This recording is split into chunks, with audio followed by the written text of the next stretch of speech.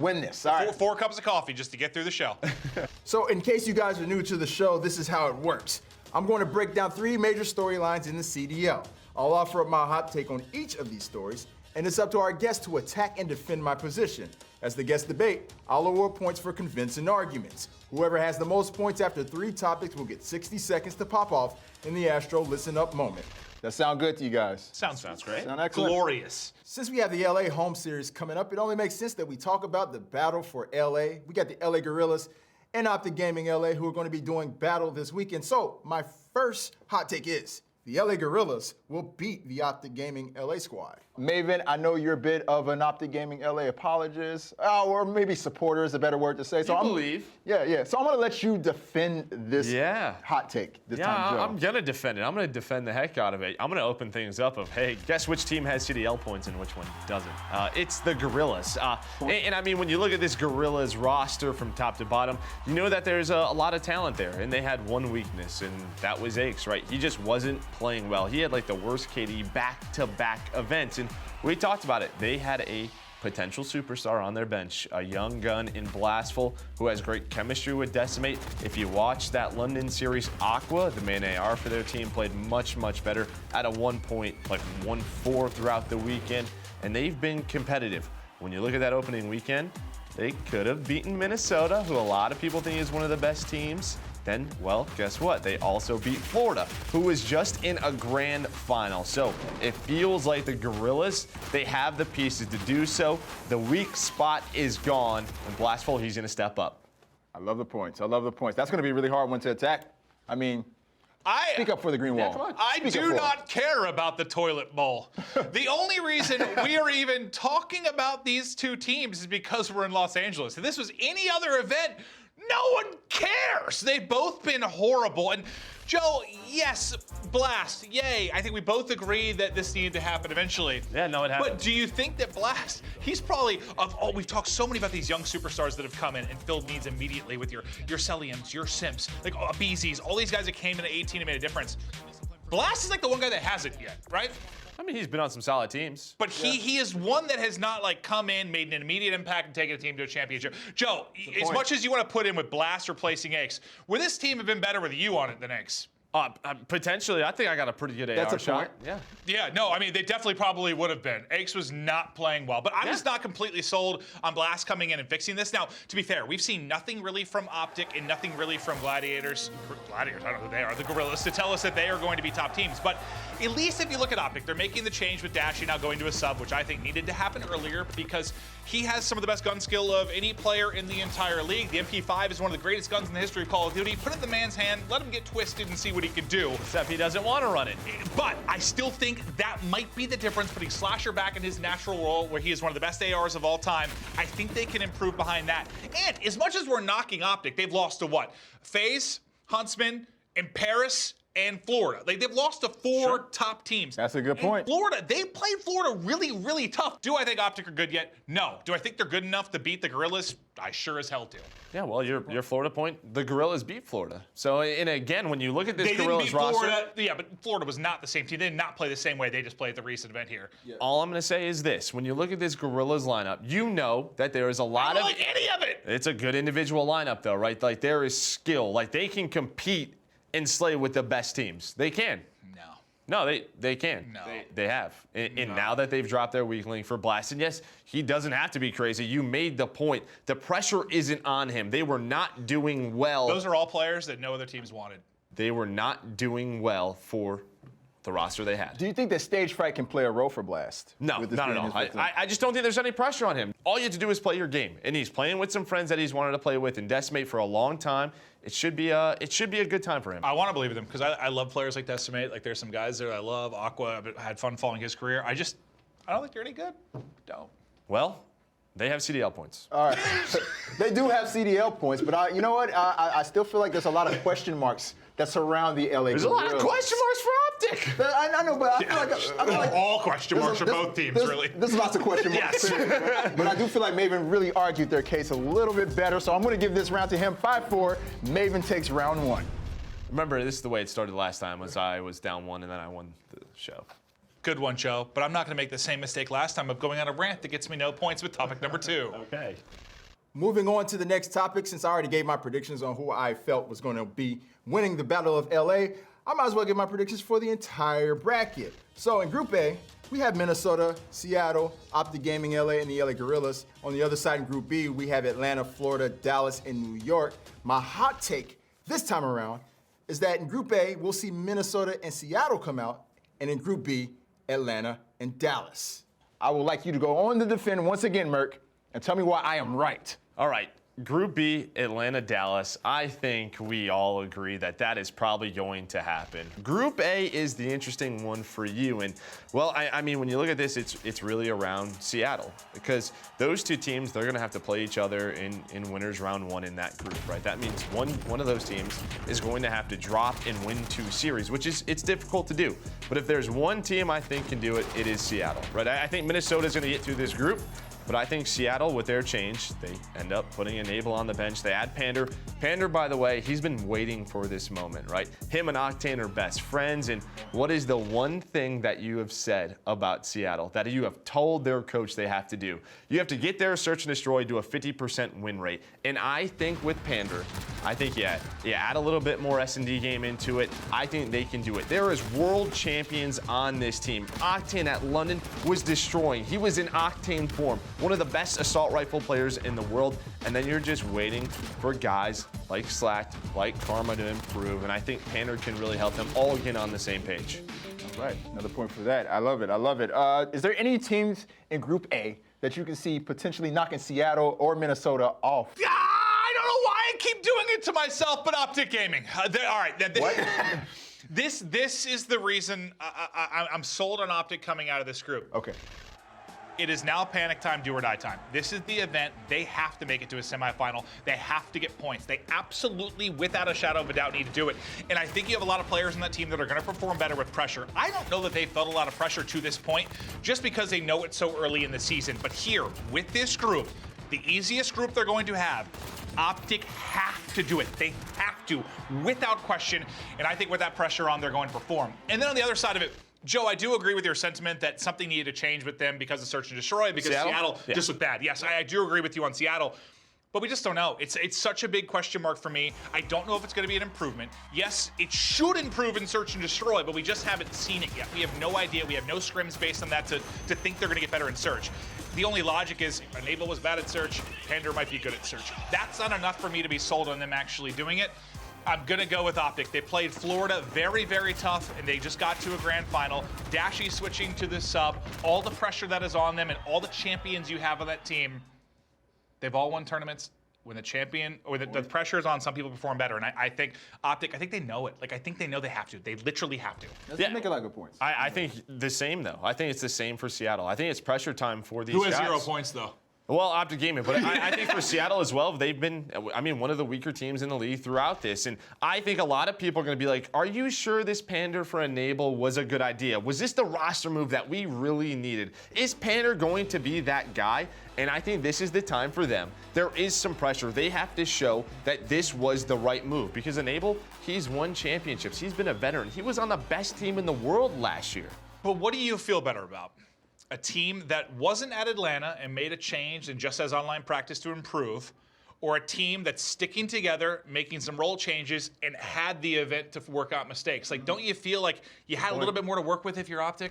No, and I'll tell you why. Because if you look at the Atlanta final, the 2 teams that were in the grand final were the 2 teams that weren't at London. Yeah, sure. Yeah, but they didn't make team change. They didn't make a roster change. They've had enough time, though. It was after London. You're talking about role changes. I think a roster change is a it's much the same bigger thing with a difference role than change, and that's a week. You're You think giving that's them as big week. of a deal? Yeah, it's the same thing as swapping an I don't know if I agree. for the sub player. I don't know if I agree. Maybe they're on the same page of, hey, this is how we want to play, but that still changes the tempo of the game. That changes roles around. It's basically the same thing for me. I mean, and here's the thing. Seattle has had more time because they didn't attend Atlanta. Okay, well, I have to argue the other side of this too, right? Do I need to argue both? Yeah, I mean, okay, you go to Group B. So if we talk about Group B, what you picked Atlanta and Dallas? Atlanta and Dallas, for sure. I'm going to go with Florida. Florida? Getting past Florida? Dallas because I got no reason. I don't believe it at all. I don't believe it at all. You don't believe that? Okay. No. I want to argue Florida because they were in a grand final. They can do it. But Dallas has literally only lost, 3 times to Chicago, once the FaZe. I think we all still agree Dallas is a top 3 team. I can't do it. Just give him a point. All right. I mean, I'm not going to give him a point. I'm not giving Joe a point, but I'm going to dock you a point. I like that. For that. Yeah, you got to be docked a point. I can't. I want to. I want to be able to argue Florida. Yeah, it's just one of those things when you look at this group, like even for New York, we haven't touched on them much. Like they could potentially do it, but we haven't seen enough. All right. Well, with that, Maven, you still take round 2. I can't. You know what? I do feel like Optic Gaming LA coming off of this Atlanta weekend, they have a little bit more data. But you told me the Guerrillas were going to beat them round 1. They're going to tilt after round 1 and lose again. I feel like throughout the entire week, they can still come back based off of the points that Maven made. Maven made some good points. Yeah, listen. It's about arguing and contesting the points. Yeah, some would say that maybe I was the former pro. What? When you see the insight that I bring to this, like some might think that I was the former Call of Duty pro. Is Pac-Man paying you into the table? Like what's? I mean, they have 0 points, literally 0. Listen, I'm gonna believe Optic Gaming. I'm going to believe until Monday rolls around after this event. And if you are still ass, I'm done believing. Yeah. So you're just going to give up after a few events, huh? When you know their road gets tougher, that's when you're going to give up? This is Great the last, fan here. This is the last lifeline we can throw you. Optic Gaming LA, please show up. They got to get top 4. They got to get to a semifinal. If not, I think it might be actually one of the most disappointing rosters and performances in the history of Call of Duty esports. Ooh, that's a hot take right there. Based on all the talent on the team? That's a hot take. All right, well, that puts our score right now. Maven 12, Merc at 9. You're getting torched. You know, we've been making a lot of predictions, but there's only one left right now, and that's the granddaddy of them all. Who's going to win the event? And the answer's pretty easy in my opinion. I think it's going to be the Atlanta FaZe. They've been smashing everyone. They look amazing. So, my hot take for this one, Atlanta will win back-to-back events and win LA. Since you've been on the attack quite a bit today, maybe I'm gonna have you defend this one. Who do you think, Matt? What you think? I'm going to go ahead and defend that Atlanta FaZe are going to win this event. Similar like we talked about back at London, no FaZe. It was Huntsman's tournament to win. Same scenario here.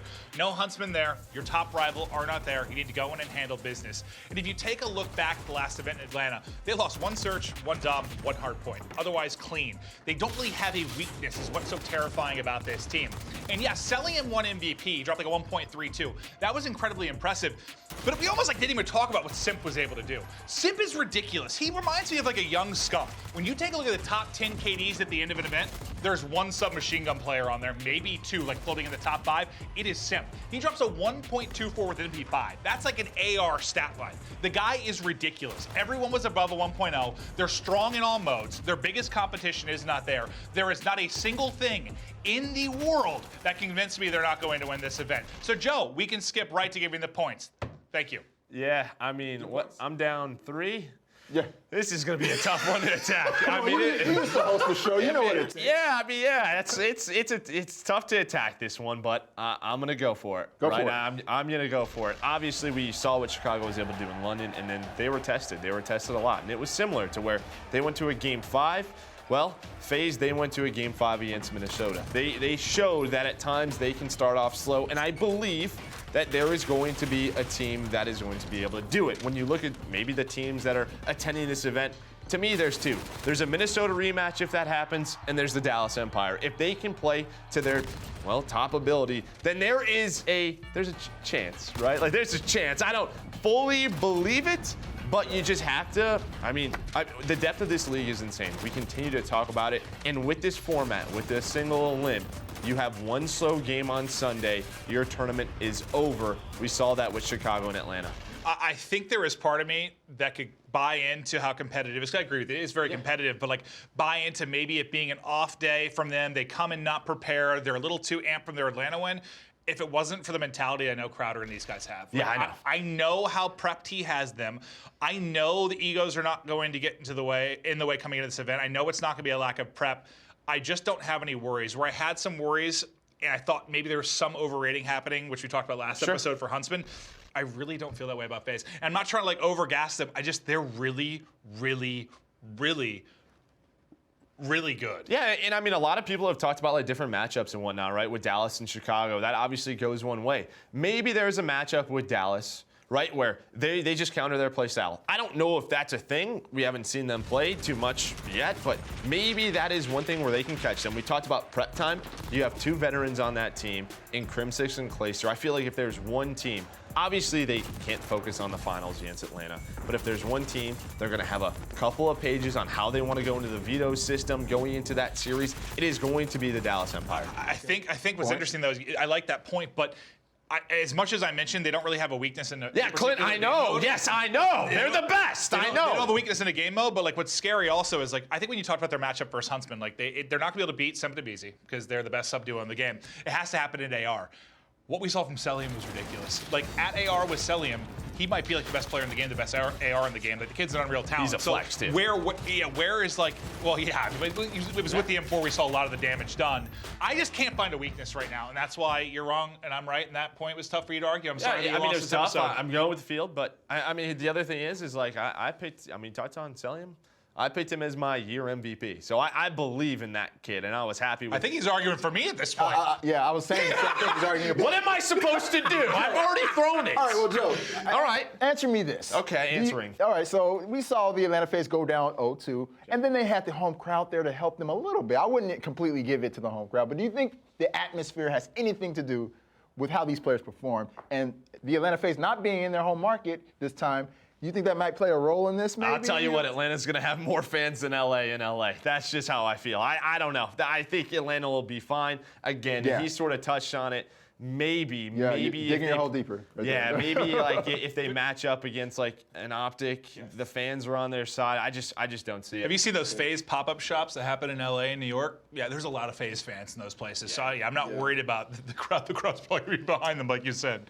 All right, well, at the end of this round, I mean, it should be pretty obvious, I think, at this point, who won that one. Maven had 7, which puts you at 19, and you had 4, Joe, which puts you at 13 overall. I mean, listen, I'm glad, I'm happy we're building this confidence up. I'm glad we gave him that one, eye to eye. Do I strike you as someone that lacks confidence? Yeah. Okay. You see the shirt he's wearing? Yeah. No. Look at these guns, man. Like literally. Basically, what I'm saying is, curl 100 pounds. I'm like, we gave you all the easy ones this show. It's fine. It's not a big deal. All right. Well, Maven, you are the victor this time. You get 60 seconds to pop off in our Astro Listen Up moment. So as much as I spent time talking about how good FaZe is and I expect them to win this event, I have a message for the FaZe team. It's early, but there is potential here for something special with this team. Dynasty-like potential. You guys have so much talent. You're flawless across the board and great in every game mode. The only thing that can tear this team apart, it comes from the inside. You guys start winning, egos get in the way, somebody thinks they're better than the other. We've seen it happen with the likes of like an Optic Gaming, a Complexity, the Lakers. Like there becomes this like ego thing where people clash heads. If you guys can get past that, if you can listen to the wisdom of Crowder and just focus on the W's, don't worry about contracts, who's making more, who's making this, who's the better player, who's winning MVP. If you could ignore the and just focus on being the best team in the game, I really, truly feel there is something special here. You are all young. It's like the youngest roster in the league. There is a decade of Call of Duty for you guys to play. Focus on the W's. All right, everybody, that's going to do it for this week of Contesting the Point. Thank you very much, Merk and Maven, for joining me. It was so much fun having you guys. And an honor. You guys are legends. It's all right. It was lovely. It was lovely seeing you That's guys. the way it should end. Yeah? Between the greatest duo in the Is this history when we're of Call done, of we Duty. retire? Yeah, we're tied up. We'll leave it even. I like that. You checked all the boxes. Pretty sure we do the next 2 as well. Love that. Well, guys, we'll see you very soon at the LA Home Series, and I'll be back next week.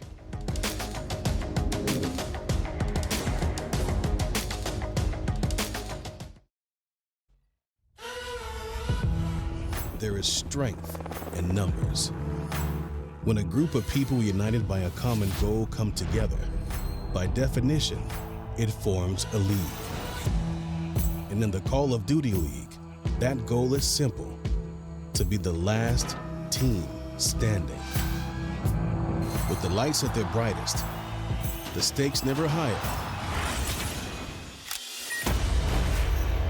A new era begins. Teams will rise. Superstars will shine. It's time to be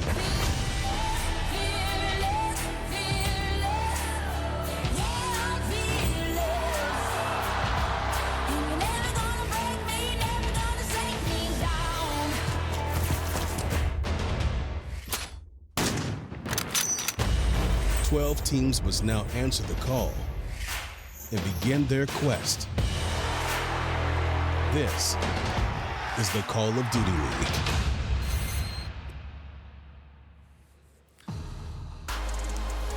Ladies and gentlemen, welcome to Los Angeles. It is time for another Call of Duty event. Joe, buddy, I could not be more thrilled to be in one of the greatest cities on planet Earth. Yeah, I mean, I just love the weather, right? It's just good being out here. Obviously, it's winter for me back home, so I mean, being here, being at the Shrine, it's already a great time. Well, we're at the Shrine Expo Hall, and we are going to be doing battle. The favorite coming into this Atlanta FaZe. There is not a single argument in the world that can be made that this team should not take the event this weekend. Are they going to be able to do it? And on the other side of the stage, it's a rematch of our grand final in Atlanta. It's the Florida Mutineers, Joe. Yeah, obviously, though, we have a big change, right, for Florida, right? Pristini's not here, so, yeah, we have that grand finals rematch, but there's a couple of different factors coming into this one, but it's a great match to kick things off. I want to hear and talk about both sides of this, but Pristini not being here, we don't know the exact issues, but his personal reasons, he's not going to be at the event. Now, filling in for him is going to be Pharaoh, and Pharaoh was put into a somewhat similar situation last year. Remember, he was a sub-100 Thieves. Priesta got sick, right? He was vomiting on Sunday when they were in a top 6 situation. He had to go ahead and step in. We know how difficult that can be to do. Let's talk about it on both sides of it, though. Like, first off, this has got to be pretty tough for Pristini. I know he's going through stuff, but to sit at home and watch this has got to be hard. Yeah, I mean, it's tough as a competitor, right? Obviously, we want the best for him, but I know he probably feels like, man, I should be there with my team, right? There's always that. But first things first, he has to take care of himself. That's the most important thing. Yeah, it's going to be a different look for the Mutineers. How do you feel about Pharaoh now having to come in and fill these shoes? We know what a talented player he is, but this cannot be easy. It's not going to be easy at all, right? It's a very tough first matchup for Pharaoh. Listen, I love Pharaoh. I love his talent. I just don't know how he's going to fit into this team. When you look at the roles and where he's going to fit in the Florida roster, you have two slower players in Mox and Skies, right? In Pharaoh, he runs that flex. He runs AR. So you're telling me we're going to put Pharaoh in a full-time submachine gun position.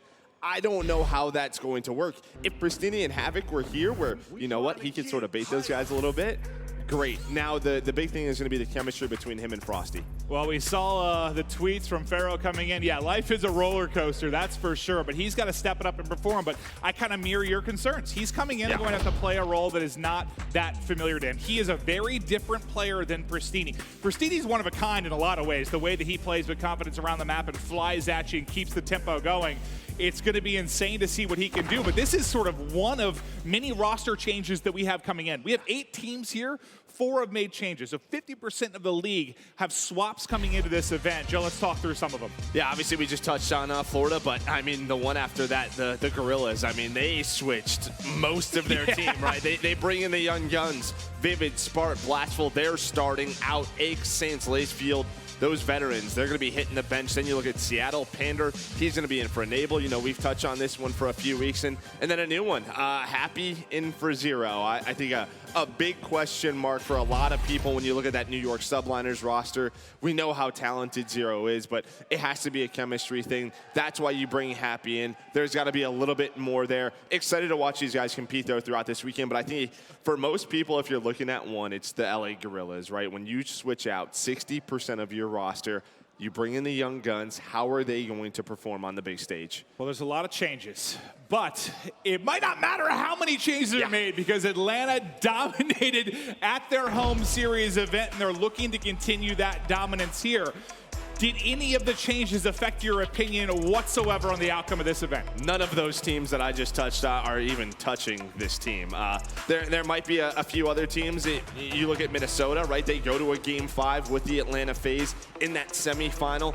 Then Dallas Empire, we didn't see them in Atlanta. How have they improved? But in terms of the teams that made roster changes, that's not who I expect to give FaZe a challenge whatsoever. Interesting. Well, before we get into our first match, I do want to take a look at the Scuff Team of the Week, the superstars that really showed up on the main stage as we talk at your big performers within the CDL. But let's take a look now at your Scuff Team of the Week. This is your Scuff Team of the Week, a super team built with 5 of the top performers at the most recent event. This week, we're picking 5 players from the Atlanta home series. First up, it's Skies of the Florida Mutineers. He had the 3rd highest hardpoint KD of the entire event, scoring 30-plus kills on multiple maps. He also clutched up huge versus the London Royal Ravens on map 5 of the Group A elimination match, going an impressive 14-6. Skies now on a 5 streak. Also repping Florida, it's Pristine. The reigning world champ has historically been known as a selfless objective player. But in Atlanta, he showed that he can slay with the best. He played an outstanding St. Petrograd hardpoint versus the London Royal Ravens, going on a massive 13 kill streak before finishing the map 38-26. Pristine, stop it! If you want to win easy, just add a BZ. This tiny tear was serving up 2 and 3 pieces in respawns all weekend long. But his search and destroy was on a completely different level. He led the entire field in first blood percentage, finding the first kill in 13 out of his 46 total rounds played. That's ridiculous work from FaZe! Next up, it's GodRx of the Minnesota Røkkr. The Røkkr played out of their minds over the weekend, even taking the eventual champs, the Atlanta FaZe, to a map 5 in the semifinals. GodRx put in major work in both domination and search and destroy, earning a top 3 KD in both categories. Finally, it's the Atlanta home series MVP himself, Celium. He popped off in the respawns, earning himself the 2nd highest respawn KD of the event. He dropped a 40 bomb on Gunrunner Hardpoint versus the London Royal Ravens, and went positive 20 against Optic on Azir Cave with a ridiculous 38-18 scoreline. That's your Call of Duty League Atlanta home series Scuff Team of the Week.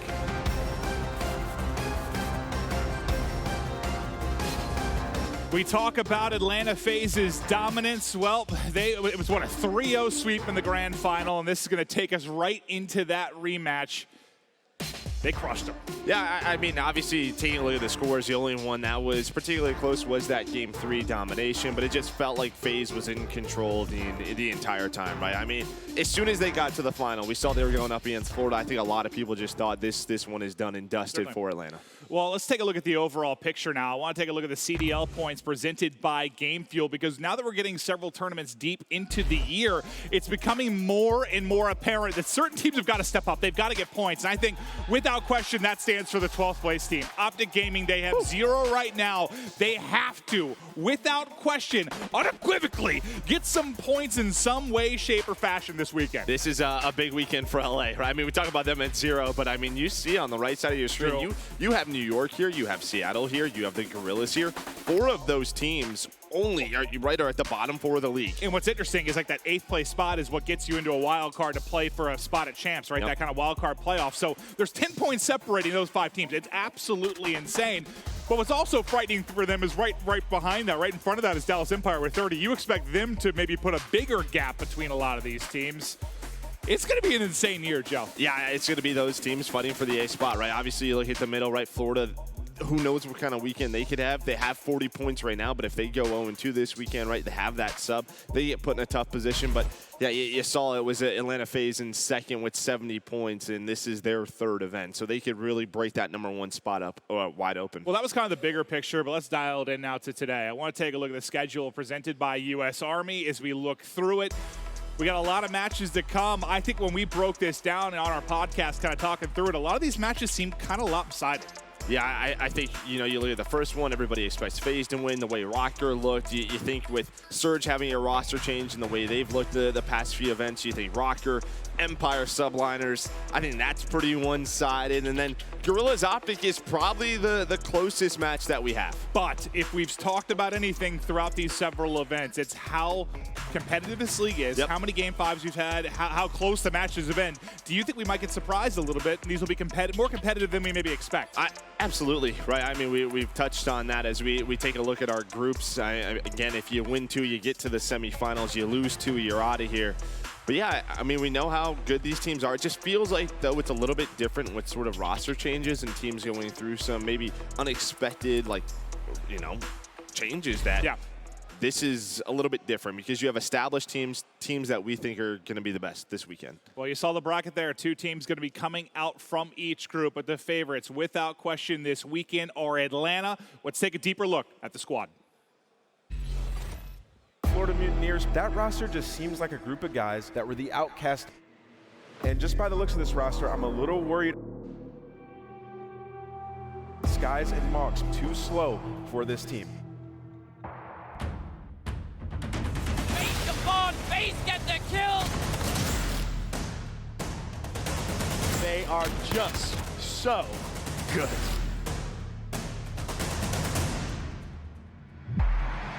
Florida in the driving seat to close this series out. Pristini, stop it! Stop missing! Florida close it out! FaZe and the Mutineers, today's grand final. We've definitely proven ourselves. I'm excited to go up against FaZe. It's by 3! It's the Florida Mutineers and they'll double for Pristini again!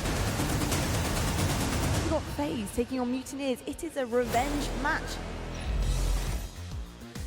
Now let's take a look at the game fuel keys to victory. We're going to start off with the champs, the Atlanta FaZe. Joe, break it down. Yeah, I mean, it's right, focus on that domination. That's the only crack in their armor. We saw, right? I mean, obviously they've only lost a few maps throughout this year, but they've had some close dominations. That's where they've dropped a map. So yeah, just focus on that game through. That's the swing map. We always know that that can decide the series. It's hard to find a weakness. They've lost, what, 1 hardpoint, 1 search, but 2 dominations. So that's the weakness. That's the one weakness. big. Yeah, focus on that game. Yeah. No, it's true. We'll see if they can improve it. But now let's take a look at the other side of the stage, the keys to victory, presented by Game Fuel for your Florida Mutineers.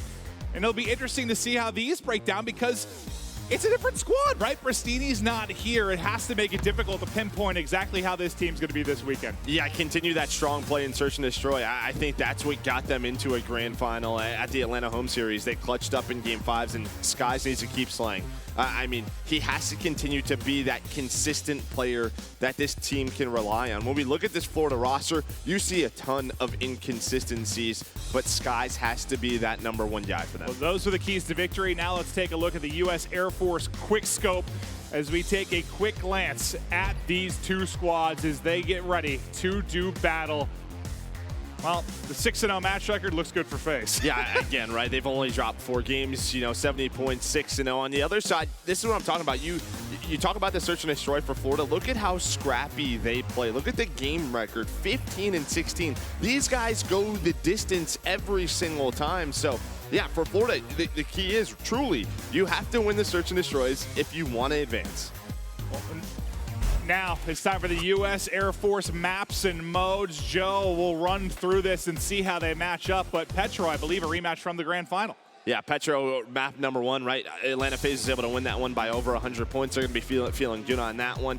Take a look at Gunrunner domination. We didn't see that a lot in Atlanta home series. We know from week to week that vetoes are going to switch on up. And I mean, we talk about Florida and winning Search and Destroy, but we also know they're playing with Pharaoh, a brand new player, and we know how systematically that can really change things. Well, how much, I guess, does their previous matchup even matter? Like, when you come in with a new player, I know it's 5v5 and maybe one player's less of an impact than it could have been in the past, but it's hard to harp on the previous matchup at all, right? Yeah, it's just tough, right? We're not exactly sure what Florida we are going to get. And I think one of the big focus points for Florida would be sort of, can you handle the SMG duo on the Atlanta side? But without Pristini here, it's going to be difficult. So if you are the coaching side for Mutineers and the players that are around Pharaoh, what do you tell him? Just like, go out and do your thing. I think the entire roster, right? The pressure's kind of off. With how quickly that the substitution came in right before the event, it's just sort of play our game, have some fun. If you guys go off, hey, maybe something will happen. I guess I viewed this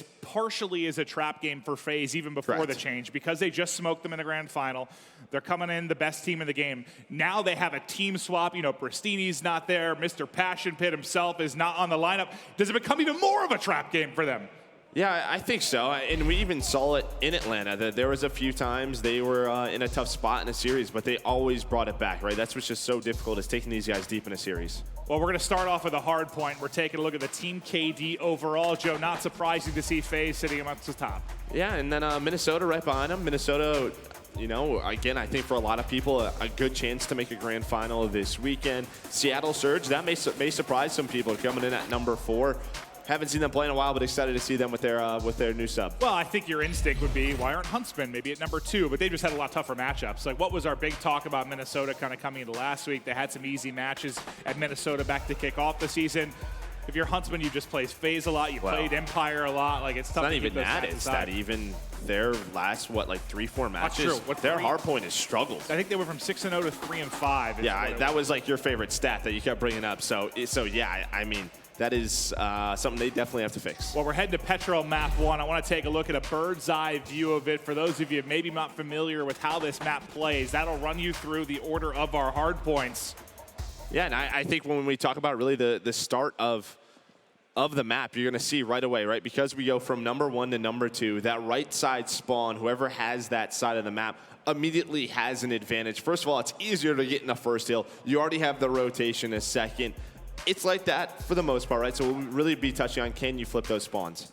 It'll be interesting to see how this one plays out, but just a reminder that FaZe dominated this last time. I think it was approximately a 120-point victory, which in Modern Warfare is that's almost like winning by 200 in previous titles. Like you are smoking someone with that kind of victory. I guess for the side of Mutineers, maybe you can go back at that, look at things you can fix, but then you also have a new squad here with no Pristini. So I think this series is just a question mark for us on a lot of fronts, but heavily favoring FaZe, obviously. I think if Florida wants to somehow take this series, you're just looking at the individuals to, like guys like Frosty, guys like Pharaoh, who you know have superstar potential to take over the game. And we know how tough that is because all 5 players on the other side of the stage are the best at what they do. So it's just a tough matchup right from the start. I'm just surprised that, Pharaoh got in too when you have a superstar on your bench like Maniac. Yeah. Shocked not to see him filling in. I'm going to be honest. I was like, you're right. Yeah, no, I was so confused at first. I was like, Major Maniac's on Atlanta. I was so confused. I was like, what are you talking about? I forgot, yeah. Oh, well, there you see. Major Maniac on your screen. Some will joke that he's got the easiest job in the entire CDL when you got these 4 twisted tears running around in front of you. I think, I can't remember if it was Chance or JP that tweeted out the graphic of just the number of engagements he has versus like other ARs. 80 versus like 65. Yeah, he's just hanging out. No, he's chilling. He's putting in shots. He's leading the troops around, but he's been doing a great job. I spoke on contesting the point about who I thought. What was the question? It was like, is Pristini kind of the X factor? Yep. Like they win and die by him. And I thought that it more came down to Mox, Skies. Like they're superstars because this has become a superstar league. The teams that are winning absolutely have the talent, have the superstars, have the young talent. I think those are the guys. Like I think Skies and Mox have the most potential to go toe-to-toe with FaZe. And I just don't think they can beat teams like that if they don't. Well, I would argue it's probably Skies and Frosty, right? Well, that's true. Frosty too, yeah. You just want to see him hit another level. But yeah, again, if they're going to beat these guys individually, they all have to step up. And yeah, I mean, first match, right? It's an early morning here. Maybe they could take advantage of that. Well, we're about to get into it. Now, I think with Frosty too, to your point, like, it took people that switched over from another title, Enable Your Form. It took a little bit of time for them to really get comfortable and really take over the game. So I doubt we've seen the best from him, but it's time to kick off your home series event in Los Angeles. We're at the Shrine. We're another tournament deep, and we'll see who will be crowned champion. But the craziest part of all of it is our championship map from the previous event is your first match to start it off. Mutineers FaZe. Can Mutineers somehow, with a new roster, improve it in this best of 5? Well, right away, I'm just looking at Atlanta spawning exactly where they want to. So you're going to see for Florida, from this point of view, they're going to have to stop right around here. You're going to see all the nades start to come in from Atlanta, and there we go. They get in the hard point, and they're just going to be able to get the position that they want. Gives you those 2-3 seconds to get set up inside. Now, how can they opt to try and get a break on in? It is not going to be easy. Now they're able to find 4 kills. They get them out of the hill. So, it looks like they've done it behind Skies and Frosty. Simp now trying to push through middle of the street, disrupt those spawns, but it is all Florida in the kill feed right now. As you're going to see number 4, that's going to be Pharaoh. He's going to be the one trying to get top blue, maybe trying to flip those spawns. As Florida continues to rack up this time. But this is a big engagement right now. Can Pharaoh stay alive? You can see players are hunting for him, but Major Maniac, he's able to take him down. So, I mean, job well done, though, by Florida. You've gotten 30 seconds here right off that first one. Now it's going to focus on that rotation. Yeah, maybe not any kind of flip, but the fact you're able to get so much time, just massive. And now with Frosty's kill, you'll be able to set up towards top blue, and that's the exact position he'll get in. Such a huge spot in the map with them trying to hit the cross over the street, but Skies is already set up inside, takes his one-on-one as the new hardpoint pops. Yeah, new hardpoint pops. Frosty, though, with some solid position. Had the teammates to help him. But Major Maniac continues, and this is just what's so difficult. It is so tough to break it. Moss now starting to hit the back. And this could be the opening for Florida, but they have to be careful here because if they get stuck towards these back spawns as we rotate towards Hazmat, that's exactly what Atlanta wants. But they're getting the kills, and now they're executing on the hill. Skies and Mox doing a great job to try and pick up this time. 20 seconds remaining as we'll now get a lead change in through in just a second as Frosty tries to go over the top, but the kill feed lighten up for the Mutineers now. Who's been starting out hot? Frosty at 8-3, Mox on a 4 spree. He's at 6-2, Skies at 7-3. The 3 players we really just highlighted heading into this, the 3 that we think need to carry the slang load, they're doing that early. They only have a 15-point lead. FaZe now going to get inside of that Hazmat. You had a slow start from Simp. He started 1-5 throughout this game, but on now to Florida's new player, Pharaoh. He starts to get inside, is able to find one, but there's just so many FaZe players inside. Frosty, he's able to continue though, just trying to do what he can, but does get taken down. Now FaZe, you can already see what they're doing. One player starting to push all the way through. I think that was Celium. He's able to sneak through for Pool Hall. A great play by him. That could flip the spawns, and they're locking the hill down as well. Yeah, look at Celium just tucked away all the way on the other side of the map. Like, look at where he is playing in comparison to his teammates, and that could be huge over the next 20 seconds if they're able to win the fights, push out, and flip. You see what Florida's doing, right? They have 3 players middle of the map just making sure that nobody gets through, but they don't know it already, that Celium's already in a great position. And I imagine when you don't see him in the kill feed for a while, somebody should be calling that out. So you have Frosty all the way back Pool Hall looking for it. Let's see now, what can Celium do? Because he has his position. It looks like Frosty was ready for it. I mean, he peeked back alley immediately, but I think he got horrible timing. And Celium is able to get in from behind. Checks the wrong corner. Yeah, he does. He actually runs right past Frosty. So Frosty the one to make the play. Him and Skies combined to take down 4. And in Pool Hall, at least with the opening, it will be Mutineers. So that's just big from Frosty and maybe unlucky from Celium because things might have got out of control quickly there if you were able to rally those 2 hard points together. Let's see how long Mutineers are able to hold. As Sky's now up to double positive at 12-6. Yeah, it's almost maybe a bit of a risky play from Celium. Like maybe he should have waited for his teammates just a few more seconds because even if he wins that one-on-one, he had no help at that time. Well, it's got to be frustrating too. You know, you basically put your team on 4-on-5 for 30 seconds. Yeah, I mean, you sat there for a minute, yeah, right? Like that's what you're hoping for, but just not able to execute. So we're gonna rotate now towards Restaurant. Game basically tied up. I think what's insane right now is that Simp is 3-9. I mean, statistically, he has been maybe the best player in the league. He's been absolutely insane. The top slaying SMG in the game at 3-9, and they still have a lead, I think is what's insane. Because you got to think the Lion's going to wake up at some point. Yeah, right. Just waiting for Simp to sort of erupt, but that's what's great about this FaZe team. There's just no weakness. If someone's having a slow game, somebody else can step up. That's why you have guys like Abizi, Priesta, Major Maniac, all having great games in double digits, and they're locking this Restaurant hill down. Major Maniac and Simp, they're able to hold the edge, and Simp maybe starts to get something going. It'll take 2 down in a row before he ends up falling. Now the lead is Bill. What was a tie game? About to be a 40-point advantage now for FaZe as they start to string it together. They lock down Restaurant. 5 seconds remaining here. Set up early. At your boxes will be Mutineers. They got him still spawning on Deep Riverside, and that's going to be 5 down in a row. As the big kills come in for Mutineers, now a chance to get right back into the game and shipping. Yeah, you're seeing what FaZe is trying to do as well. They're trying to spread the map. They're trying to hit this hill from both sides. But as Florida's been able to lock it down, here comes a push now. You have 2 pushing towards Big Archway. Another player going to start to hit towards Pool Hall, but those players, they don't want to lose the spawns for that second nail. Skies now, he's on a 5 spree, locking this one in. It's Florida, they're right back in this game. There's just no separation right now. The teams are responding when they have control, but here comes FaZe with a nice pinch. But it's Pharaoh inside the hill. The substitute's starting to go off. Yeah, I mean, it's the big multi-kills, right? You saw Skies do it the first time in. Now it's Pharaoh trying to get it done. Major Maniac will get the last lap in that one-on-one. But there's the trade in from Havoc. Sorry, from Frosty. So The garbage time there was like 13 or so points. You're going to pick that up. And this will be just almost exactly a tie game. They'll get the final second, so a 1-point lead for FaZe. But they've already put up more points than they did the last time they played this in the grand final in Atlanta. And they still have some positioning around here as well. If Havoc can find himself or kill or two, maybe the rest of his teammates can get pushed up river, but you're going to see in the kill feed 5 go down. And now FaZe have Florida right where they want him. You have Sint middle of the map. He's starting to turn around now. He's on a 3 spree. This is what we talked about. As he starts to get going, what happens? And the assassination comes through, but Major Maniac takes him down. His teammate, he's gonna end that assassination, so he sort of ruins that.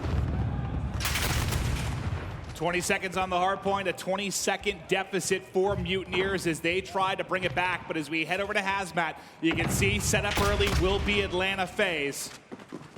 Mutineers trying to rally across mid-map through a restaurant. Several players spawning bottom for FaZe as now the collapse goes in. Tie game 167-167. A huge break opportunity now in the win for Mutineers as they can bust on through.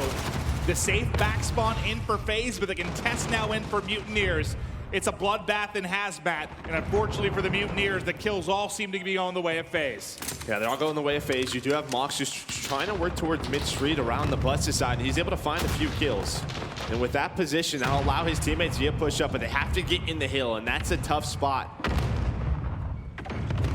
With this hill, is now FaZe gonna have about a 20-point lead, but here comes that contest, and Havoc, he's gonna win a big one-on-one inside the hill, and they have them spawning towards this backside. This is not where Atlanta wants to be. They want to try to flip out of this with 20 seconds left. Well, last time we saw Celium go leak all the way across the map. That is not going to be the case this time. The early setup and pull for Mutineers. Frosty last time through. This time we'll see Skies get set up inside, who's been the double positive leader for this Mutineers team. Every time they've gone down 30-40, the next hard point they've rallied back in. They have to do it again. They've got to do it at least one more time. Otherwise, Priesta and FaZe might blow it open. Yeah, Priesta with the movement across mid-map will get cut down. Yeah, but that's the thing, right? He's just middle of the map. That's where he's getting those kills. Is the pool hall spawn still there for Florida? Celium, he's trying to get aggressive, but this is going to allow them to smoke the front and get inside. Priesta, he's going to hit the side door. What did he find? It's Mox, who continues to play well for his team. 17-14 for him right now, but it's Celium, the MVP from Atlanta, as he starts to go up, but Havoc with 3 in a row, locking down pool hall. Again, Mutineers answer as they look to rally into a lead change of their own. What a triple it was from Havoc. They continue to funnel in. This time, Major Maniac with a 2 big with an M4. He's breaking like he gets a sub. Major Maniac with the play and enough to maintain the lead. He got another one with the nade. What a play from Major Maniac as the final seconds tick off a pool hall. And we know that this was where FaZe did so well in that first rotation. They're inside a restaurant. They have this locked down. FaZe, they're going to have to break. Or sorry, Florida, they're going to have to break right now. And that could be the difference, right? Instead of a tie game, it's a 20-point edge in transition for FaZe, all behind Major Maniac with the lights-out play. Mutineers in trouble. 20 points needed for FaZe as they funnel and fly and try to get in. Will they be able to do it? A team kill in for Priesta. But it's Simp now watching the back door, second by second, closer to closing out this game and taking a 1-0 edge in the series. 3 kills through for Mutineers. Is it enough to get in? It might be. They got the break. I think if you're Atlanta, I think you probably just rotate. Yeah, you're going to see where they spawn. With 15 seconds left, this is going to go back to that crates area. They need 5 more seconds. Now it's just all these kills middle of the map, and it's Abizi who's able to stop down that rotation. We talked about Simp, his slow start. Well, he's back. We saw him on a 5 spree in that restaurant. Now he's +1. He was 3 and 9 or something in that realm. Yeah, he certainly turned up. But this is it. This is the game. Florida's got to go. They got to go. Push. Can the break come through? Kill feed lighting up red. Trying to buy that time. might be it. Skies can't finesse. FaZe close it out. And they'll take the 1-0 lead in this best of 5. But I'll tell you what, Mutineers, that was a nail biter. They played them tough. Yeah, a great game out of them. But I think the one play that really stuck out to us was that Major Maniac play in pool hall, right? The 20 seconds is the difference maker, and he goes off for Atlanta FaZe. 29 kills. He leads the way for them. Yes, we talk about all the other players, but at one point, Major Maniac, he steps up. This is why I love having him on the team. Well, I'm going to take a look at the scuff play of the game. It's got to be Major Maniac inside the hard point. How do you answer a triple from Havoc with 4 of your own? What a play it was. Let's take a look at it. Slides in first, like, well, we missed the first 2 kills as he's able to get that entry, but the nade comes through. Major Maniac allows him to break inside of that pool hall. We missed a few of those kills, but yeah, that was the play. He got 4 total, though. What a brilliant display of skill from Major Maniac. It's funny because we talked about maybe like what an easy job he sort of has on his team. Well, there you saw when he needs to step it up, when he needs to be the playmaker, when Simp is having a slow game, Major Maniac can get it done as well. And that now pushes FaZe out to 9-1 in hard point. That's tough to deal with. Yeah, and then I think on the other side for Florida, right, we touched on Pharaoh, the role he's going to have to play. I think he finished like 20-32. So they still played him very close. You had, Mox and Skies who were playing well. Frosty as well had a great start to that game. But, we talked about this really isn't his normal role. He typically runs that flex position where he can use that AR. So a rough map for Pharaoh. Well, before we get into the search and destroy, I want to take a look at some of the incredible plays from last week in Atlanta. This is your PS4 top plays. Let's take a look. There's only 20 seconds on the clock. He can still make this play. That's doable. He's going to have to get one kill. Oh, the smoke. Yeah, nice smoke to hang on to. Gunless going for the defuse. Formal watching over him, but the kill! The kill comes in. He plays the time, and Frosty has clutched it for Florida. And Prestini inside the hill now, looking to do so much damage. There's 3 in a row for Prestini. He's not missing. Prestini, stop it! The man is on a rampage. Looking for double digits that might just come straight through the door. There's number 10, topping himself off towards the end. Turns around, he wins the gunfight. He himself saying he's been underperforming. Well, this is the performance you expect to see. 13, almost 14. With 30 seconds remaining. Yeah, they're just trying to bait out that player up top. Does find one. That's going to be Guerrillas. Trying to close in on one. Assault's going to go down. Big kill from Sim. In, out. Makes it a 2v2. This would be a huge, maybe swing ground here as Sim pushes forward, finds a Sim. Sim finds 1. Sim finds 3. And Sim goes huge. You got Havoc, I think, just pushing straight through the smoke. He's just going for it. He's going to cause chaos. Wait. Well, how did enemy lines already? How did he not hear him? I don't know, but he finds a free kill on JCap. Dashy's not going to expect this at all. The strat, throw your smokes and fly. Just 30 seconds to work with. Prestini, your bomb carrier. He should be able to get this down.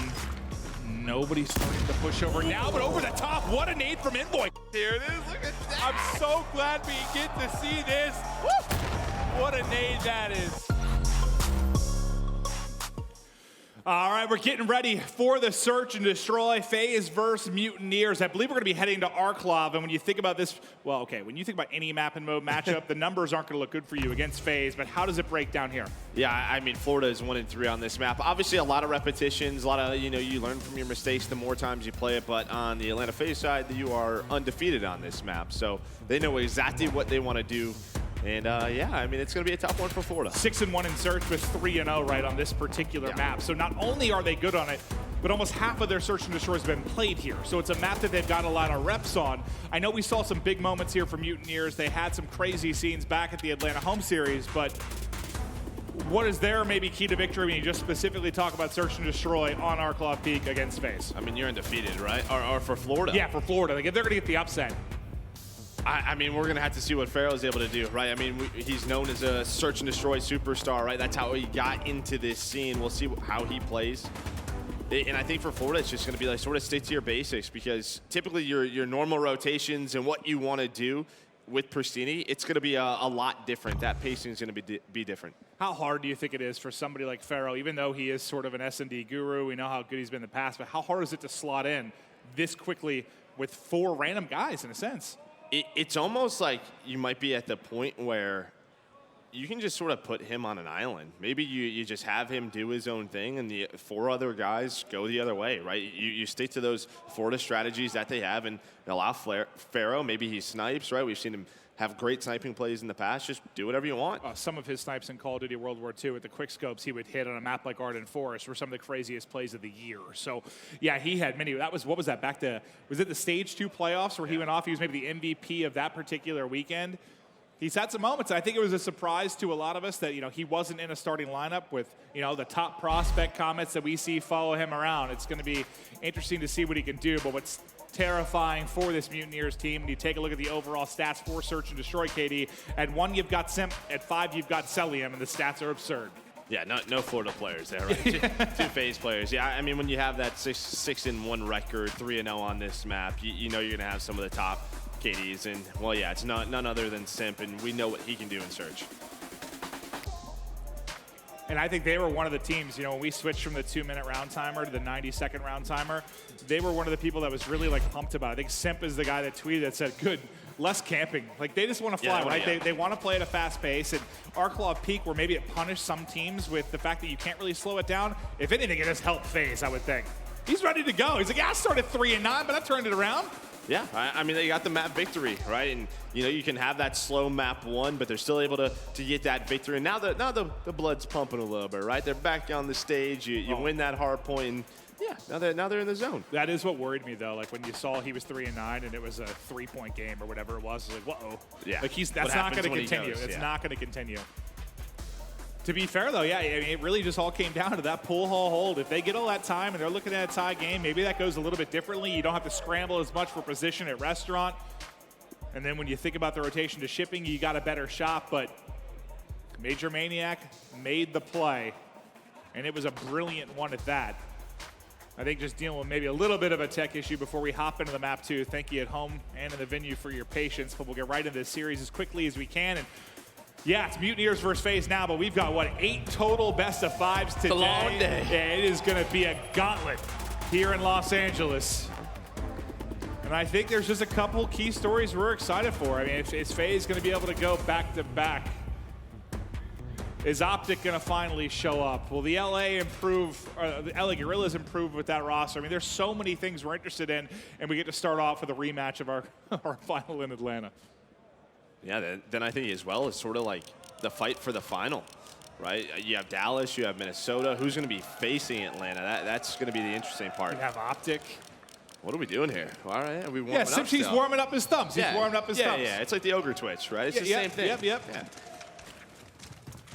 I think he knows his shot was a little bit off. It's just in that map 1.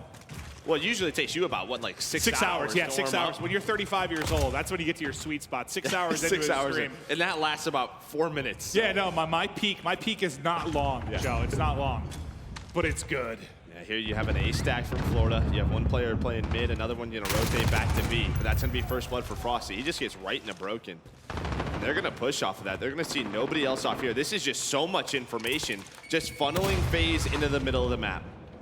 Yeah, you got to like that pressure on defense from Frosty and the Mutineers. Sky's like, screw it, let's keep it going. Yeah, I mean, just take some risks, right? Why not? You think maybe you slow it down once you get the first 2 kills, but they say screw it, and they're just soaring out them. Nice shots from Skies as Celium's brains get splattered. Oh. Simp almost hits the shot, but Skies puts in enough damage to give him a little bit of flinch there. Now it's Simp, though, in a 1 versus 5. And he's dead. Great opening round on defense from Florida. They just go for it. I mean, they do the A stack. If Atlanta, they obviously don't know, but if they throw a blind counter middle of the map and towards B side, they would have the bomb down. It was wide open, but Florida, they take the risk, and the risk pays off on that first defense. And maybe that's the strategy you go with when you have a sub filling in like this. Take some risk, gamble in some rounds. There you saw it massively pay off. It was Frosty's 2 to start it up, and then Sky's mid-map with the pressure as well to get 2 more. The round was over essentially before it started. Now what can they show us on offense? Well, and there is that middle of the map. So you're going to have one player, Priest, inside of B. He's got a lot to work with. Celium on the other side, he's going to get picked. So a nice first blood for Pharaoh, and he's just going to keep this going. But it's really on Priesta. What kind of play can he make? He's going to be the guy. He's able to find 2, trying to play his life. He knows there could be another one side window. Hello! That's going to be 3 for Priesta. Priesta with the play in the sight and just able to stay alive. But what a moment it was. The site gets locked down at B as Priesta goes huge. Bomb down front door, round control to FaZe. That was special. You think that's got to be coordinated a little bit better, maybe from you know, that's where you talk about where the substitution comes in. You would love for Pharaoh to hit the window the same time they open the door, right? A bit of a sandwich, but instead, Priesta, he's able to make the play.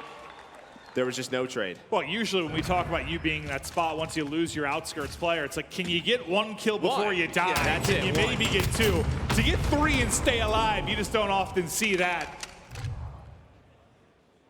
And that's one of those frustrating rounds for Mutineers. Yeah, you're going to take some gambles. Yeah, your time is going to be off. But when you have that 5v4 edge, you got to think you can get a bomb planted and take a 2-0 edge in this search and destroy. That's not going to be the case, though.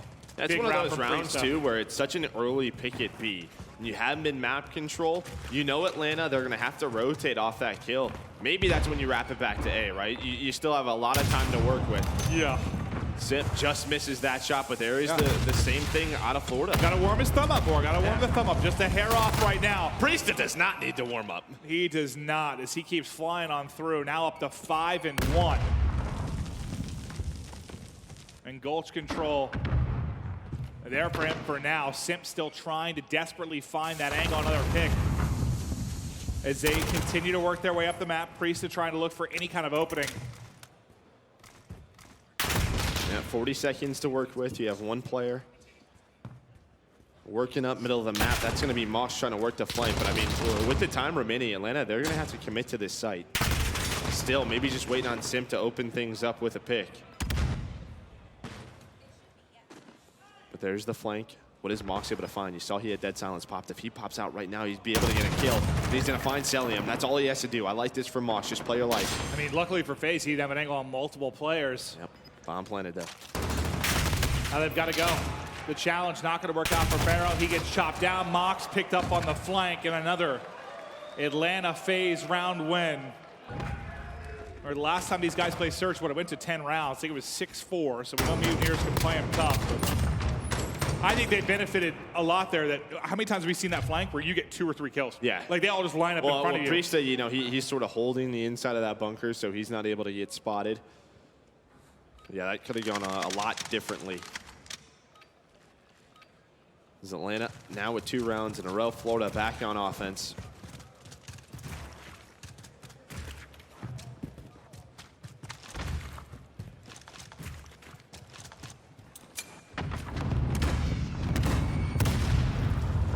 Well, Havoc wants to go a mid-map, but he's greeted by the Simtex.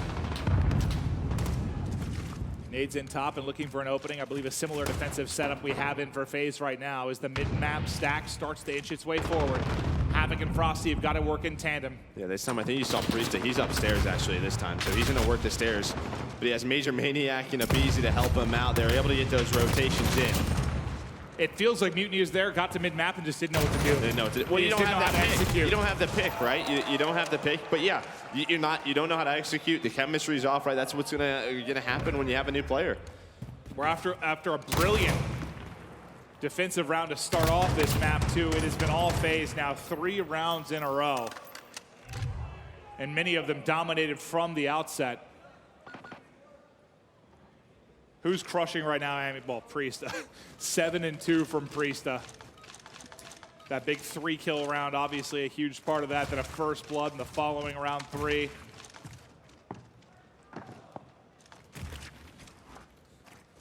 Very spread offense again from Atlanta. And well, there's going to be a first blood. And who else? Priesta. And now that was just so early. How do they want to play this? They can regroup and hit either site. Just taking their time. Simp trying to find a pick. On the other side, you do have Pharaoh with a sniper, so we'll see what he's able to do.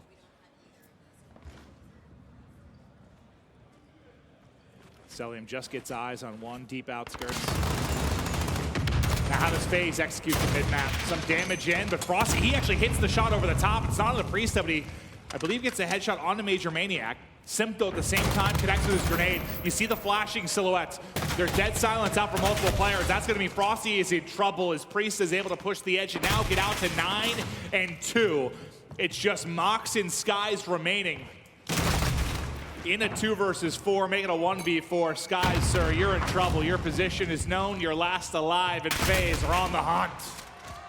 I just love the way Atlanta knows where all the rotations are going to be, right? They knew that Skies was going to hit the middle from Broken. They knew Mox was going to come up the stairs, and they were just ready for him. As soon as they take mid-map away from Florida, they know where Florida has to respond with, and that's it. It's done. And I think with the shorter round time or even more, like you kind of know how to dial in that time, right? Yeah. I think when you add 30 seconds onto it, the timings get a little bit more awkward. You have more time to play with, but with less time on the clock, like you know when you're going to funnel them in. You saw how prepared they were.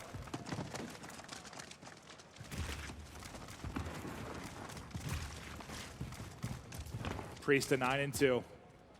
He's got basically as many kills as the rest of his squad. I think they have, what, 10 or 11 on the board. He is frying.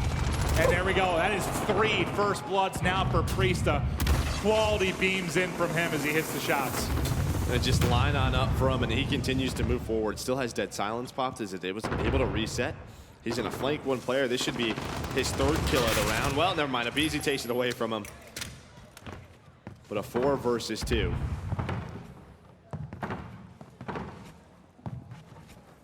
Dude, aBeZy's twisted. What is he even doing? He was just dancing. They just slide everything.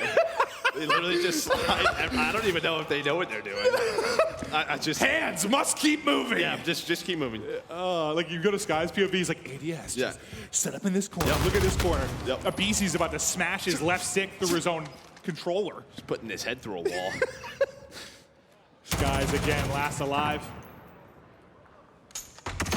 20 seconds ago, he's got bomb, but not gonna matter. Out to the statue goes FaZe, 5 in a row, with Priesta accounting for 3 first bloods across those 5 rounds and the big 3K inside the site. I mean, yeah, you had the first round from Florida. You had the man advantage where Priesta was able to go off. I mean, you've been in some of these rounds, but Atlanta just a little bit too strong in everything. Yeah, no, yeah, that's a great breakdown there, Joe. Yeah. I think it's pretty accurate. Quadruple positive is Priesta within this map too. He wasn't even on the S&D leaderboard. It was what, Simp and Celium that were there. Could be there now. Yeah, he might very well be after this map. You gotta think the number's pretty easy to impact still. We've only played 7 search and destroys. All the nades coming over, and with that, Pharaoh, he's going to get spotted by aBeZy. Nice shot from aBeZy that allows Priesta to move up with that bomb, and he's just going to get it down, but he's going to spot one. Frosty doesn't know it. Almost doesn't finish the kill. Just finishes it. That got a little bit scarier than maybe it needed to, but Priesta now will get the plan in this round. May close out the map too. It's just on Mox and Havoc to try and make the play. Priesta wants to surge forward. Tally onto this massive map 2 he's had, but he will get caught by Havoc. And perhaps that'll give them a chance to get back in this round, but 30 seconds on the bomb timer. Yeah, I don't know about that one. They have about 4 layers they have to go through.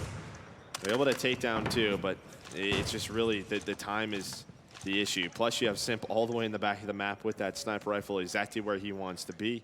aBeZy's just checking the bomb, and that's going to do it. Nothing you can do.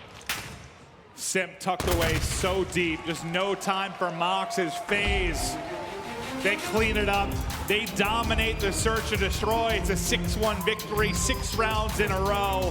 A clinic from Priesta. And my God, do they look good in search. Yeah, what, 4-0 undefeated on that map now, right? So that streak continues, but you can see why. They just look so comfortable. Maybe don't play them there. Yeah, where else do you play them, right? That's a good point, yeah.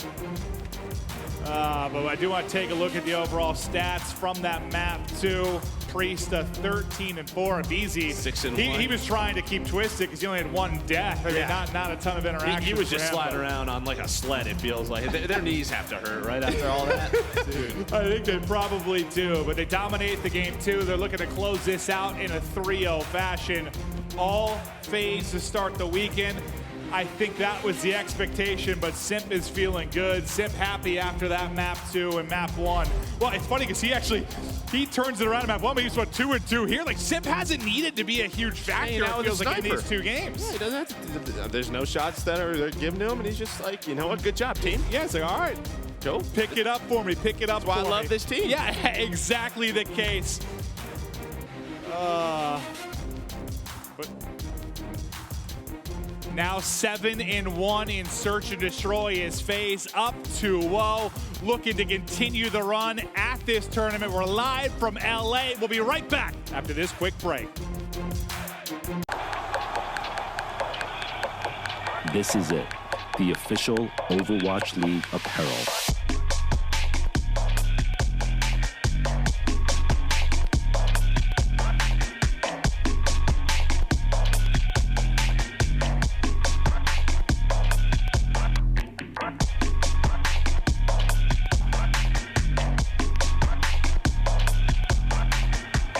Designed by Staple, engineered for gamers.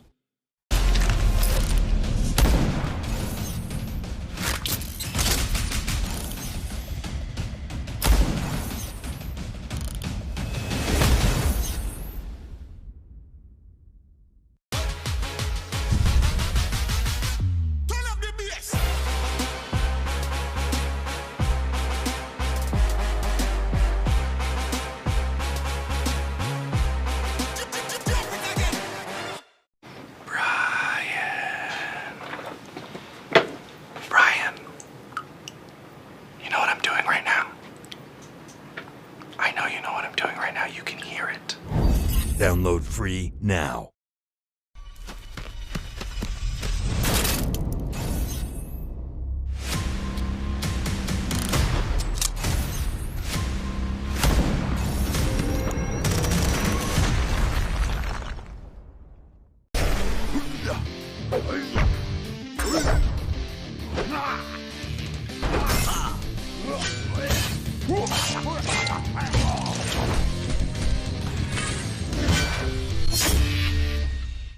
Right now it's free, right?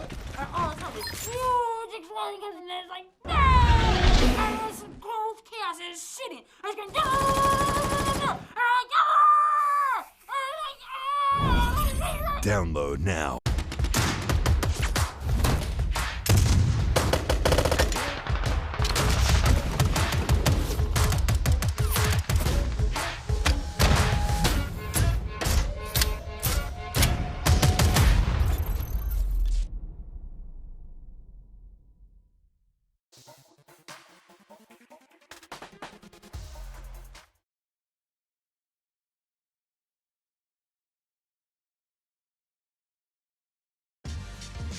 Tournament audio and team chat listen-ins are brought to you by Astro Gaming, the official headset and mix-am of the Call of Duty League. Join the Astro family and pre-order the CDL A40 TR headset and Pro Team speaker tags today at astrogaming.com. The US Army. What's your warrior? Holy hell, Los Angeles is beautiful. Joe, will you move just here like with me? you. Oh, thank you, Joe. That's some premium gasoline there. But will you move here? Maybe live in a nice little duplex with me, myself and Kat, with Copper, you, Lou, and Mo. We just live in basically one home together in Los Angeles. On the beach? Yes, I'm down with that. Okay, yeah, I'm in. Woo! I need to get a tan because I look like a ghost. If I didn't have makeup on, I would look horrible. But this is a U.S. Army tactical play. It's Priest in round 2. Giving the Mutineers the business. Yeah, and he just knew he had to make the play because Celium gets taken down by the window, but that's where you want to see something a little bit different. You saw Pharaoh at the window. You want him to hit that the same time you're going to hit the front door, so that doesn't happen because the two guys at the front, they are full sprinting, and, well, they get caught. We know that there's going to be some wonky moments when you have a fill-in like this, but how much of a chance do you give to fix things quickly? Like, I mean, within this series, maybe? No. Okay. It's going to take a lot of time, right? Especially just what Pristini does for this team. We know, like, he's a leader, he's a captain, so it's going to be tough to fill those shoes. It'll take a long time. Today could be a short day for Florida. Yeah, well, we'll have to wait and see. So you don't give them much of a chance this weekend? No.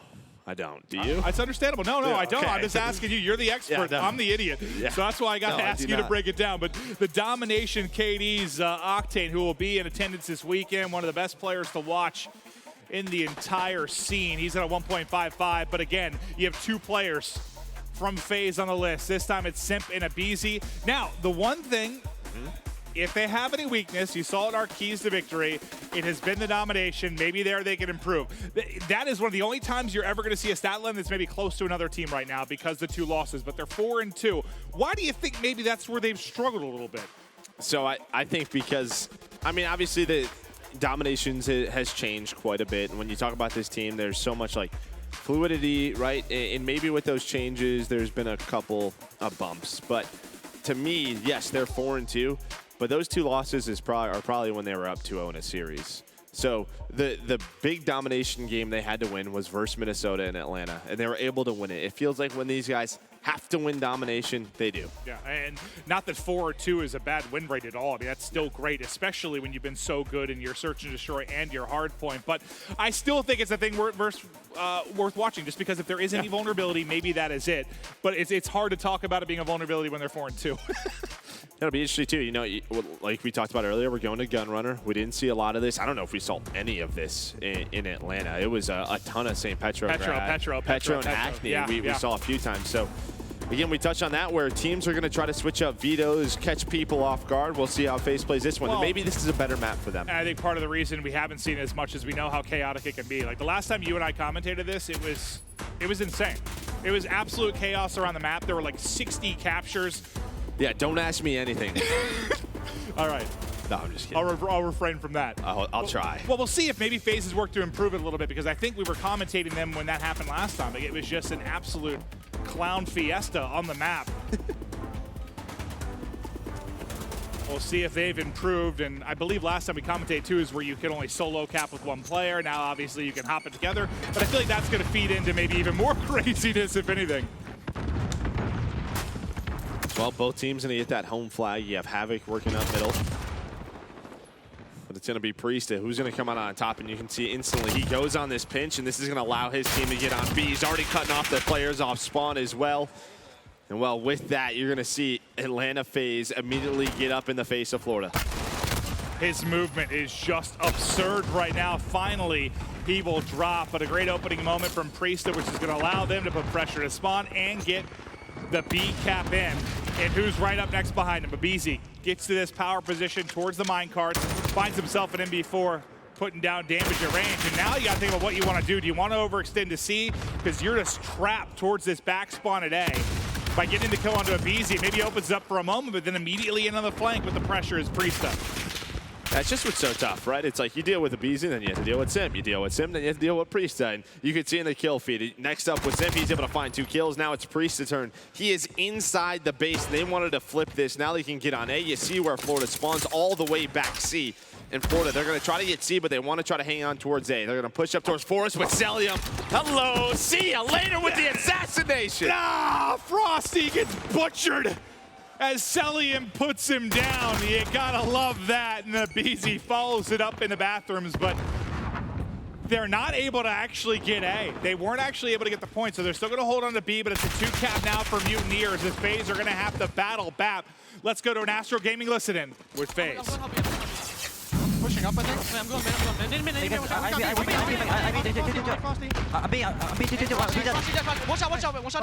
Hey, Dan. Nice, cap. Short.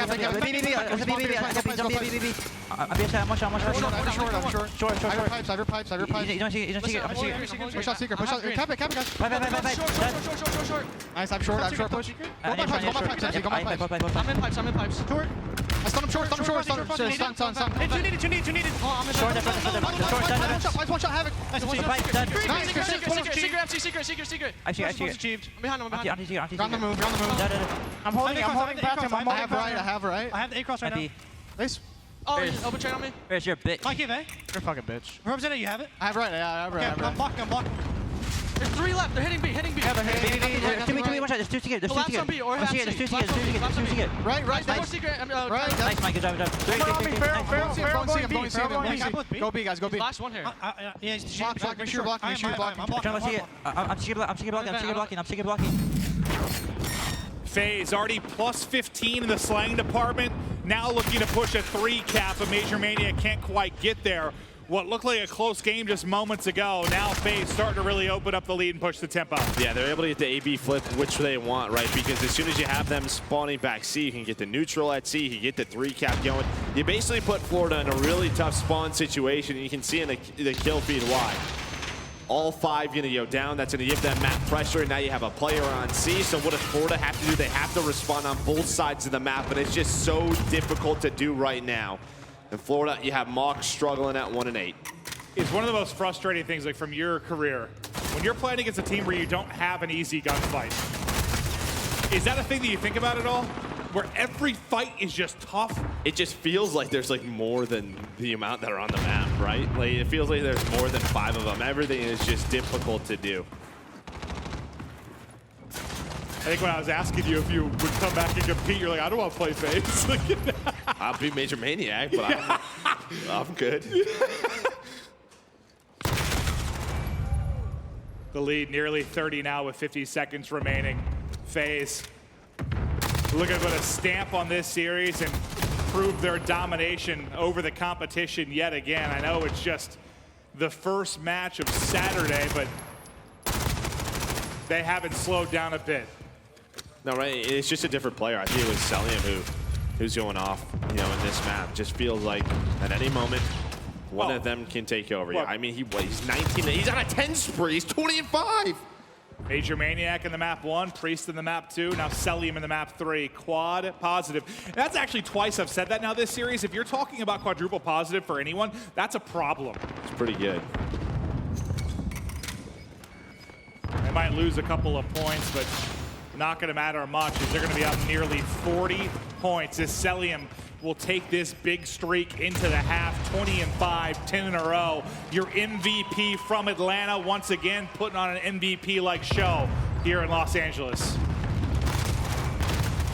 The tough part for Florida as well, I mean, they're just spawning on the side of the map that they wanted, right? You want the AB setup. You want them spawning C, and FaZe, they're able to flip it. Now they have this 30-point lead. They're spawning on the good side.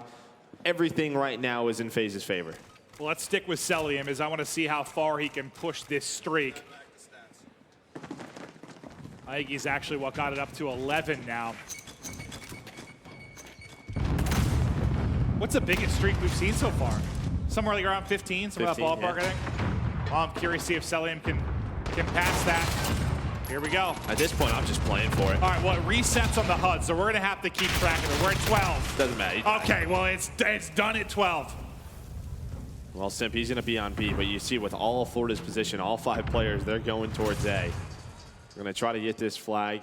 And at this point, I think if you're FaZe, you just take C. It's not that big of a deal. You have such a large lead. You keep the game scrappy. That's exactly what they do. Simp and Abizi, they're able to get the trades towards that A side. Or sorry, C side. That's going to give them CB setup. So you still have 2. We were talking about the positives of FaZe in the first half. I didn't realize that Mox only put up 4 kills. That's less than a kill a minute. No, he was like 1 in 9 at one point. Yeah, that's less than a kill a minute. That is struggle city. You're not having fun. You're not enjoying playing the game at all at that point. I don't know if anyone would enjoy playing the game against FaZe. Like, honestly, I don't know if there's much enjoyment in that. It's funny, over here some teams don't even scrim them because they just get smoked and they don't feel like they're learning. Yeah, well, those teams are idiots. Yeah, I tend to agree with you. Get smoked, get better. Skies, though, now 5 in a row for him. But unfortunately, when you take a look at the top middle of the screen, when you don't see any blue around A, B, or C, that's a problem. It's now a 3-cap in. They've got him spawning out back tracks. Major Maniac set up in the power position on the card as Simp goes soaring forward. Awkwardly gets some physical collision there. Otherwise, he may have had 2 line up for him. They're on A, they're on B. FaZe, I believe, able to pick the player off of the A site, so it'll still be 1 point for either side. FaZe look to rally back towards B, but it's a blowout right now on map 3. I mean, you're already in a 50-point lead with 3 minutes left. You need a 3-cap. I mean, you're just it's a point of desperation for Florida. And if they don't pick up their slaying, it's just not going to happen. It's FaZe continue to just keep it scrappy. They can just neutral flags. It's FaZe. They have a few players towards that C side, but they're going to be able to capture B, and immediately off that, they respond by going towards A. Well, speaking of responding, I don't think anyone had Mutineers winning this series, but the question now is how do you respond from this? Because remember, their first match was against what? London back in Atlanta. They got destroyed. Honestly, it was similar to this series. Like, they got throttled. The hard point was actually worse, if I remember correctly. Like, they got beat up, they got bruised, they got battered, but they bounced back. They were able to answer and they were able to make a run to a final. Do they have that in them again? But the problem is you don't have Pristini here. You're also just in a very tough group, right? Like, you're in a very tough group here in this.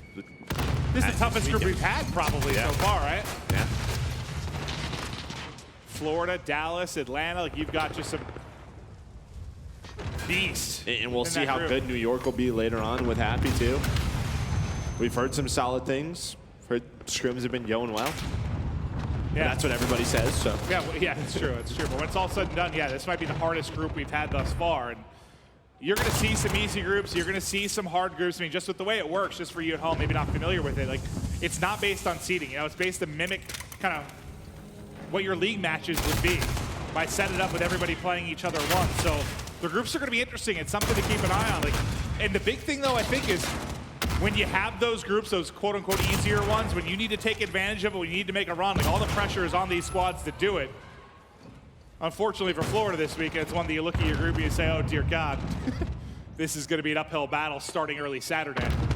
Well, now you look at the scoreboard, and that is a 37-point lead. And the knife comes out from Simp, and now it is mathematically impossible for Florida to get back into this one. They would need a 3-cap. They're not even close to that. Yeah, no, that's why even with the 3-cap, that's it's why done. I was talking about groups, Joe, because this one's been done for a while. Yeah.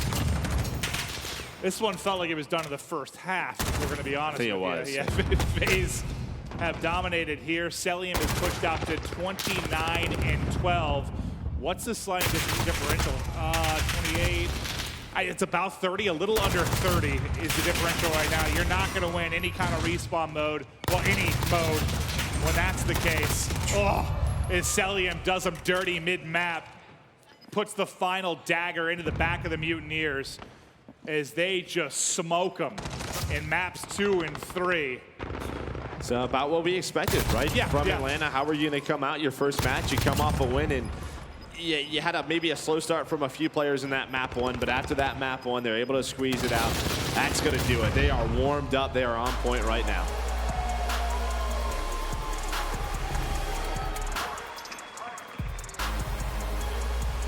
The favorites coming in.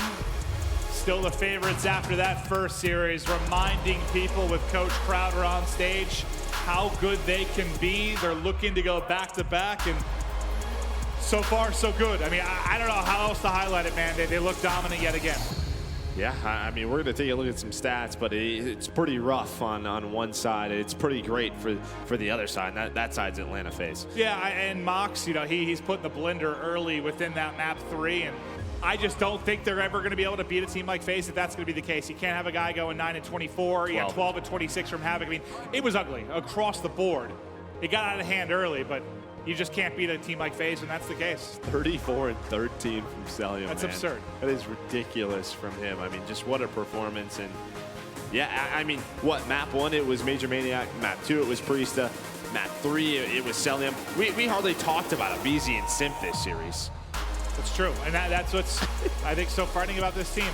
When Simp is having pedestrian series and you're still blowing people out, it is terrifying, but Priesta was the hero of map 2, and we've got him on stage with Rich. Yeah, it is time for your instant reaction, brought to you by PlayStation. And I actually want to talk about what the casters were just saying. I know you couldn't hear it, but there's just this idea with your team. If somebody isn't going off, one of you will. There is always going to be one person who is able to take over the game. What is it about this squad that allows you to do that? Honestly, we're all just so talented that if one of us is not doing good, someone's going to pick up the slack. We're always running around together, so we're always going to have each other's trades. So whoever's going in first, if they're losing their gunfights, the person behind them's probably going to be frying. So this works out for us. This is a matchup that you guys had played relatively recently. Did you have to do any additional prep, or did it feel different when you actually got here to start off this tournament? If anything, we were more confident just because we beat them last time we played them. We knew they had a new player, and Pharaoh, he's a very good player, so we wanted to go in and not take this lightly and just go as hard as possible. And now at this tournament, I mean, what's on your mind? You guys have looked pretty dominant thus far. Is there anything that you're concerned about moving forward? We got to just stay on top of our stuff. We're looking really good in S&D as always, so just make sure we're on top of hard points and DOMs and just watching over as many VODs as we possibly can. All right, well, so far it has been a recipe for success. Are we going to continue to see that this weekend? We're going to be finding out very soon. You don't want to go anywhere. More Call of Duty coming up after this.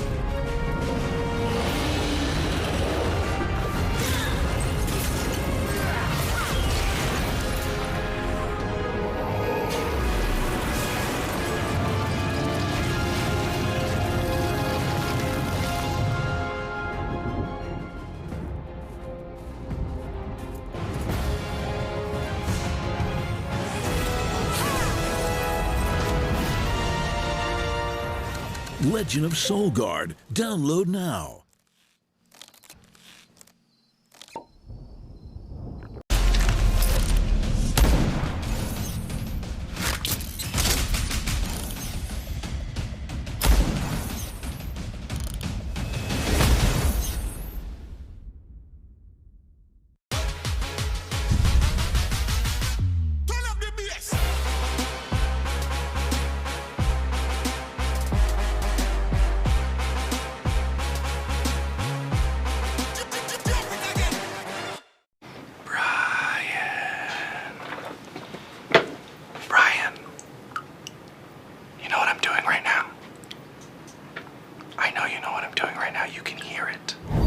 Download free now.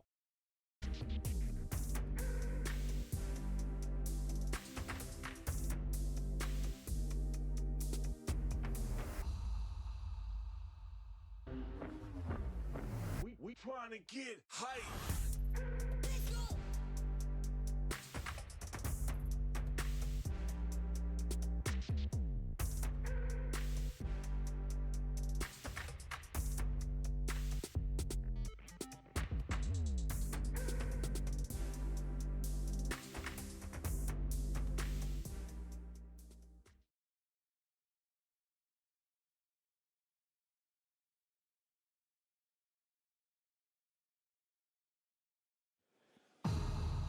The United States Air Force.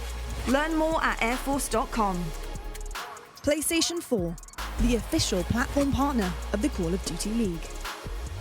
Grubhub, restaurants you love, delivered. Ladies and gentlemen, welcome back to the Call of Duty League. We're live from Los Angeles.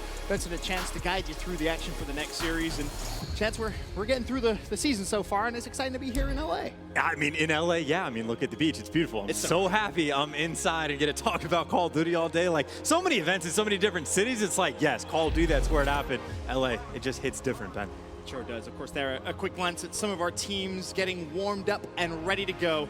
We have so much action today to go through, Chance. And Seattle just looks incredibly paired, but of course on the flip side, Minnesota, it's just B-roll of them actually scrimming, getting ready to go, and these are players locked in and intense, Ben. Yeah, they most definitely are. Of course, Minnesota getting ready. They're going to be up next on the main stage. Shout out to everyone at the watch party as well in Minnesota. We see Minnesota tweeting out regularly, doing all sorts of cool stuff. So shout out to everyone watching from the watch party. They have like thematic drinks as well. They Dude, had like the Twilight and the Røkkr blue and colored, and like I was about to say, they need to send some our way. Yeah, a good right? time. That sounds like it could be fun, but hopefully you guys are enjoying watching as well. But just to react to what we saw game number one, or match number one of the day, it was a rematch of the final that we actually casted. FaZe versus Florida. You may have thought, all right, maybe this is where Florida get revenge. Atlanta shut that story down. I mean, yeah, no, not the right day. Not when you're playing with a sub on like very short notice. That's just the expectation to throw. I will say map one terrified me just a little bit. It was much closer than I expected. And then Priest saw what happened map one and he said never again. Right. And just completely took over. And then FaZe,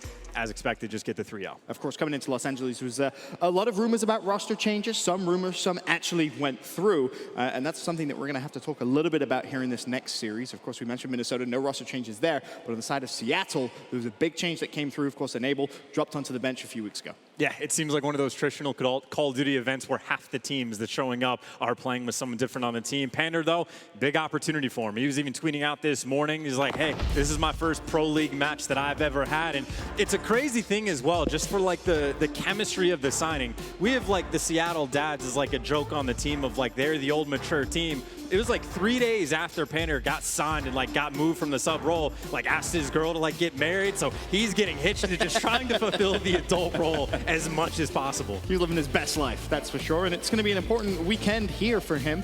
You perform well, you never know. That could turn into his own starting spot. Still a lot of rumors and speculation as to what many teams in the league are going to do when they make those initial changes. Will they stay with their subs or will they potentially try and look elsewhere? A lot of questions to be asked. And well, for me, the big question is, are Seattle going to improve? And you were bringing up some really interesting things when we were getting ready and doing some preparation, just about statistically what he needs to do, what he needs to fill. And maybe you look at enablers, yes, not dropping some of the best numbers, but it wasn't necessarily aided by Slacked either. So I would say Pander is a very easy player to look on if will he improve the team. It's very cut and dry of like, do they look better against Minnesota? Right. Do they have better results before? That is easy. But collectively as a team, not just the Pander improvement, I'm going to be looking at Slack pretty much the entire time because a theme for, we'll talk about Minnesota first because they're an elite team. They make it look easy. You have the 4 SMG players on the team. 2 of them are going to be dropping bombs. That's Alex and GodRx. And then the other 2 are not going to be putting up great numbers. Statistically, that's going to be Asim and Silly. But the guys that aren't dropping bombs are still putting in heavy amounts of production. They're getting a ton of that objective time, and they're also dying a ton. They're getting a hefty amount of engagements that's really setting up their team. But then, of course, on the flip side for Seattle, it was Enable, and then it was Slack that were simply just not putting up the same production as their counterpart. So that's where Slack needs to turn around. He needs to get more involved. Of course, for Minnesota Røkkr in general, we've been very, very impressed with what we've seen. It isn't necessarily a team that you look at and say, oh boy, they're stacked with talent from top to bottom, but the chemistry these guys have, I mean, you went ice fishing with them. It seems like they've turned it, rather than a team, but more into a family. I mean, so how many teams have we seen so far where they just went for the pure talent and then you have guys on the team that just don't want to work hard and it doesn't look great in Minnesota Røkkr? Well, the stats honestly don't look terrible because you talk about it wasn't built for talent. And then GodRx and Alex, 2 incredibly underrated players coming into the year, they have been feasting. They have been playing like absolute madmen. And what's really interesting, and again, you mentioned this about Alex, is his, domination KD. When you look at it specifically, it doesn't look great, but you take away one terrible map, which I think was the worst in the league. Yeah, he has the worst domination performance we've seen from an individual. It was like 9 and 30 or something atrocious, but the .92 KD he has in Dom, it jumps to a 1.07 if you get rid of that. So like his stats are always pretty good. Truly, truly ridiculous. But coming up next, it's Minnesota Røkkr versus Seattle Surge. Don't go anywhere. You're not going to want to miss the second game of the day.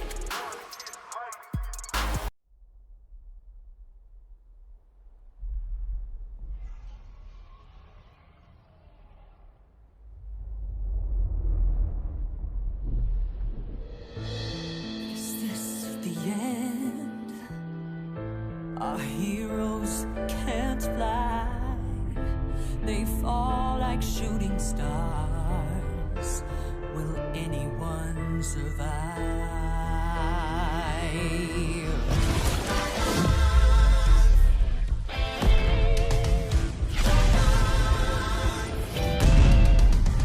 Dragons take flight above the ice and snow. High in the sky where the cold wind blows. Wings feet down as the feedback foes. Flaming hot fire over frozen bones. Good unites against evil they oppose. They ride or die as the legends grow. We must go to sides, feelings our heroes. There are no silence in this combat zone. Beats midair, yeah, it's a chiller. Life and death, yeah, it's a killer.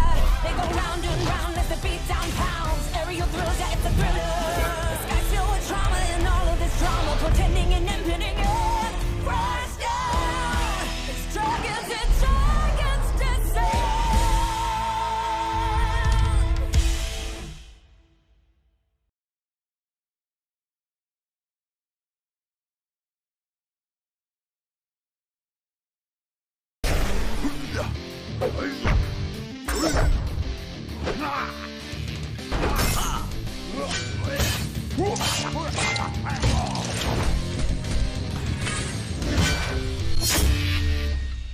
I run out of food, right? And all of a sudden, huge explosion, and it's like, no! And there's some cold chaos and it's shitting. I was going, no! And I'm like, Download now.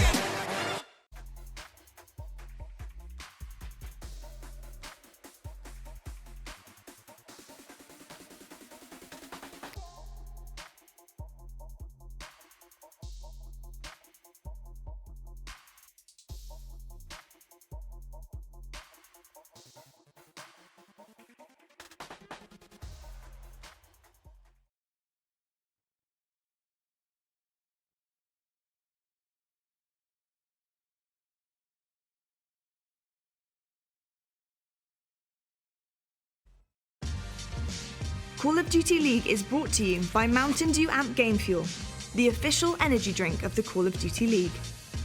Scuff Gaming, the official controller of the Call of Duty League. Call of Duty League is brought to you by Metro by T-Mobile. Rule your day with the #1 brand in prepaid.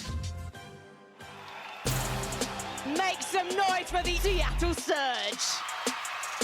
The Surge have a brilliant mix of players. Everybody loves these guys. They've been on multiple teams. They've always been consistent. They've won a lot. They've lost a lot. It's an easy team to be a fan of. I'm a fan. I can't hide it. The thing that stood out for me the most with Seattle right away is you have Octane and Slacked. One of the most successful duos in the history of Call of Duty. Locking down the lanes here. Octane doing what he does best. Apathy and Karma, both world champions. Karma is the GOAT. This is huge with the slam! Oh my goodness! They call him the GOAT for a reason. The cornerstone of Seattle has to be Karma. 3-time champ, can't go wrong there. There's so much more to this game than a kill-death ratio, and that is something that Karma does so well. The Surge will be kicking themselves the way they started that series. I think their biggest weakness as a roster would possibly be their search and destroy. Finally, Seattle Surge win a search and destroy. The biggest issue is making them work together, and if they can get through that, that Seattle squad is going to be really dangerous. Octane! Octane gets it! Seattle is a bunch of old men. I'm excited to see if they can continue to be those great veteran players that we all know and love. The veteran ability I think they have, this should be a team that does not make mistakes. You don't make a lot of mistakes, you win games. With age, experience, with championships under their belt, the makings of a great team just have to find that right mixture. Let's look at the Sony team profile there for Seattle Surge. Of course, you highlighted almost pretty well the search and destroy woes chance that team has gone through. When it comes to a game mode, they have struggled massively in games 2 and 5. And I think that's going to be the clearest cut way to see if Panda's made an impact on the team. Respawn, I think there might be slight differences, and obviously for Seattle, you hope it'll be major differences, but in my mind, they're 1-7 right now in search and destroy. They've lost like 3 round 11s. They need to turn around in that game mode, and then the Seattle Surge can start having success. Well, let's take a look at our game fuel keys to victory for Seattle Surge. Number 1, focus on search and destroy. No surprise there. And number 2, Panda needs to have good first impression. Of course, all eyes will be on him when you come in as a substitute. All pressure on your shoulders to perform at a high level. And I think the pressure is on him as an individual as well to have that good impression. Like, they could win, but if he looks bad, that's going to be in the back of everyone's mind of like, hey, if there's better options looking forward, you never know. Like, he has not yet solidified this role. He needs to perform. And on the flip side, if you win and you look like a superstar, you might just cement yourself in the starting roster. Moving on, though, we'll talk keys to victory for Minnesota Røkkr. Keep up the team effort in Respawn. Everyone is contributing, and it needs to stay that way. And to be honest, Chance, I kind of agree with the last part. I think it does need to stay that way for consistency's sake. This highlights the perfect point of where I'm saying of like the mirror that you're looking at between these two teams. It is 4 guys, like the guys that statistically are not doing overwhelmingly well in Røkkr are still putting up a massive amount of productions. They are involved constantly, and they're really genuinely doing their job to a T. That's the flip side on Seattle where we don't see that. The guys that are statistically underperforming are genuinely just doing that. Well, let's look at the quick scope for the series presented by the U.S. Air Force. When you compare the two teams, CDL Points, advantage Minnesota. Match record, of course, advantage Minnesota there as well. Game record, advantage Minnesota there as well. And think about how much is that has just left on the side of search and destroy for Seattle Surge. Like the respawn hasn't been great. Like their domination has been very solid. Their hardpoint has been fine. It's really just that S&D. Well, here's a look at our maps and modes for the series. We start with a Hackney Yard hardpoint, following a St. Petro game 2 and 3. If the series is to go any further, Ramar's a hardpoint and a potential Arklov Peak game 5 search and destroy. I think the key thing that we note from game number 1 there is the crazy little stat difference for Minnesota. They're 3-0. On the flip side, Seattle haven't played that map. So a lot of information to be gathered on their standpoint from Hackney Yard hardpoint. But without further ado, let's meet the Minnesota Røkkr. Assault, a clean 5-man wipe. Here comes Silly. Get him, Silly! Seam making the play. Alex with the triple. He's the man of the moment, and he's not slowing down. It's all Minnesota in the kill feed. Røkkr goes huge. Are you kidding? the Røkkr lighting it up. Minnesota Røkkr in a great spot this weekend. Could potentially be a dark horse at the event, maybe even make a final as well. Excited to see exactly what Minnesota Røkkr we get this weekend in LA. I mean, it's the final thing for me, right? They've solidified in my mind. They're an elite team. They're at the top of their game. Now they just have to prove that they can win. Well, we met Minnesota Røkkr. Now, introducing Seattle Surge.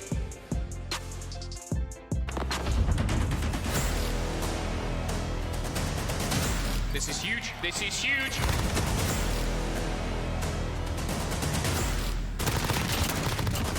Are you serious? Apathy finds the triple.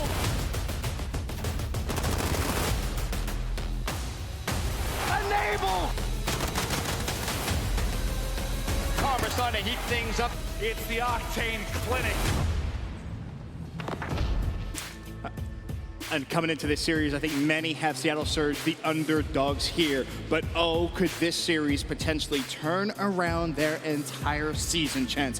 One good match could give them so much confidence to potentially go on and earn even more CDL points. And they're in an interesting spot as well, because the CDL points, they're obviously not in a great spot, but it is still just a dogfight towards the bottom. Really, you want to be in the top 4. That is the ideal spot, but you are desperate to, at the very least, be in the top 8. But you can see Seattle Surge, they are tied with a ton of teams right in that 8th seed. They need at least a win here, I would say, at this event, just to get the ball rolling, if not a couple. And on the flip side for Minnesota Røkkr, it's very exciting for them. They're in 4th place. You look who's above them. Well, Atlanta FaZe, yes, they're here. They're going to keep going up and up and up in those rankings. But a good weekend could see them potentially go as far as number 2 or maybe number 1 in the leaderboards, depending on what happens with FaZe. I was going to say, FaZe would have to drop the ball and make that happen. They would, but it's possible. It's possible. And again, when we're going to see these CDL points start to shape up throughout the year, it's really going to be a bunch of teams are going to be clear-cut in that top 4 range. Minnesota, I'm expecting to be a team that will be in that clear-cut top 4 range, but that means you can't afford to drop the ball. And I will say,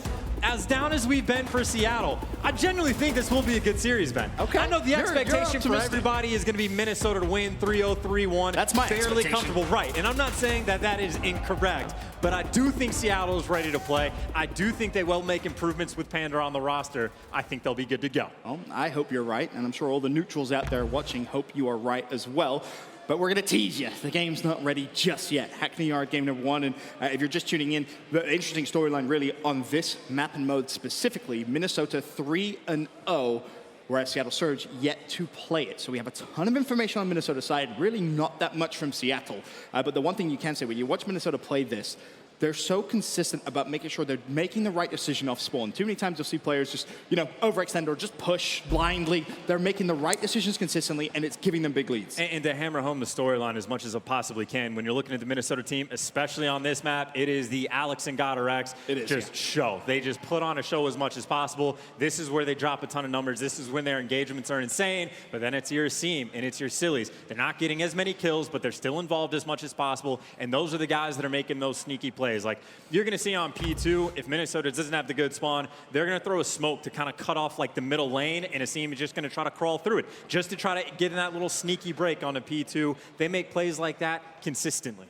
Well, there's a quick glance at the hardpoint stats overall. Minnesota Røkkr 7-5, Seattle Surge 3-6. So just in the game mode, of course, Minnesota Røkkr better as well. Better as well, and again, 3 of those 7 wins are purely just on this map. They are a well-oiled machine, and another thing to shape up when you're thinking about the records, even if the Røkkr 7-5 doesn't look outstanding, still respectable, then playing some pretty good competition. Yeah, that's the key, right? You look at some of the teams that they've played some of the best teams in the league, and they still walk out with a positive record. But Chance, I want you to just kind of break down in a little more detail here exactly how this map specifically is going to work. I mean, normally we emphasize, of course, that second hill, P2. I mean, so in this game, basically any hill can be a money hill, even hill number 1, just because the way P2 works out. But the spawns are so sticky just on the right side of the map. Let's see if I can actually draw some stuff. Oh, yeah. You spawn here all the time. But again, just to talk about like the Minnesota smoke strat, this is the kind of area that they're trying to block off the lines of sight from any of the guys coming outside. So whichever side that they're going to be pushing from, whichever side the attack, you just have to worry about half as many guns from the other side that you normally are going to do. And someone is just trying to sneak their way through and kind of come up inside the hill. And well, maybe have a little bit of success. Well, a lot of arrows on the map, which now I got to figure out how to. You can, boom, let's get rid of if you them. want, you can draw around apathy. You're more than smiley faces. Oh, we could.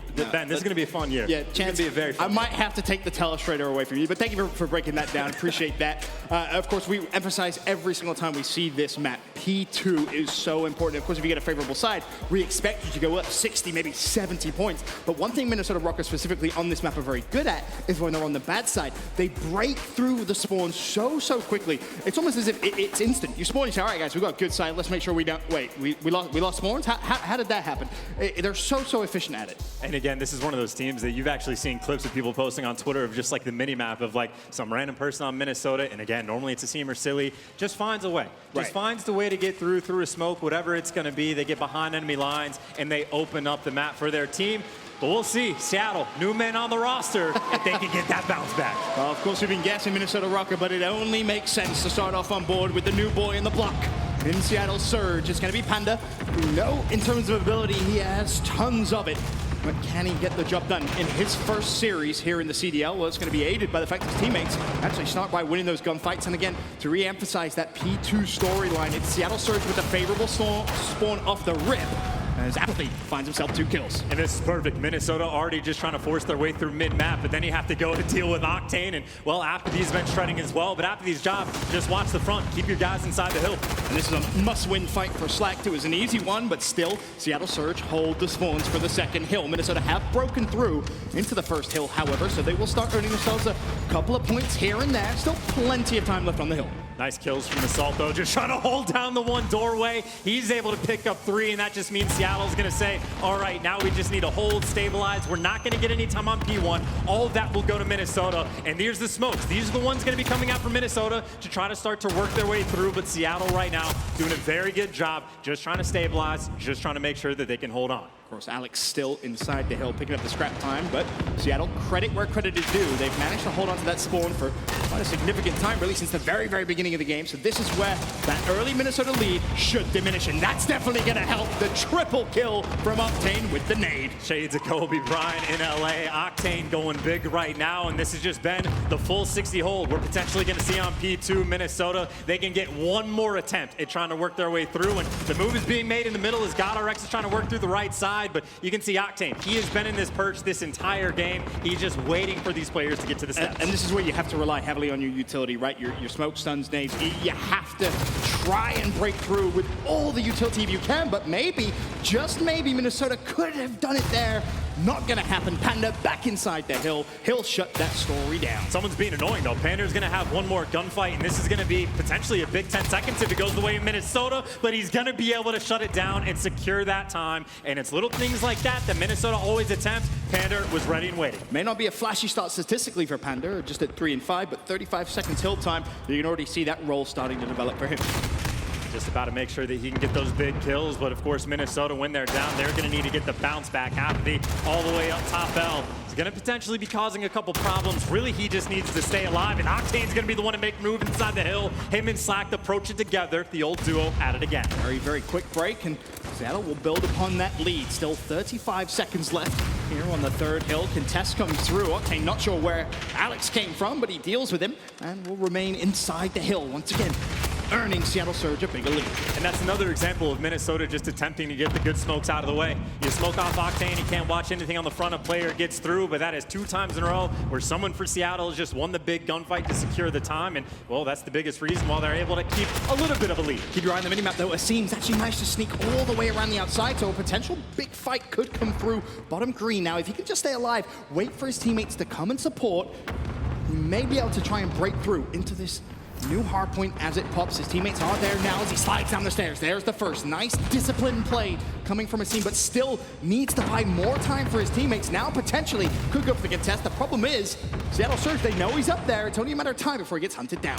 Yeah, right now Minnesota just doing a fantastic job of staying alive. Asim just being annoying up top, and that means the kills are going to come easy when you get your teammates in the spot you want. And now, of course, Silly, well, he's just going to be watching one cut. Eventually might start to flank while the rest of the Surge, they try to go in, but got to deal with Guerrillas, and, well, Octane does just that. And honestly, credit to Asim, really, to start off this hill without him being a nuisance and forcing Seattle to respect his presence top stairs.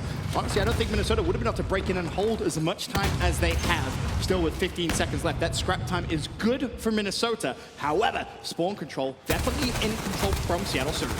This is just too easy of a hold, honestly, for Minnesota. Again, down by 20 going into it. Now they're going to come away with a 25-point lead, respectable one at that. But of course, Seattle, it's been a back and forth game. They got the early rotation. We'll see if they can hold on as well.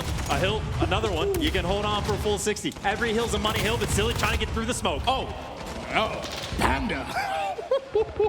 Just turns and burns Silly. I think there were some team shots that went in there as well, but either way, Panda with an important double kill. However, Minnesota were still able to break inside the hill. Asima's going to be there, unfortunately. It's Panda again that soars in and again finds himself a double, leading the way for Seattle Surge when it comes to breaking these hills. Massive plays coming in from Panda. Again, that was a hill where Minnesota seemed to walk through a little bit too easy, but now you stabilize. You got the goat up top with the double headshot feed. But of course, we're thinking long term. The final 18 seconds on this hill will be going to Seattle. Now it's about the fight for the right side of the map. And this is so important for Minnesota. They spawned, of course, on the unfavorable side. They have to lock down the favorable P2 spawns here. Yes, the initial time at least split 50-50. That doesn't matter. Your comeback mechanic in this map specifically will be holding that right side of the map. Octane knows a couple players are nearby, but his teammates are not near him, and his teammates are actually going to fall. Alex makes a big read, and Seattle says, well, now we're going to have to go all the way around the wrong side of the map. We're going to give up all this time just to fight for P2. And GodRx needs help. He's the only one there for Minnesota, or Seattle are going to surge straight through. There's two. There's still two other players there, and if you're Minnesota, you have to push back, and look what happened. They've lost complete spawn control. Seattle Surge with a favorable spawn and also contesting the hill. That could be massive. Minnesota, they needed to control that. At the same time, though, Minnesota's going to be like, okay, you spent all that time to fight for the spawns. We're just going to get a bunch on P1 and turn this into a money hill themselves. The first 40 seconds have gone their way. If they get the final 20, they're still going to have a decent little lead. And Alex inside the hill, winning some of these gunfights in Assault. Well, he's nearby for the trades. After trying to make a sneaky play, he gets dealt with. So look at that investment. You spend all that time to secure some spawns, but you give away a full 60 on P1. If Minnesota's able to break through on P2, which they've already done once in this game, they're going to be feeling pretty good. And we'll see if they can try and repeat the somewhat success they had in that first rotation. For now, it's Seattle Surge inside the hill. You said you expected it to be a close series with a lot of close games. This does not look like it's going to disappoint. 174, 153. Still 40 seconds of the second hill available as Octane is watching anyone pushing through Fireside. Meanwhile, Karma looking over towards P1. He should have at least one kill to his name. He will. And as long as you're trading at least 1 for 1, you're delaying Minnesota getting anywhere near the hill. And here it is. The sneaky man's able to get through. Number 4, Silly. He's the one that's trying to make the play. He's just got to win the one gunfight up top, but Apathy shuts him down. Again, Seattle prepared for this sneakiness for Minnesota. I mean, you just see how simple this looks now for Seattle Surge. If you're Minnesota, you have to back away, tuck your tail between your legs, and rotate over towards P3 because Seattle Surge have locked that hill down. The lead now over 20 points as we rotate. Minnesota, they need a response, and P3 is not exactly easy to hold, Chance. Not entirely easy to hold, but right now they have a pretty good setup. They got a lot of pressure coming up from the P1 side of the hill. Assault inside of it. Just needs to watch mid with an AR. It's easy for him, but you can see all the pressure Seattle wants to get control just from that P1 area. I'll tell you what, whoever that is inside the hill for Minnesota has done so well. I believe that was actually Assault. Just managed to dance between the nades and the shot stayed alive. Still has his presence in the hill. We will see a lead change come through. Advantage Minnesota once again. And Seattle are just spawning so far away, even on this middle hill. You try to get through mid-map, which the feed is going to be good enough to do it. Silly, the last man up for his team. Wins 2 big gunfights, give him the third. Does get taken down, but does just enough damage to slow Seattle down. So they got one body in the hill, but Minnesota might be able to swarm. The problem, though, still for Minnesota persistent. Not only do you want to try and get the scrap time, you also do want to push through. And it was actually Asiman, the first rotation, who made such a smart play. Just his presence inside green was enough really to disturb Seattle's strategy of just locking down that hill. That's not going to be the case here. Seattle should be good to lock down the early time here in this hill. Question is, can Minnesota get the break? GodRx just slaying out this game. 26 kills, trying to get a couple more, but Karma's there for the trades. The pressure inside the hill. Now it's the SMG's turn. Alex is able to find one, including his teammate. He's the lone man up and wins the big gunfight on Slack. Oh, he read that so well. He shuts down Slack in Minnesota now. They could theoretically close it here. Seattle will need to contest, and more importantly, will need to push through as GodRx on top of Box. He's able to find the first. Assault will trade places. Replaces fallen teammate, but it doesn't matter because Silly's inside the hill. He's found himself too. If Apathy goes through that door, he surely will fall as well. If you're Seattle, you've got to go. 9 seconds. Finally, the push comes through, but it doesn't matter. Silly's still inside. Silly's still there alive. He'll find one and an assist. A chance that should be GG game 1. Too good on Office, the last-ditch effort coming in, but just one more point. But Pander doesn't able matter. to find a couple kills, but still just 1 second scores. needed. There's a gunfight at the bottom, and Octane is in the middle. Wait a minute. Oh, I thought that was going to be the play. They're in. They survived for now. How on earth Seattle Surge have just survived and got spawn control is a damn near miracle, but the game still goes on. Minnesota searching for just 1 point as the Røkkr surge towards the final hill. Slack, so crucial, needs to stay alive up top, but has to be ready to spring into life as Assault being very disciplined, very sneaky, but he's going to fall. Seattle Surge, is this going to be an epic comeback? The contest still there, it doesn't matter. A seam storms through the front door, and Minnesota close out game number 1. Hate to say I told you so, Ben. Seattle is looking a lot better, but Minnesota still just such a strong team. I'll give you that. You're a smart man, Chance. You're a smart man. You know what you're talking about. I mean, impressive stuff from both teams the whole way around. I think when you go back and look at the box score, we'll see the actual score right now. It was expected to be Alex and GodRx's playground. They do the exact same thing here once again. Hold on. Alex had 36 kills, 26 deaths, and 2 minutes, 17 seconds of hill time. Pretty good. The man just did it all. I mean, and so much of that time was on Office as well. The game went about as well as you expected. The team get their rotation, gets the amount of time you'd expect per the hill. But Office was completely locked down by Minnesota. They just did way too much. I mean, we'll take a look now at our Scuff Gaming play of the game.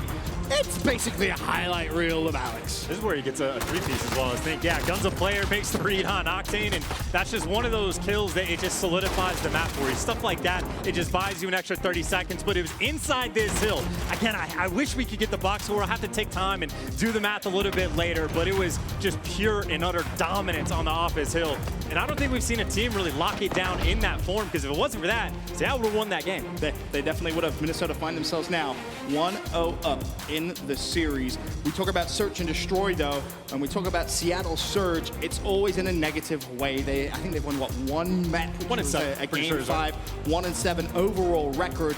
Search and Seattle, it just doesn't go hand in hand. But there's one man that could potentially try and turn things around. You look at Octane specifically, normally so consistent in that game mode. When you think back historically about how good he's been, just consistent in search.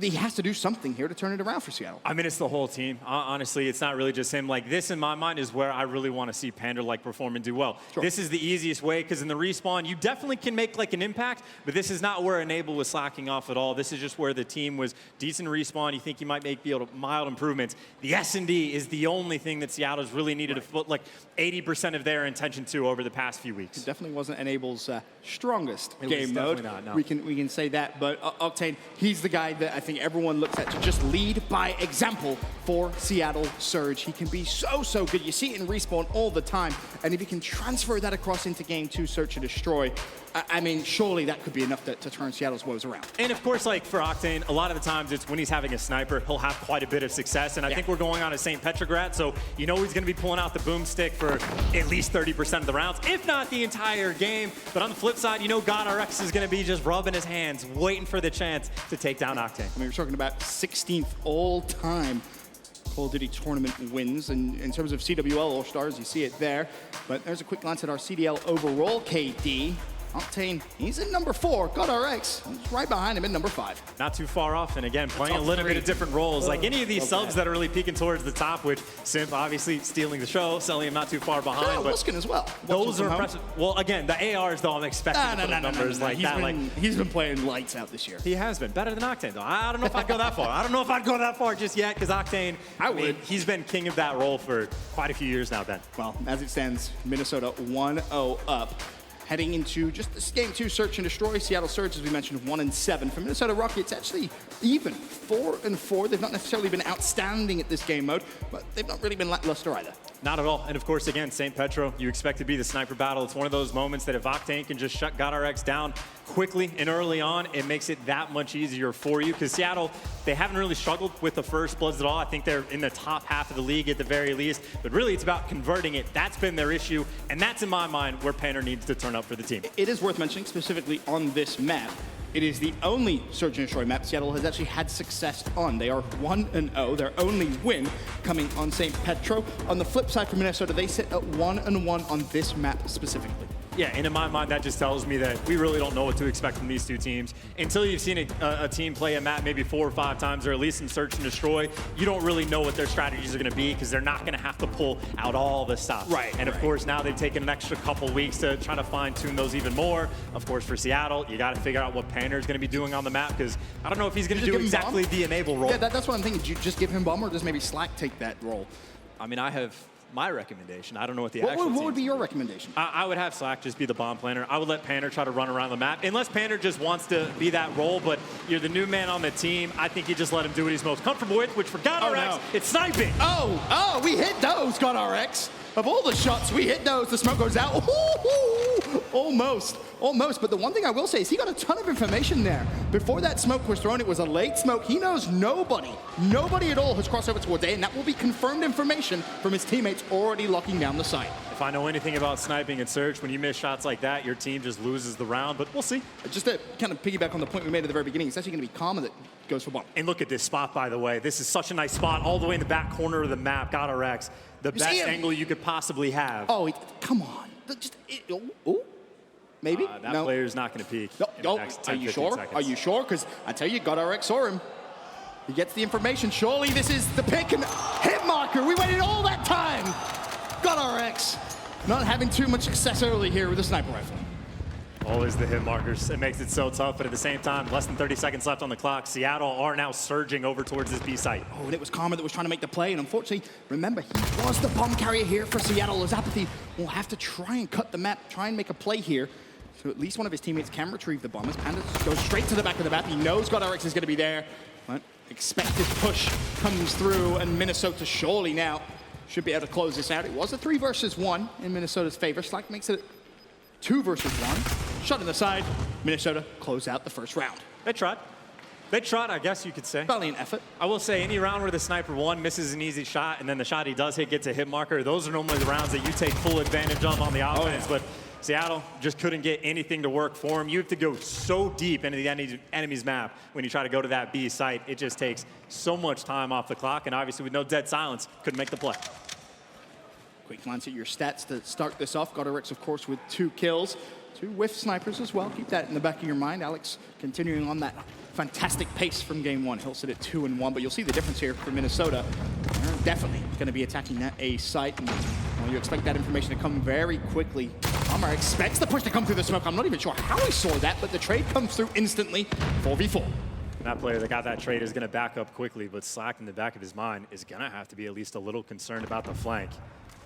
Seattle Surge have a ton of pressure on defense. Pander's managed to potentially get through enemy lines. And Pander might be able to make a play eventually. Meanwhile, Octane has fallen to assault. The problem is, yes, you're making the play on the flank, but whilst you're making that play, everyone is falling. Finally, Panda springs into life. There's the first. Alex tagged up as well.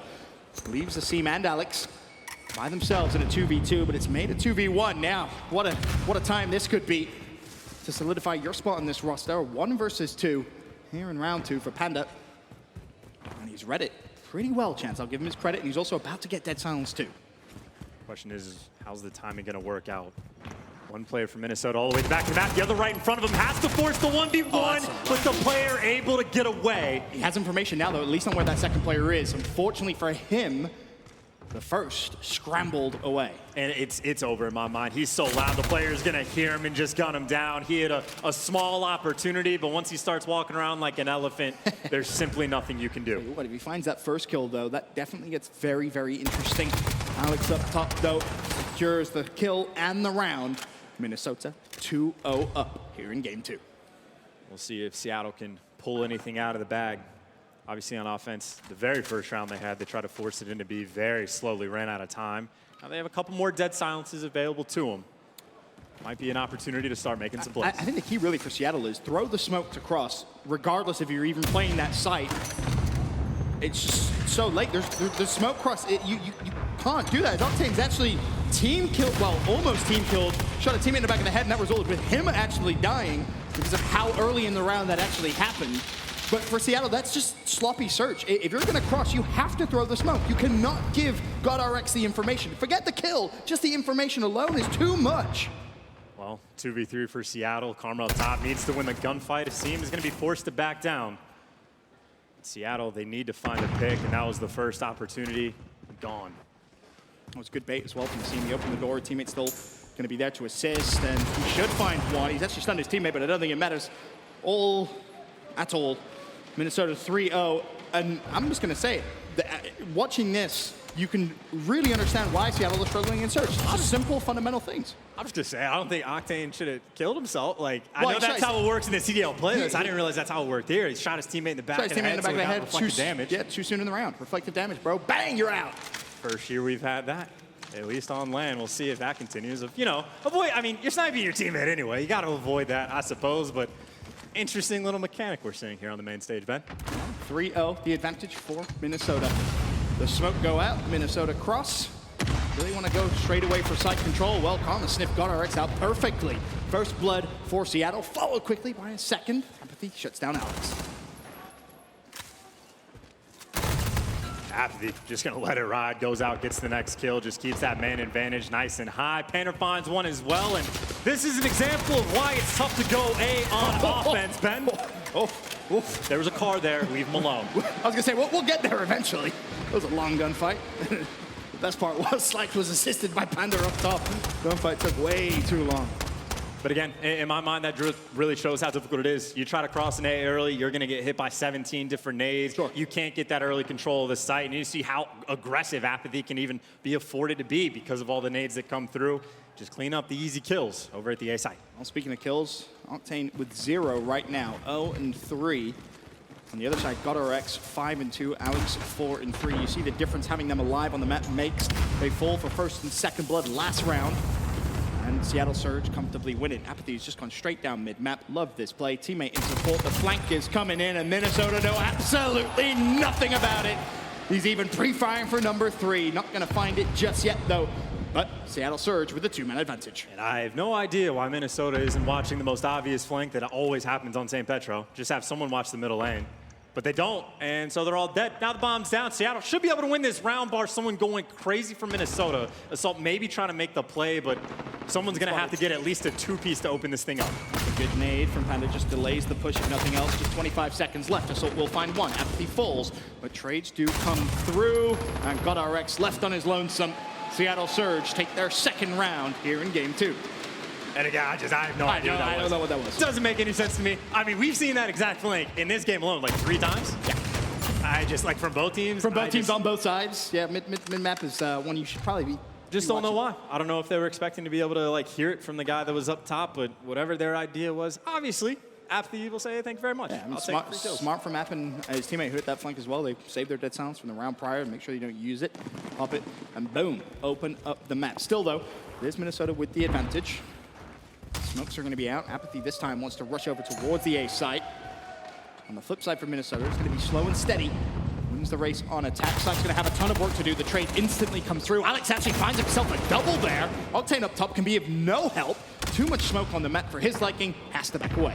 Alex just doing Alex things. It's incredible. Octane, though, watching the cross. Apathy know the pressure's going to come nearby. Alex doing Alex things. That's number 3 on the round, looking for the ace. They're just trying to clear out the back spawn, make sure everything's safe and good to go before they get this plan. And we saw the first round, Seattle had less than 30 seconds. Minnesota, they got a full minute to work with. Can he find the ace? Well, teammates shooting. Bear in mind, he does have bomb in hand here, so for Minnesota to close this out, he may have to get a little closer towards B. Silly may have just heard the Seattle player just to his left. Not sure if he did just yet. GodRx will remove any chance of an ace, but he'll find the snipe, and with 25 seconds left, you expect that bomb to be going down, which it is. Karma left to perform pretty much a miracle. Clean trade. I wonder how much of that was like sniffing out players and making sure that they weren't in the back, and how much was just, let's wait for everybody to get the dead silence. Like, we're in a 5 versus 2. Because, like, in my mind, they had already cleared out the back. They had stun checked everything. Full control of side. And then they still waited another, what, 20 seconds before they made a move. much. I'm not saying that is the explanation, but it might have been. Makes sense. And either way, they obviously took the time. A lot of the players on the map for the Røkkr going to be a lot closer to that dead silence, which in Search and Destroy is a massive advantage. Especially if you can have it early. I mean, you saw the effect Apathy had a few rounds ago. You pop it, you run straight through mid. If you get lucky timings, well, you can just run straight down. And is Apathy going to try it again? He is. The deep smoke should aid him. Bear in mind, no dead silence this time, and GodRx is watching the cross, so he will find one. The trade is instant no from Panda. He finds himself 5 and 4 in this Search and Destroy, having a relatively decent game, but Seattle still trailing by 2. Still trailing by 2, but a minute to work with. A bunch of players on top right now trying to comb their way through the top of this building.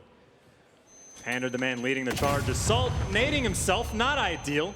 He's basically forcing himself to back up. So Seattle, they do have a ton of pressure on site. On the cross, Karma wins the big one-on-one. Potentially more work to be done, though. Assault found himself a nice little spot. Unfortunately, though, Octane knows to check it. Karma finds 2.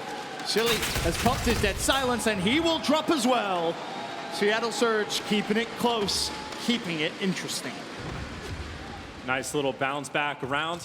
Doing a great job to get control, and Panner, the man right now, making the nice little play. As soon as you get clearance over to the B site, someone just needs to turn and say, hey, I know at least 2 guys are going to be over at A. Let's watch the cross back, clean up those easy kills. As soon as you get site control over at the B site, which again, takes a very long time to clear out, but if you're successful, you then have a massive advantage.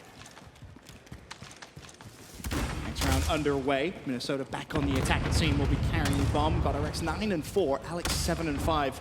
The 2 superstars of this Minnesota squad carrying the weight as, once again, some reflective damage coming through there. Teammates are careful. First blood from Apathy. GodRx, though, with the trade. 4v4. 4v4 and quite a bit of clearance on the A side. Karma's forced to back all the way up.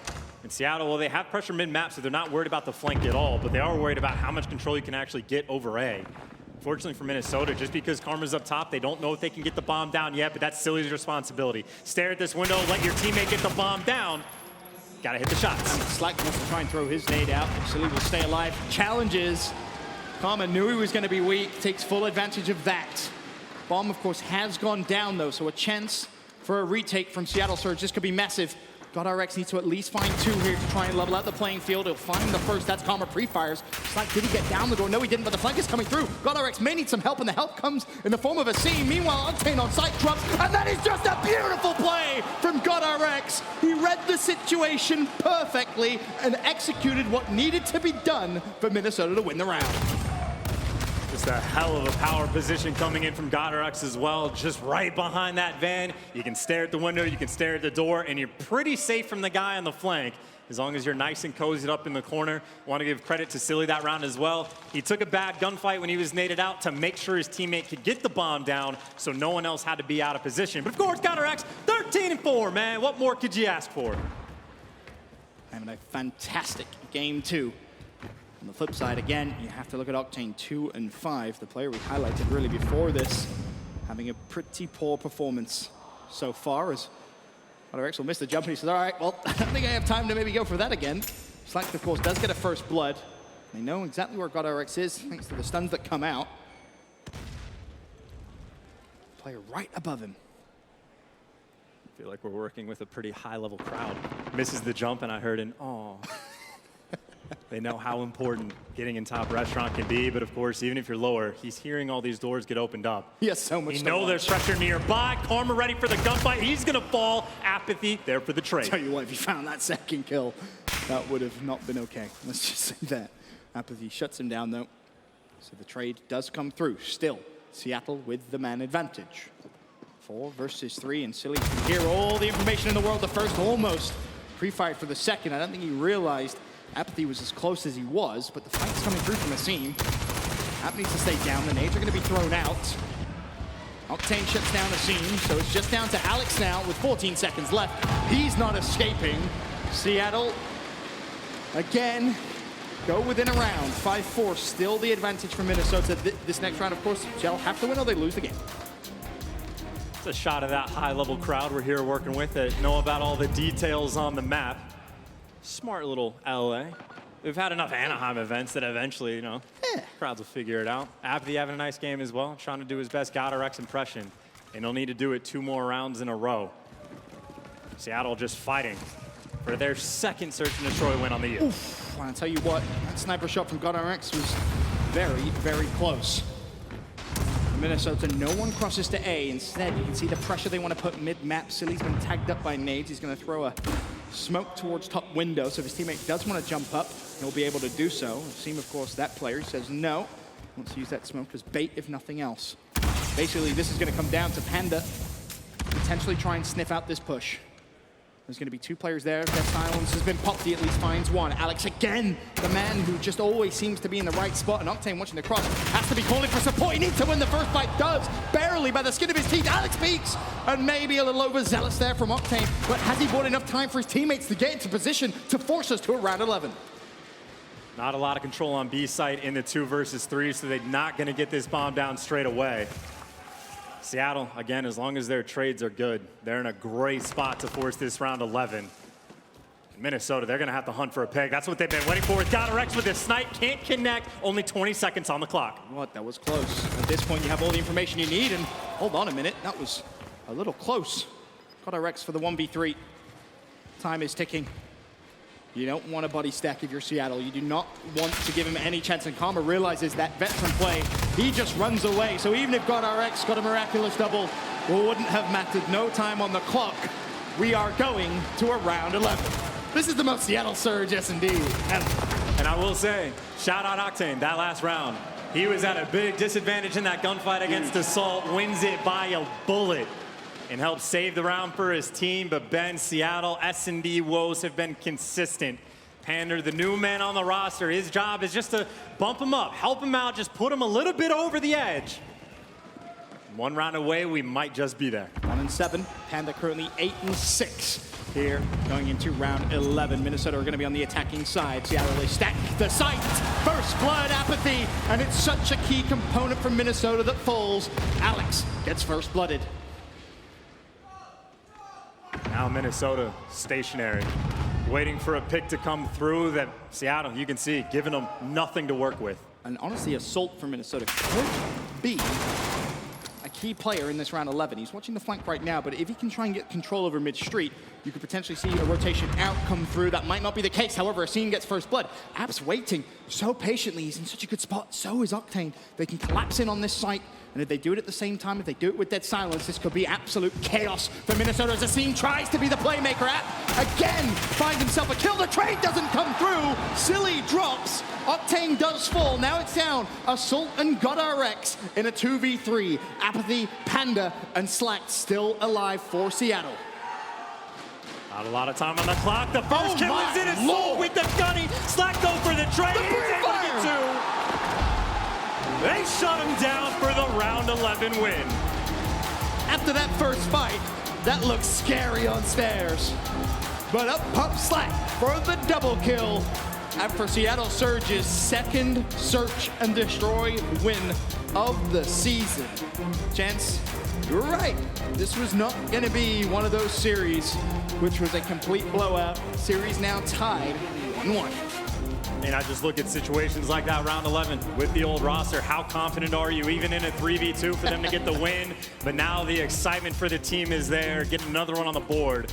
Tying up the series is a nice place to be. Not quite as good as the reaction when they won their first search and destroy, but you can still see it means a lot to get their second win under their belt. A quick glance at the stats. Silly 3-10, Asin 4-8, some poor performances there, but Røkkr 14-7, Alex 9-9. And Apathy as well, 14 kills, just completely turning up. And like that 1v1 gunfight he had on Asin just to shut him down, get the bomb drop in that spot. It's gunfights like that, as well as the other 13, that just make your life so much easier in search and destroy.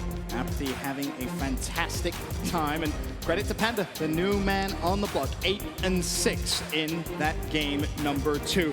But as we said, series now tied 1-1. It's a good one so far. Will it continue to be that way? We'll find out after this quick break.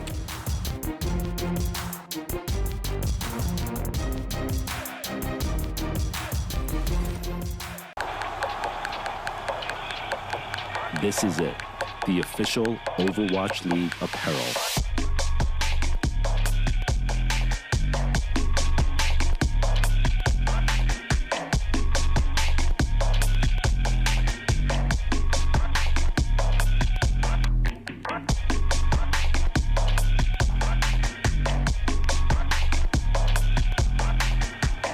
Designed by Staple, engineered for gamers.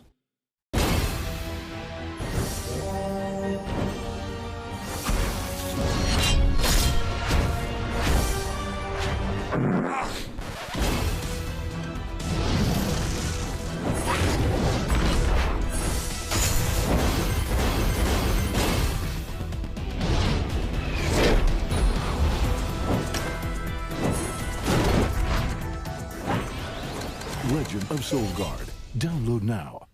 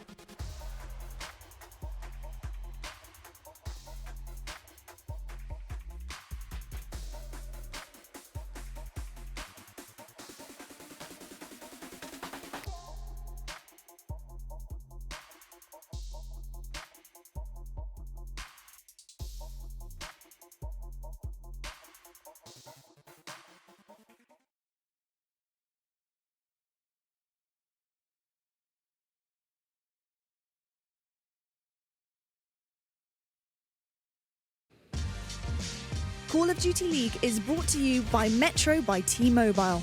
Rule your day with the #1 brand in prepaid. Ladies and gentlemen, welcome back live here at the Shrine Auditorium in LA. What a series we have on our hands. Series tied 1-1, but I want to take a look at our U.S. Army tactical play that came in that game too. Apathy just split the map wide open, Chance. And I mean, you call it a tactical play, and again, for Minnesota, it shouldn't be tactical. It is just the fast flank straight through mid. You throw some smokes down, and Silly not even reacting to it because Apathy as aggressive as you can possibly be. And you pop that silence to make it happen. Minnesota, I'm assuming we're expecting just to be able to hear him coming. Apathy as quiet as he can be on the map. Sneaky little man. Free 2 kills. Yeah, and you talk about just the overall performance he had was fantastic in that game too, Chance. And you can't really say any more, right? You were talking about 1 and 7 in Search and Destroy. That should be their primary focus. And I will say, as great as Apathy was, still in my mind, when we used to see those like 3v2s when it was Enable and whoever else alive, we seemed to like watch them lose those all the time. And then in that final round, Pander's one of those guys, and I was like, you know what, Ben? I actually think they could do it this time and successful with it. So I think we're seeing a little bit of those improvements. That's fair, but still, it went to a round 11. So by no means was that a comfortable Search and Destroy win against for Minnesota, Seattle. who's a great team, though. Also true. Also fair. Just fair. saying. But we'll take a look at our maps and modes presented by the U.S. Air Force for the rest of this series. Of course, series tied at 1-1. Still to come, St. Petrograd domination. Then we go to a Ramaza hardpoint, which we will definitely see potentially on the horizon. At Game 5, Search and Destroy Arklov peak. Of course, that all depends on how the next few games will go. And one of the interesting things about domination specifically is, well, statistically, at least, Seattle Surge lead the way in win percentage in this game mode at 80%, #1 on the leaderboard. Yeah, 4-1. I mean, they've been great. This has been their bread and butter. I actually talked to Asim a little bit before the series, asking for general predictions, and I basically said, like, I know you're thinking like 3-0 or 3-1, right? He was like, yeah, it's like, unless we lose the domination, it should be a 3-0. Now that, of course, gets flipped on its head because Minnesota just shot the Search and Destroy. Now they're going into the one map that you would have really expected Seattle to put up a great fight on. So you can see Seattle Surge, man, feeling a little good. Yeah, rightfully so. And they know that this is a game mode that they may be actually favorites in to take against Minnesota Røkkr, and if they do that, then the likelihood of a Game 5 could be massive. Of course, we still have to go through Game 4, the hard point. But a Game 5 Search and Destroy, our first series of the day, I would say no.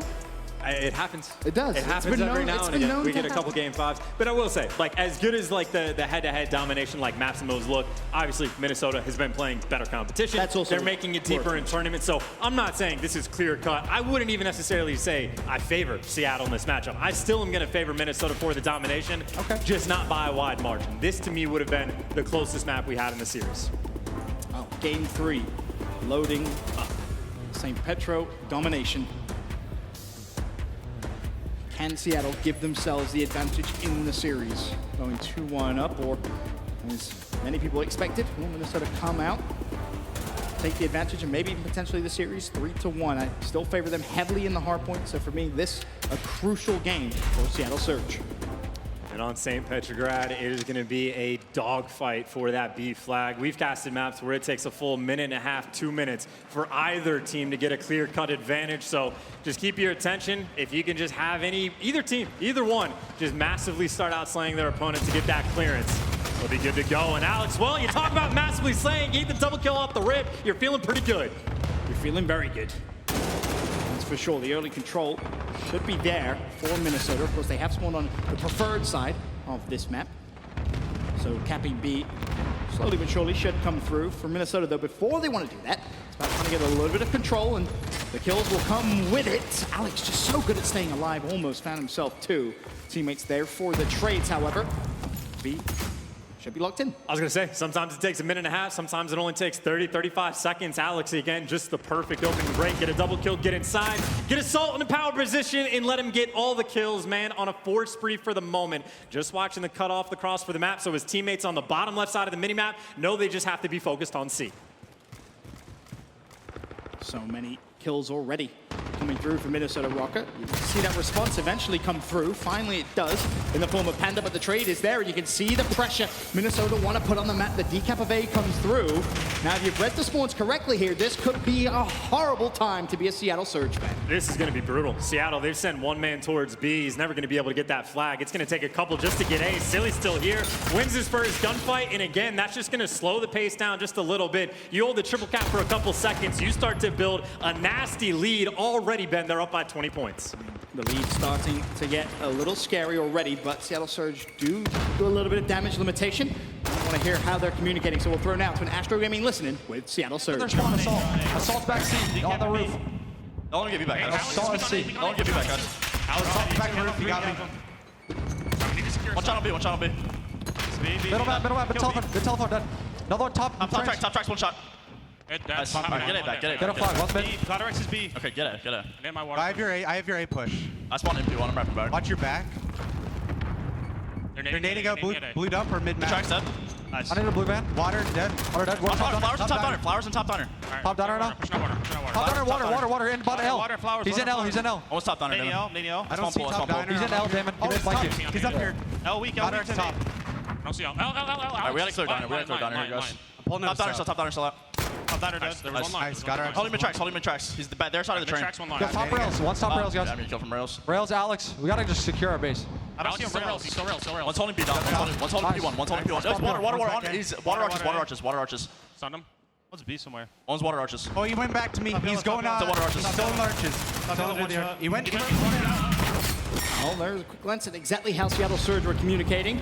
I mean, it sounded good. Unfortunately, the score is not the best here for Seattle Surge. They went a straight like 1.5 minutes without scoring a single point. Like in the comm Slack, is like, guys, we have to secure our base. I'm like, yeah, you do. You kind of do. It's important. And like immediately after that, team who is in Seattle's base went and picked up like a double kill. This is Minnesota just saying, hey, all right, we accidentally gave you a search and destroy. We're just gonna floor you into domination and blow you out as much as you possibly can. Just want to give credit to Alex as well. He started off with that double kill. He hasn't really slowed down since then.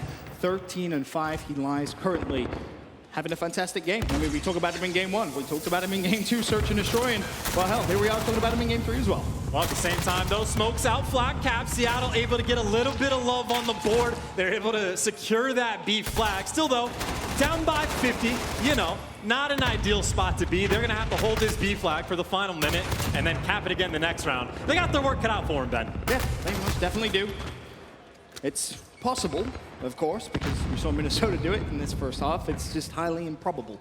I feel it's going to be the big concern for Seattle Surge. And now, of course, you got Minnesota trying to be annoying as well. They attacked the A side earlier, turned that into a triple cap. Now, despite the fact that they don't have B, they're actually going to start spawning at A. So to be able to get that for a second, that just means Seattle, though, they're going to have to get C, and they're going to have to get C fast. I mean, this is just all about rotating around the map for the final 40 seconds if you're Minnesota Røkkr. Just be a nuisance. Try and hold on to as big a lead as possible. Under no circumstance, let yourself get trip capped, right? You do not even want to allow your home hill to be neutralized. You want to make sure you stay scoring points to keep that sizable lead.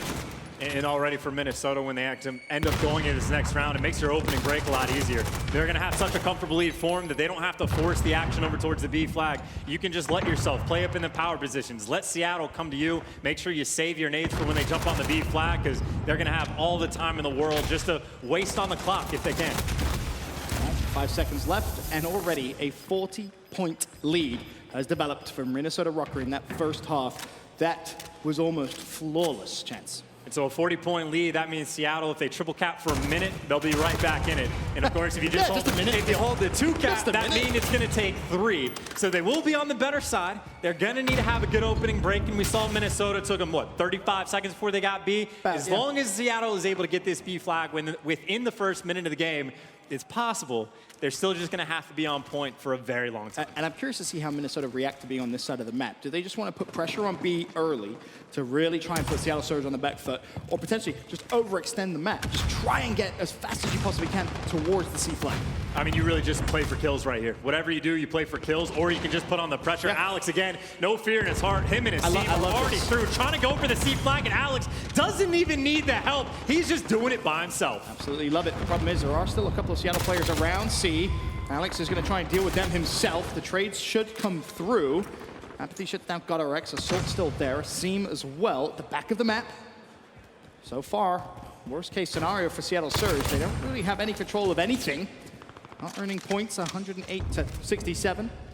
In fact, C still capped barely on the skin of their teeth. And again, a Seam deep in the back of the map, just being a nuisance. Right now, currently just blocking the spawn from Seattle Surge. So those reinforcements will not come to the C flag. I was going to say, just having that pressure on the C side of the map right now for Minnesota makes their job so much easier. They got people blocking spawns over by C. They are double swarming the A flag, which, yes, Seattle is eventually going to be able to get. And Seattle, actually, maybe the move is here. Now they can get towards this B flag. The problem is that is more than a minute off the clock, and they're down by more than they were at the half. Fantastic job and discipline from Minnesota Røkkr. A team deep in the back of the map, blocks the spawn for so long. And you saw just how quick they're able to actually flip the spawns initially. Potential triple cap, though. They got a little bit of pressure towards C, which, of course, gets dealt with straight away by Alex, who has still just been a god on the map. 22 kills for him. And, well, Karma, he's just going to get sniffed out. You can see this is where Minnesota pumps the brakes. Slows down the action as much as possible. As long as they hold on to this C flag, they're still going to be in a great spot because they got, well, just such the big lead that they've built for themselves. 23-85.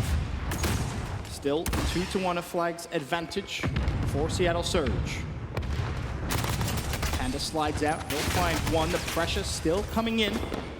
However, you would expect potentially Seattle Surge to try and go for a trip cap at some point in the game, just to try and diminish that lead as quickly as possible. And if my math is actually good enough, I think Seattle, they're going to need to at least neutralize the C flag for 1 tick, or else they might lose the game with the point deficit they have. And of course, if you got Minnesota that neutralizes B, that makes it even more difficult for Seattle Surge.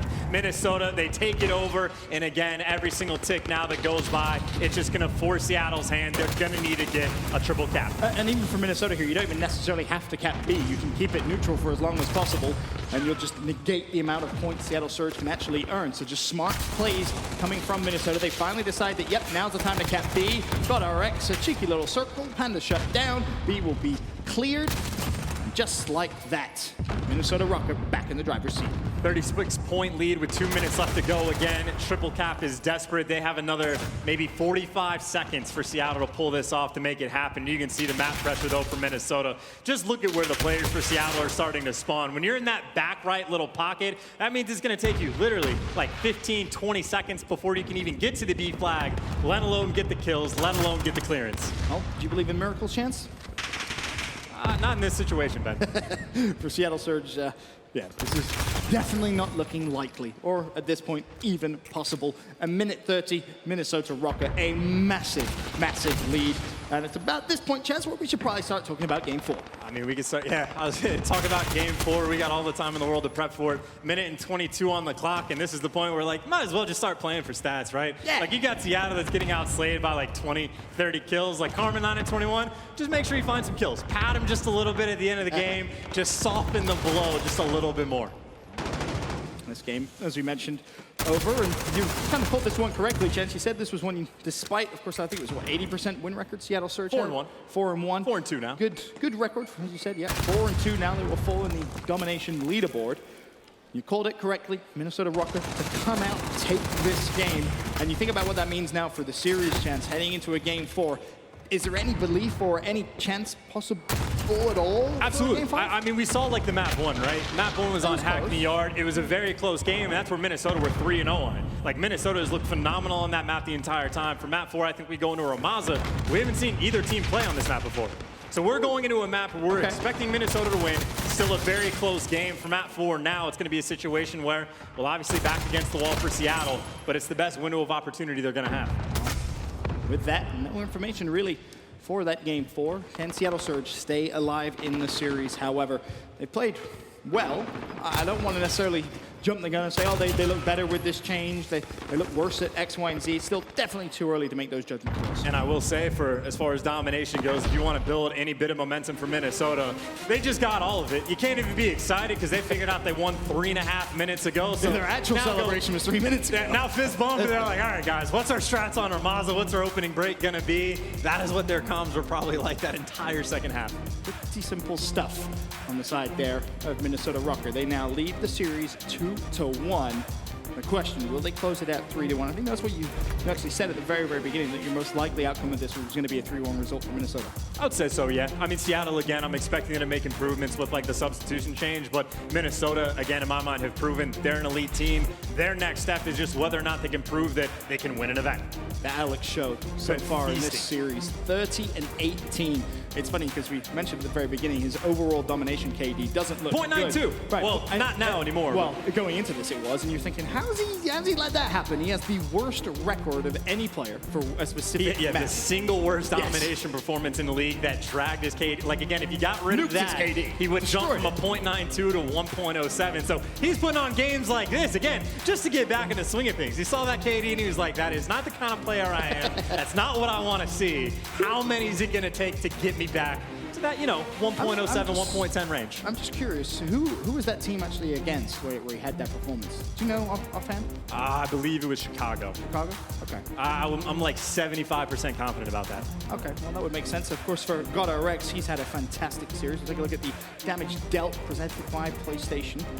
For him, the series has been very, very good as well. We talked a lot about, of course, Alex, but he's leading the way from Game 1 at least, 3,829. I was going to say, I thought that was Game 3. I was like, bro, he only got 16 kills. How many assists did he have to give him? Hardpoint Game 1, the important key to that graphic. And again, we talked about Hackney Yard. It was going to be the GodRx and Alex show. But with 2 Seattle Surge players, again, right behind, that means Karma, who just was 9 and 21 at one point in the domination, needs to make sure he bounces back and has the same performance on Ramaza, or he's roughly the same that we saw in map number 1 for the Hackney Yard. Just overall, as I said, I think it's too early to jump the gun and say, yep, Seattle Surge look better with Panda. But if you were to just kind of rate his performance so far, playing well? I mean, again, let's just erase that map number 3 because it wasn't good for anybody. I'm just seeing a guy who right now is doing what he needs to do. I mean, this is obviously a very big stage for him. He's going against a very good team. Game 3, he played okay. decent KD, when you get blown out like that, it doesn't tell me a lot about the player. But for map 1, he looked great. And again, for me, it's really just about that search and destroy. Like, even if it helps you, like, all the team vibes and stuff, we're not really going to know. That's only going to be, like, the internal, like, discussion within the team. I don't know what Pander's impact is going to be there. I imagine it's going to help, right? But at the same time, for Search and Destroy, he had a very nice performance. He's making sure that when Seattle's getting those first bloods, he's the type of player that's going to make sure you convert those rounds. Well, Omar's a hard point. Game 4. And as you said, Chance, this one we have really zero information about for either of these two teams. This is the first time we'll see it in action for both of them. The big question, can Seattle Surge force the game 5? Is there anyone specific you look at to say, yep, they need to be the X factor of this game? I mean, it depends on what you want to define as the X factor. The guy that needs to turn it around and step it up for the team, for me, that's got to be Slack. He had a very solid, respectable performance in game number 1, but overall in Respawn, he is just not able to keep up with, well, the likes of players like Alex. First hill, pops. Already, Minnesota Røkkr starting. They want to continue. They did spawn on the favorable side. They want to control those spawns on the second hill. As Alex now springs into life, unfortunately for him, he's going to be shot from the side. It was Apathy top mid. And got RX, again, just locking down that spawn. All he needs to do here is watch bottom middle, top middle, and he should be fine. Doing his job so far, and of course, no real pressure on the hill. 25 seconds have gone by before Minnesota's really able to get a body inside at all. Now, of course, player underneath sandbags, GodRx is going to take care of him. Right now, Seattle, they are fighting just for the hill, which they are going to need to get. It's going to be contest heavy at least for a moment. They do break through. And you can see Minnesota just keeping the pressure on the back, making sure that they're holding for the next hill. Salt felt all that pressure inside the hill as Seattle do break through. However, GodRx still sandbags, controlling those spawns to his best ability. He's out of ammo. No one from Seattle can sneak through. Luckily for him, he has a pistol in his back pocket, and so he'll try and search for a different primary if he can find one. However, as our second hill pops, Minnesota in control. In control, Alex, though, you see, does get tagged up. Assault, his job is the front door. GodRx, again, only has the pistol. He's responsible for the side door. Now he's got the MP5, but Seattle have actually broken through the back, but still, you got to win the gunfight. GodRx versus Pander takes him down, and now it's just Karma and Slack, the last two players alive. Slack just walks straight into pre-fire. Assault says, thank you very much for number 1 and number 2. Minnesota building a nice little lead. So far, so good for Minnesota Røkkr. They've locked down this second hard point with relative ease, and it doesn't look like they're going to slow down. Want to send it down to an Astro Gaming listening with the Minnesota Røkkr. 2 front, one's the Ivy wall, need Ivy wall. The Ivy wall. Front. Is someone shot right now? Someone hold him on top. One's be top work already. Go. Yo, he pushed the street late. Oh my god, he's awful. Ammo! Not hurt ammo. Top rogue. Am I dead? Alright, one top rogue. Make sure we just drop him in here. Pander's still top rogue somewhere. Yo, he's top ladder. Oh my god. He's inside top ladder. Alex. He closed the door on himself, but he's in there. Might be a chair, yo. Might be in chair. I don't see chair guy. He's in there in the corner, top ladder. Top ladder. He's wrong. Right side that. I'm weak. Oh, it's A-Plant says Pander. No top mid, David. He's ladder. He's going to miss up. David. I want to miss stairs. Mr. David. Well, as you can see, Minnesota Røkkr 68-51. Still 30 seconds left on this hill as they try and break through. But credit, really where credit is due after a tricky second hard point. Chance. So far, Seattle doing a good job bringing this game back. Very nice hold. Basically just the full 60, maybe a moment of contest is able to come through, but it doesn't last for very long. So the bounce back that Seattle needed, and this is just shades of exactly what we saw in the first hard point. Very back and forth game, but the issue was for map number 1 for Seattle, there was one hill where Minnesota was just too strong. Now they have all the map pressure in the world trying to set up for construction. Someone for Seattle, they're going to have to get a couple kills to start the breakthrough, because you see in the feed, Slack and Apathy, they're not that guy. Our team may have a tricky fight. Not going to win it. Seam actually gets himself a double, so Seattle Surge do have the lead. But this rotation is going to be a tricky one as Minnesota Røkkr ready and waiting, set up for the Seattle Surge push to come through. 88-83, and that lead starting to climb. But Slack could lead the way here for Seattle to break in. He's also by himself, though. He's going to have to win a couple gunfights just to open up some map pressure. His teammates are starting to get a couple kills as well, but he's just by himself. He doesn't win a gunfight, and this might be the hill where Minnesota just takes full advantage.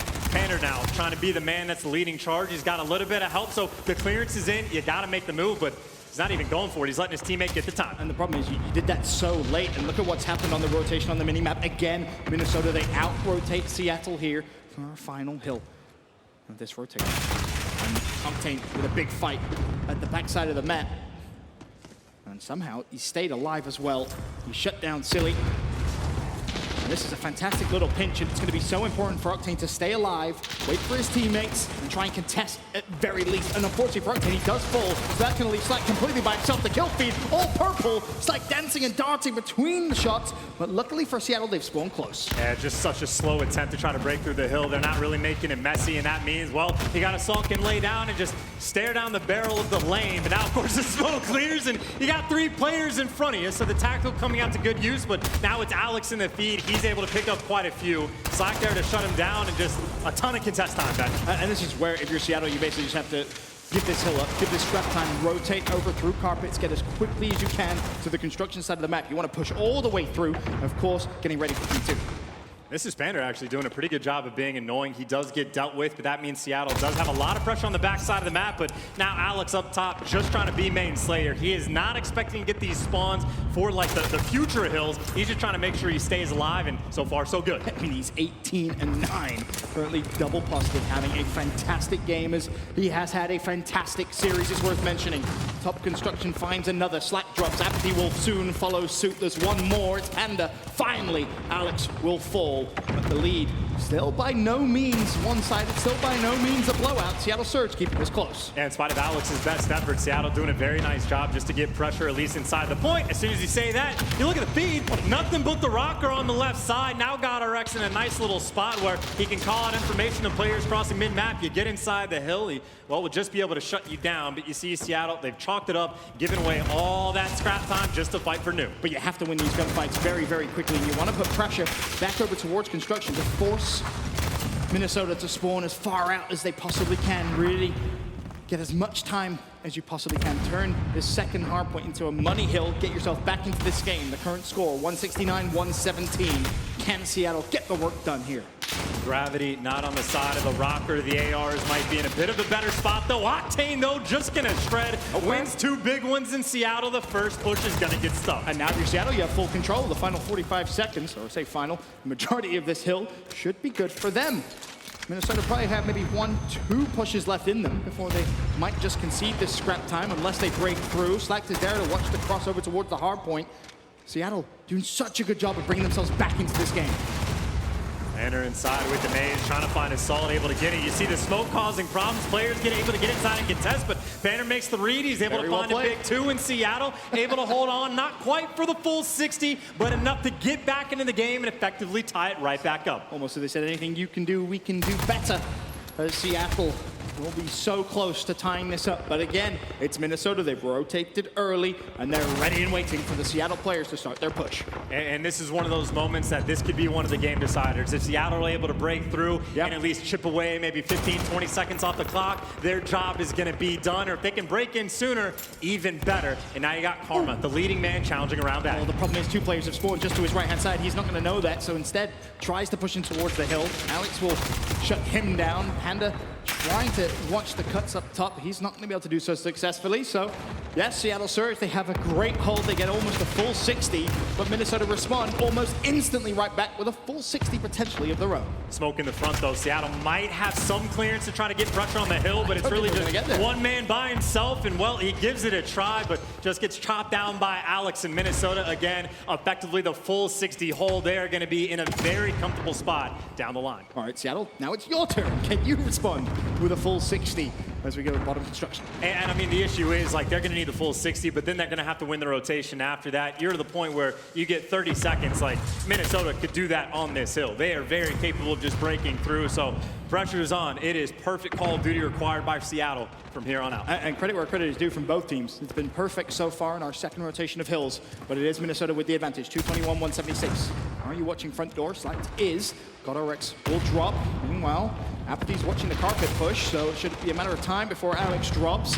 So far, so good for Seattle Surge. Still 35 seconds left. Don't team nade. It's like scurries out of the way of Octane's nade. I've been honestly seriously impressed in this whole second rotation. At the same time, though, Sneaky Man comes around back. Someone's going to make the play. I think it was Røkkr, but Minnesota, they got the swarm exactly when they needed to. They're going to break through. And 18 seconds is a ton of time to go their way. Seattle, you got to win the rotation. You might want to need to fight for this scrapper if you chalk it up. Again, they're just in such a difficult spot. A 1v1 inside the hill. Røkkr just shuts them down very quickly. And now Seattle, well, they're trying to work their way over towards the tunnel. It was a contest fest last time. Now you got to get past Assault. Oh, and that's a great start to the hill. Assault lining them up. A little bit of support comes through from Røkkr as well. But he finds the triple kill. And surely Minnesota, with just 10 points, all they need, should be good to close it out here. If not, they have the opportunity to rotate as quickly as they want. But the kill feed is all purple. Minnesota will want to end this one here. The well-oiled machine of Minnesota, Røkkr, 27 kills to his name on the 7th spree to close off the game. Him and Alex, the playground they just put on in Hardpoint. Oh, yeah. They made it look easy. And that type of performance is exactly why a lot of people are saying, keep your eyes on Minnesota Røkkr this weekend. They are a team that can definitely go on a run. And to the point you made earlier on, Chance, can they actually win? Can they win a weekend? I think this is a weekend potentially where we could see it happen. It's the final thing that they need to prove, but again, a well-oiled machine. You got the main Slayers doing their job again. Every single respawn, Alex is putting on a clinic. Røkkr a lot of the time right behind them. And the fans, a little bit excited, you know, trying to get some claps going, but that was the expectation for them, that they were going to win that game. I'm a little disappointed I don't see any of those Minnesota Røkkr-themed drinks on the table. They look great, but either way, shout out to everyone at the Minnesota Watch Party. I'm sure you enjoyed that. You'll see your team in action a little bit later on in the day. There's the stats from Game 4. And Røkkr, I mean, he ended on one hell of a spree, 28 and 18. Alex, 29 and 20 as well. And I will say, from the side of Seattle, I think they look maybe exceeded a little bit of people's expectations. They looked respectable, but obviously a little bit more work to do. Well, that's everything from myself and Chance from Game 2. We'll now send it into the main stage, where Rich has a post-game interview. Yeah, it's time for your instant reaction, brought to you by PlayStation. And the first thing that I actually want to talk to you about, because I've been getting to talk to you quite a bit. You guys are doing fantastic week in and week out. But I want to talk about this new roster. What was it like to actually play against this new squad? Yeah, I mean, with the caliber of players they have, we knew it was going to be a tough matchup. We just studied up and prepared for it every day so far, and just happy to come out with the win. Yeah, one of the reasons I wanted to start there is because it's somewhat of the theme of this particular tournament. So many substitutions. How's that actually affect you guys when you are getting ready and you are trying to get practice in? Yeah, I mean, when they substitute new players, it's like a different play style for every team pretty much. We had to pretty much go back to the drawing board and figure out how that new player plays, what their tendencies are, and just get everything down for them. Well, one of the things I actually heard the caster saying was, is this a squad that's going to be able to get a win? Everybody's trying to figure out where to assess your roster against all of the other teams. We've seen a lot of success, but do you think that you guys can go the distance at this tournament? Oh, we definitely can. We have 2 world champs on our team, and we have 3 young players, including myself, who have the drive to win and actually want to win. And with our talent, I think we can definitely take it. We've been seeing it quite a bit. The question is, are we going to see them go for one of these deep runs this weekend? Very excited to see that, and plenty more Call of Duty right after this.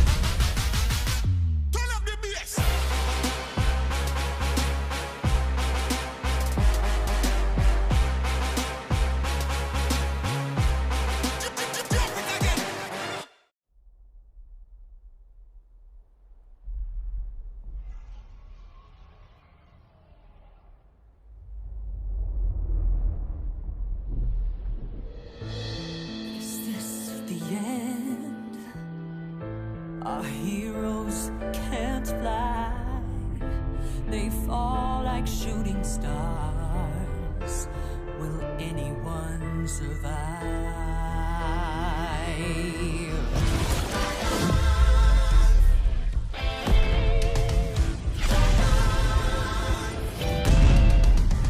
Dragons take flight above the ice and snow. High in the sky where the cold wind blows. Wings beat down. unites against evil they oppose. They ride or die as the legends grow. We must go to sense, doing our heroes. There are no silence in this combat zone. Beats mid-air, yeah, it's a chiller. Life and death, yeah, it's a killer. They go round and round as the beat down pounds. Aerial thrills, yeah, it's a thriller. The sky's filled with trauma and all of this drama, pretending and impending, yeah. Crash down. It's dragons and dragons descend.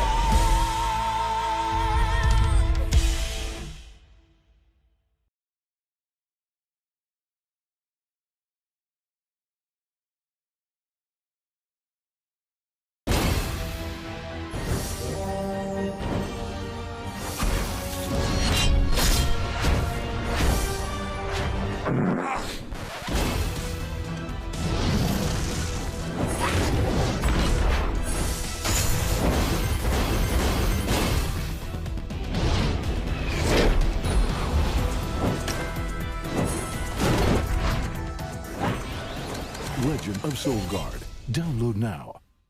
League. Join the Astro family and pre-order the CDL A40 TR headset and Pro Team speaker tags today at astrogaming.com. The US Army. What's your warrior?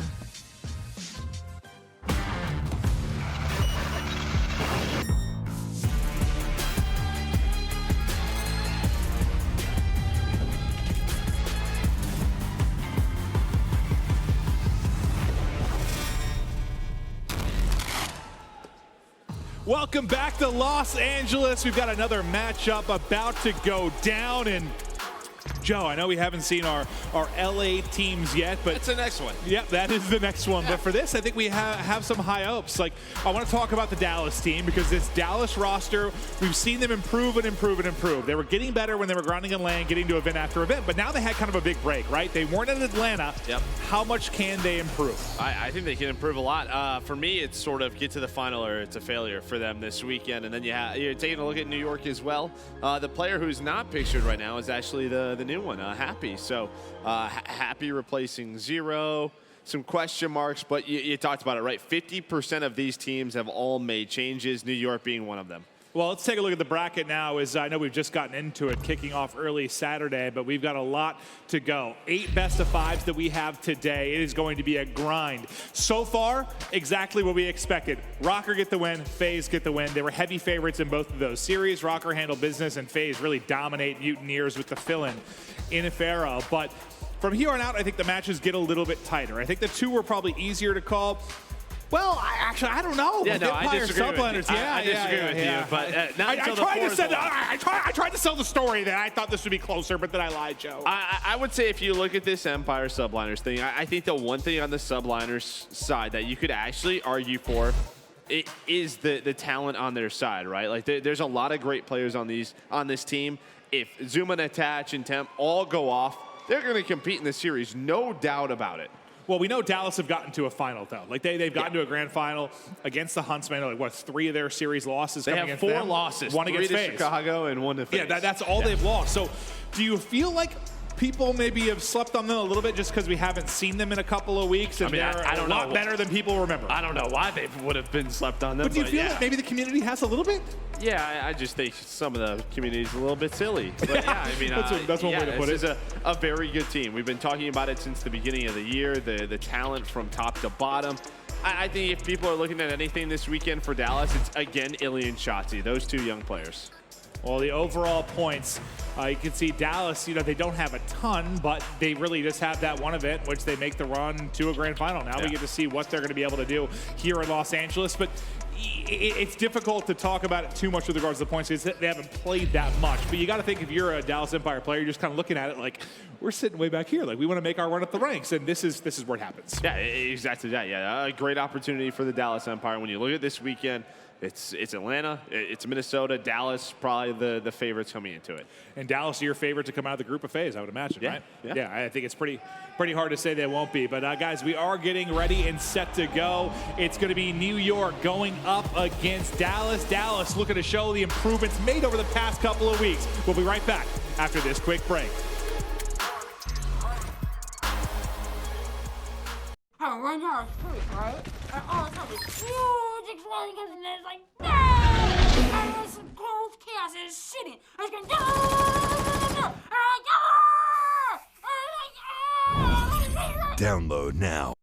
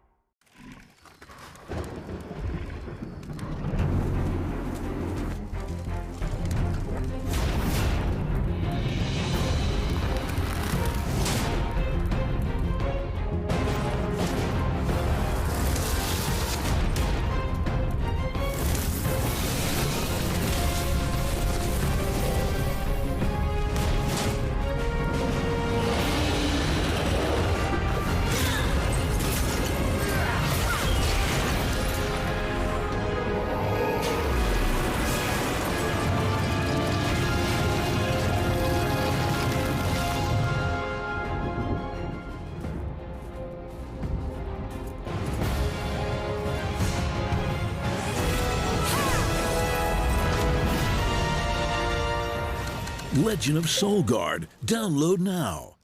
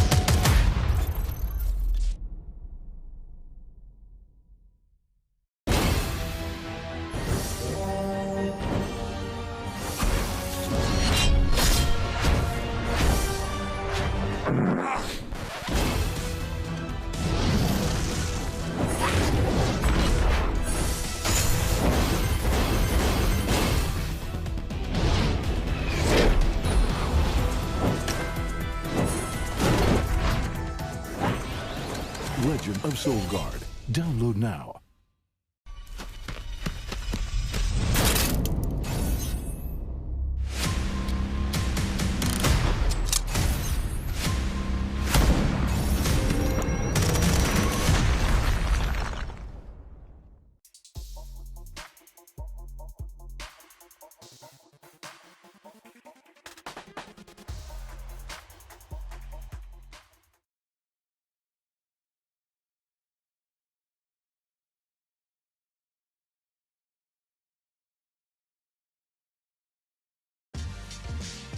The United States Air Force.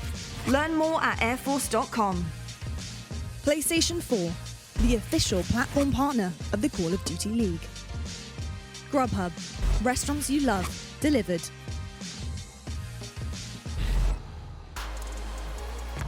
Ladies and gentlemen, welcome back to the beautiful downtown LA. Now, not only do we have 8 of the best teams in Call of Duty from around the world competing this weekend to find your LA Home Series champion, but we also have the hype battles going down this weekend. We have a... oh, sorry, the photo of Miles just killed me. We have a star-studded lineup with Michael B. Jordan, Todd Gurley, and King Bach, and then we've got the one, the only Miles Ross. I think what they decided is that they're like, all right, how do we make this even? So they picked the least talented member of our talent group and put him on there. That probably is, yeah. Well, I know, probably Miles or Chance, right? Yeah, it's one of the two. So I'm naturally gifted. Yeah, you're definitely better than both of them. Yeah. But before we get into this matchup, I do want to talk a little bit about the New York Subliners change. So, it was interesting. I know we've discussed this on our podcast, Hard Points, quite a bit, because the thing I struggle with the most is seeing a player of Zero's pedigree and caliber not being on a starting lineup. I think we all agree a change needed to happen. This team is not performing. This team did not look like they were going to play up to par. It was just interesting that this is the change that went down. 0 out, happy end. Yeah, I don't know what went on internally. There has to be something we don't know. It is still just a giant question mark to me. But yeah, Happy hasn't competed in a long time. I mean, he's done like local tournaments and whatnot, but we haven't seen him at this stage in a very long time. The last time I remember commentating him in a pro league was with Cloud9 back in Black Ops 3. since then, from my understanding, it has mostly been amateur team to amateur team. So he has not been at this level of competition for a long, long time.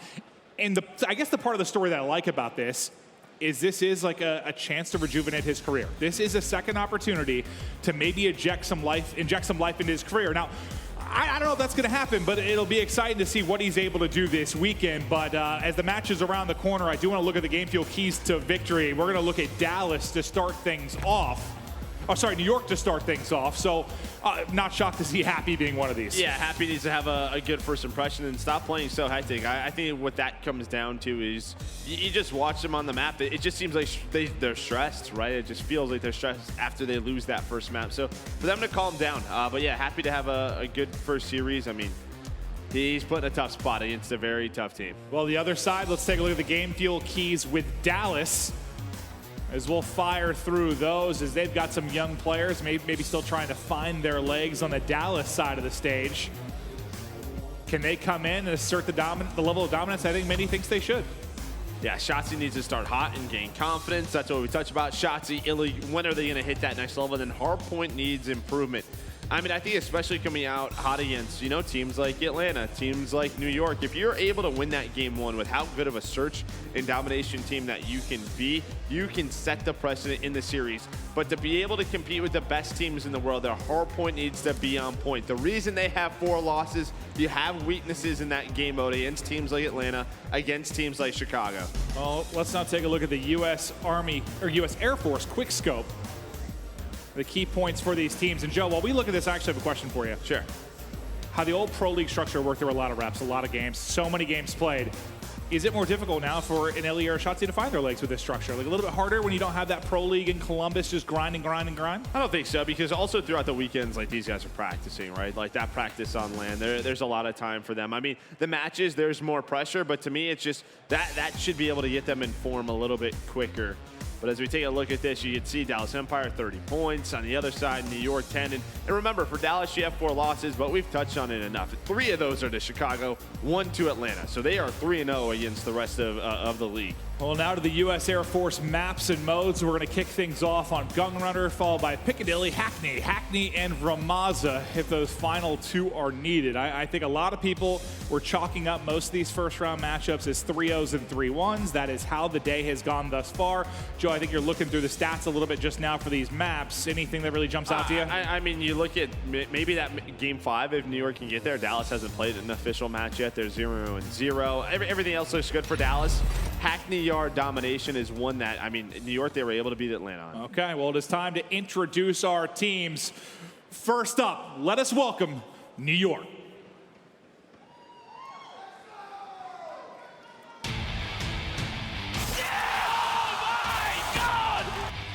Mr. Ice in his veins. Bongo top. He gets the damage in. He can't miss it. It's accuracy. Here we go. 1 versus 3. He's like, no worries, bro. I got this. Continues to light it up. Come in and dominate the respawn. The New York Subliners. Happy in, 0 out. We'll see if they can do it. But the Titans on the other side of the stage, between New York and a victory, it is your Dallas Empire.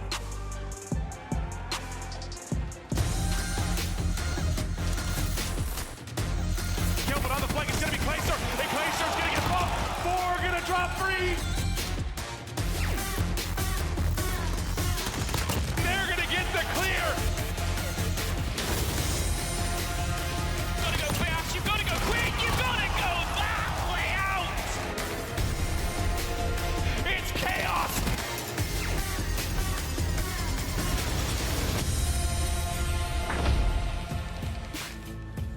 There they are, your Dallas Empire starting lineup. I think there is so much potential. I don't know that we've even gotten close to seeing what this team is capable of, which is kind of insane when you think about the fact they've been to a grand final. They've only lost to Huntsman and FaZe. But I just do not think we've seen a glimpse of what Illy and Shotzzy are capable of yet on this roster. I think the best thing for Dallas is the fact that the form you have seen Crimmin play in, right? Like, they have played well. Even against Chicago and Atlanta and like hard points, they've been dropping bombs in those AR positions. So I think that's good, because if you had a question mark, it's like, can the vets continue to play and perform at a high level? And they have been so far. Now you're looking at the young guns. Now you're looking at Coach Rambo to help mentor those guys. But don't we all think there needs to be some sort of shift, though? Like, it should be those guys dominating the game. From a stat standpoint, it should be them. Well, in this game, I think it has been pretty AR heavy at the top, but you see our best teams in the world, yes, they should be able to drop some bombs.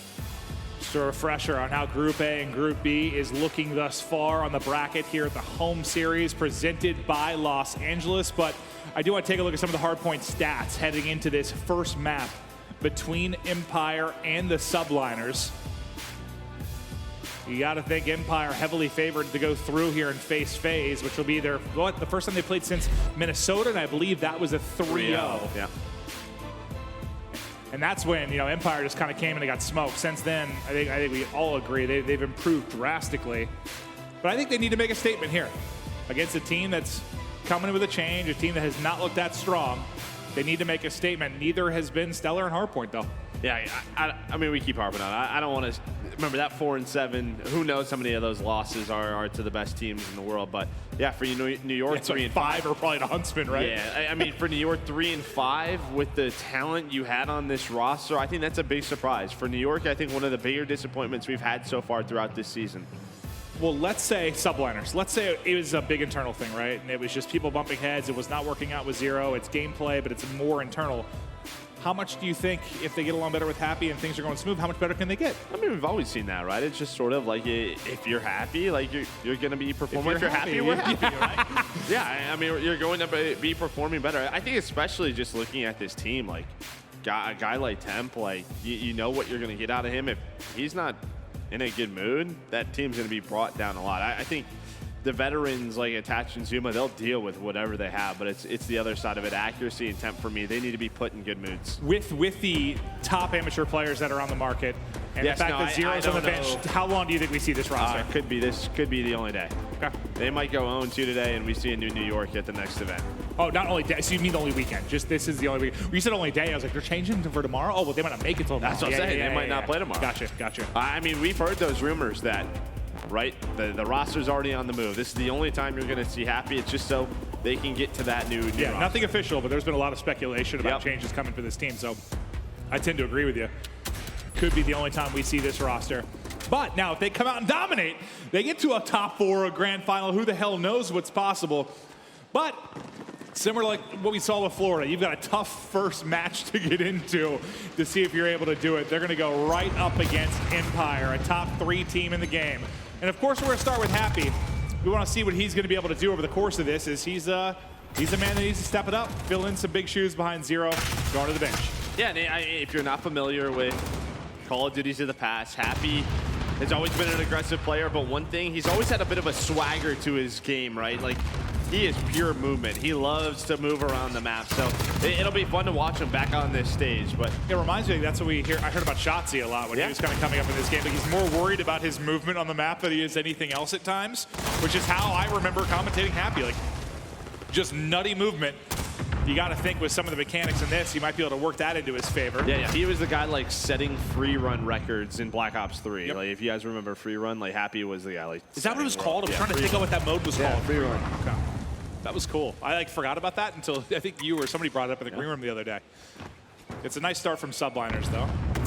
About to go up 20 as we get ready to transition over to our next hard point. You can see everyone vying for control of that bottom right side of the map. There's a pinch opportunity for Subliners, but it will be Empire that is there first. Accuracy and Zuma cut him down, though. Who's that last man remaining kind of set up really deep in the back? I think that's Clayster that's going to have his work cut out for him. He's going to get swarmed. Big kills there from Subliners, and they'll get set up. Yeah, this is huge for New York. I mean, you spawn on the side of the map that you want. If you're Dallas, you don't get a ton of time off the first, and that's okay, but you're supposed to set up for second, and this is what I was talking about. Yes, New York has a change, but there is so much individual talent on this team when you look across the board, and you're starting to see it right now. Attach with a great start. Zuma 9-3, already starting to go off in a big lead going the way of New York.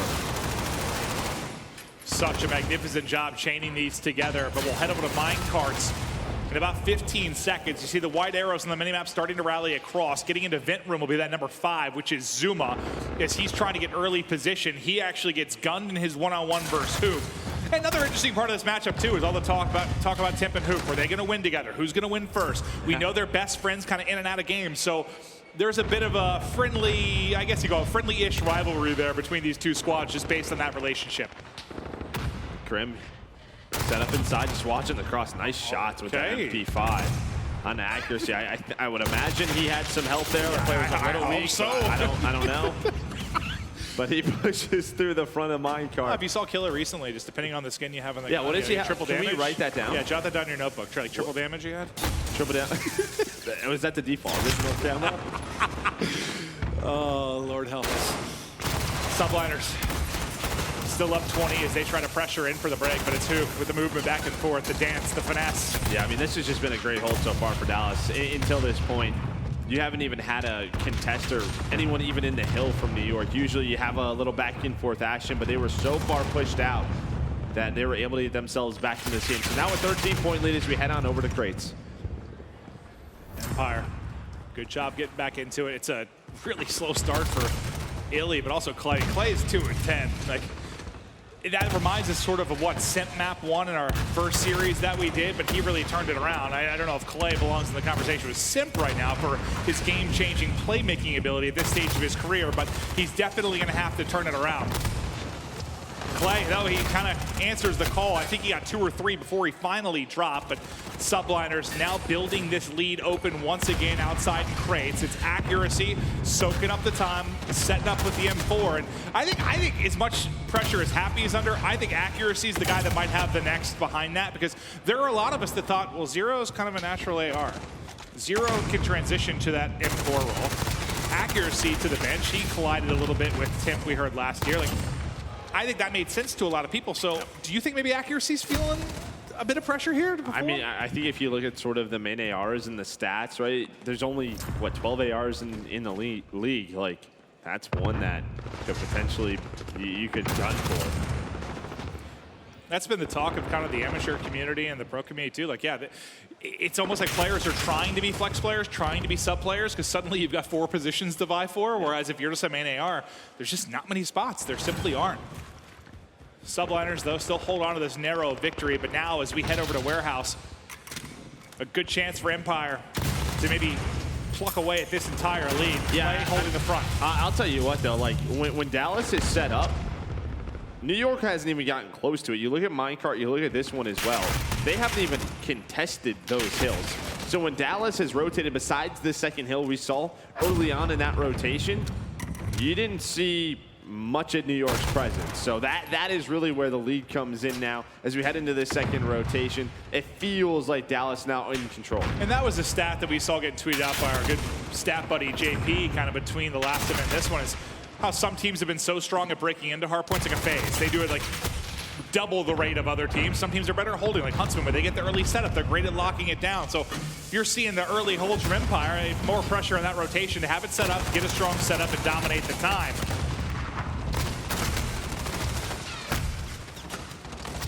But now as we focus on our second set of rotations, has Clay turned it around at all? 10 and 14. So yeah, from 2 and 10 to 10 and 14, he's definitely stepped it up.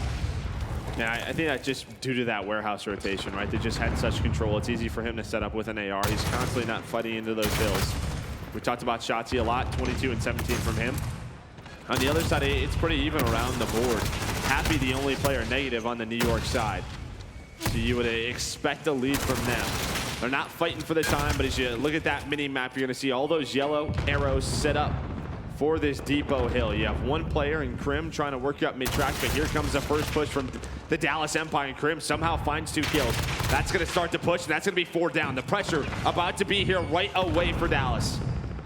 Can Subliners hold on?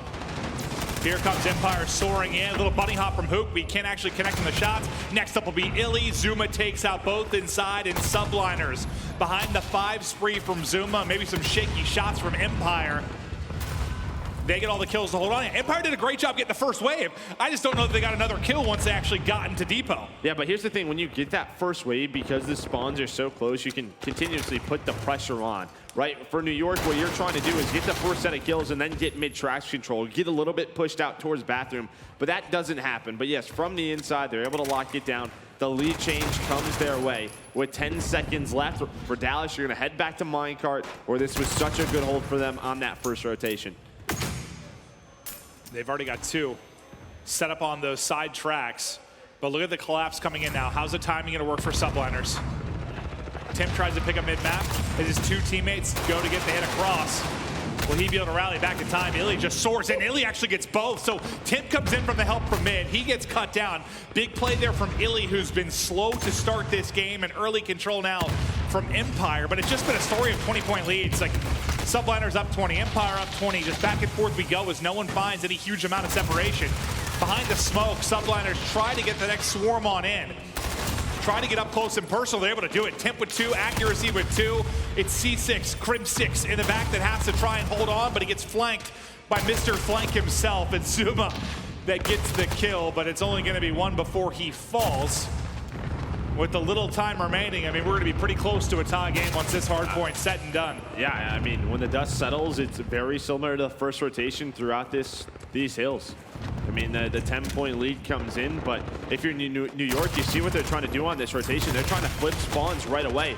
But Dallas, they're playing for that 5th hill warehouse just so early. They're trying to hold on to those spawns, and with that, the first 10 seconds goes to New York without any pressure. Yeah, they should get some easy shots early time, considering how much emphasis they put in towards those spawns. If you're Dallas, though, contest as best you can, but you need to make sure you hold on to him now if you're going to give up this early time. That 20-point lead, now a 30-point lead. At risk of being closer to a minute if if Empire can't do anything to disrupt this hard point, but a good chance to really rally behind a warehouse hold. Yeah, just like giving these 20 seconds up, it just puts so much pressure on the next couple of holds for Dallas. And the 20 seconds are going to go the way of New York, so they're going to be up to about 220 points as we do rotate the warehouse. This has to be a flawless game from the side of Dallas. You look at the scoreboard, Shotzzy, he's playing well, but doesn't have much help. On the other side, you already have 2 30 bombs coming in. 1 from Zuma, 1 from Temp. Accuracy and attach not far behind them. But here's the hold, and you see how far Hook's pushed out. Should be able to handle some of this pressure, at least finds 1. I think you nailed it. This has to be perfect. You need all of this time if you're Empire. You don't want it to be scrappy, and it might get scrappy now. Attach and Zuma, the duo, take down 4, and there's the opening foothold into the hard point. Attach tries to go sliding in, but it's Shotzzy that's able to cut him down. Shotzzy and Illy hold for now. Unfortunately, a little bit of friendly fire on the Empire side, but when it settles with 25 seconds left, you've still got accuracy in the back, and now the race is on for the other 9 players on the map. Yeah, there's 1 player from Dallas inside. He's able to contest a bit. They're looking for him. Attach is able to find him. Nice shots. Now has to reload. It wasn't clean, though. Subliners did what they needed to do. It was not clean at all. What'd you get, 10, 20 seconds? Like, not much from Empire at all. They are right in there. And again, it's just the slang from New York. That's when you looked at this matchup. You still have the individual talent on the New York side. 4 players in the 30 kill range. Now just 14 seconds away. You can play so scrappy on this center platform. We'll see if New York could close out map number 1. Look at what a balanced effort it is from Subliners. Up 40, 8 points needed. Looking to shut it down. But Empire come through with the big wave of kills they need. But they need to get all this time, allow Subliners to get no time, and flip spawns. And I know they've had a couple, well, they almost had a really good break last time through when Crim 6 got the 2-piece, and you got the early pressure. Who's that trying to get in behind enemy lines? Is that Crim 6? All right, so Crim's already in behind, but they still have to hold off these 20 seconds as well. So if you're playing in a 4v5 around the point. Yeah, New York can just get on it, right? And Happy knows that they're trying to flip. He's just trying to stay alive. Now they're just going to get on that scrap time. The nades are here. Shotzzy's able to find a double. Illy, he's able to find 2 as well. But, I mean, look at the other side of the map. Because of Happy's position, he just waited. This is it. Dallas has to go right now. They have to get in the hill, and I just don't know if they're going to be able to get across. Placer's the first man in. Him and Shotzzy, they're going to slide on through. Slide, slide, slide. Waiting in the corner is accuracy, but it's Happy. That was tucked away in depot, made sure they got the spawns, and It was so tough for Empire because you had to be perfect at both hard points. And you saw Crim6 with the early rotation, but as soon as his teammates died around the point, he had to wrap back. He had to try and fight it. So instead of maybe being able to hunt down Happy and take a one-on-one and get spawns for X, they still had to be worried because there was, what, when he rotated about 20 seconds, I think, left in the hard point, and what, you only needed 8 points for Subliners, so you couldn't put all the focus in the X. You had to make sure you got there first. I mean, just look at the stats from New York. 38 from attach, 35 from accuracy, 35 from temp, 36 from Zuma. All around the board, they step up. On the other side, it was Shotzzy. Great to see, but the other players, they have to step up. Yeah, no, like nothing really to chat about much at all there on the other side for Empire, but I do want to now take a look at the scuff play of the game. It's going to be Attach locking it down. You know how good he was here at the first hard points when you start to get hyped about the talent on this team. It was just into the second hard point as he was making plays. What the snaps. It was huge though, right? Because they get the 30 seconds off the middle hill and they immediately flip the spawn. This gave them a 60, 70 point lead, which we normally don't see on Gunrunner right away. Well, now let's take a look at the Astro social soundboard. We're going to take a look at some tweets coming in across the weekend as Mama Attach is there and ready to go. Her son putting on the main stage. Now let's see, what is our first tweet? Excited to sit back and watch some COD this weekend. Good luck, all 8 teams that are in LA. That's coming from Scraps. Yeah, we know he loves to play, he loves to watch. That guy just lives and breathes and bleeds COD. Yeah, I mean, Scraps, he was out here a little bit ago. He was just hanging out in LA, just on a bit of a vacation. Well, I do want to take a look at, I believe, a video feature we have from Clay talking about his young teammates before we came into this weekend. Let's take a look. I honestly think what's going to be our star power, or our main kind of X factor, it is the new kids that we picked up in Ender, or Illy and Shotzzy. I really think those 2 players are kind of going to be our X factor just because they're fresh onto the scene. They haven't really played Call of Duty at a big tournament or LAN before. They've you know, dabbled here and there, but nothing too crazy to the level of this, at least. Stats for Illy and Shotzzy coming into this weekend. They are not good. Not great. Now, is the S&D KD okay for Illy, which you expected him to be pretty strong in that mode, as he's got a lot of experience there. You still expect it to be better than that. Like, these stats are horrible. And now, do we think these 2 players are anywhere close to their peak? No. Do we think they're going to get better and better and better and better? Yes. But right now, that is not good enough to win a championship. Is it good enough to maybe get to a grand final? Sure, we saw them get there against Huntsman, but it wasn't a close series. So, I mean, yeah, that's even hard to say, right? I mean, if you look at when they did get to a grand final in London, it was off the back of a reverse sweep against London. I don't know if you can rely on that. So you're definitely looking at these 2 to step up. Well, I think one thing that looked good for them early when we first commentated them was their search and destroy. Like, we expected it to be pretty strong. It looked great. But overall, they're at 4-4. And a 50% win rate. Can a 50% win rate in search and destroy, can you win tournaments with that? Yes. Yeah. If your hard point, like your respawns are very good. Yeah. But they aren't dominant in that mode yet. So I think the search has got to get a lot better. Yeah, search needs to get better. I believe we're going to Piccadilly. I think Dallas is 1-1 here. So a solid map for them. Couple reps. Yeah. For New York, I mean, did Happy have a lackluster performance? Sure, but everybody else stepped it up. Everybody else dropped bombs. How will that transition to search and destroy? I'm curious what kind of role we have them in, because we've seen 2 snipe setups on this particular map. We've seen a lot of different looks. What are they going to have Happy do? And Happy, I think at times, right, he could pull out that sniper, but it's been a while. Yeah.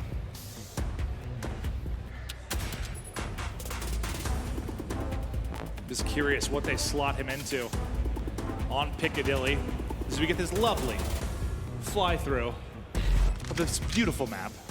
And now we will get into it.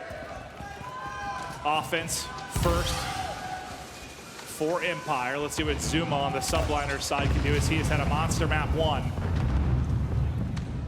And you know he loves the fly and search and destroy. There's the angle, there's the hit, and there's the snipe from Happy. I kind of like that too. I mean, that seems like an easy way to throw him in the mix, right? He's going to be sniping. That gets him comfortable. Just go to your spots, hit your shots. Go to your, that's poetic, Joe. Yeah. Go to your spots and hit your shots. Well, he did just that. Now 3 versus 2. Advantage to Subliners. Hook with the snipe. Happy with the snipe. Who's going to get to the spot and hit the shot? But it's Shotzzy with bomb. Trying to finesse his way towards that mid fountain. And in that top window is accuracy. Will he get the timing to check this bomb? Will he be able to get away with his life after the plant comes in? Because accuracy is going to peek this immediately. And there's a sniper looking over him. So that's making sure accuracy couldn't get the angle. Nice plant in from Empire. Look at a clutch at a 2 versus 3. Yeah, who's just trying to find a fake? Force a 2-on-2. 2 players, though, pushing them wide.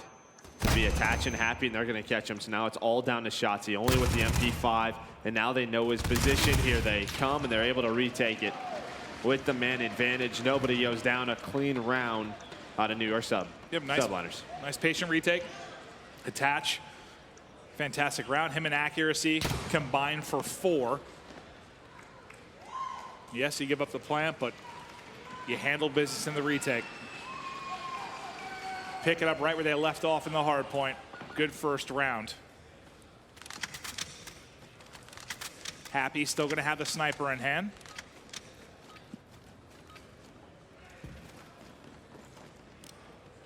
Wants to hit the sniper on the cross. He's got a chance and I think just misses by a hair, but the opportunity was there. Yeah, we've seen Wuskin on this map. How many hit markers does he have in that position? Yeah, in the triple digits, I think, at this point. But a couple of nade trades go back and forth and attach with a pick. Who tries to get aggressive, but who attaches keeps going, but who hits it? That is a snap. It's Hook with the flick. Buries attach. 3 versus 3. Bomb still in Kemp's hands.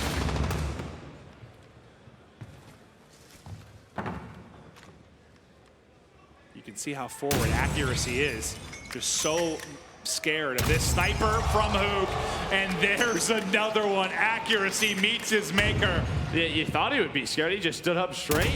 Gave him a shot, and Hook continues to... Do they know that he's sniping? Because it feels like they're just giving him angles down to hit shots. Let's peek him again. I thought he saw him. All right, Happy, never mind. You can hit the snipes too. Now Happy, the newcomer, in a 1v2, 15 seconds to go. Can't get it done. Empire tied up at 1-1. Yeah, he got a little scary there when Attach was getting aggressive. I mean, if he finds Hook, if Hook doesn't hit that shot, it's a 4-on-2. The round is probably over. Both of Hook's hits were nasty, by the way. Both of those snipes. Not the easiest of hits. I mean, maybe accuracies, but I think he even got a wall bang on that. Or car bang. Sniping montage early. Happy with some shots. Hook hitting him.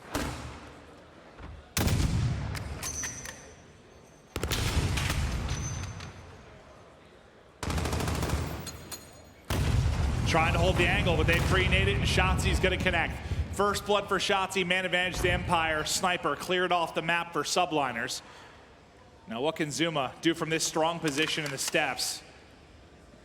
As all of Empire starting to work their way towards that B site, really outside of, I can't even read that number. Is that 8? 6? Who's at the bottom side of the screen? It's Clay.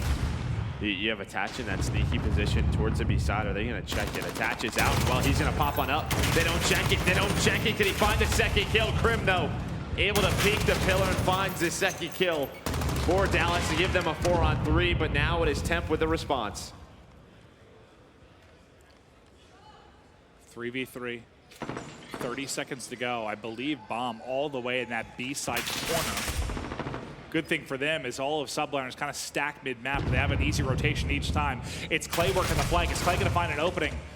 Clay does, but right as Illy drops as well. 2v2, 15 seconds to go. They've got to get this bomb planted. Hook's going to be able to pick it up, but Zuma's now got the angle. It's all on Clay, 1v2. 8 seconds to go. He knows the bomb position. He knows where the kill got picked up, and Zuma, I'm out of there. He's just going to go play hide and seek down the subway. Not going to find him. Round time out. Subliners. Round win. That's a heads-up play there from Zuma. He goes right to the subway, right? The Subliners in the subway. Yeah, that is their home, yeah, Joe. Their home. That's their home. Yeah, they figured it out. Knew exactly where he wanted to go. Now, he knew where bomb was down. He got the big kill to put it down again. And then just make sure Clay has no chance to get any kind of clutch.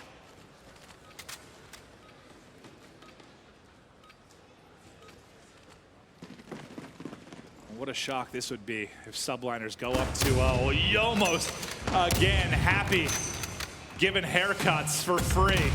Well, it's been all defense so far. In New York, they're trying to switch it up. Temp was trying to get aggressive middle with Zuma, but Zuma, he gets through. They thought the nade was the player who was trying to get through.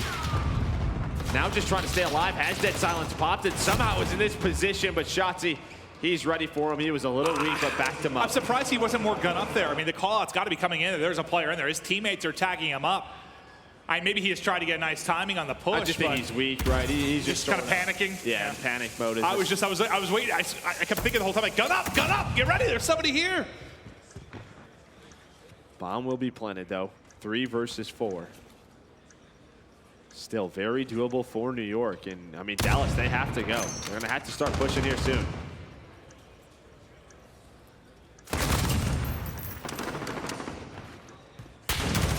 Nice shots there from Illy.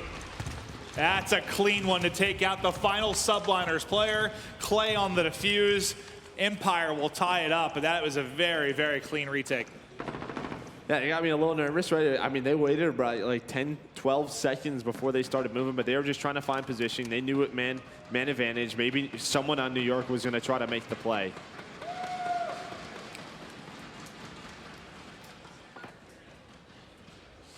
Still all defense. No real standout stats so far. Pretty balanced. I mean, you got a slow start for Temp, kind of 1-4, but everybody kind of in the mix right now. Not like our earlier series, the quadruple positive Priesta. No one asserting that level of dominance on the game. Pushing up the A side will be Clay. Happy gets the first blood. Tim comes flying out. Clay, you got to finish this kill. Clay, you got to finish this kill. I thought for a second the drop shot was going to take him down. But the patience and the shots pay off as Clay wins it. This is a big position, though, when Bomb's going down, right? Like, a lot of the retake situations start from that top shop window. And now with Clay here, they know where they're going to funnel New York, but Happy's able to catch Shotzzy. It's like playing whack-a-mole there with a sniper rifle. Like, Shotzzy just kept peeking, and Happy puts him down. Only Attach and Zuma left on the Subliner side of things. Attach runs out of ammo. I have no idea how Attach gets the 1 kill. He actually changed together a second. 1-on-1 with 20 seconds to go. Clay's gonna peek it. There's a snap, but not quite there as Clay from Top Shop wins the round, but the read was in for Attach. The shot just not good enough. And I think Clay in that position, not a lot of players go for the fight, right? Like, they're just sort of peeking it, and then they're gonna back down when they get weak. He just goes for the kill, able to finish it. I don't know how Attach survives leaping off a top scaffolding and then not only getting 1 kill, but getting 2 kills. So he catches 1 mid-reload, but then snaps onto another. But there's the first offensive win. That's 2 rounds in a row now for Dallas.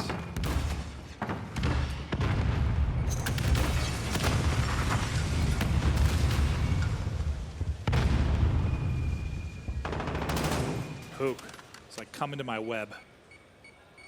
I'm gonna greet you. That's where he's been making plays, just trying to find. Zuma's just going to shoulder him. Peek me. Spots him for a second. Peek me. Doesn't want to get too aggressive. I want to put you down. Can't hit the shot, but they're still here. He knows he's going to have another opportunity. They peek wide at the truck, just looking for any kind of angle. It's his teammate Krim. He's able to get the first and get Trophy out. Happy trying to counter snipe on the other end of it. Puts 1 through a chest. His Tim finds the kill. 3 in a row there for Subliners, which puts it down to just Clay and Illy to try and clutch. Illy stays alive, though. Illy's able to stay alive and forces the 2-on-2. Bomb being planted. Accuracy and Temp versus Clay and Illy. Subliners. And I mean, with accuracy's positioning, you have a lot of the map to use. And he's going to pop on up, but now they know position. 1-on-1. Still a lot of time to work with. Mr. Ice in his veins. Up against the youngster and Illy smokes him for the 3rd round in a row. Accuracy known for his S&D clutches over the past couple of years, but Illy just put him in the dirt there with the crisp and 4 shots. I mean, he just positioned himself kind of awkwardly. As soon as he pops up and, you know, puts some shots in the Clay, Illy knows his position. He knows where the advantage is and goes behind the police car. accuracy at that point is just stuck. He has to take the gunfight. So you think the post-plant position need to be better from Subliners? It's just one of those things where if you're going to play that position, I feel like you cannot pop up until you're killing someone defusing the bomb, right? Like that whole thing is just trying to be sneaky. 4-2 now for Empire. Back to offense they go, trying to chain together 4 rounds in a row. Everything on the map exploding.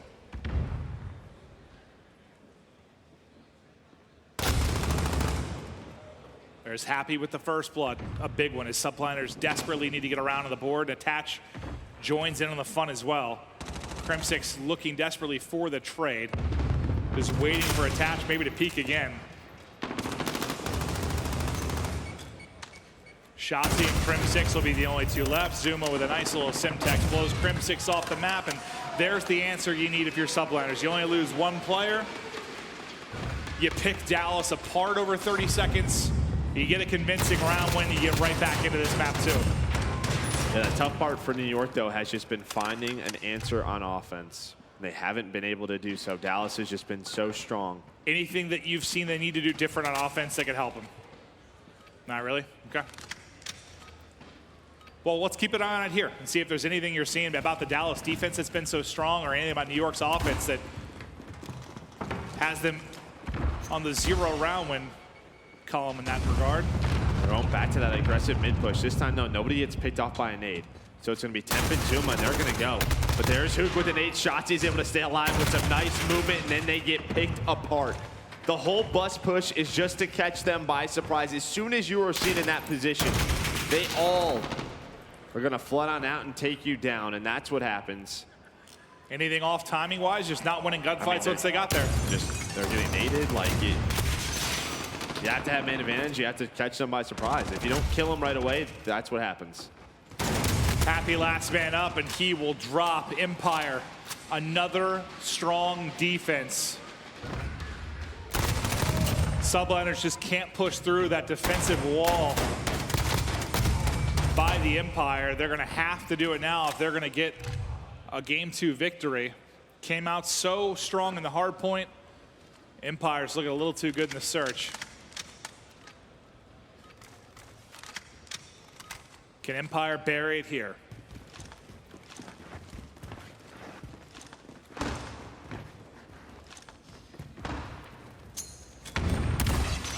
Happy, another first blood. I believe that's his 3rd of this map too with the snipe. He's only at 6 and 6, but he's had some big opening picks. Now can they turn this into a round win? Nice trade from accuracy.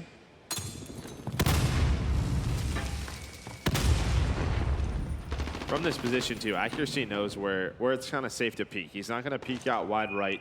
He's just going to check the bomb, watch middle buses. His teammates will watch the cross. That's exactly what's happening. Happy not able to connect, but accuracy maybe with a nade able to take down Crim. It's on Shotzi and Hook to try and close this out. Accuracy still in that strong position, forces Shotzi to try and move across. Now, Hook just trapped between 3 players. Damage from everywhere coming in, and Hook falls. Subliners stay alive to see another round. Accuracy with a big round from this position. He was able to find 3 kills, 1 middle buses, another grenade, and then that last player there on the bomb. So a big round for him, but again, it's been about New York's offense. Haven't been able to find a round. We'll see if they can force a round 11. If there was ever a time to win an offense, it's now. They stick with the aggressive mindset. Yes, they do. Right back at it. I love it. Right back in the mid. Zuma out and soaring. Can he finish the kill? He's able to just get across. But again, as soon as he gets pushed up, his teammate behind him, Temp, gets taken down. And then, they just re-rotate. They find his positioning. Zuma gets taken down. Just never able to find that opening mid-buses. I think the 3 times they did that, 3 players got naded. Is that just preparation from the Empire side, being prepared for the offensive looks you're going to see from Subliners? That's just hanging on to your nades, right? Knowing when to use them, coordinating them. Not over yet, though. But Happy and Attach have to clutch up in a 2v4. Attach just obliterated Hook. I don't know how he won that fight.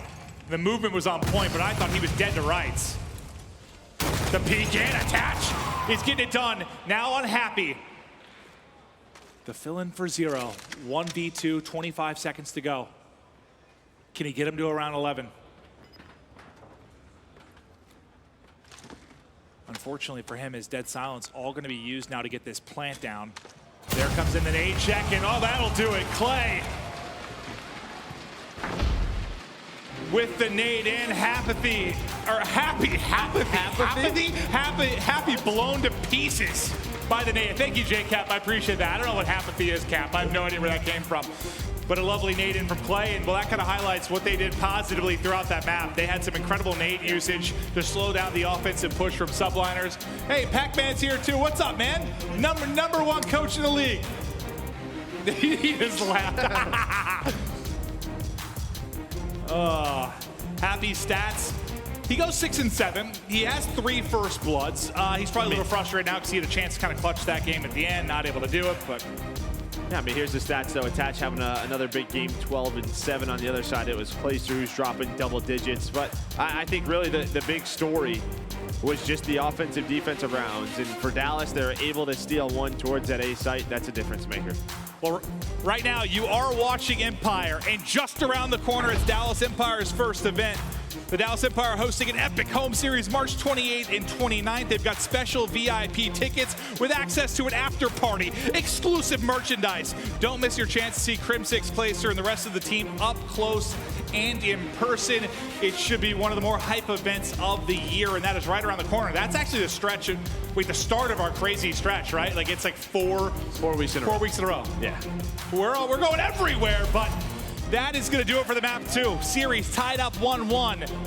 Dallas impeccable on the defensive side of things. We'll see how they can do in the Dom. We'll be right back after this quick break.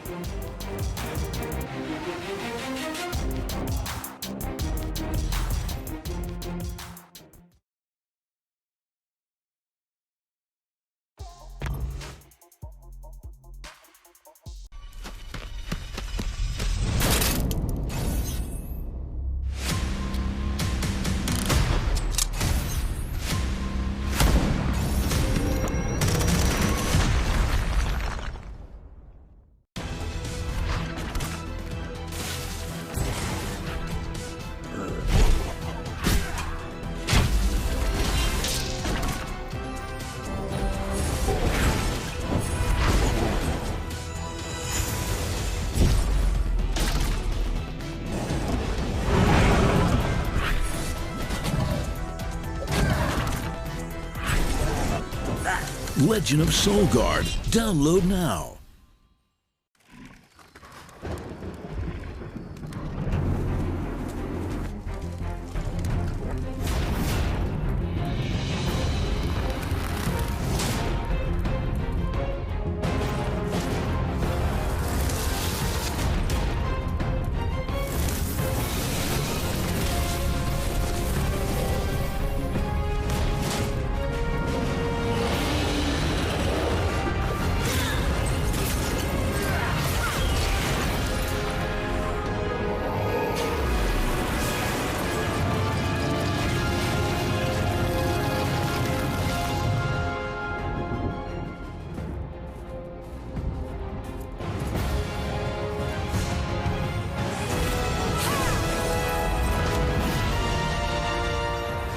Legend of Soulguard. Download now.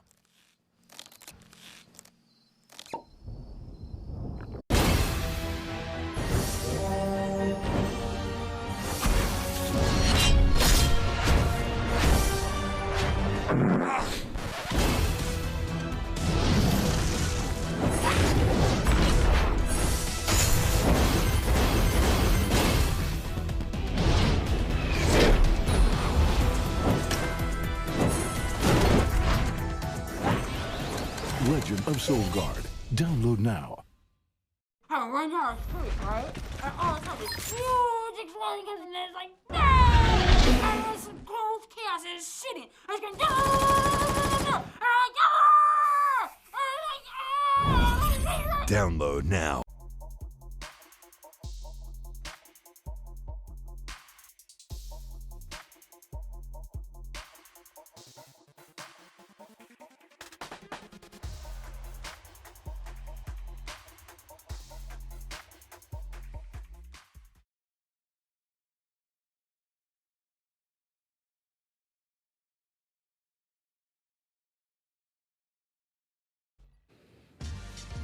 Call of Duty League is brought to you by Metro by T-Mobile. Rule your day with the #1 brand in prepaid.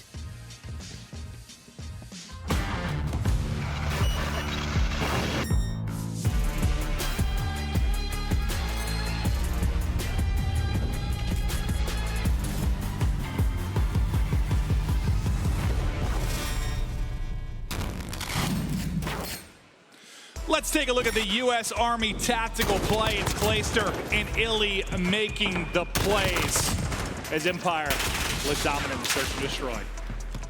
Yeah, I mean, they're just able to stay alive. Right, in a very tough situation. Was this a 2v4 to start, right? 2v4.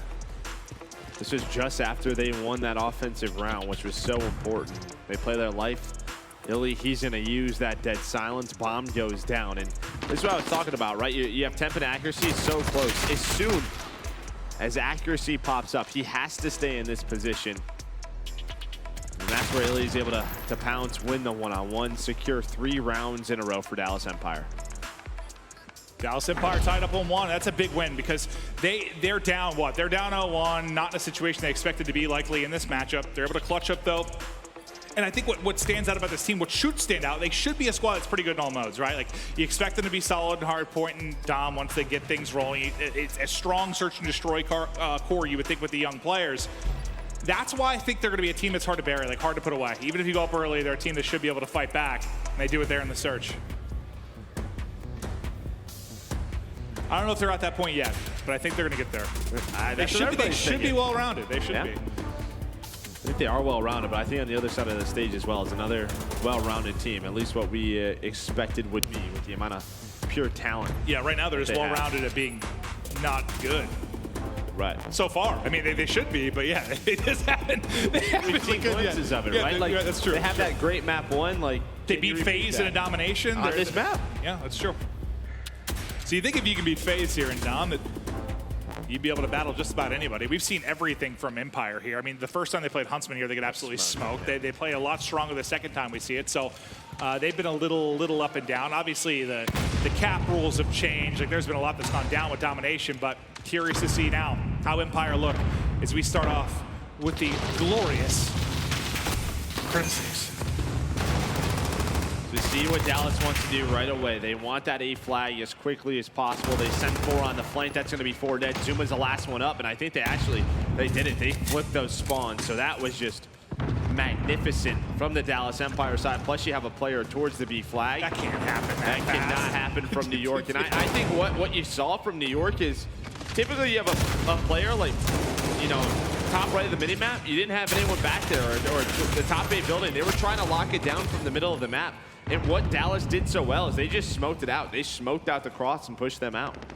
I mean, that was a flip in the opening 30 seconds. That's just insane. So what would have favored maybe Subliners in the opening 5 minutes of this half now looks very good for Empire. No one really able to get any semblance of control over towards B, but they're buying in for pressure now. On the point will be attached. Crim6 trying to shut it down. Some lovely shots from him at a position going up against the submachine gun. He's able to take that with the M4. Shotzzy comes soaring in for the trade. One more, though, up top in the form of Temp, who's able to regain control of that B site, but still just very little objective presence, as now they look to hop it. And New York, they're going to secure B. But Illy, the pressure here right away. It's just so tough to defend B from the C side. You really only have what top L is that best position for you, and they're just not able to find anything. One set of kills goes the way of Dallas, and that's it. They have it for an instant. It feels like. Now Subliners, what do you do from here? Well, they get a lot of kills. That's 3 kills and surging up mid-map. Go Happy and Zuma as they try to fly on through. 2 players will push towards B as well to put the lone man there and Crim6 in a tough position. They're not able to get to A. Crim6 wins his one-on-one over at B. So what I thought looked so good, they got 3 or 4 kills off the spawn, but they split, right? 2 go A, 2 go B, and now they look to be in trouble. I don't know what just happened, but a player from Dallas just spawned middle of dumpster, so they're just cutting off the spawns right away. Well, our screen has gone out, so here we go. Let's go to our telestrator screen, Joe. Oh, never mind, we're back. Okay, we get right back into it. I saw your face. Right as you made that face, our TV went out. That's why I was like, what are you looking at? I didn't even notice the spawn.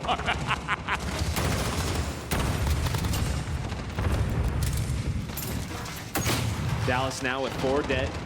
Make it all 5, and they continue to hold this setup. The good thing for New York, I guess, is you haven't really had a 3-cap opportunity yet from Dallas. They haven't been able to neutral flag.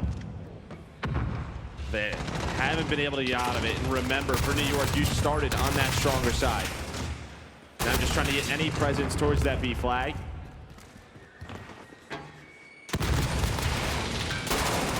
Looks like they might be able to do so right now, but Illy and Shotzi, those nades come in, right? With that giant window hovering over the B flag, you just spawn up, you get a nade in, and that'll help your teammates. That's gonna be 4 dead for New York.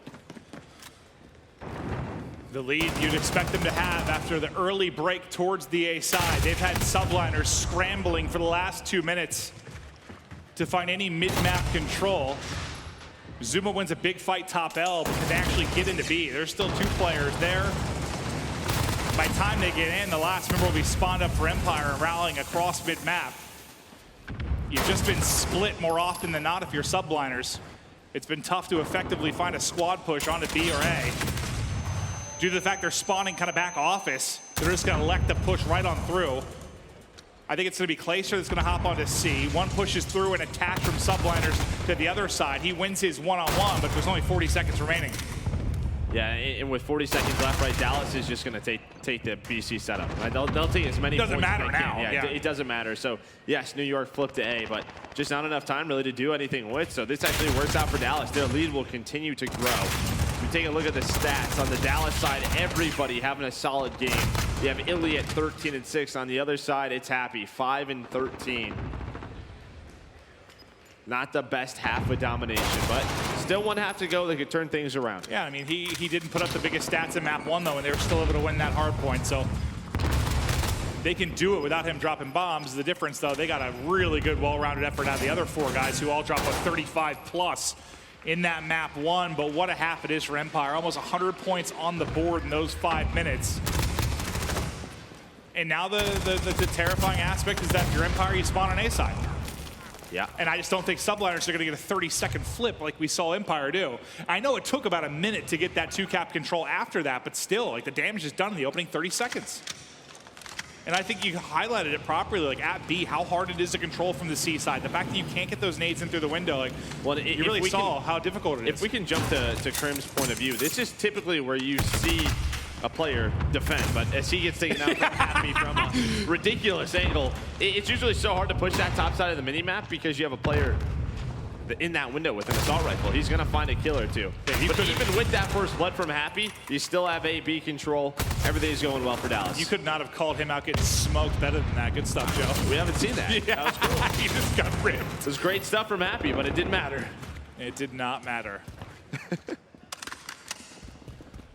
Now Clay is going to rally back towards B. You've got all 5 people here from Subliners. You would think this might be a switchover in B control as Temp watches the top window, takes down Clay as well. Accuracy looking over from the front door with the M4. And now that'll get neutral, but just because of how quick you can get in from that A side, whether it's nades, whether it's your sub players just soaring on through. Dude, we looked at the map, there were literally 5 Subliners players there, 1 guy from Empire. It looks like, yes, you're absolutely getting the point. They barely got to the neutral. I don't even know if the neutral finished, and you're right back in if you're Empire. And we're talking about like a 4-down scenario there. Temp, though, he might have made the play. He's able to sneak on through B towards the A flag. An opportunity here for New York. Yeah, look where Zero spawns. Hook spawns towards back green. That's where you want to get him. This is a really good chance for Subliners now to chip away at this lead. The problem, the lead is 15. You've got 3.5 minutes to go. And they had to defend this flag. They had to defend it. Itachi's going to run out of ammo. Illy, he's got the pistol. The pistol comes out. He's going to get the kill, and now Illy has some help. So just when we thought it was going to go great for New York, Dallas, they respond. They capture B, they capture A. New York right back in the same spot they were just in. I think that was the moment the Subliners had to win. They had to win it clean. That might have kind of finished the game right there, considering the time left and the lead you have for Empire. But really, as stupid as this sounds, Where the game was decided was in the first 30 seconds of side one. Yeah. When Empire got that break. We talk about that a ton on Hardpoint, but the same is true really here. I mean, yes, it's different in the sense of one, you're talking about the second Hardpoint entire shop, not wanting to get broken for that. But here, just with A being the preferred side, that just cannot happen. You cannot be a professional team in this league and get busted in the first 30 seconds. That's basically the first push. If that happens, this is what the scoreline's going to look like.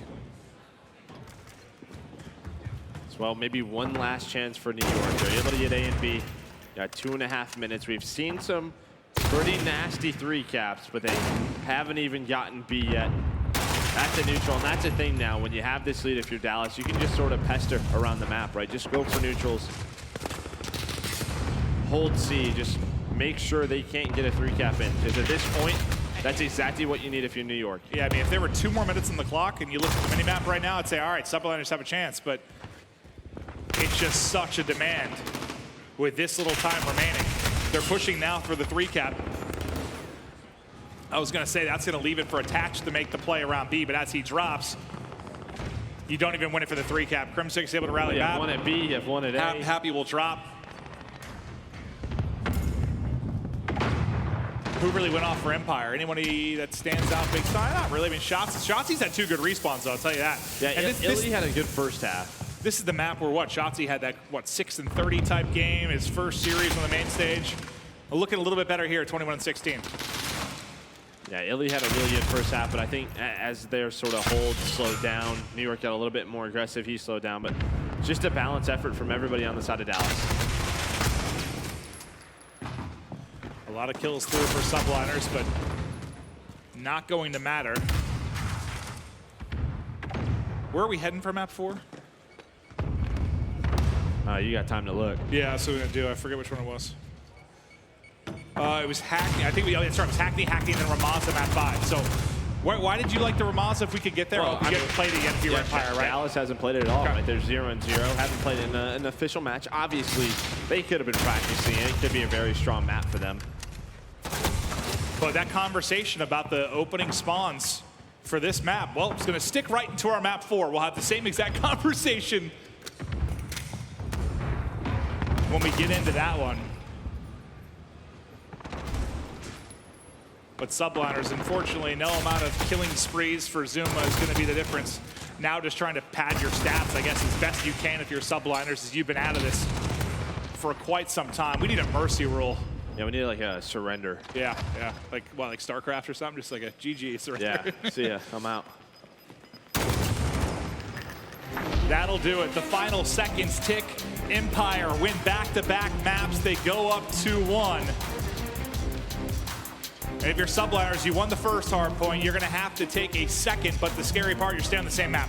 You're staying on Hackney. You showed some vulnerabilities there with regards to spawn manipulation. You're going to have to be better. Gonna have to be better, but before we get to that, let's go ahead and take a look at our map stats.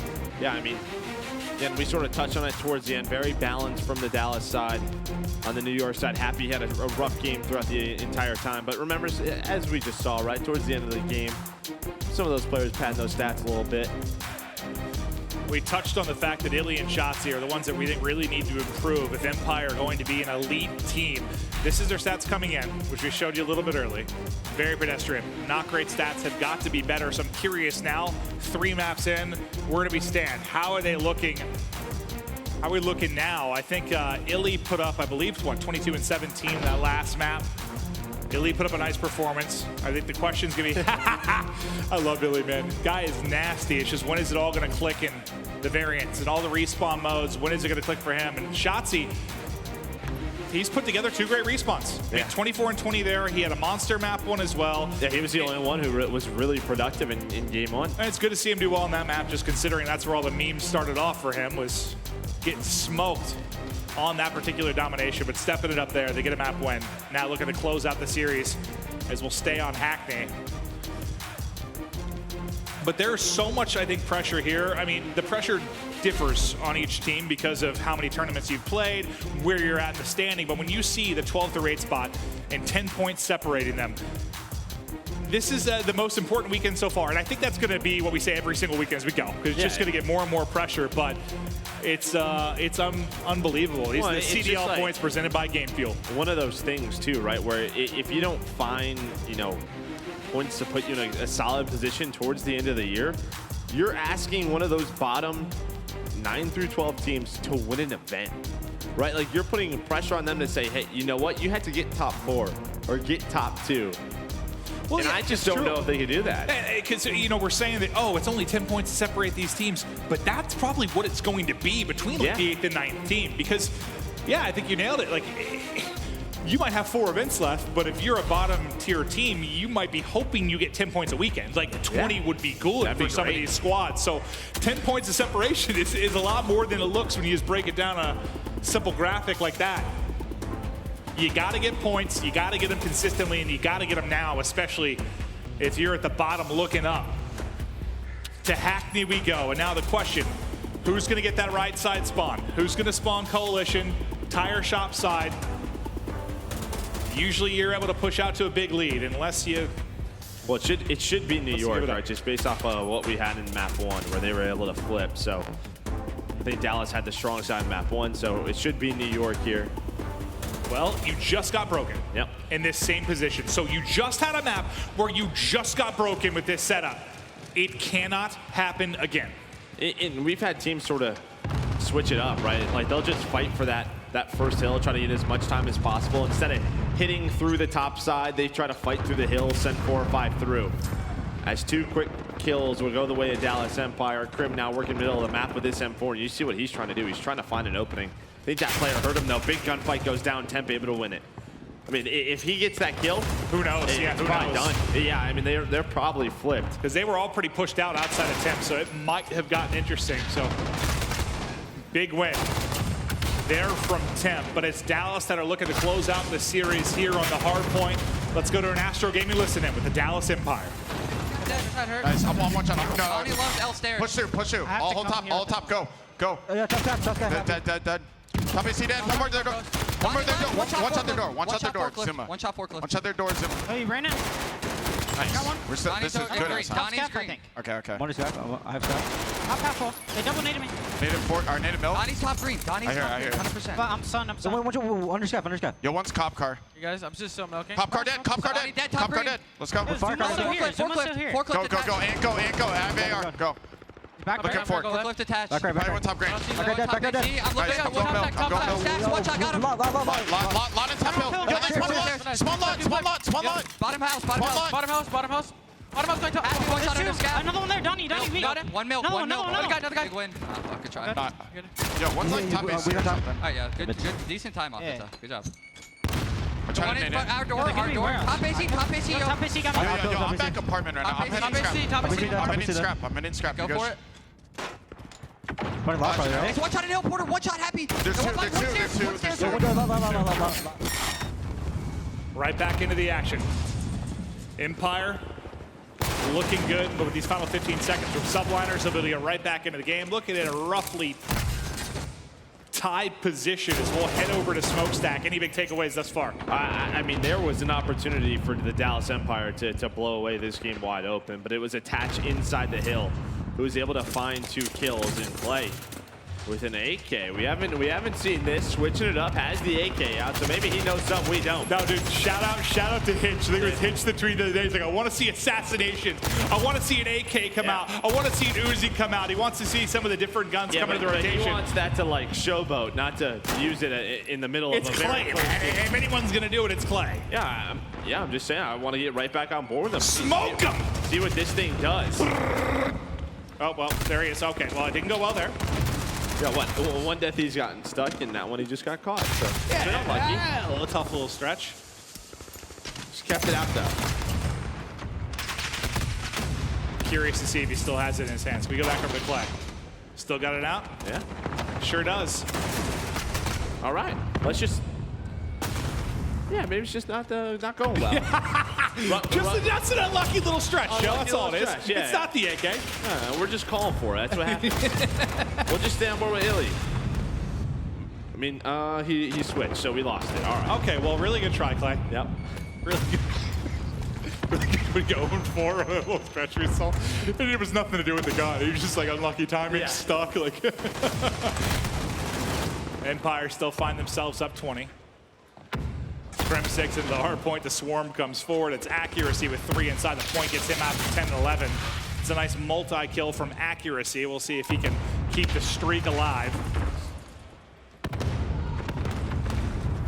As Office gets ready to wrap up, you see all those white arrows top left of the map. They're set up for Doc's building. Accuracy, the streak does continue. Now 4 in a row. As everybody's stacked around this green Office building. Accuracy might get fed another one. He does. He's hungry. He's eaten. And Subliners taking over control of this game. Yeah, nice hold there at Office for New York, but now here's the tough part. And they break through towards this Doc building. It's so tough. It's similar to that tire shop, that second hill. In Dallas, we saw in the first map, when they were able to get set up, when they're able to just sort of take the pressure off, they were holding so much time. But Zuma, he's able to get his way in, at least disrupt this setup, and that might allow his teammates to get in a nice position. They actually break those low spawns, and with that Zuma play, at least the last one left. I thought there'd be parallel spawns top, but I think whoever was top smokestack ends up spawning Empire all the way out across the map towards back Office. So that gets him in. It gets him a couple of seconds, but not a lot of time. Yeah, Illy and Huko, huge though. I mean, they found 4 kills. It was basically a 2-on-4, and they won that.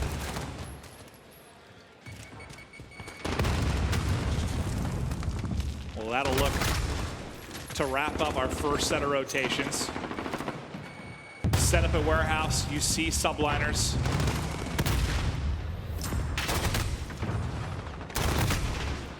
Warehouse will pop, Subliners are in. Is Hook looking for some kind of opening? One top L, one goes bottom L. Play continuing to try and secure this side. With the M4 in hand, he's able to do so. The AK put to bed for now, and now Clay hitting his shots. And even though here comes the swarm, though. Oh God, they all just spawn on him. They all spawn up the same side of the map. Both teams spawn tire shot side. Just parallel, and well, New York, they're going to get those 4 kills. Okay. I would have understood that if Clay had just died, but I think he was still alive. Where all 3 of them popped on their teammate there on Subliners, so they all pop. That'll set Subliners up nice for next. What I was going to say is, at least with his position, if he doesn't flip, they at least get a lot of time, which they have gotten time. But I think when he got those kills, Dallas tried to push through, and then with that, New York, they get the final 10 seconds. Now it's just a 13-point lead in which tire shop. You have the position you want if you're New York. Okay, this lead's about to evaporate. It's a big push now from Empire. You've got everybody deep from Subliners. Kind of going one by one right now if you're Empire and not finding any kind of opening top or bottom. Maybe an opening right up mid. It's going to be happy. It's going to need to hit some shots. And he's able to do just that. Can't take more with him. That's an opening for Shotzi now to get into tire shop. Still spawning close as Subliners. Another 30 chance. seconds remaining, but yeah, you've got a chance to break through here. The pressure falls to attach. He's going to end up dropping. It's Hook that makes the play. Him and Illy, once again, they go massive. There's the break, and that's going to get him, what, about 20 seconds? So it's a 40-second 40-second swing, yeah, that's the big part of it. In Dallas, they almost did that on that first rotation inside tire shop, but it was Attach who went big, found those final 2 kills. Well, it looks like Illy and Hook have been good on the breaks, good on the holds. Yep. Like the firepower between those 2 players has been nasty. Now Smokestack pops. Only 6 points separating these 2 squads. Clayster sitting top L looking for the angle. Temp though has his number. I think put some damage. It's actually Zuma that finishes the kill. Dallas with a solid hold here at Smokestack so far. The nades finally come in. That's going to be 4 down. You still have 1 player all the way back docks. It's probably accuracy with the M4. You can see in New York, they're just trying to hold this position right now for that final docks hill when we get here. But accuracy will get taken down. Illy was trying to push under him, but Attach was able to pick it up. In New York, this is where they were so good on the first hill. Our first rotation was inside this Office hill. That's where accuracy had the 5 in a row, and they just grouped up and dominated this particular point. Maybe it's Illy and Hook.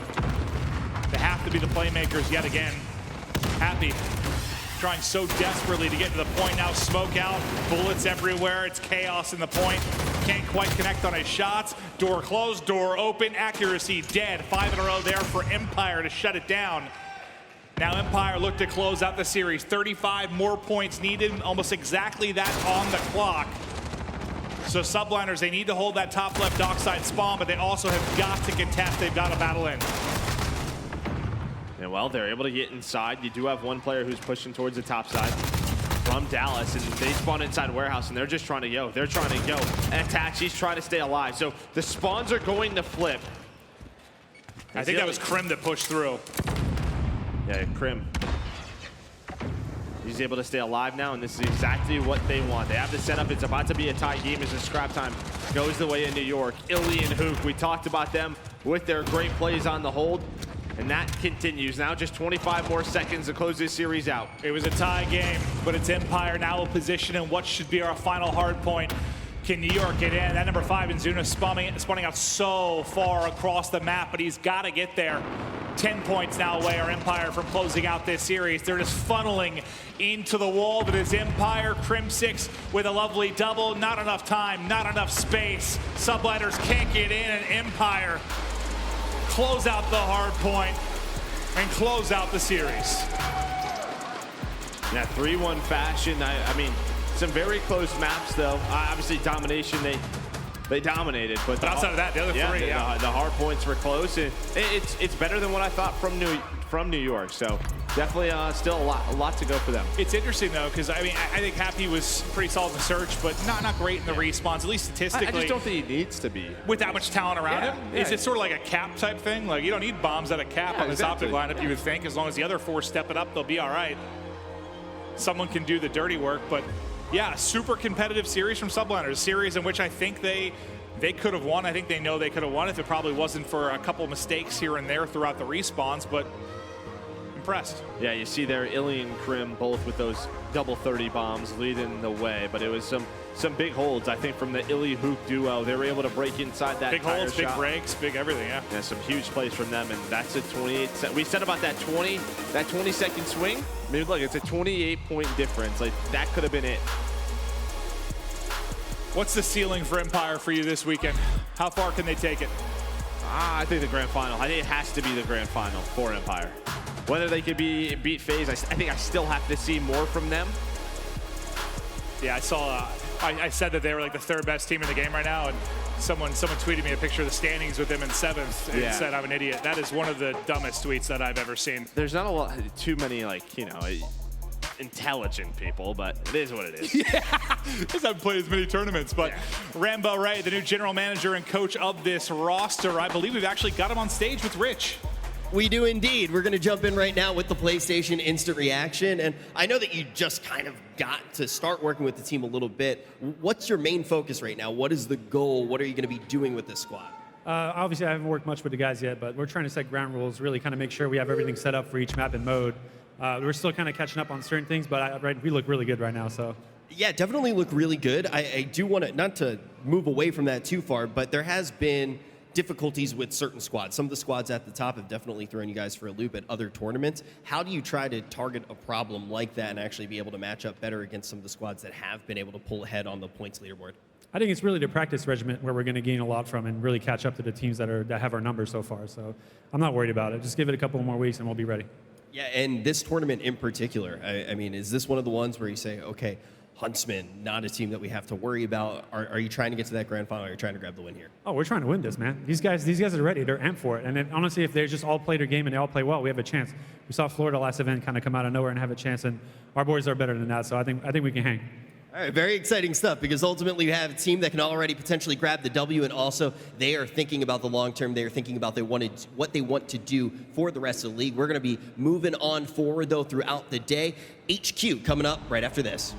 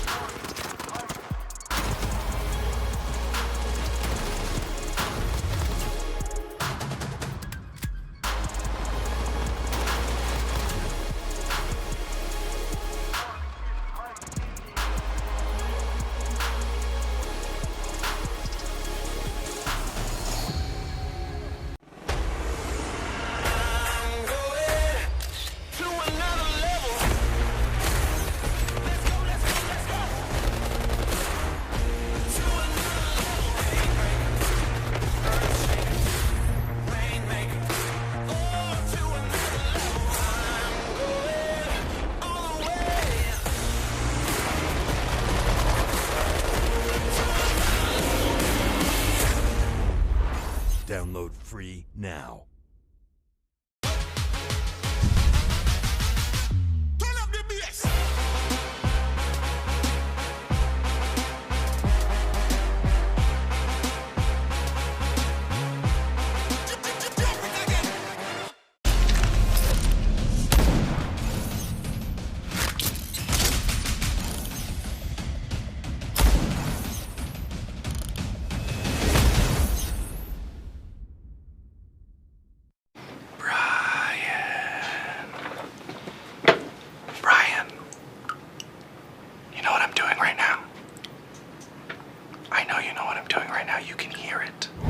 Download free now.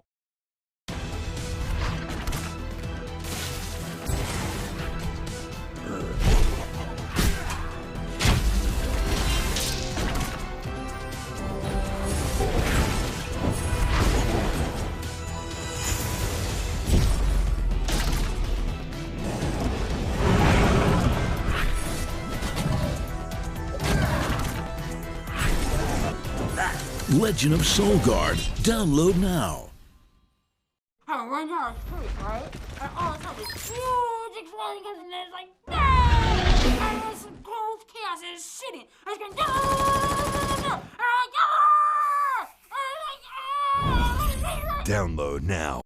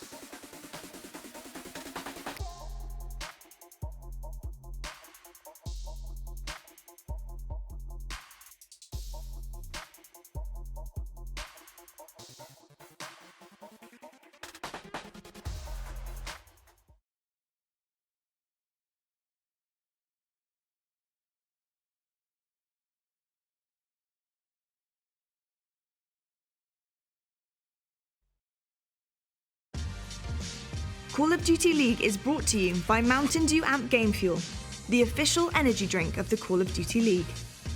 Scuff Gaming, the official controller of the Call of Duty League. Call of Duty League is brought to you by Metro by T-Mobile. Rule your day with the #1 brand in prepaid. There is strength in numbers. When a group of people united by a common goal come together, by definition, it forms a league. And in the Call of Duty League, that goal is simple: to be the last team standing. With the lights at their brightest, the stakes never higher. A new era begins. Teams will rise. Superstars will shine. It's time to be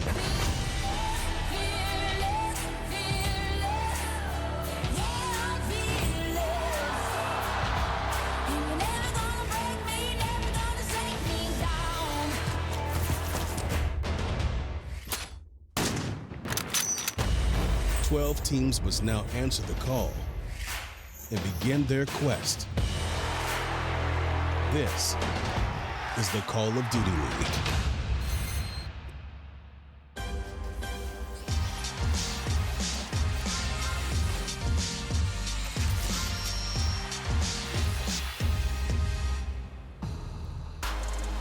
Saturday, it's the Call of Duty League, and of course you can see the beaches, people. We're here in Los Angeles live for the LA Home Series. We're back once again. What a beautiful weekend it's gonna be here in California. Now we've got our Home Series teams. Of course, we've got the LA Guerrillas arriving. These guys have a lot to bring it to today with their Home Series and their fans coming. But they're sharing the stage with another home team, of course. It's Optic Gaming. OGLA have maybe even more to prove than the LA Guerrillas coming into today as well. Optic Gaming have a lot on their plate, but what an incredible roster they're going to be bringing their way. There you can see Dashy's walking in, Kenny. Tons and tons of familiar faces with extraordinary talent. Hello everyone, welcome to the Call of Duty League. My name is Lottie Van Prague, and we're going to be bringing you some surreal action all day long, as we always do here at the CDL weekends. But I'm sharing this wonderful desk yet again with two absolutely fantastic gentlemen. I've got, first of all, Nameless, who've obviously been a pro player back in the day, doing absolutely everything on that main stage, and now you're an extraordinary analyst, bringing us all of the best action and analyzing everything that we see here today. Well, thank you. That was some premium gas, and now I'm feeling absolutely amazing today. I can't wait to start analyzing these games. Just remember, that pro career got you right here. Yeah, it did. On the desk next to Rich Campbell. There we go. And of course, who can forget Rich Campbell? You always bring the best fashion that we've seen around. Some quite Why are you unusual lying to his fashion. face right now? You're just lying straight. Because I've got to give him some kind of gas today. I've got to do it. I've been told by the higher ups that I've got to be nice to Rich. Someone's got to do it. Wait, did somebody actually tell you had to be nice to me backstage? Let's pull up these brackets, all right? Let's check these out. You know who we need to be nice to? The two LA teams, because they've been having a tough go of it so far, not being able to accumulate too many points, and now going up against each other, finally we're going to see one of these teams manage to grab a big win. We are indeed. We've seen some pretty incredible action so far today. I just want to quickly talk about, some of the new faces that we're seeing on some of these players. Like, I want to talk about Surge right now. How did you think Panda was playing with Surge against Røkkr? I thought he was fine, right? Like he blended in, he did his thing. Obviously wasn't enough. Røkkr is a team that I expect to make it to a final. Like they're one of those teams with the question mark by them. Like, can they get to a final and win it? I think that's what everybody's waiting for. And it's just a tough first match to have. It's it's a tough first match to have because there's so much actually going on where everybody's going to be like, okay, how's Pander doing? Let's actually see how Pander's going to do. And they're going up against a squad that I think we expect to see more and more wins from. It was a difficult matchup. I think they looked a lot better. I feel like they actually looked like a team that can potentially pull down wins. I'm excited that they made the change. And honestly, you got to thank their coach for maybe making that decision. I know we actually have a look at his face. I think it's important that we put a little bit more of a spotlight on the coaches. If you guys can, in the back, show us that picture of the beautiful Joey Nubsy. When I was researching, I really wanted to make sure that people could get acclimated to that five-headed genius who was able to actually come up with some of those ideas. Absolutely. We will talk about coaches a little bit later on. They're not going to bring up the pictures, but we need to talk about CDL Points because right now, we've been discussing amongst ourselves coming into this weekend, but CDL Points is where it's at right now. It's a very dangerous situation to be in. We're a quarter of the way through the season, I believe, Nameless, you told me earlier on, and a lot is lying on some of these bottom teams right now in the CDL board. Talk to me about what these guys have to do to try and even just secure their future here. Yeah, after this weekend is said and done, everybody will have had the same amount of tries to get these points. And,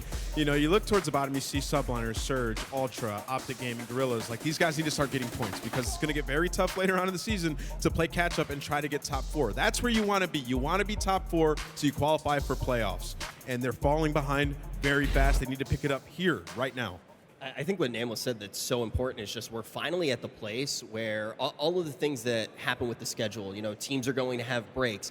Everybody has finally hit that stride where we have enough data basically on these teams. So it's coming down to the wire with these points. Some of these squads that are starting to look decent now that haven't accumulated enough points, they are really in dire straits here and they need to start picking it up.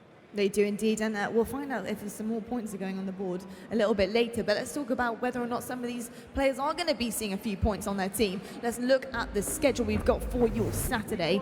We've got an epic day already here on Saturday in LA, and we've seen some matches already. But we do have the Game Fuel marquee match coming up, LA Guerrillas versus Optic Gaming. It's the battle of the home teams here right now. And of course, we have touched upon Optic Gaming and how they're doing and whether or not they're actually going to show up. Is this the time? Is this the place for them to really kind of give us what they've got? Because we've really seen nothing from them.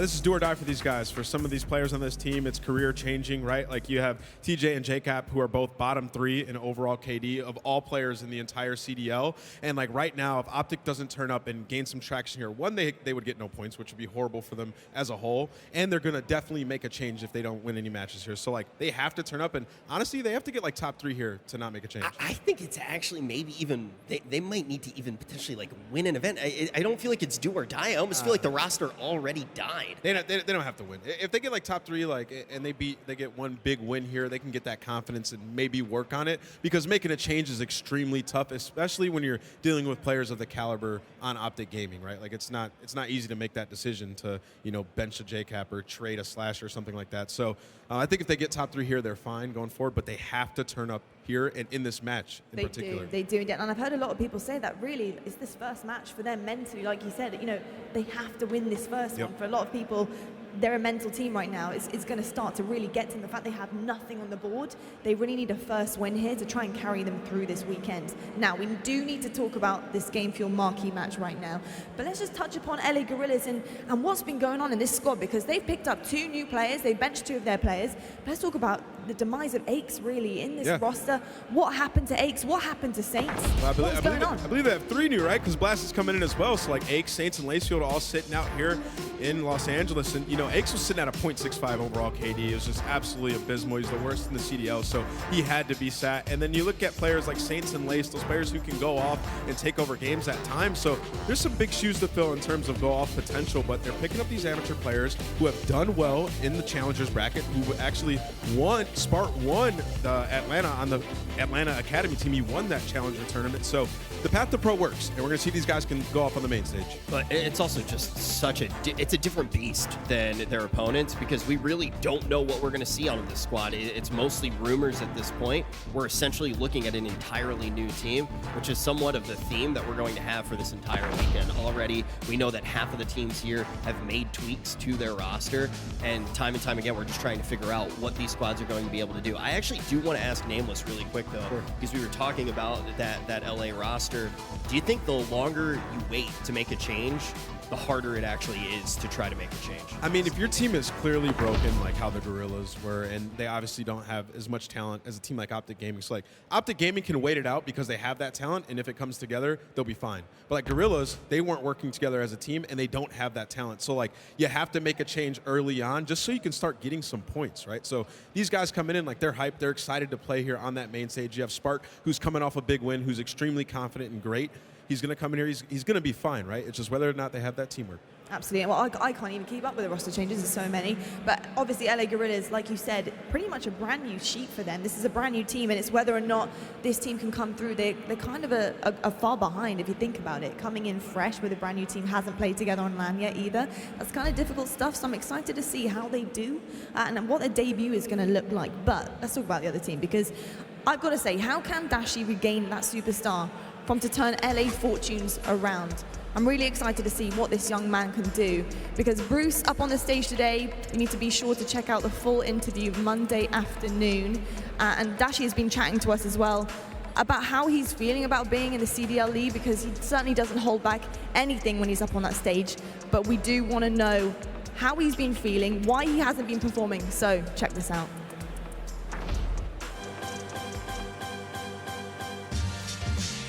My name is Brandon Otel, better known as Dash in the Call of Duty community, and I play for Optic Gaming Los Angeles.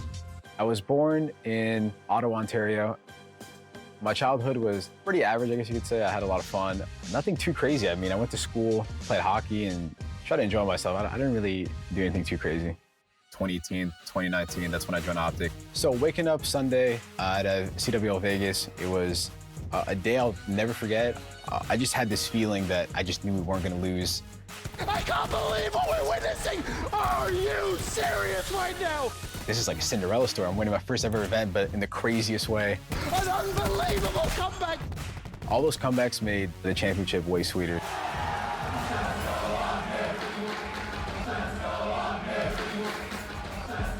Yeah, it was different playing for the Green Wall, just because my whole career I've just been on below the pack teams, so we weren't on main stage. We didn't have a lot of fans. So then when first ever event, you're on main stage, championship Sunday, and a grand final, you have everybody in the crowd cheering for you. Ladies and gentlemen, Optic Gaming!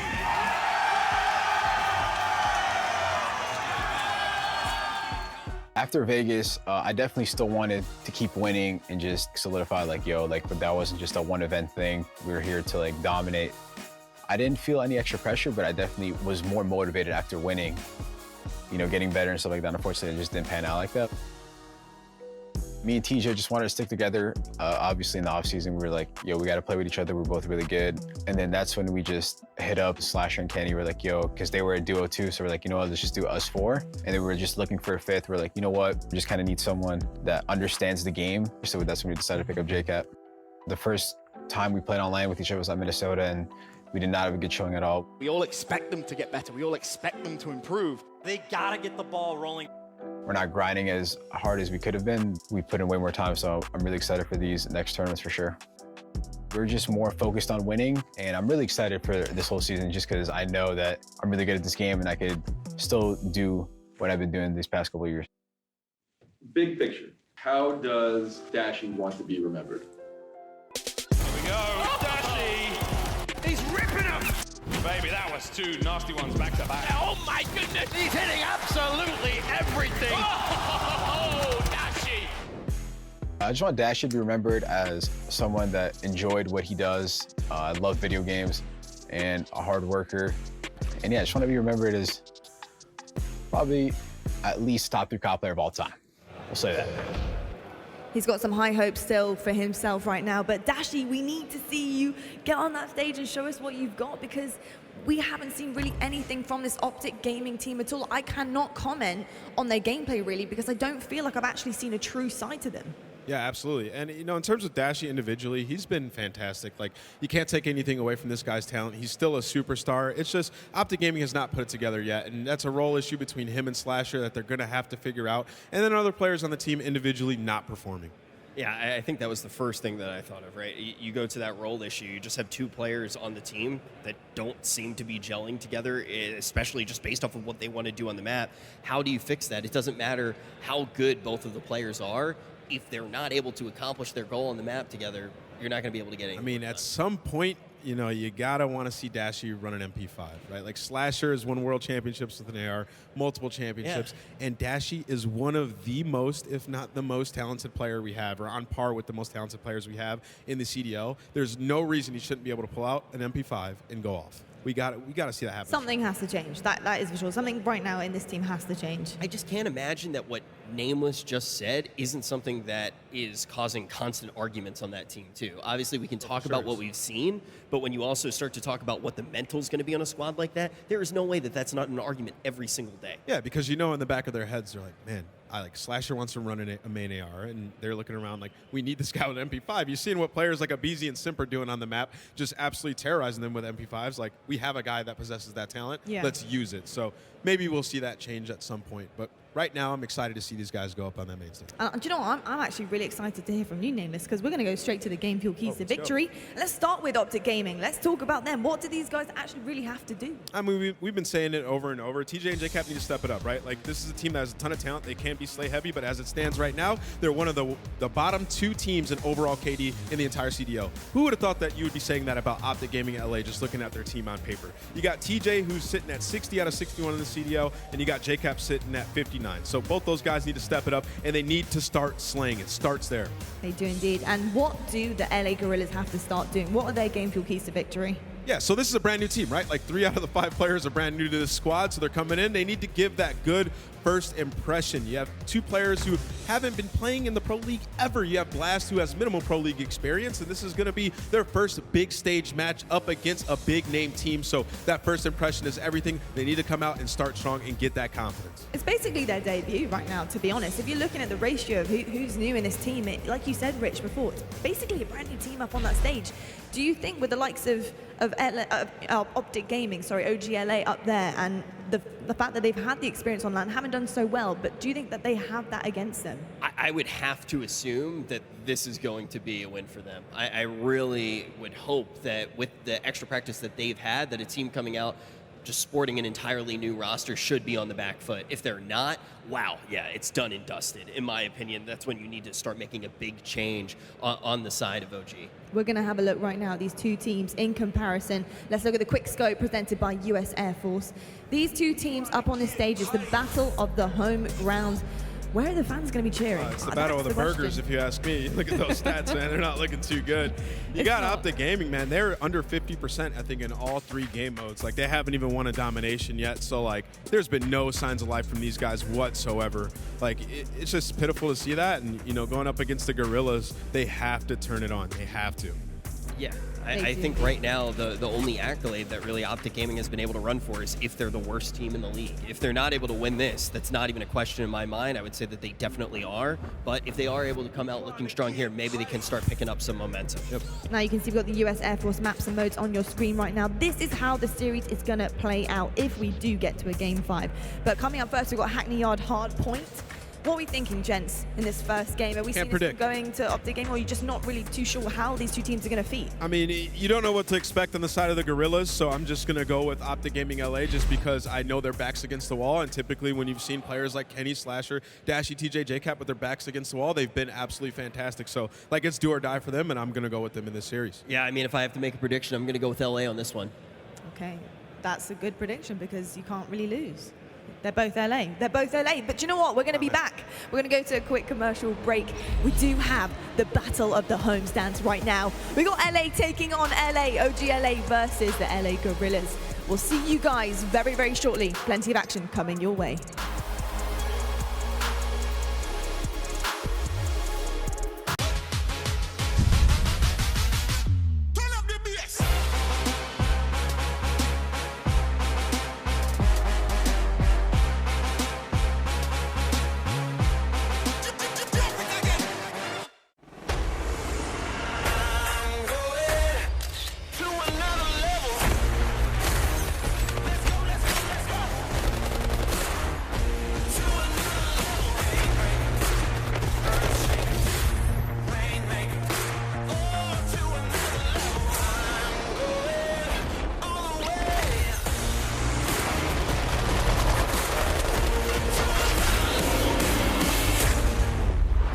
Download free now.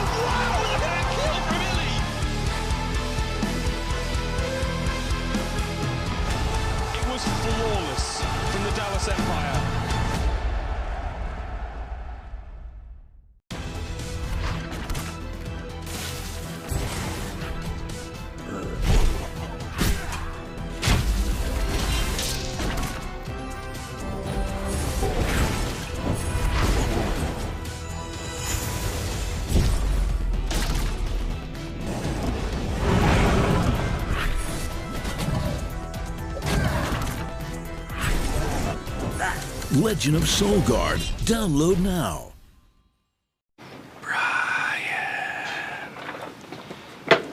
Brian, you know what I'm doing right now? I know you know what I'm doing right now. You can hear it. Download free now.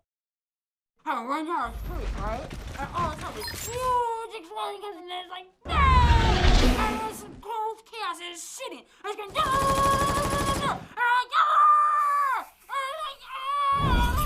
Download now.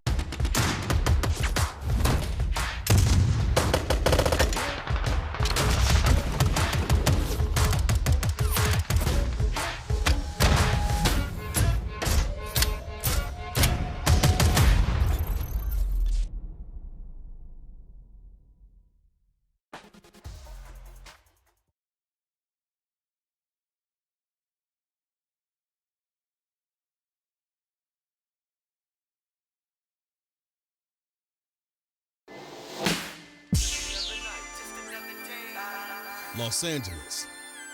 This is a city of rivalries. The sun-kissed sea versus the stone and the smoke. Glamour versus grit. Those entranced by the bright lights and silver screens. And those enthralled by the neon glow of the night. A connective thread, forever pulsing in conflict. And suddenly the sweep comes in from Optic. Are you kidding me? This is the West Coast, the best coast. The true, if you can make it here, you can make it anywhere. Absolutely flawless. A city built by dreamers, for dreamers, fueled by ambition. Where stars aren't just born, they live forever. Because LA isn't a city, it is the city. No, we don't come to play, no. Where you shine in the light and the dark. No, we don't come to play, no. And now, both teams stand ready for that lights, camera, action. Because this is Los Angeles. This is week 4 of the Call of Duty League. What's going on, everybody? Golden Boy here, live from the Shrine in Los Angeles. LA, how you doing today? Yeah, that's what I like to hear, folks. We got ourselves a banger of a matchup that's about to take place on that stage. It is the Battle of LA. You can call it whatever you want, but one thing for certain is that it's going to be awesome. And let's go ahead and meet your first team, the Los Angeles Guerrillas.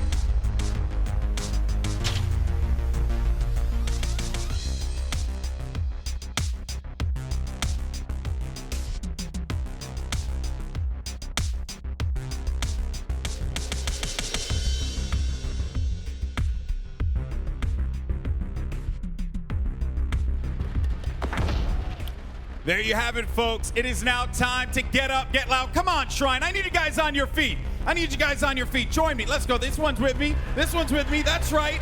That's right.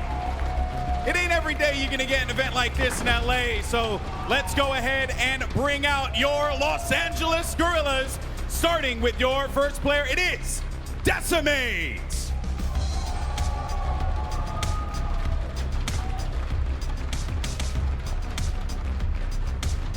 Next up, welcome to the stage, Blast!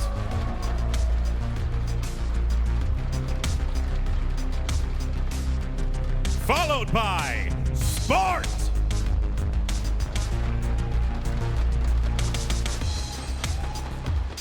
Next up, it's Aqua!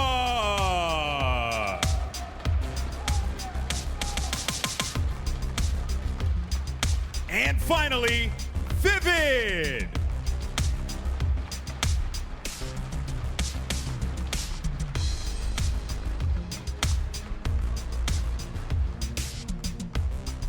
And now, their opponents. Let us meet Optic Gaming LA. That is sensational from Optic. Through the front line, Dashi!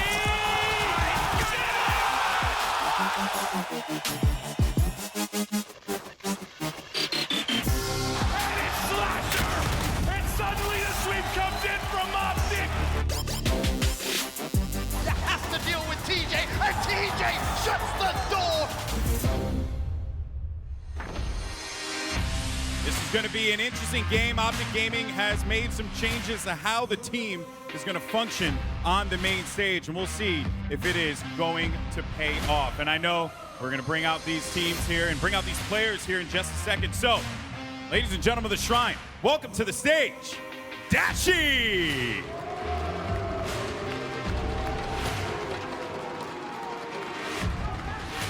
Followed by TJ Haley!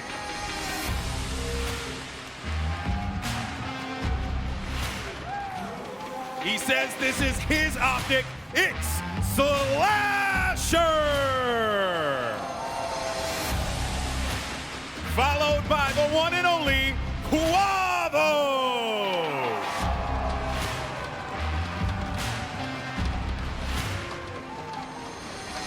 And a mainstay in competitive Call of Duty, it is J-Cab!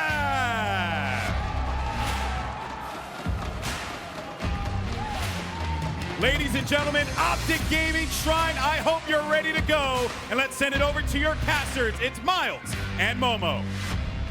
Thank you so much, Alex. That little rhyme at the end there, oh, it was beautiful. It's good to have you, brother. We're ready to rock and roll here in the Shrine. We are live from Los Angeles. The battle for Los Angeles is about to begin. And Phil, it's going to be an interesting one. There's a lot at stake here. There's more at stake here than we know. I think for sure, we've already had, you know, the Battle of the North. We saw that in Minnesota. But coming here, it's the same city. It's the same. This is a little bit too intense. We've seen team changes by player on the Guerrillas. But in the side of Optic, they've changed a lot too in just how they're playing. We obviously hear kind of the MP5 being changed hands. It's going to be interesting to see. But I think this is a must-win for Optic LA. We've said that one enough. That's definitely the storyline coming into this matchup again. It's almost like careers are on the line in this very series. And after this matchup, depending on who wins and who loses, we could be looking at a very, very interesting, very exciting Rostermania looking like scene. But hey, that's speculation that we don't quite know about yet. So without further ado, I mean, we're almost ready to roll into the game. I think we're all very excited to get into this one. Phil, the Guerrillas have made a huge change to the roster. I mean, it's a facelift by all accounts. We've seen 3 brand new players come in. Players that, you know, 2 of those players, not many folks have seen before. No, I mean, for sure. I mean, looking across the board, Spar in the middle, Vivid on the right-hand side. Blast, a lot of people may know already and should know, really. He, for me, is kind of the exciting X-factor of this Guerrillas team. But Spar and Vivid are the 2 players that I'm looking at and thinking, this is for all those players, all those people back home who want to make it into the professional scene. These guys have fought through the amateur scene. They've been recognized, and then they've been picked up. This is their time to shine. First game on the main stage in front of a hometown, if you like. Obviously, a little bit odd because the other team is their hometown too. But again, time to shine. And then you go over to Optic Game in Los Angeles. These have some fan favorites, not even just in LA, across the globe. You hear the roars when Bruce walks out. Dashi. He's a fan favorite in the Call of Duty community for sure. One of the greatest misconceptions in COD is that when Dashi walks onto the stage, he's being booed, but that's not true. Anyway, for this Game Fuel marquee matchup, Dashi, he, of course, will be our Game Fuel featured player. Bruce is a stellar player, to say the least. A breakout year on Black Ops 4. He really turned heads. He won hearts and minds, but not able to find too much success after that opening event in Vegas, looking to try to turn the woes of this Optic Gaming Los Angeles squad around. It falls a lot on that man's shoulders. Yeah, and I think, obviously, he being that key player, he's the one who's actually going to be changing his role a little bit as well. That MP5 will be in their hands. I know he's very comfortable with an assault rifle, but that might just go to Slasher. Now, on the side of the Guerrillas, you know, some of the names obviously stay in Aqua. He's a player which has been around for so long, someone who is a staple and who can put up those big numbers, and I think will have to rival the likes of Slasher. He's going to have a very tough job, but for me, it's very hard to look away from Vivid, Spar, and as well Blast. You're talking to the Search and Destroy. I'm looking at Blast for that Search and Destroy. Yeah, he's a staple of the Search and Destroy scene. Exciting to see. The players I'm most excited to look for is, of course, Vivid and Spar, 2 players we know literally nothing about. This is the current records of these rosters up until this moment. Of course, it's interesting enough for Optic Gaming, you know, 2 and 4. That's not a terrible scene to be with. 2 and 5, the same thing there for the Guerrillas. This is certainly going to be an interesting match again. We're not quite sure where we place these teams. They've been bottom caliber teams, you know, in terms of the rankings and the CDL points. This is going to be a huge match. It is kind of crazy, Miles, right, when you look at it. You don't usually get so excited for the teams that are maybe at the very bottom of the standings, but these 2 teams, they're both in a bit of a disaster position. These guys need to start winning. They need to start winning now. After this very weekend, everyone's going to have played the same amount, and those points are going to be looked at under a magnifying glass. And Optic LA, they need points. Guerrillas have already got, I don't know, a couple, but not many. And it's all going down on Hackney Yard Hardpoint. We've seen it already today. We're going to see it probably more throughout the weekend as well. But the Guerrillas versus Optic LA starts now. And this first hardpoint will set the tone for the remainder of the series. It's our marquee match. We're only halfway through the day. It's only Saturday, but it is going to be an electric matchup nonetheless. Watch that left-hand side of the screen, the Guerrillas. We are looking to see if Spart, Vivid, and Blast, the newcomers to the squad. And this is the debut performance of those 3 players here in the Call of Duty League. Let's get into it. Well, it's calm to start things off. It's not too aggressive, of course, pushing through with the smoke. It's very hard to break through, of course, that choke point down low. It's going to be Optic LA. If you have a quick look on the minimap as well, just controlling that hard point, you're going to have number 0. That's going to be Dashy, holding back, keeping those spawns. But Vivid trying to break through the front. He's not going to have much success as well. Spar, he's going to find one. That's going to be Kenny that drops. Blast finds one off screen as well, but TJ trading things out, and the first 20 points are going to go to Optic LA. Still going towards Optic LA. We're going to see a slight dip out there from Cap as he comes off point just to find the kills. The bait and switch now coming through from the Los Angeles Guerrillas as they do finally get themselves onto the hard point. Pressure not relenting though for Optic LA as they remain alive and kicking here on the point. LA Guerrillas now trying to get back into the lead. Now with 20 seconds remaining on this hard point, cast your eyes to the minimap. The right-hand side, that is where the next hard point will be coming up. Tire shot, that's number 2. Look for those white arrows to start setting up on the defensive side to prevent any of those little purple players making their way into the backside to secure the spawns for their squad. Here we go, 3 seconds remaining, and on the flip, it's going to be straight into Optic's hands. First 60 seconds are gone. Vivid just finds his first kill onto Kenny there. And of course, yes, battling from maybe the harder side here, but now it's going to get much harder. Trying to flip things over to the tire shop. The kill feed is purple. The Guerrillas marching their way forward. Trophy systems down. Trying to get a little bit of spawn trap on that back brick building. And they are going to get some couple of kills here. Vivid started with 1. Now he's got 4. Make it 5. 4 in a row for him as he slides on through. Shot in the back by Dashy. Traded out by Blast. But when all said and done here, still in control of Optic LA. Can Decimate sneak on through? 1 door, 2. Oh, whoa, hang on a second. Door slammed back in his face for that one. Decimate had no idea what was going on there. Aqua's managed to make his way in. They do have somewhat of a foothold now on the right-hand side of the map, but the time is still going the way of Optic LA. Already, though, number 6, he's hit the rotation on the far side of the map, gearing up for point 3. That is going to be the chimney. The smokestacks, rather. And you can see now they're spawning on that side of the map, gearing up for the next push. This has been a great hard point for Optic Gaming. They've managed to take a ton of time from that one. And at the end of the first 2 hard points, Slasher is sitting at 7 and 2. Lovely stuff to see from him. And again, we talked about Slasher now being the main AR for that squad. Dashy now running a full-time submachine gun. And again, going into this one, Hackney Hardpoint has been played with both teams. Of course, they've only played it once. However, both teams not finding the success that they wanted. Both 0-1 on this one. After 2 hardpoints, we do see a 40-point lead for Optic. However, with the rotation down now near the smokestack, is going to be in control of the Guerrillas. Trophy system is down. You see that's available now for both Blast and Aqua, popping up on the top left-hand side of your screen. But all those players taken out of the hardpoint, currently neutral. No one gaining any points. Optic trying to push down that right-hand side, past that cop core. Sliding into green is going to be TJ. Finds 1. Will look to dip out and maybe find some on the hard point, but it's a tricky situation. Finds another. Vivid goes down as TJ does drop. Yeah, it's a solid map presence now from the LA Guerrillas. Trying to get back into this one. Slasher slowed down somewhat. Zach was in a great spot there just to cut those players off, trying to catch the play on towards the hard point. He goes down. Slasher again in this power position. 6 seconds remain. We're going to roll in towards the office on the top side of the map.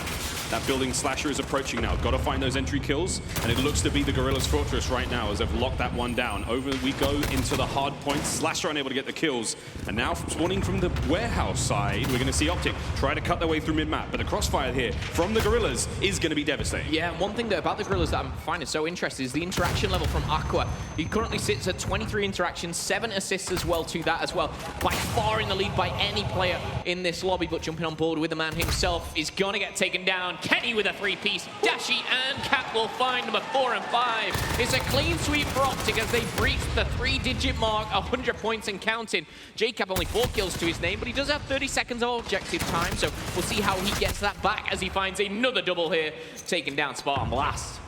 Someone's got to do the hard work. TJ now trying to make his way in towards the docks building. Next hard point rolls through. A very familiar sound in the Call of Duty community, that chant. As Optic start to come alive here, the Guerrillas again. A learning experience for them, but they don't have as much to lose in terms of this series. Points are good. They're currently sitting in this position. They want to be finding themselves a little bit more time here. The docks building is going to be in the hands of the Guerrillas. Optic now pushing their way through the front of the map. Is Slasher though on your screen, trying to hit the flank, trying to go through mid now as his teammates are starting to put pressure. They're starting to pull these players out of the positions, but the spawns have split for the Guerrillas, and they're coming in from 2 pinches now from either side of the map. Well, this is good for the Guerrillas here. They've got 1 player on that hard point. They're spawning both by the cop car and right next to it. Optic LA spawning right out of there. They've got to push through, of course, the warehouse, find themselves that position. Slasher does find a double and again, Slash is actually playing very well. He's currently dropping a 1.6 at 16 and 10, 7 assists to his name as well. So putting up those numbers. And right now, it is enough, I would say. 25 points in the lead. We're going to see a rotation now back to the original hardpoint in this warehouse. And Optic, they seem to have control of that as well. They're going to have to give these last 15 seconds up as well as the previous 15. But when all said and done, rotation 1 is over, and Optic, they have a narrow lead. Yeah, that last hardpoint was so good for the Guerrillas. I believe that was a perfect 60. Decimate on point, finds himself 2 kills right off the rip, holding down this line as best he can. Can he find any more? As Decimate has been a standout for a long time with this squad. He's been an exciting player to watch, and right now, looking okay at 17 and 11. Finds one more there. Yeah, the key thing to take was exactly what I said, was how Optic had this kind of all locked down. They gave up the last 15, but going into this one, we saw the Guerrillas just march on in, find themselves 20 points, and it's actually capitalized well. We're going to see another lead change go back in the hands of Optic. But the job right now for Optic LA is to keep these spawns. You can see here TJ just dropping off here, watching green, and the reason he's doing that, he doesn't want anyone pushing the flank, and no one is for the Guerrillas here. So Optic, they may be rewarded, of course, with a very strong hold on the next one. But with 15 seconds left, they're trying to soak up that time. I believe we've got a 3-kill streak going down for Dashi. He's trying to find number 4. Is going to be taken down by Vivid as Aqua sweeps up. 4 will fall, and they will have the spawns for next. But can they hold on?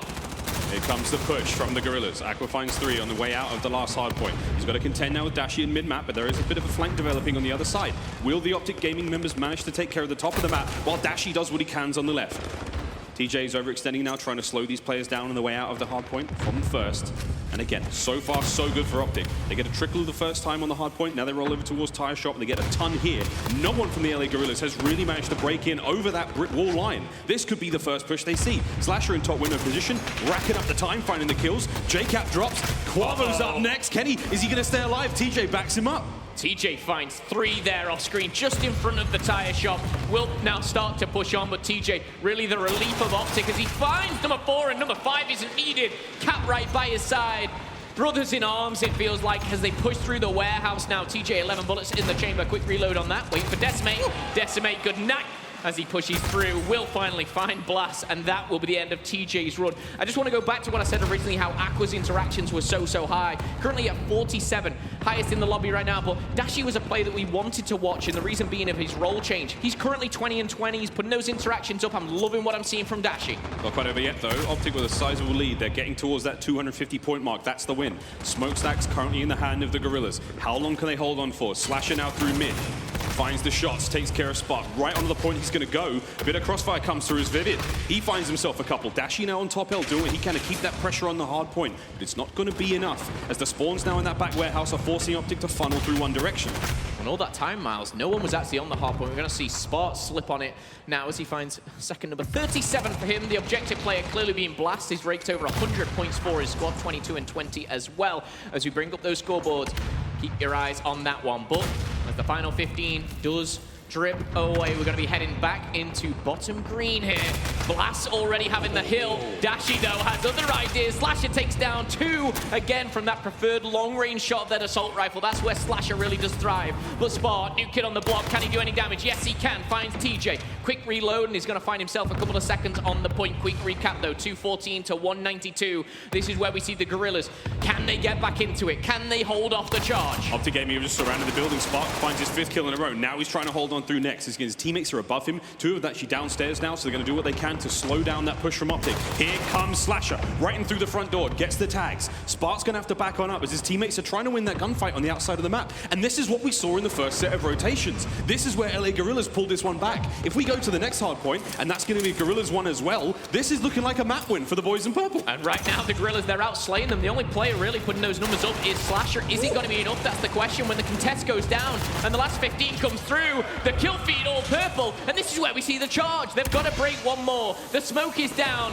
Vivid, as he charges through, he sneaks on through, but not enough as Dashi, Kenny, Cap will start to pick them apart piece by piece. Now Optic Gaming with only 36 points in need. If they can hold it, they can do this. But Blast had other ideas. Finds 1, finds 2, the 3rd. Can he find a 4th? Blast destroys as he finds 4.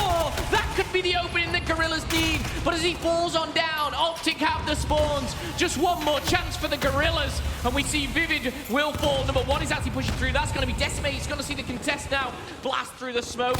and we have got a little bit to go just yet. It's not over yet. This could still be the last hard point. Decimate from upstairs now. The battle is raging below them. 10 seconds for the win now for the Guerrillas. The reinforcements for Optic are being cut down. 5 seconds now for the win as Decimate. He starts to heat things up. And Optic, there is no one around. It is over. Map 1 goes to the Guerrillas. That is what you want to see if you are joining a CDL team. Spark, Vivid, Blast, making an impact.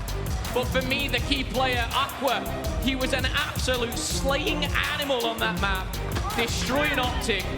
I said how Aqua had to go toe-to-toe with Slasher, and he did just that. Aqua just dropped 38 kills with a positive 12. Incredible stuff across the board. The Guerrillas take map number 1, and that is a stat sheet for you guys. Take a look at that. Oh, it started to fall apart towards that bottom office. That was disgusting. The final moments of that hard point will absolutely, unquestionably be something that Optic are going to have to go back and look over after this one. It is going to be our scuff play of the game as well, friends. Blast took the map into his own hands in these dying moments and may well have won the play here. Absolutely agree. Finds 2 on the blue van. This is a great kill. Number 3. 4th goes down, but at this point, he falls. You can quick look at the minimap. All of those Guerrillas, they're spawning out. So do Optic. 2 of them spawn behind. And we see a very smart play from Decimate, who actually lets one past him, and then the collapse starts to happen. Blast lying down, taking it cool, and when it's 239 to 230, it's very hard to keep that aggression kind of low and keep you calm. Decimate up top finds some important kills. Again, not just jumping on that hard point and playing a little bit panic-like. He stays up top. He makes those all-important kills. He gets the time for his team. I do want to highlight the new kids, though. Blast and Spar. I think there was 2 minutes for Blast and 1.5 minutes for Spar there. Very good objective-based play, but the slaying was right there with the Guerrillas, too. Yeah, welcome to the COD League, gentlemen. Now, Slasher and Dashi, again, 2 players we talk about quite a lot. Slasher, again, a world champion in his own right. Dashi, someone who we've talked about enough in terms of the accolades, are not quite there yet, but everybody loves a bit of Bruce. Bruce Almighty, indeed. 2 players who are absolutely crucial to the success of this Optic Gaming roster. And we talk about that role change they've made. Slasher was running an AR and running the MP5. Now he's running exclusively their M4, running the AR all game long. And Dashi now is running the MP5. Phil, this is a major switch up for these players. Is this something that's going to make Optic more comfortable in the long run? I think no doubt when you look at Slasher, so saying to Slasher you're the main AR of a team, that's like exactly what he wants to hear. The whole, this is my Optic, this is me, I'm Slasher, like it kind of comes through. Dashi is a very special player, and the thing that I like about Dashi is Mr. Versatile. I think you put any weapon, whether it be sniper, sub, or assault rifle in his hand, and he can do it all, and that's why you want someone like Dashi on your team. The problem being it might take him a little bit to be able to adapt to kind of that role. You know, when you're playing the flex role as an assault rifle, you kind of not too slow, not too fast. He's got to change that game. He's the one who's got to adapt, whereas Slasher, I feel he's just doing what he knows and loves. Again, that's why Dashi was our key player to look out for then. I liked his interactions. I think I pointed out he was 20 and 20, but I think going forward from that, he didn't have the next couple of kills on his side. So we'll have to see how he improves. 27 and 31 in that hard point. But Search and Destroy is up next. Maybe we start to see him pull out that. Yeah, Dashi, our Game Fuel featured player. He will certainly be looking to turn that frown upside down as we go into the next matchup. Search and Destroy and Gunrunner up next. And the biggest question for me right now for that Optic roster is you see those faces. They don't look too happy, and you look upstairs at Guerrillas and Decimate's having a chat with someone off camera. Everyone looks a little more calm and composed. I mean, for these guys, for Vivid and Spark, this is the first time they've played in a match like this with stakes this high in their entire careers. I mean, this is a huge roster change. 3 players in, Spark, Blast, and of course Vivid, filling in for Aches, Saints, and Lacefield. 3 players who have been in the COD League and who have been in the Call of Duty professional scene for a very long time. Aches is a world champion, Saints been around a long time, Lacefield as well, an absolute hero to his fans. They've been swapped out. I mean, this is an all-or-nothing change for the LA Guerrillas because I feel like they know they don't have anything to lose at this point. They're going to try this roster out, see how well it goes, and learn from here. For Optic Gaming, a loss here is not a good look. It's very much, okay, we have to make a serious change, whether it's substitutes, whether it's letting players go. You know, I don't know the legality around that in terms of the league. That's for the GMs to decide, but it is going to be an interesting situation now as we roll into the search. Can Optic bring their heads out of the doldrums? I'll tell you what, Vivid and Spark must be feeling fantastic after their kind of debut. The reason I leave Blast out, I feel like he has had that experience before. He's been on this main stage, he's played, and we know and love what he can do. And he's kind of back, he's making that comeback, and credit to him. He's an awesome player. Vivid and Spark, though, again, these are two names that, even for myself, yes, I've seen them kind of breaking through in the amateur side of things, but this is like the time to shine, and no other way of putting it. We've seen them do some damage already in the hard point as we transition over to Search and Destroy. Sometimes, I tell you what, some of these amateurs can show us something different. I'm excited to see that as well. As long as the nerves don't get the best of them, they've all got new tricks, and I'm excited to see. Search and Destroy, friends. First to 6 rounds, win it. 2 bomb sites. Teams will take turns attacking and defending. A win here for the Guerrillas would be incredible. Optic have to stabilize if they want a chance in this series. Here we go, off to the races. Right through mid-map. Cap opens it up with a nice kill there on the Vivid in the middle. Blast can't quite answer back, but that is going to be pressure in towards that B site for Optic. B on the bottom side of the map, A on the top. Cap finding that first blood. That's exactly what you want if you're Optic Gaming here. TJ is going to go down. That's from Aqua. Again, we've got a 2 to 3 AR to SMG ratio for both teams. We've got no snipers in play yet. We might see that a little later on, but this is where we start to see Dead Silence be available, and some players make that play. Dashing being one of them, takes out Spark. Decimate answering back now. Starting a 3v3. Dashy finds his second kill of the round. Dashy's actually in a really interesting position, but look at Kenny.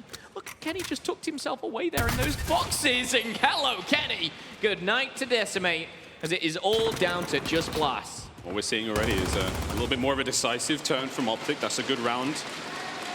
Even after the opening kill from Cap, they didn't really lose a lot of pressure. It was Decimate in mid-map trying to find kills with the stun around green box, and nice shots from Slasher to close the round out there. First round to Optic. Important first kill as well from JCap. He opened the account in water. If he loses that gunfight, Vivid is through, and he's been that thorn in the side. And again, Cap, that was a really good play from him. We'll jump on board with JCap, see what he's up to, because predominantly we are going to see these B pushes. It's a little bit easier for these offensive teams. We're going to see a grenade and smoke go out. TJ on screen. But interesting enough, you see 2 of Optic actually sit back towards the bottom of the forest. Kenny opening things up. That's going to be the first, as that's 2 first bloods for Optic. Kenny now hopping up top, trying to get that height advantage. Oh, Vivid. Maybe a kill he should have made. He might double dip. He's coming back for a Kenny through the glass. No, he's going to get away with his life for now. There's a lot of action happening around this bomb site. Kenny's hungry for it. He goes in. He's going to find that one. That's going to be 2 dead now for the Guerrillas. Optic looking to take care of that B site, looking to take control. Another kill would be great. That's a Dead Silence play from Decimate snuffed out. Kenny's now trying to watch the back. This is a great run from Quavo. Keeps these kills a coming. The bomb goes down, and now the clock is ticking. Quavo's still on your screen. Dashy takes care of Aqua, and now it all falls down to Blast once again. Oh, wow. Okay, Blast. Kenny starts it, Kenny finishes it. Round number 2 is all Kenny, as he finds himself, what I believe was it 4? I think he found the first, the second. We saw, of course, Dashy get amongst the kills there, but Dead Silence utilized as well, so well. Nicely done. Optic Gaming 2, Guerrillas 0. Not a bad start for Optic. Whew, and you need it, but they have to keep this up if they want to tie the series up. Yeah, Kenny and Dashy, 5-0, 3-0, good start. Yeah, good stuff from Kenny, 5-0, you like that. Here we go, straight off the rip with that bomb in hand is going to be Spark. We're on board with Quavo still on the defense. Still making their way towards B. Lovely turn there on a Viviz, gets the kill, immediately answers back, and a kill goes the way of TJ as well onto Aqua. That's going to give the advantage now to Optic Gaming. Keeping that presence towards mid. Still going to be the Guerrillas. Not willing to let that one go. Optic know the play's happening here, but they still have number 7. That's going to be Quavo on the top of the map. Trying to find that flank now. There's the shots. Ooh, long range. It doesn't even matter. When you got the right man wielding the MP5, damaging things can go down. That's going to be the end for Kenny, though, as his streak of 7 is denied. Slasher finds another, and really, that might be the only negative for Optic Gaming here, as it is a 3v1. They're looking so strong up against the Guerrillas, toe-to-toe. Decimate, last alive. I think he might have spotted one. TJ just around the corner. Dashy will fall. Should be a trade out by TJ. Ooh. And it will be. It's the pistol, I believe, there that came through. You give him half a second more, and Decimate gets that kill. Then it's a 1v1. That is how dangerous these players are in Search. Definitely wasn't the pistol, by the way. That's a big pistol. Mate, that's a slick bit of movement there from Decimate on the turn. To come around, to hit the box like that, though, yeah, and land that many shots, not an easy thing to do. He's a cornered animal, man. You gotta put him down very, very quickly. 3-0 now for Optic Gaming as they are looking solid in the search and destroy. And we touched upon the search and destroy prowess of the youngsters, the newcomers to that Los Angeles Guerrillas squad, but they haven't quite shown it yet. There's glimmers. But the teamwork of Optic will prevail. There's 2 members now of the LA Guerrillas with Dead Silence to play with. We'll see if that comes out this round. 3 now. Kenny has found his way through, but his teammates have all dropped like flies. Optic Gaming, they try and change things up, push towards A, and sometimes you'll hear, if it ain't broke, don't fix it. And right now, it seemed like the play wasn't the best, and Guerrillas almost feels like they were gifted around there. I think it might have been read potentially by the Guerrillas, but it was a ballsy play from Optic there, and maybe one they can afford to make. You know, now, when Guerrillas are on the defense, they've got to think twice. You know, where are they going? B, A. It's not just a one-trick pony kind of team. Or is it? Hey. Who knows? I know, let's ask Pac-Man. Here we go. Another offensive round now for the Los Angeles Guerrillas. Blast yet to get on the board with 0-3, but still plenty of time to turn that around. No snipes this round for either squad. So we are going to see a slow push from the Los Angeles Guerrillas now. It's a heavy stack towards B with only one player watching the back end of A. That's going to be on Optic. That falls onto JCap to watch the flank. And Spark's just trying to find something. Quavo and TJ both activate their Dead Silence. TJ goes down to Spark. Vivid sadly opens the door right into his own demise as TJ finds it, or Quavo finds it, excuse me. And now you have to go back to the drawing board for the Guerrillas. You find a kill, you lose a life. What's the play? Is it in towards A? Blast has managed to find a lot of space here. Blast has actually found himself Dead Silence. You can see that depleting on the bottom right of your screen from white to gray. It's about to run out now, so he's going to have to play a little bit slower, but he has got himself in a nice position. This is where the bomb starts to creep up, and Slasher, check your corners, my friend. Ain't going to happen. Slasher will drop. No trade coming in. This is where we do start to see the push in from the Guerrillas jumping. Second chance now. Blast finds a second, and that's a job done from Blast. Decimate can't quite get anything done there as Dashi finds 2 with the AR. Quavo picking up the piece as well, and it falls down to Spark with the bomb. Makes it a 1v1 against Quavo. Spark, last player left alive. 11 seconds left on the clock. A 1v1 will get it done. No! Quavo! 4-1 Optic LA. Bravo, Quavo. Here he is in the final kill cam. The MP5 is hot and heavy, and he's finding his feet here in the search and destroy again. If you just joined us, that hard point, it was a nail biter. This search and destroy a little bit more one-sided. As Optic and Kenny in particular. 10 kills to his name. Incredible stuff. And that 10th was a goodie. That was a fun one. An essential kill to make it 4-1. Smokes up towards A just to, create a bit of distraction. We're seeing Sound now come into the mix. As you can see, number 4 making his way across the map. It's going to be Aqua trying to watch towards A, but it's an aggressive defense now from the Guerrillas. They're willing to spend a lot of lives in this push. They've managed to get 2 of Optic. Vivid's hunting for more. Decimate finds 2 more. Now it comes down to Dashi. The LA Guerrillas have come alive. Here you go, Dashi.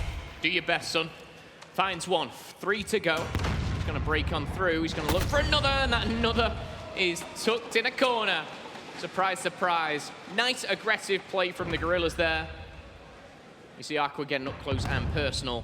Dashi, again, it was just a lose-lose situation. He found himself 1, but nothing more, as I believe we go into round number 7 now. 4-2. Optic, of course, leading the charge, and Kenny absolutely wrecking kids right now.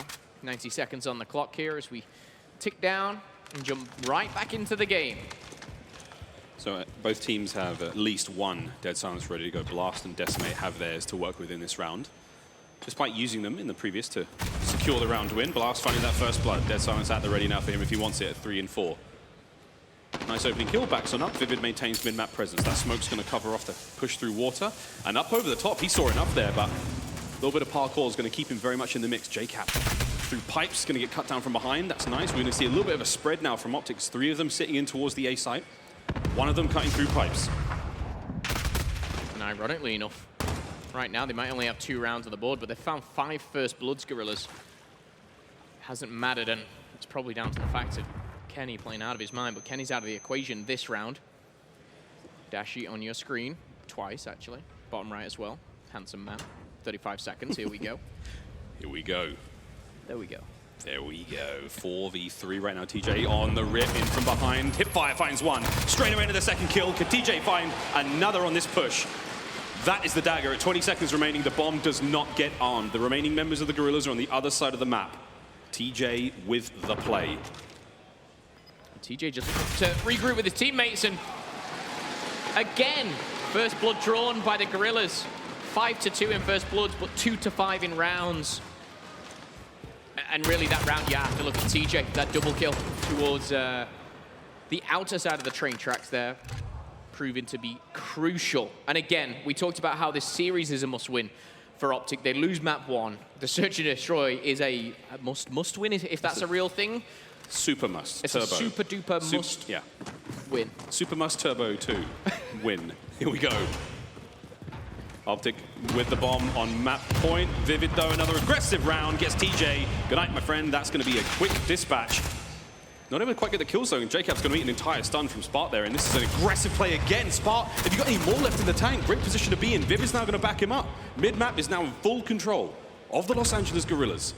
Bravo, check your corners, no point. Spart and Vivid, they're on the flank.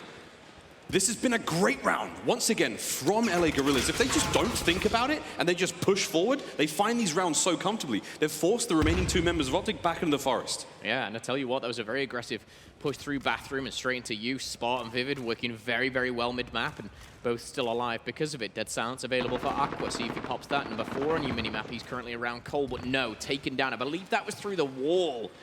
Great stuff from Dashi. The M4, a lethal weapon in his hands. 2v2 now. Is it another clutch? Is it another round where Optic shut it down, not having the first blood? It's going to be Slasher versus 2. He is in a very good position. No Dead Silence, though. He's thumping around through that mud, and the boots are clanging everywhere as a play to his left. He's in such a tough spot. Hoping to find an M4, or MP5, sorry. But the Guerrillas get the round.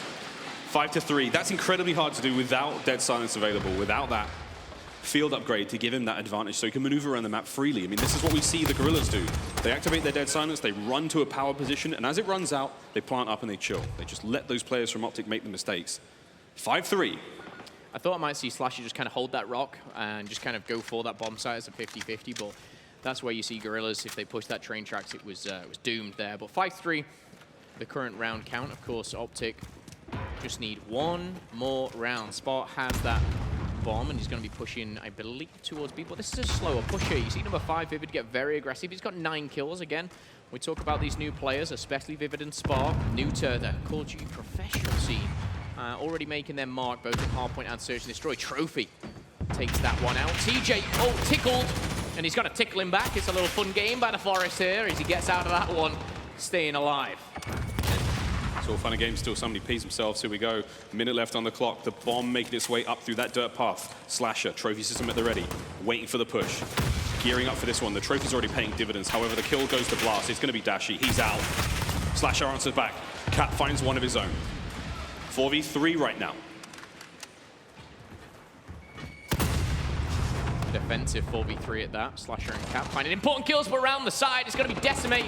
Sneaks in, takes down TJ. Can he sneak in again? That's the question. He's waiting for the backup. Might have to have a reload as he will, as he pushes forward. The Dead Silence has been popped. Kenny's going to answer back.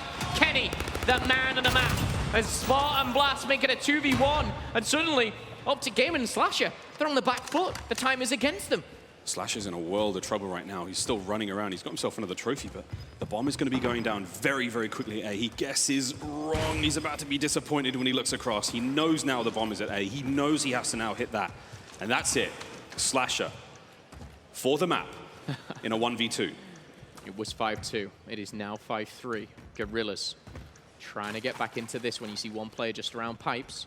Slasher, no Dead Silence. He's got a trophy, but I don't think that is what you want to see in this position. And through door number A is a player. Oh, he gets a kill. Okay, Sports guns down. 18 seconds. Slasher weak. Vivid is out, but it's Blast. It's Blast.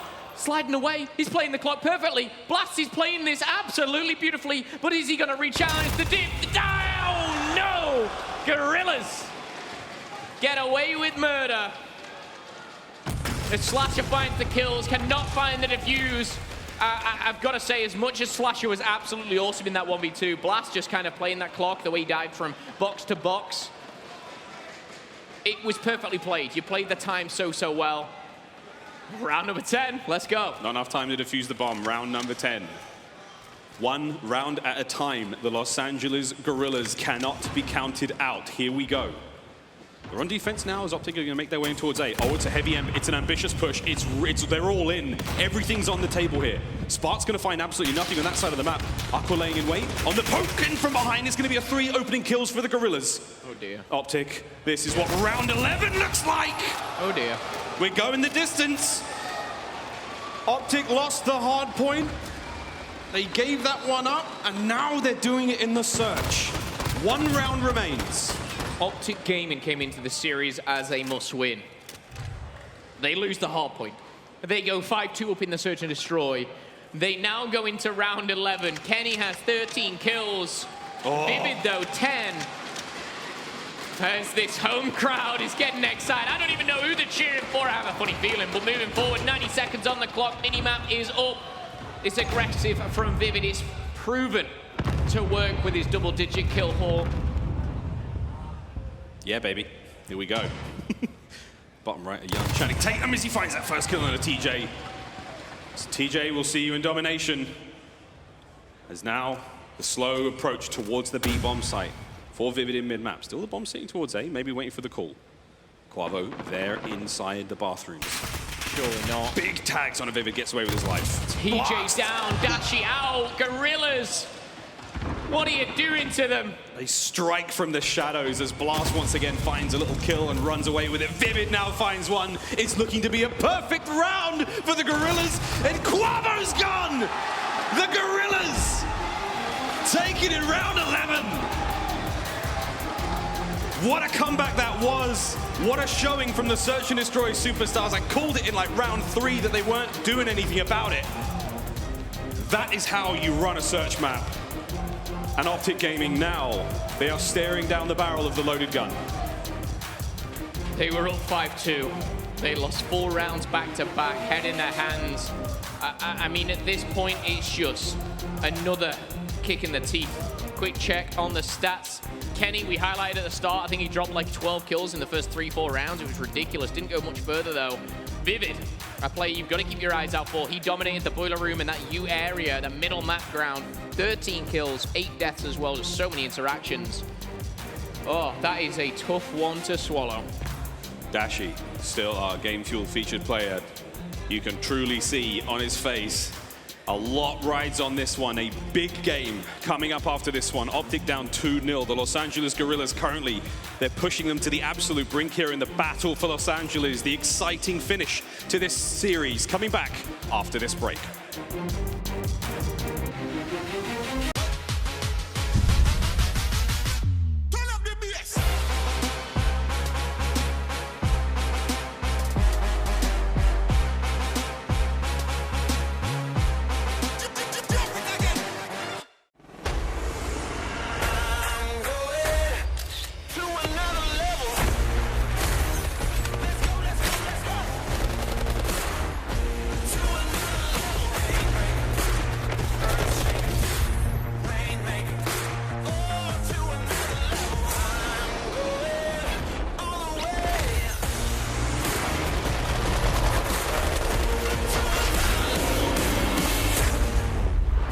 Download free now.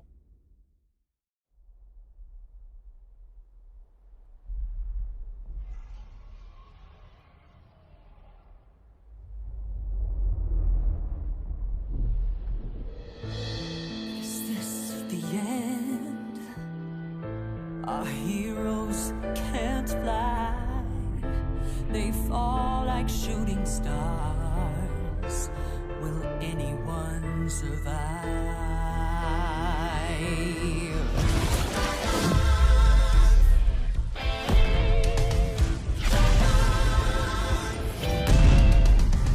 Dragons take flight above the ice and snow. High in the sky where the cold wind blows. Wings beat down as they beat back foes. Flaming hot fire over frozen bones. Good unites against people they oppose. They ride or die as the legends grow. We must go to sense to the heroes. There are no silence in this combat zone. Beats mid-air, yeah, it's a chiller.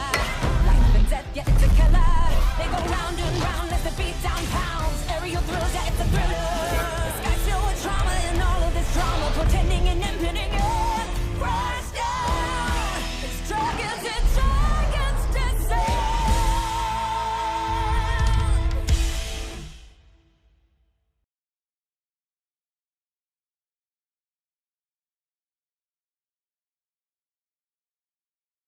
Oh, right now it's proof, right?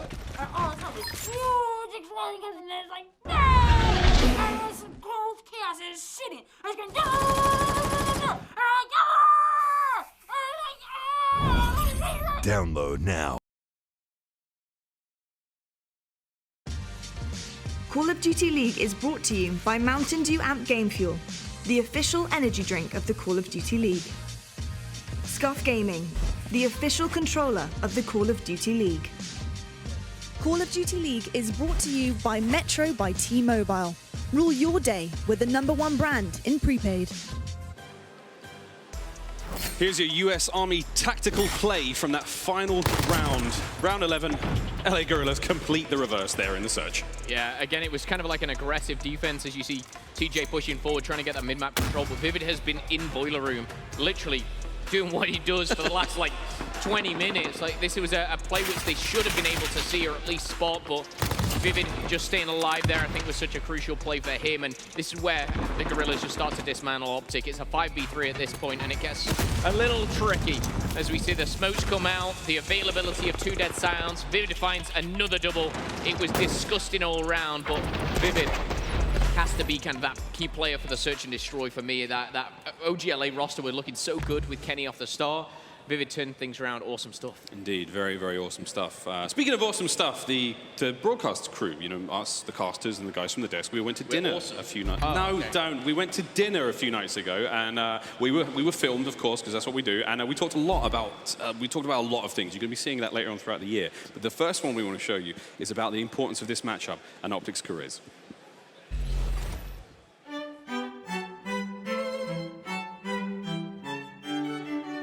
We know that my old senile dumb self said that I think Optic was a perfect team and how good they're going to be. I thought they were going to be so great, and they have 0 CDL points. So I want to know expectations for this weekend. I reckon they beat the Guerrillas at least. Yeah. Right? 10 points. I think if they start off with a win, like, they'll just be fine. Look at their roster. With those players, at what point does it become a mental thing? When do they turn on each other and say, you're the problem? Just to add on that, I don't think it's just about who they start off playing or whether or not they start off with a win. For me right now, if you look at the bigger picture of this team, like, this comes down to obviously inside issues in their team. On paper, these guys are brilliant. Like, they're some of the best minds that we have in Call of Duty. But inside issues and mentality with their teammates or friendships or whatever, it comes down to that. It's Slasher versus Dashy. They need to sort it out. A couple wins can eliminate all these problems. What solves it all? Is that what solves they get it? to a final this weekend, or they start winning. I think it's the only thing that solves No, it. I don't think so. I don't think so. I think. What happens if they don't win their first series this event, though? If they leave with 0 points from this weekend, it's over. Paris Legion take it in 5. I believe Dashy dropped 36 kills, 25 deaths, but it doesn't matter. They're the only team that has yet to get some points on the board, and if you start out slow in a year like this, it is going to be, at some point, an insurmountable mountain to climb. Optic Gaming are on 0 right now through this weekend. I was expecting them to have a few points on the board by now. I have as many points as Slasher, JCap, and Kenny right now. It feels pretty fantastic. My thing for Optic is I think they're better. I think they've played the 4 best teams and they've had some close games. But for me, I don't think they ever beat FaZe. I don't think, unless like the best teams aren't at like the tournament with them, I think there's too many teams that are going to give them a run for their money. And if this team is going to win a championship, they need a radical change. They're not the best. A meta change, a player change, something. They need But something. they should be up there. They have to be up there. Right, so I think this team makes a change. I think that's a bunch of players on the Optic team that just all they care about is winning, or at least a few of them, and they're going to demand a trade. Some of the players already checked out. That's why this weekend I don't think they're going to go as far as maybe you do. I just think the players have checked out, and they're like, all right, well, let's get through another weekend. I was in the airport with Optic coming back from Atlanta, and Dashy was like, yo, we gotta defend LA, and T's like, I just want to win a map, bro.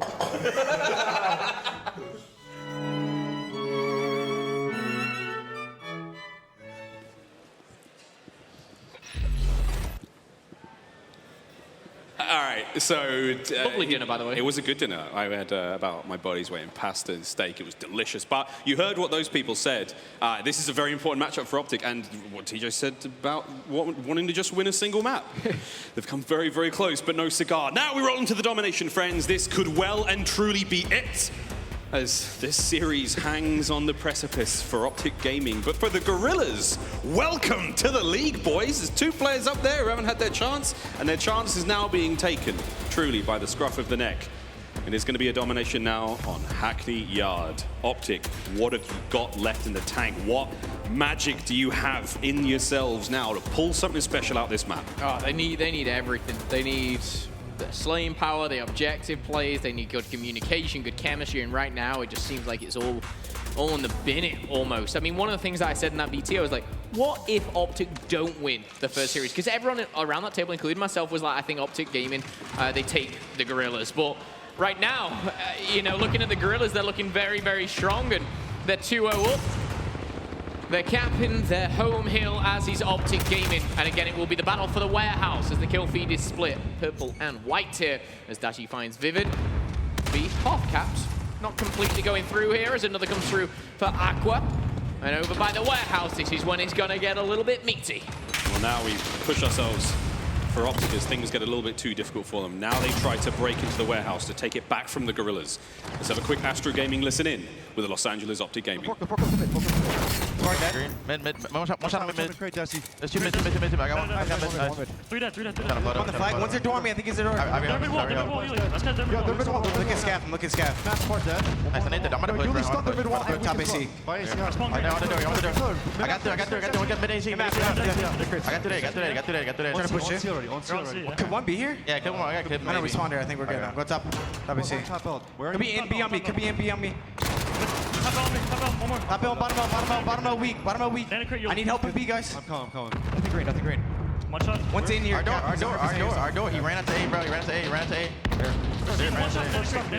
I don't know. He just ran to A. I spawned crate. They're gonna be top L. He's gonna be top L. I have all left. I got great pillar. It could be spawning right. Yeah, they could be spawning right. Top L though. Yeah. Top L. Well, there you have it. A little bit frantic, but so far so good for Optic as they managed to take back the warehouse. The comms are good, and you can see Dash is starting to get themselves into the groove here. It's 3-3 so far, but Slasher's opening kills are going to 5-1. That's what you want to be seeing work out for Optic Gaming. How long can they keep this going, though? So far, so good right now. Slasher was in a nice spot there. He had an MP5 in his back pocket, which he was utilizing as well. Kenny tucking himself away on the bench. Finds himself a nice little spot in the warehouse there. But 2 go down, Dashi in the middle map, picking kills up, and this is good for Optic Gaming. 3 minutes left on the clock, and they're starting to really show themselves in this match. Of course, Search and Destroy started so good. In fact, the hard point started so good. Is this just the tail of the series here? 39 plays 27. The lead currently held by Optic Gaming, and we're about halfway through this first round before we flip it on its head. Let's see if Guerrillas can break through this warehouse, maybe take back this B flag. They have to go do what they can to get back on the B. The mid-map presence being opened up there by TJ. B flag now slowly being captured, but TJ in from behind. Timing was there, he gets the kill, but there's still another player on point who's going to be able to push it, who's going to be able to find the cap. There's the neutralization of B. And the slow and steady capture now, putting the points back in the hands of the LA Guerrillas, slowly but surely. But a 51-point start now from Optic here in the opening round is not a bad thing. As you see, the B flag has been neutralized for a second. We do see Dashi jumping back on that, so a couple more points going Optic Gaming's way. 2 minutes on the clock for the kill feed. Cap, Slash, and Dashi line things up here as now they start to push on forward. One thing that is interesting, Miles, and we've seen the likes of Atlanta FaZe, we've seen many teams do this, Paris Legion as well being one of them. You're always pushing that kind of home flag. You're always trying to flip it, neutralize it, do something. And Optic Gaming, they're very happy right now, just kind of locking things down, and if it works, it works. And right now, it is. Yeah, it's working fine. But what happens when it doesn't work, Phil? What happens when you slay him out and nothing happens? You can't flip spawns, you can't cap flags. What happens then? Oh, Dashi, that was a nice 6th kill in a row. Oh, 7's around him. He can just sniff something out through that smoke. His teammates are doing a great job as Cap's taking care of the position above him, what we call top L, and Dashi in bottom L right now. It's an L-shaped corridor. Quavo cut down as the pressure now mounting towards the ace flag. And here comes the push. We're going to start seeing a neutralize there by the Los Angeles Guerrillas, but TJ fighting for his life there on point will go down, and now we're going to see a flip hands shortly into the Guerrillas. And this is what I was talking about. Guerrillas, of course, finally going for that tire shop. And they're going to be rewarded with A. C will change hands, and Optic Gaming still with 2 flags. Still get the majority of their points. Slasher spitting on him here as he finds his 11th kill. 7 deaths as well. So far, so good for Slasher. Oh my, the reaction to some of these players. B has changed hands though. Now the home flag of A goes to the Guerrillas. They have maybe a preferable side. And we have 35 seconds on the clock going into the second side, Miles. We are going to see Optic in the lead, but by how much? Yeah, not a huge turn of events these final 30 seconds. Even with A and B in control now, Slasher up top, Quavo's going to back him up. One last push just to slow down. If they can neutralize B, that's a big win. Oh, those are nice kills. Is there anyone left on site? Slasher, once again, just managing to find these players. 15 seconds, just grab it as quick as you possibly can. Two players are going to neutralize it very fast. You may as well take it. Why not, gentlemen? Why not? B and C in the hands of LAOG. The final 5 seconds, the kills go their way, and that's not a bad look for Optic here in the first half of domination. Yeah, Slash is going nuts. That assault rifle in the middle. That's what I try and do, and it just doesn't work, Miles. Have you seen me? That's what it looks like. Yeah. Yeah, right. Hey, there's you, bottom middle, Australian flag. I will say, Dashi, though, he managed to find himself a 7 spree, so he started to heat up now. I mean, it's just that thing for some of these players. They don't want to lose. Exactly, but I will say, hard point, we saw great stuff from Optic in the first bit. Search and Destroy, great stuff in the first 4, 5, 6 rounds. It was how Guerrilla answered. How the Los Angeles Guerrillas comes back from this one, we'll have to wait and see. As now, breaching, clearing. His Slasher up top trophy system will deny both projectiles. Not that one, though. It got through, but it didn't do any damage, which was very fortunate. Spark now in his debut series here in the COD League. Lovely kill there on the Quavo. Not much more on this push. The smoke's going to come through. Allow his teammates to make it work out, but Cap nades the smoke, knowing full well that maybe a push is happening, and it pays off for him. A nice gamble. He finds those kills, and now he cleans out the top. J-Cap, brilliant work from him. 14 and 12. TJ cut down by that beautiful M4 of Aqua. Slasher's 5 spree rolling out still. Dashi somehow finding the kills there with the M4. Give him anything, he'll get it done. He may be running the MP5 off of spawn, but anything you give him, he'll put to good work. And once again, still a solid hold for OGLA. And that's the thing with Dashi now, having an MP5, he can play even faster. We know he's an aggressive player and he can put some kind of superstar plays on, but with the MP5, he can get kind of crazy speeds going. Maybe match, of course, the likes of TJ, Cap, seeing if it can all gel together. Now the first minute and a half is coming up, and for the first 90 seconds, Optic have once again dominated. 78 to 120 now. Optic Gaming starting to really take this to the next level. 40-point lead, and again with this, you in a pretty good position. Aqua is going to find himself going down to TJ. TJ finds himself in hot water. Everyone would jump on, dropping like flies. Kenny's next to go, and we are going to see the Guerrillas get inside of that warehouse. Now, can they take that B flag? Answer, we'll find out in about a couple of seconds. No one there to stop it, I believe. B, so close. Vivid's going to jump on, and he needs to get it, because that time is ticking away. They are down, but they are not out as TJ and Cap break on through. B still neutralized. Nobody getting points from that. And Decimate will continue the trend. And that push onto B was longer than the Irishman. That just never ended. It just kept going. Now Slasher up top, back in his very happy place. Going to keep ringing out that M4, having a good old time up there. Quavo picking in the pieces. B is still neutral at this point in time, so no points, but that is a good thing for Optic LA. They will get the time now as Quavo's starting to heat things up, starting to push on forward. Nice look again for Optic here in the domination, exactly what they needed. Push it again now, further. Keep these kills going. The Guerrillas, they're on the back foot, and they have been all map long, and this is looking like a trip cap. All that Optic need to do now is not allow anyone to make their way in towards A or B, and it's going to be done, so don't worry about that, but I like it. It's confidence, it's ambition, it's what you want to be seeing out of a squad with a name like Optic. Yeah, it's beautiful stuff so far, and again, everyone really started to step it up. Quick check on the stats. You can read them in the top right there, 23 and 13 for Slasher, positive 10, but it's TJ, Dashi, everyone lighting things up. Cap as well, 20 and 16. Kenny's positive by 2. Make it 3 as Kenny shuts down Spar. Optic, they're outslayed by a large margin, and that is showing in the scoreline. 55 points and counting. It's getting to that time, Miles, where Optic, they can walk away with this. They can run away with it as Slasher rotating around. I'd like to see Slash's actual kind of KD across the respawns over the series, because he's been slaying. He's been slaying TJ, slaying through mid-map. So we continue to see the pressure from Optic, not letting the Guerrillas get anywhere near that B flag, and I think it may well be over. We'll let you do the maths back at home. I won't be touching that. But all I know is I want my $1 million. It's over, Miles. It's over. It's over, but we can still enjoy I am enjoying An this. Optic Gaming winning, because it's been a rarity, I will say. It's been a while, mate. I must admit, it's exciting though. But the Guerrillas now, we go into a hard point after this. There's a minute left. Sorry, we'll build up the match afterwards. But in this minute, we are going to be seeing these players do the very best job they can to increase those KDs and domination. They're all chasing, I believe, Octane at the 1.55. That's big. Octane is a force to be reckoned with. But then again, you kind of get flashbacks over the last 12, 18 months. The likes of Slasher, Dashy, those are the kind of players that have those incredible KDs. And again, we touched on what magic Optic Gaming really need to have to kind of pull this series around. It was a domination like this. It was a, no pun intended, but a dominant performance. These guys needed to come out, make a statement, and take this momentum into map number 4. You see Guerrillas just trying to get some points back. They actually find themselves 2 flags at this point, but with 20 seconds left, it ain't possible. And again, we reflect on those scoreboards here. 28 and 17 at a plus 11 for Slasher. TJ with 54 interactions. Absolutely insane. And then you've got, of course, Kenny, 25 and 22, matching JCap to the point. 7 caps, I believe, for Kenny. And an Optic Gaming victory here in the series. What you want to see for the home crowd, if you're an Optic fan, of course, the Guerrilla fans are here as well. The Battle of LA will continue. Now it's official. That's a big win for Optic. That's confidence. That's got to be something for them now to turn this around. That's a big win. Actually, the first win for Optic Gaming Guerrillas there, 1-4 each. So there we go. Brilliant scenes there for Optic. Here come the stats from that last map.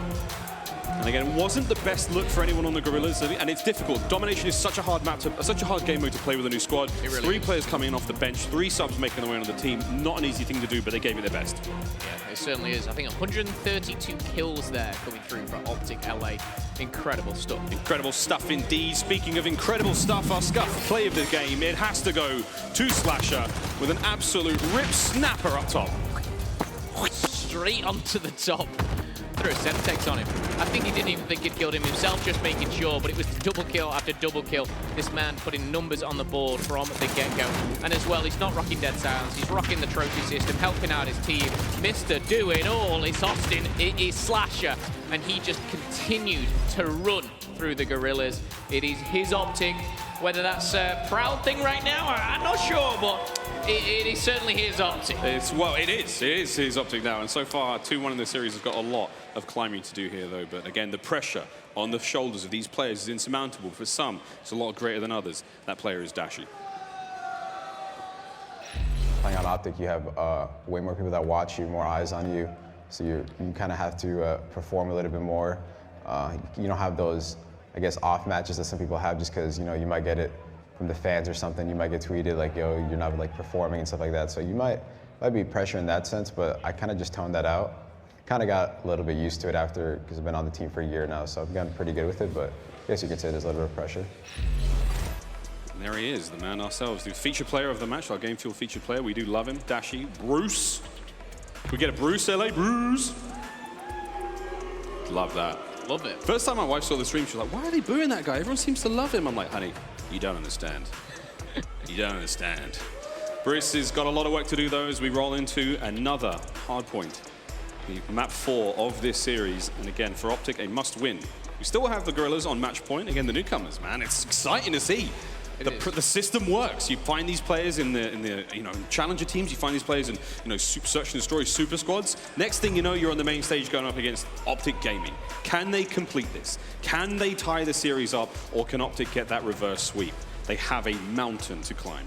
Yeah, and again, a lot of amateurs wanting their shot. We see Optic Gaming right now. If they don't pick up a win, like what happens? What changes?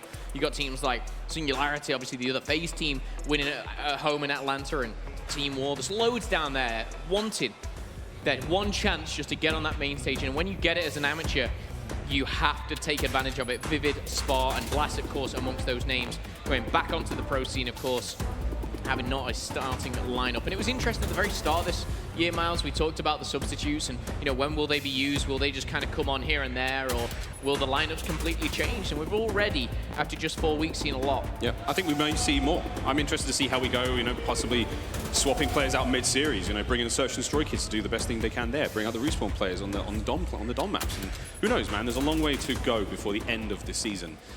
And here we go. Optic Gaming versus the Guerrillas. The Guerrillas lead 2-1 as we roll into map number 4. TJ Halley working wonders in the first. Can he keep doing it now as we roll straight into Gunrunner?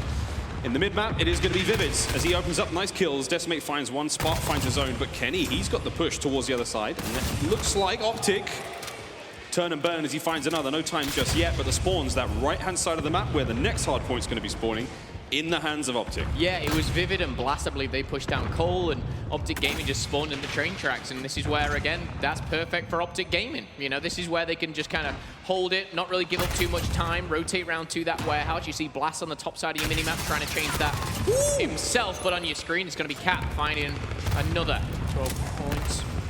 Sorry, 12 bullets, not 12 points, half of that. 6 here, as we do see Optic retain these train tracks. JCap takes a lot of flack from players for not being one of the more dominant players in the league. I mean, if anything, he's been called, you know, a slow player. He doesn't necessarily put up big numbers, but Cap's been playing fine today. And that's saying a lot. If that squad's really coming together, to find Cap putting up numbers, to find Cap making big plays, exciting stuff. We'll go down there to Vivid, but still, the spawn's in the favor of Optic. Watch that right-hand side of the screen. 2, 1. Hello, new hardpoint straight into Optic Gaming's hands. A solid looking push now, though. A 5-man break right on through the front of the train carts. Out of bathroom, they've washed their hands, they're sanitized, and now they're putting their hands round the necks of Optic. Nice 5 spree from Decimate as we will see the contest. Is there any more here? They've got to make these break cleans. They've got to flip Optic out as fast as they can. The Guerrillas still making this play work. Yeah, and again, at this point, when they push past, of course, those train tracks, you know, you're spawning right past bathroom, the opposition spawning train tracks. It's pretty much even playing field with 30 seconds still to play for. You want to be pushing this, you want to be aggressive, but at what time do Optic just go, we're rotating through Cole, we're going to the next hard point? It might be right now as they do dominate, they do get the points back, but it's Guerrillas still charging here. 20 seconds left. Spark's going to contest, find himself a kill. That is all he's going to find. We are going to see Guerrillas have that first rotation towards Cole, and again, the minecarts is where it's going to go down next. Aqua just watching out for any Optic Gaming players pushing them back here. A strong start from Decimate, double digits already. Blast only 1 kill, only 1 second. He's looking to find a couple more kills shortly, I'm sure. Yep, here we go. Top left-hand side of the screen, the new hard point. Blast lined up. The contest is great though. I mean, if you can contest and not let them get time, not a problem. Optic with a very slight lead still. Again, the slow and steady push now. These players from Optic are cut down by the hail of gunfire from the Guerrillas. Quavo gave him a moment there to get it done. Decimate cleans him up as Blast is now the next line of defense. No one on the hard point just yet. Reinforcements making their way in as fast as they possibly can. And Blast, oh boy, Cat gives him the left-right good night. As Aqua keeps the play going. Solid work again with the M4. Shots on the right, shots on the left. Now falls directly on top of Spark, who will hold the line for the time being. And now we see a change in the lead. The Guerrillas starting to heat up. Yeah, and Aqua is really the shining star in the first half point, and he's looking to be that once more. Rocking that M4, he is a player which can go toe-to-toe with the best in the world here. Decimate is going to find one. Soak up some more time. There's only 5 seconds left, but Guerrillas, they've taken all that time. We do see Dead Silence available now for Decimate and Vivid on the flip side. Kenny's got it as well. Heading over to the crates. A rock is a pinnacle part here as we see Spark find one. Decimate helps him out with the second. And over now by the cargo containers, we're seeing Optic Gaming take charge. Yeah, we saw Optic Gaming take charge previously, and their hard points, once they get a bit of a lead, they cannot let that go. Give the Guerrillas anything, they'll take it. Slasher now charging forward, the M4 in hand. Nice bit of a slip slide, but Spark's MP5 up close just gets the job done a little bit more effectively, and now TJ has to spawn on the far left-hand side of the map. They have let Decimate, though, remain in that position. He's still sitting far left-hand side of the map. That is a very sneaky play that is going to bite Optic LA in just a moment. They did not manage to catch him, and that's the spawn flip. Left-hand side of the map. Here come the Guerrillas. You may have a bit of hard point time for now, but you've just lost spawns for the next one. Well done, Decimate. Flanks round, gets the spawns, and this is where Optic are looking at each other and go, how did that happen? Who slipped through? It was Decimate who found himself on the better side as the last second ticks away. It is a pretty close game so far. Blast, again, still slow game for him, but Decimate not only flipping spawns, he's dropping a 1.7. And with 9 seconds as well, Decimate doing such fantastic work. Vivid taken down, and now Optic Gaming pushed through the back, floored through the front, and Optic Gaming now, they're going to be the ones taking charge of the warehouse. It doesn't matter if you flip the spawns if you can break it like that. What a break. Clean break. And now the push from the Guerrillas right through the front, right through minecart. TJ finds his 5th in a row at 19 and 10. The smokes are up. But again, TJ's MP5 in a prime location. Oh, whoa, okay. Decimate does just that. Slasher Holding down the left lane, the shots come through, the crossfire is going to kill him, but Dashi immediately picking up the two-piece. 20 seconds remain, Optic have come alive, that's the third for Dashi. We like it. But the rotation goes down now, and mid-map will be where the next battle takes place. That's perfect for Optic Gaming. It could have gone from bad to worse, but Dashi find himself a nice triple there. He's very flashy sometimes and will make those plays here. But again, as we rotate round, it's going to be an interesting one to see how and who gets control of these train tracks. It's interesting. This is where we see the rotation go down, and no one's really actually on the hard point. They're fighting for the train tracks. They're fighting for the spawns. And of course, we've seen how crucial they can be. Hipfire comes through from TJ. We know the MP5, what it can do. We are seeing Optic Gaming soak up this time because, again, if you're not getting the spawns, at least jump on the hard point, get that time, and that's exactly what he was trying to do before getting taken out. But 35 seconds remain. Optic Gaming in the lead. They lead by 35 themselves. Dashi with another triple. Incredible stuff so far from Dashi. I mean, overall, the man's going off. 18 and 13. TJ, though, he's positive 10 and 24 now. And 13, he finds another. His kills are great, but it wasn't enough for Dashi to break the spawns. Again, have to push that right-hand side of the map. Slasher knows what's up, trying to make his way over the top. Still teammates making their way through mid. We are going to be seeing the Guerrillas get a little bit of time, just get their own point, try and do what they can, but it's going to be an absolute fortress to break. You see those purple players lining up there on the X-ray, and Slasher's going to be trying to lead the charge. Here we go, right through the front door. Gonna make something work out.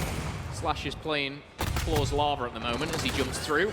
It finally goes down, and we are going to see that strong setup, like you pointed out, Miles. The Guerrillas and what they have. This is where they control the train tracks. They can get in those sneaky corners and make those easier kills.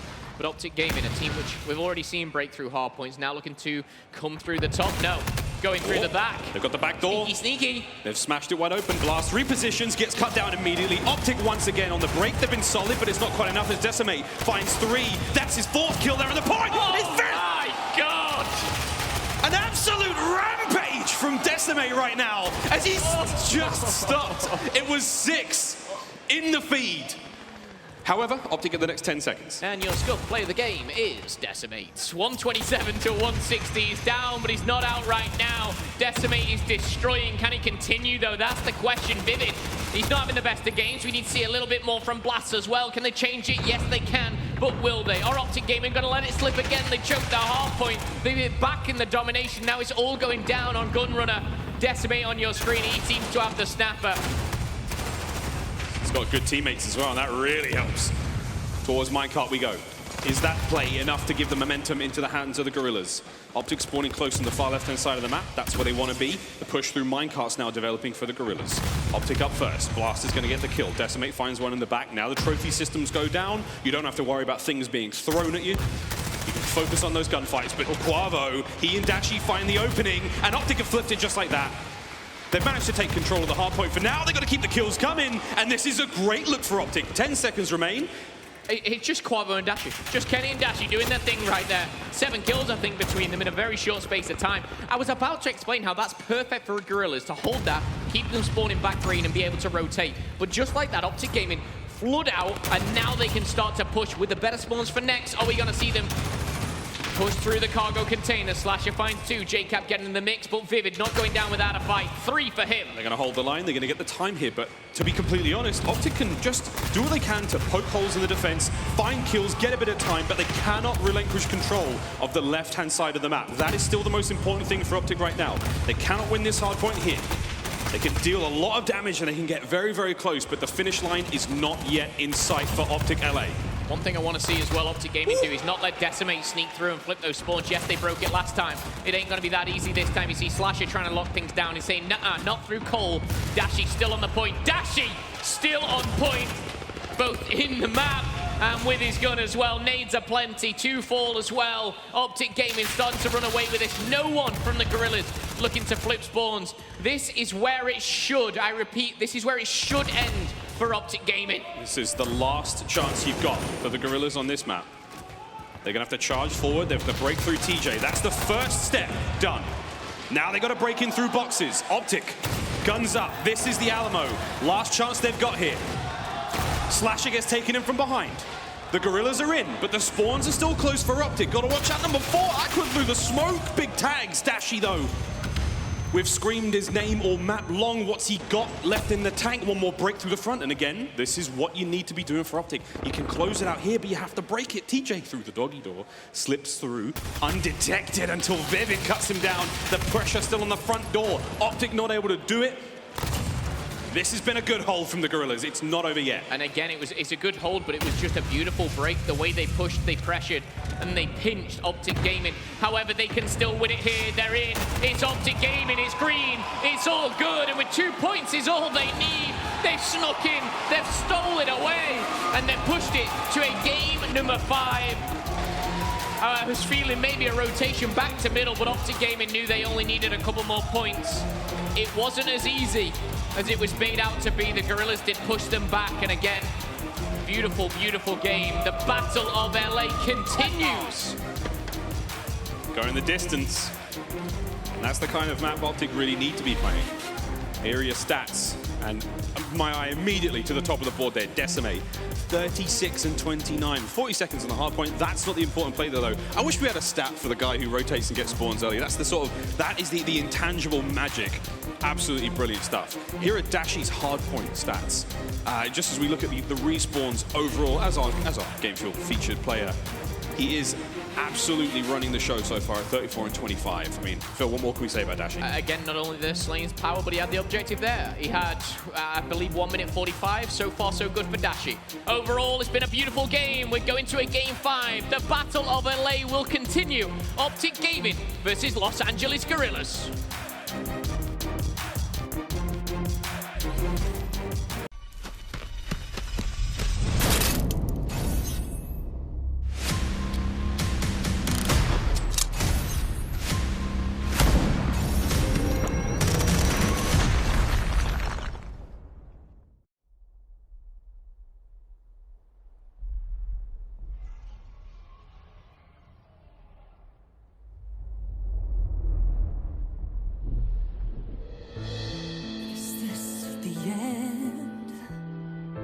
Our heroes can't fly. They fall like shooting stars. Will anyone survive?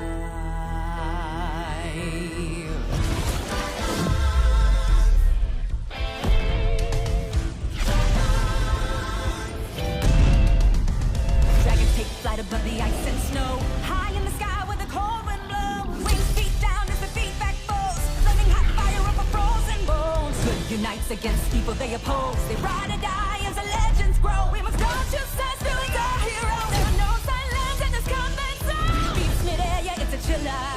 Life and death, yeah, it's a killer. They go round and round as the beat down pounds. Aerial thrills, yeah, it's a thriller. The sky's filled with trauma and all of this drama. Pretending and impending, yeah. Crash down. It's dragons and dragons descend.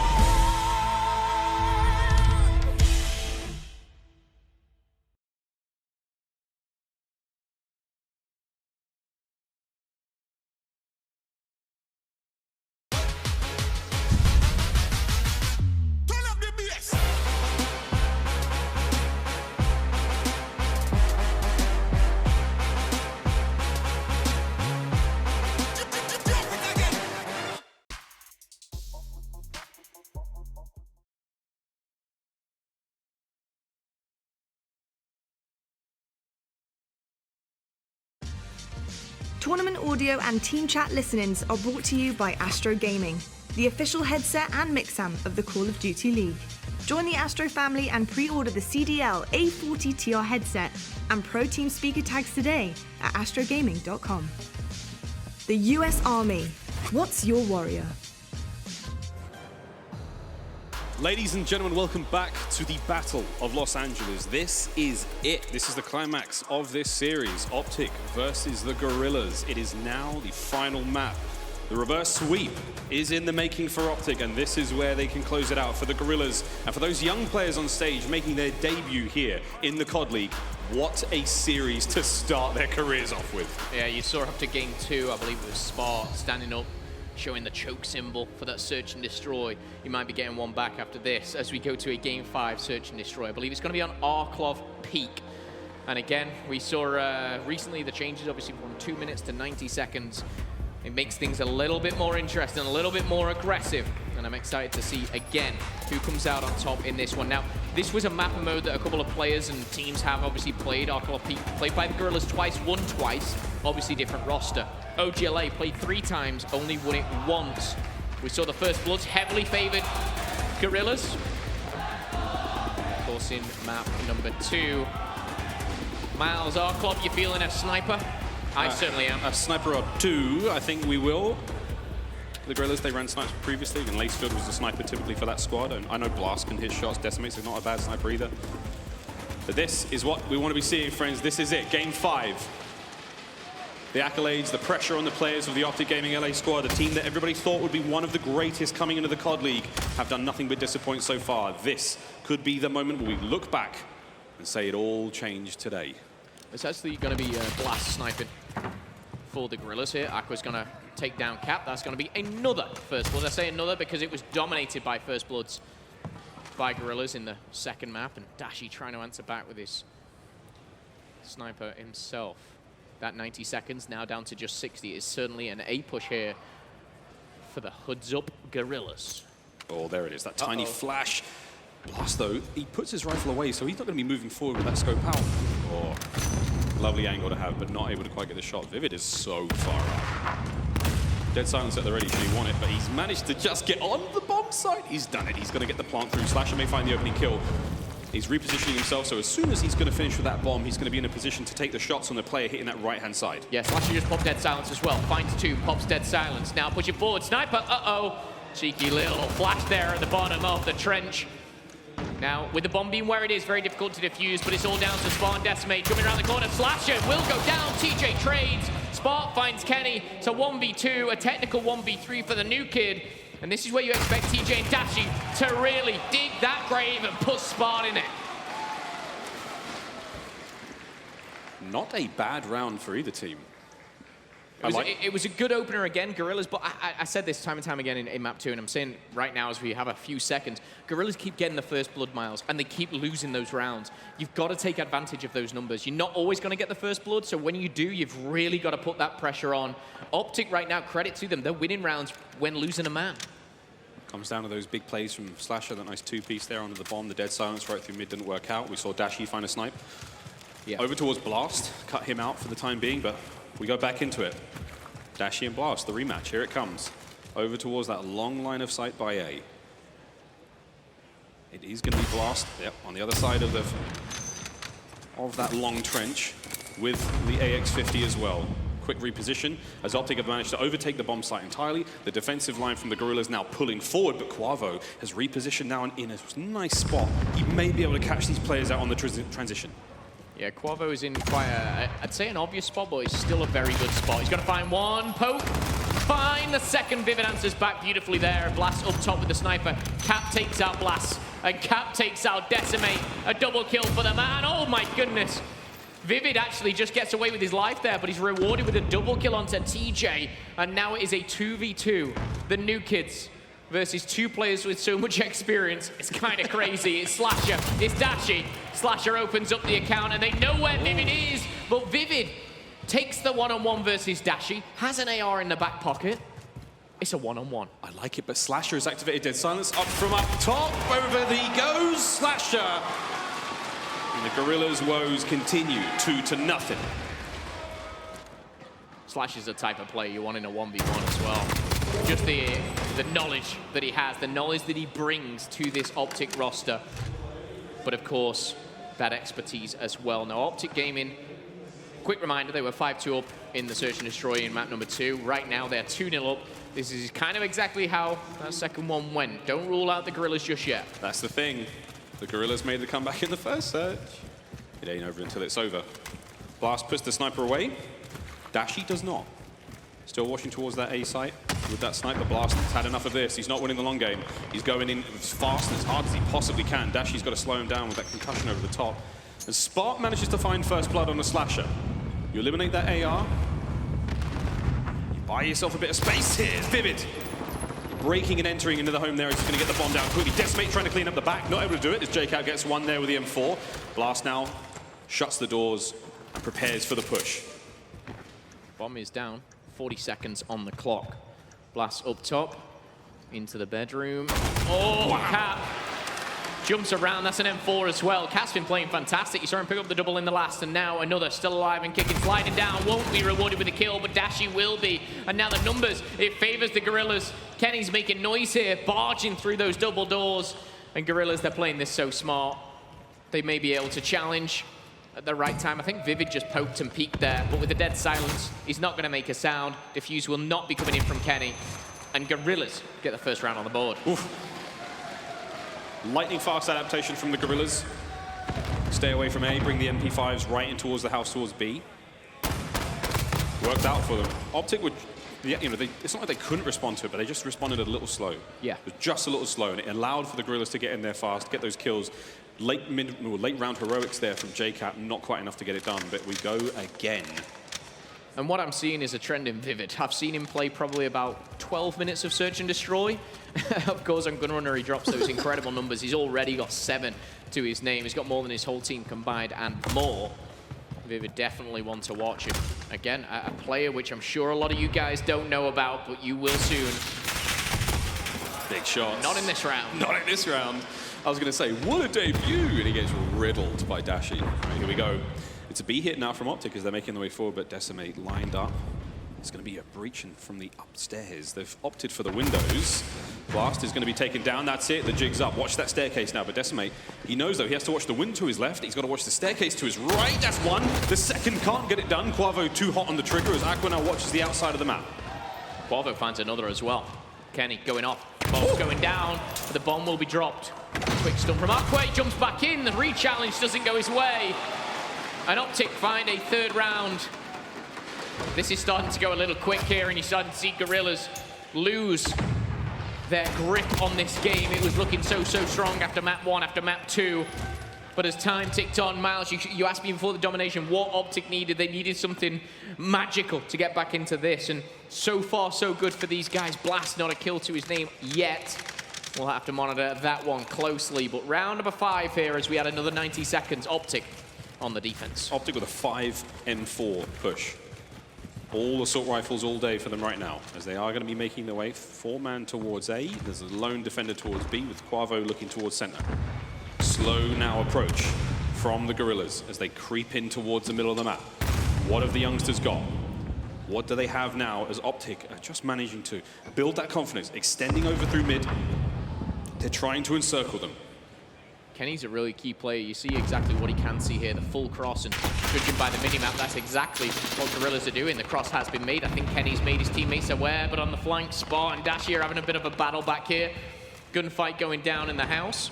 Down low, Vivid with the dead silence. He's trying to find his first. He's already got 7, make it 8, make it 9, Vivid! Oh my Vivid! Welcome to the CDL! 3 kills and now an immediate plant. There's 30 seconds left on this one, and Dashi, he has a tough order now. I think he may throw himself. Now, there we go. Bruce finds one. We're going to see these players now try to encircle upon him. He has 35 seconds remaining now to make something happen. Here we go. Dashi, such an impossible job there. Guerrillas, and again, Vivid.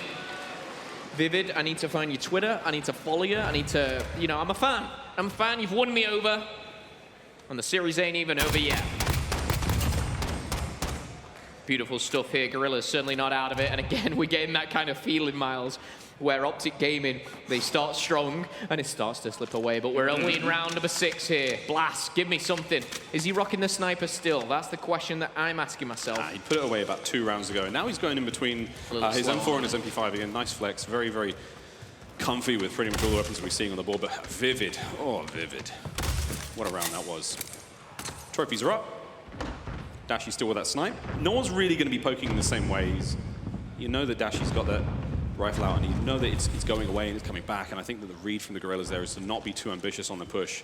Right. On their defense, but we're watching a 4-man rotate now through the back of A. We saw them do this before. Quavo, big shots, great cover. Yeah, beautiful cover and fire. It is that kind of duo, that push up. You've got to have your teammates back. Brothers in arms, down in the trenches, smokes are going out. TJ and Aqua. Aqua finds 2, one with a concussion. Dashi answers back onto Aqua, and now it's a 3v3, a nail-biter of a round. Optic Gaming still in the lead here as the early start gives them those 3 rounds. 40 seconds left on the clock, plenty of time to play with as JCap unlocks the door. Uh-oh. It's not nice out there. He does have a bit of help now. Slasher push through mid. Guerrillas not moving whatsoever. The only player they've got going for a play here is Spart. Slasher's going to find Decimate on the flank. That's nice. JCap boots the door down right in a Spart from behind. Spart finds 2, makes it a 1v2. Slasher now in a world of hurt. Up from up top. There it is. Spart again. What a round. Welcome to the CDL. Spart finds 3 this round. Let's hope it's Blast for next one because he needs a kill. But right now it doesn't matter whether you've got 0 or 10. The round count is what really we're looking at here, and it's 3-3. It's all tied up. It's a beautiful play from Spart down low, though. He rotates up, whacks out that pistol, and puts Optic Gaming in the ground. 3-3. Whew, this is getting a little tense, Miles. There's silence available there for Aqua Vivid, and I believe Decimate.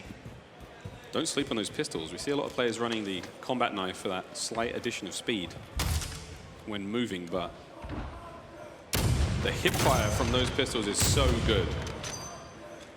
Dashy still trying to make something happen with a snipe as he's going to relinquish that position towards A for the time being, allow his teammates to reposition forward.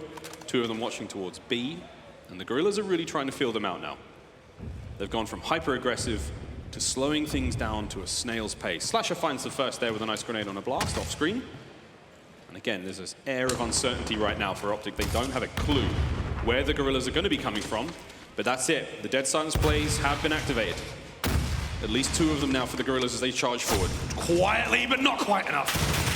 Dashy finds the first, and Decimate now trying to just answer back, and it's going to be 2 dead now for the Guerrillas. Yeah, Dashy, that sniper, always a game changer. Slash's location has been revealed. Decimate trying to pick apart Optic Gaming. And I tell you what, the only thing's getting picked apart is the Guerrillas as a very convincing round for Optic Gaming. For the fans here in LA and for the fans watching at home, that's the type of round you want to see from Optic. Dashy with the sniper, Slasher with the dominant assault rifle. Everything falls into place there. That was a hopeless situation for the Guerrillas. They had nothing whatsoever. Breaks the tie, now we have 4-3. Optic with a nice bit of position to work with. 0-6 still for Blast. Once he wakes up, though, this match opens up.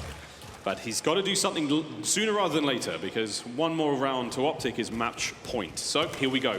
A hit for Optic. They're all in. 5-man push. Dashy still running the snipe. He's going to be providing overwatch from the rear as the remainder of the squad charge on through that smoke. And again, this is a big advantage for Optic Gaming, primarily being the fact they've got 4 Dead Silence and a trophy to play with here going into this one. I think it was 1 Dead Silence on the side of LA Guerrillas, and here's JCap pushing forward. It almost seems like too easy, too good to be true as he looks around. He's like, where is everybody? Well, his teammate's down, that being Kenny, but the bomb is also down. TJ shuts down Blast, and now, as the time ticks away, TJ finds a second, will be shut down by Vivid. Number 11 for him. Slasher and Optic, they're in the perfect position to end this round. So good, so fast, and again, what can Optic Gaming do wrong at this point? And it's only this man that seems to answer back. It's Vivid with 1. Vivid with 2. Last alive, Dead Silence. So he's kill number 14 potentially, but it's Dashy. All Dashy has is a pistol and the snipe. He's got to make something special happen. Here we go, Vivid's going in. Vivid versus Dashy. Dashy can't get it done, but the bomb will detonate. Optic keep the train rolling. 5-3. Again, very impressed by Vivid. Not necessarily for the final kill. Dashy was just kind of almost toying with him, playing with him because he couldn't get the defuse. He was, winding down that clock, but it's just kill after kill for this man. Vivid is something else. Search and Destroy has been so strong. But ladies and gentlemen, potentially the last round. Are Optic Gaming LA going to get the first points on the board in round number 9 as we jump on board with Kenny? Let's see what he's got. Blast did get a kill.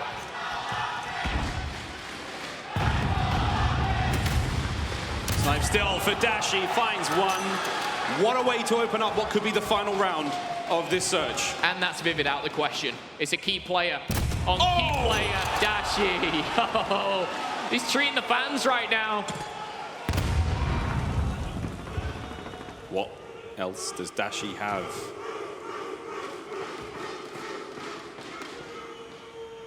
And This is why he's our Game Fuel player to watch. This is why we talk about Dashi. This is why, that magic. Not willing to let this series go quietly.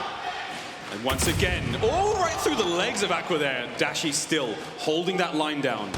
Slowly peaks, Quavo finds the kill into Aqua, and now it's a 2v5. 1v5 as Decimate. It all falls down to him with 20 seconds on the clock. Pistol Pete, it's Dashi.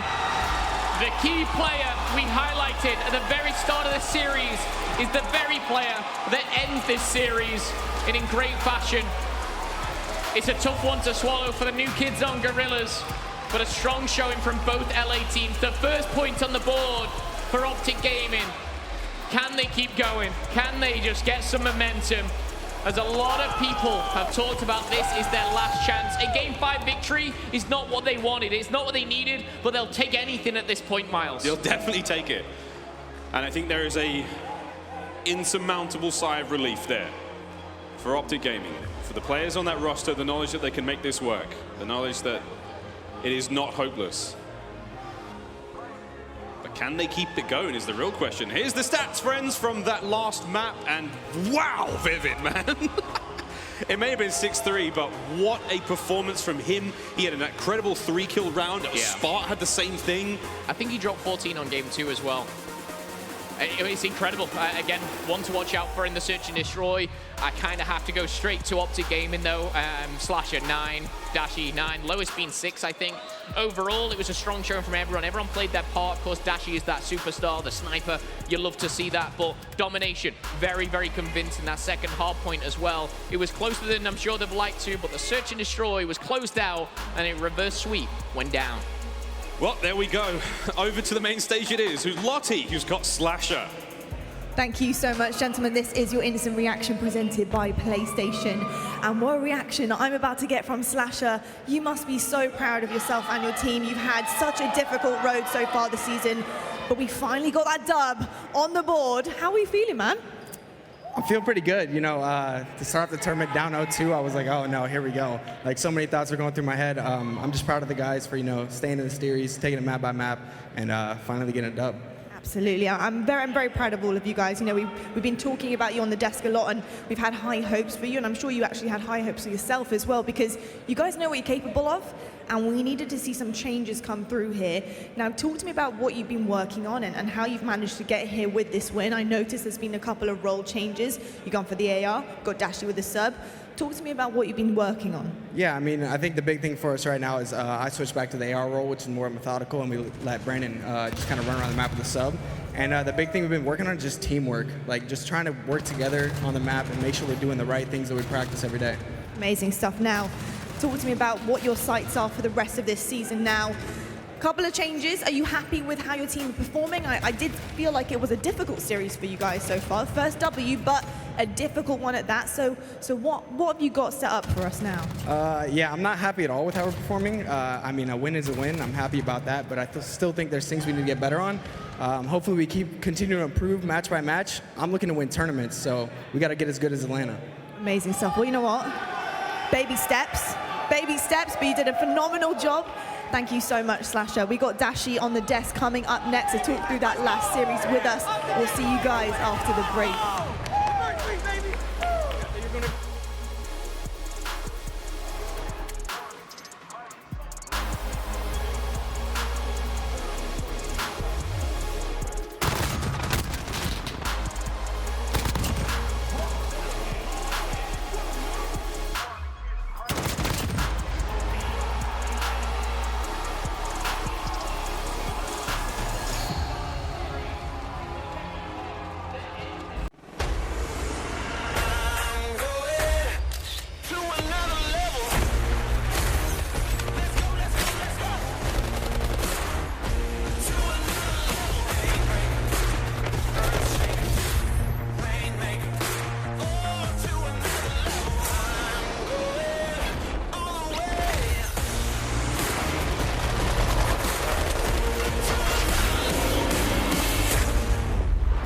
Download free now.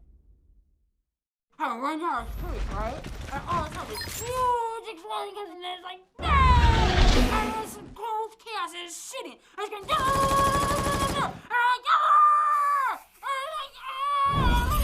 Download now. Brian, you know what I'm doing right now? I know you know what I'm doing right now. You can hear it. Download free now.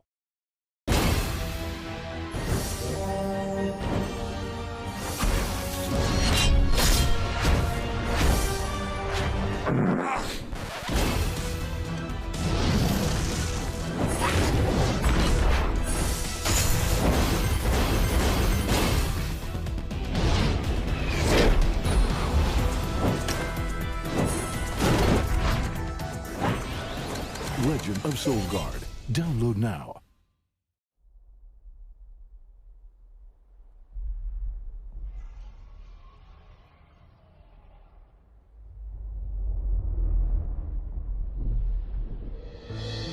Is this the end? Our heroes can't fly. They fall like shooting stars. Will anyone survive?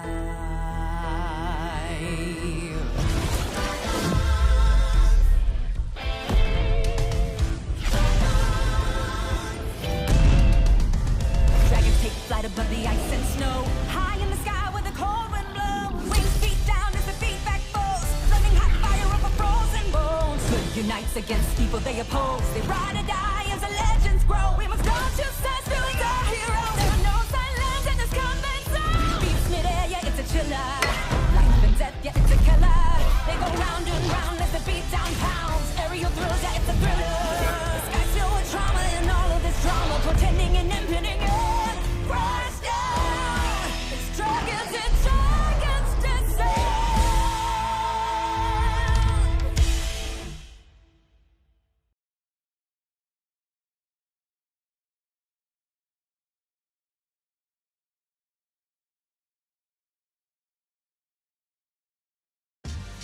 Call of Duty League is brought to you by Mountain Dew Amp Game Fuel, the official energy drink of the Call of Duty League. Scuff Gaming, the official controller of the Call of Duty League. Call of Duty League is brought to you by Metro by T-Mobile. Rule your day with the #1 brand in prepaid. Hello friends and welcome back to the beautiful California. We're here for the home series. LA is the Call of Duty League, of course, and this is what your Saturday is made of. We've had some insane action so far today, and I've got to highlight right now that Optic Gaming have officially taken a W for themselves, and it's under their name. It's on the CDL points. You got those 10 points, and joining me I do have the phenomenal player Dashi. Dashi, congratulations. First one under the belt is done. Super happy for you guys, but talk to me about the battle that is taken to get here. Yeah, it was definitely a struggle. We just found our rhythm a little bit late, but I'm just glad that we're all clicking now and we're finally showing up. Absolutely, and of course I've got to ask. I spoke to Slasher on stage about the role changes that we've seen, because something had to be changed. Was it the role? Was it you going into the sub role? Was it Slasher taking the AR? What was changing for you guys? It was a little bit of everything, just us, grinding more, trusting each other more, playing more confident. Austin's one of the best ARs of all time, and I'm kind of just running around, just doing my thing, so it's kind of helping out. Brandon, what took you guys so long to make that change, man? Like, I was going into this, but I'm like, are they gonna finally do it? Like, what made you just go, you know what, I'm gonna hold the cell, pick up a sub? Because I know you still want to use an AR, but like, what made you switch? I mean, it was just, well, we had to switch. We're 0-4. Like, something's got to switch, Like, it can't get any worse. So I was like, you know what, we'll make the switch.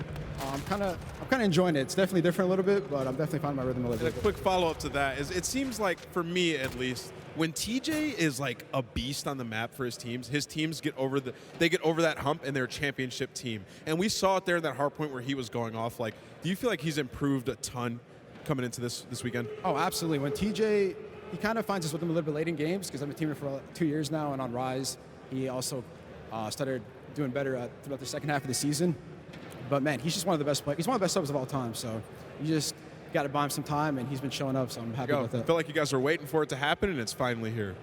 Yeah, how much can we actually glean from this first win? Obviously, it was a difficult one. You have to go in, get the reverse sweep. Do we look at you guys now and say, okay, some of the things are actually fixed. The role change is potentially working. TJ is potentially turning on. Or do you think you still have a lot to prove? We can definitely improve on some things for sure, but we have been playing a lot better. We should have won that series pretty much 5-0, to be honest with you. We choked the first 2 maps. But yeah, I'm just happy that we're all playing good. Well, you know, I'm liking the changes that I'm seeing so far, and especially you with the sub, because you were popping off game 4. I've got to say, it's looking pretty good in your hands, Dashy. But congratulations, W on the board. Let's hope it continues and snowballs from there. So best of luck for the rest of the tournament. And thanks so much for hosting us here in LA. We are going to head to a quick break, but when we come back, we have so much more left here at the CDL. Of course, we've got Atlanta FaZe taking on the Dallas Empire. A match you just don't want to miss. We'll be back right after this.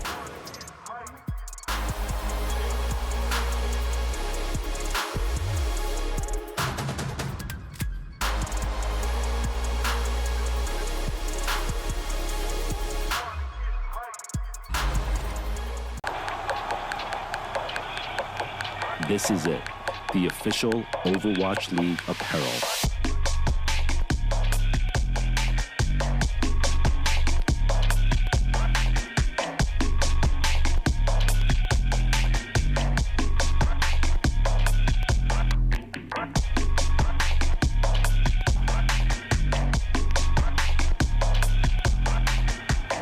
Designed by Staple, engineered for gamers.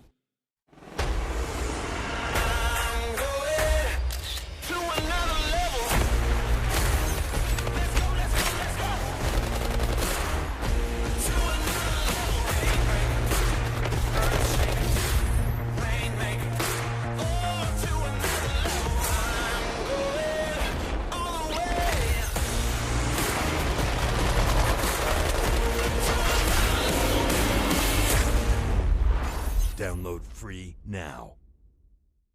Oh, right now it's free, right? And all the time it's huge exploding and it's like, no!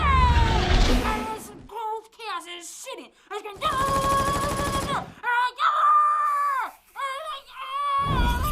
Download now.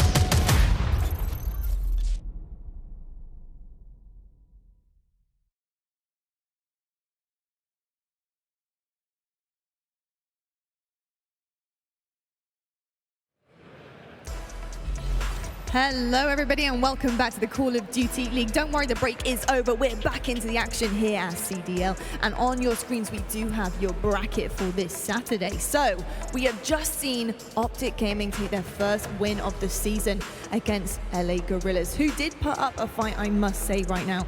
But gents, let's just quickly talk about what we did see on our screens. All the way to the game 5, amazing stuff from both teams, but Optic Gaming, they managed to wipe it out. Yeah, I mean, they look a lot better, right? Like, there's still a lot of things to work on. They were choking games, like you talk about that map 1 and 2, where he thinks that they should have won it, and they probably very well could have in a perfect world, but like, they have a lot to work on, but getting that first win is great for them, great for their confidence. Yeah, it's great to get the first win. I'm not sure how much we can actually grab from it though yet. I mean, they choked 2 maps. They had to get the reverse sweep. And also, we were talking about their opponents this time around. It's a team that hasn't had nearly as much time to get ready. I think that they did look impressive. I was really excited to see what they could do, but I'm not sold on OG, obviously, yet. I totally feel you. I see where you're coming from there, but for me, what I did grasp from that is their mental game is definitely better. It's definitely more on point than we've seen before, because if you do manage to choke the first 2 games, but you manage to win the rest of the series, that's pretty impressive. That shows me that Optic game, they can push through as a team, and that's something we haven't seen before.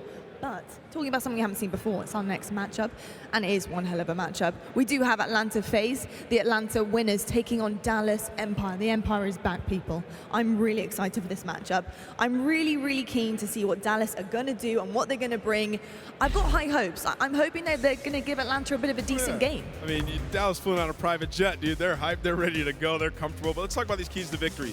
FaZe just got to keep the momentum rolling, right? Like, don't change anything up. These guys have been absolutely fantastic, and their domination is also looking like it's improved. Every single player is performing. We saw Simp have a slow start. He ended up dominating the rest of the map, and we saw Major Maniac picking it up. The one player that people were questioning, saying that he doesn't have to do too much. Well, yeah, when he has to, he will. So they just got to keep doing exactly what they're doing, and everything will be fine. They do indeed, and let's talk about the game fuel keys to victory for Dallas Empire.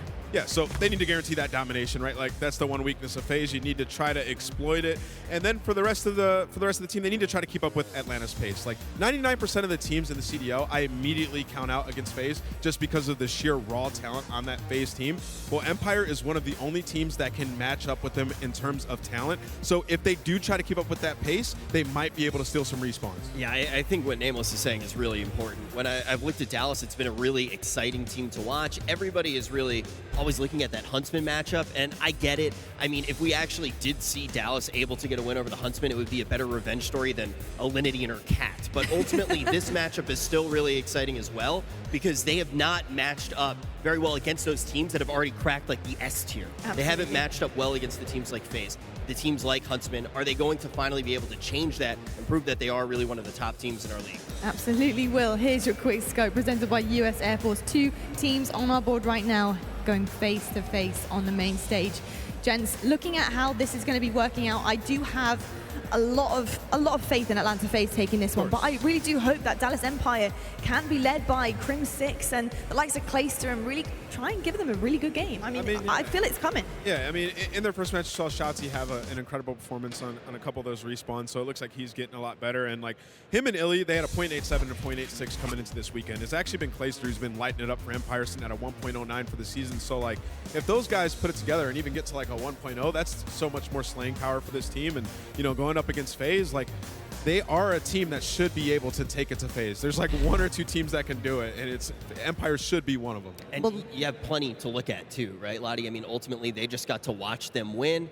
Dallas can keep some cards hidden up their sleeves headed into this one. They can indeed. We'll see. I don't know if they're wearing sleeves. It depends if they're wearing sleeves and if you're allowed to bring cards up onto the stage. I'm not really sure. But that was your maps and modes presented by US Air Force right there. And we're ending on Gunrunner S&D if we go to a Game 5. So, Merc, Maven, I want to know, do you think we are going to be going to a Game 5?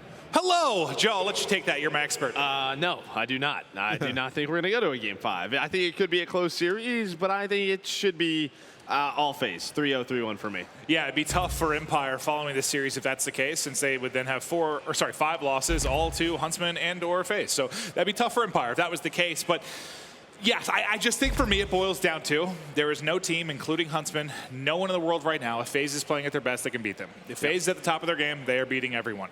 Question is, are they going to be at the top of their game? They looked a little bit slow at spots to come on map 1, at least to start today. I don't know. So did Dallas, right? That's true. That's true. So I don't know exactly what form we're going to get them in, but it's crazy to say that. But it's just, I think that Dallas almost needs to rely on an off series from FaZe if they're going to beat them. But that's where these 2 teams are at for me right now. Yeah, I just what we saw for Dallas, against New York. You just need to see them hit a higher level that we just haven't seen them hit yet. Well, the Atlanta lineup, we saw somebody step it up every game. Major Maniac has the big game 1. Priesta has the big game 2. Celium, I think, had the monster game 3. There was always someone that just went huge when they needed to in a big spot. Now, the question is, how are they going to match up against the Dallas Empire side? You may have saw the video. It was tweeted out by Empire. It was Shotzi kind of talking about his role change, right? Yep. He's no longer going to be the trophy player.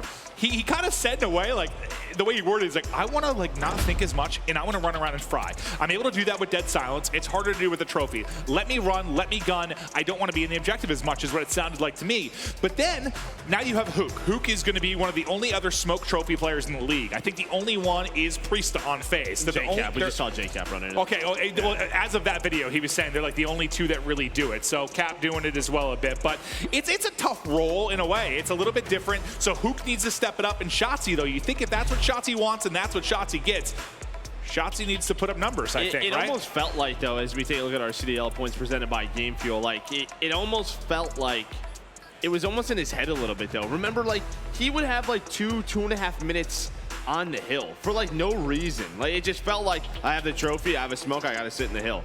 right? And I don't know if that's just because he had to transition into the game a little bit longer, but it almost felt like that was in his head, where maybe he doesn't have that hook. He knows what he has to do around the objective. Maybe it just, it fits their style better. And these, these stats, these points you have for the CDL, I believe get updated at the end of the day. So obviously Empire have some more points. FaZe, Optic got their first 10 on the board. It's hard to talk about those CDL points with a ton of importance right now because they don't mean a lot without context. In the sense of some teams have played more events than others. Without that information, it looks a little bit odd because you think a team like Empire, they're in 7th place. Wait, do you mean a 7th place team? They're 7th, they're not actually like a really a team? Yeah, that's exactly what I mean. They are not a 7th place team. Sounds like you argued with someone about that. I did, Joe. I did. I let fans get to me sometimes, but it's tough to look at that because I think it'll be weighted a little bit better once we get a few more tournaments in. We're never going to have really a spot, I don't think, where every single team's necessarily played in the exact amount. There's 14 total home series. Each team plays at 8. Each team sits out 6. So with regards to events played, that's what you're going to need to keep an eye on. Well, I think after this, everybody's at 3. So. Oh, will one match up after this? Yeah. Oh, okay. Everybody will be at. I wasn't sure if we actually had that, like that would happen every 3 weeks or whatever, where everybody kind of lines up. Okay, well, that's good to know. So we'll have a much better idea of how that's going to stand. You would think FaZe a chance to take over the #1 spot over Huntsman. Empire a chance to maybe pop into the top 3 or 4. Minnesota a chance to make some noise. Optic maybe with the chance to move the most up the standings. Well, them, Guerrillas, like those teams at the bottom with 0 to 10 points. Yeah, New York, Seattle. Any of them? Yeah. Now that we think through, everybody with how tight it is in those, bottom kind of 7 spots. Really a chance to hop around the leaderboard. It's going to look a lot different when it's all said and done tomorrow. But right now we're just waiting on the players to get ready. FaZe versus Empire. Can Empire come in and shock the world? The ladies ready for the match, and so are we, Joe. Yeah, I'm ready. It looks like first map's going to be St. Petrograd. So I had set for that hard point, but we've been seeing that a lot from FaZe. I had some game fuel. I'm ready to go. I think I could jump through this ceiling. I don't think you can. How high do you think that is, Joe? It's about, 20 feet. Okay. I don't think you can jump that. That's way more than 20 feet. I just think yes. I don't know. I'm jumping right through the rafters. I'm pumped up and ready to go. This is the match I think we've been excited for all day, just because it's a bit of a barometer, a bit of a test to see maybe where Empire's at now. They've improved. They've got some reps in. Well, can they hope to match FaZe? Because they got 3-0 in Minnesota. And I think, too, what we talk about a lot between teams is, matchups, right? And how you face each other. Yes, their first matchup, they got 3-0. But Dallas has not had a great time with Chicago. But maybe their matchups, their play style matches up better against this Atlanta FaZe team. I doubt it, but maybe. No, it's worth a thought. It's worth a thought. Who do you think the most pressure is on the Empire side? We think about the flex, the subs, the AR. Who do you think's got to show up the most? I am going to go with the subs. I just think Elise, Shotzi, and Hook, all 3 of those guys need to be on point because they are going up against Simp, Abizi, and Priesta, and that is not easy. The tiny tears coming at you 24/7. Here we go into map 1, though. As the hardpoint timer fits to unlock, as we'll get right into the mix. Shotzi, though, opens things up with the first kill. First 3 kills as Shotzi goes huge into shipping area. Stuns the hell out of that door. Yeah, I was like, why did you do that? He just pegged that door, literally. Now, a chance to peg the opposition as he looks to knock down FaZe 20-0. The advantage for Empire. Sad to slip that one in there. Now, Dallas trying to control that right side of the map. We talk about just so often at the beginning of these hard points. You would love to chain the first 2 hills together. Some nice time out of Dallas early on. Now they're going to focus on this rotation. Sim getting pushed out. Remember when we watched Sim earlier? Didn't have the best match, but didn't really need to. I mean, they took care of business. He talked about it. Everybody's stepping on up. This guy, though, had a heck of a series. As FaZe starting to push up the middle of the map. They're going to put a lot of early pressure on this Cafe Hill. Yeah, you were hyping Priest. I mean, he is maybe the best all-around player in the world when you think of what he brings to a game, every game mode, whether it's the objective or the slang, he can do it all. Major Maniac, though, the hero their first time on Petro, trying to do it again. Kill feed, red. They light it up and they take control. Into Cafe they go as Priesta continues to try and push out a post and shut them down. And yeah, I think you nailed it there. A little too easy. Shotzi, though, on the other side for Empire. He's leading the way at 6-3.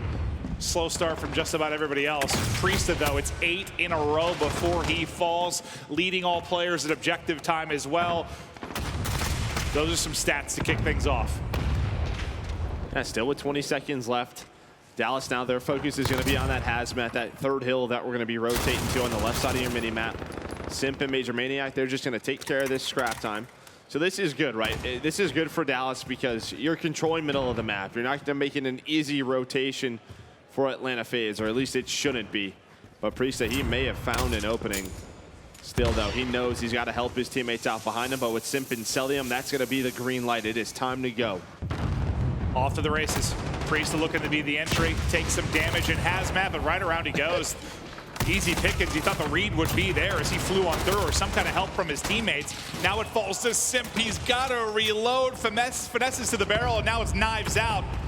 Thinking the push might be in, but he's just able to swap up. I think he finds a M4, MP5 in hand. I thought he was going to get pushed, but he's just sitting pretty. The teammates pick up all the kills around. And look at, again, how easy of a break that was. When we talk about Modern Warfare Hardpoint, you have to be able to respond, right? Some of these hills are so difficult to break.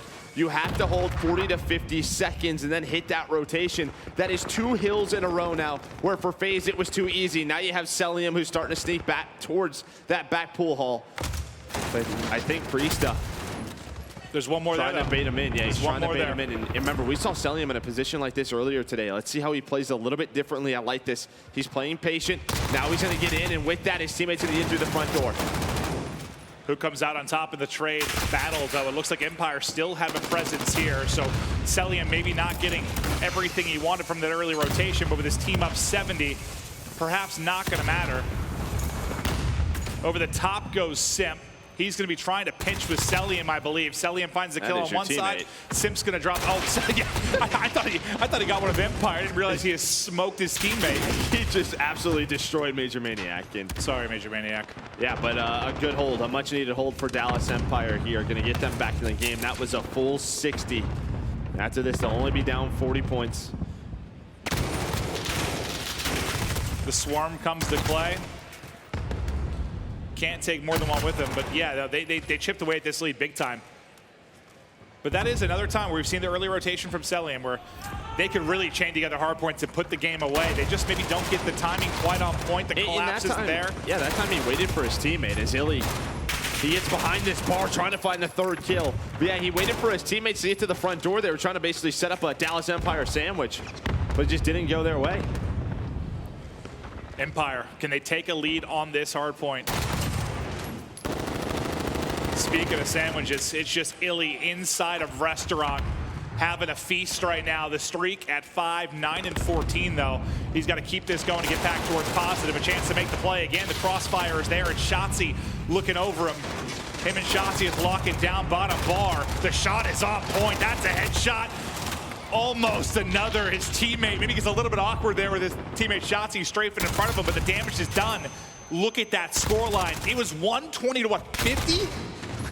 Yeah, about 120 to 40, yeah, somewhere around there. Where now we've got a tie game, Joe. 122, 122. Similar to FaZe, you had 2 and 3, and they responded with 4 and 5, right? That's why you have this tie game, because we typically don't see that, where you control 2 hills in a row.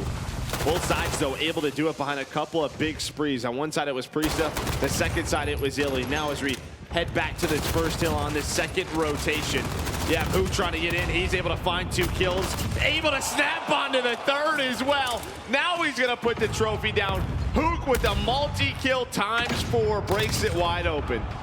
Smoke, trophy, it doesn't matter. Hook the nuke dropping bombs.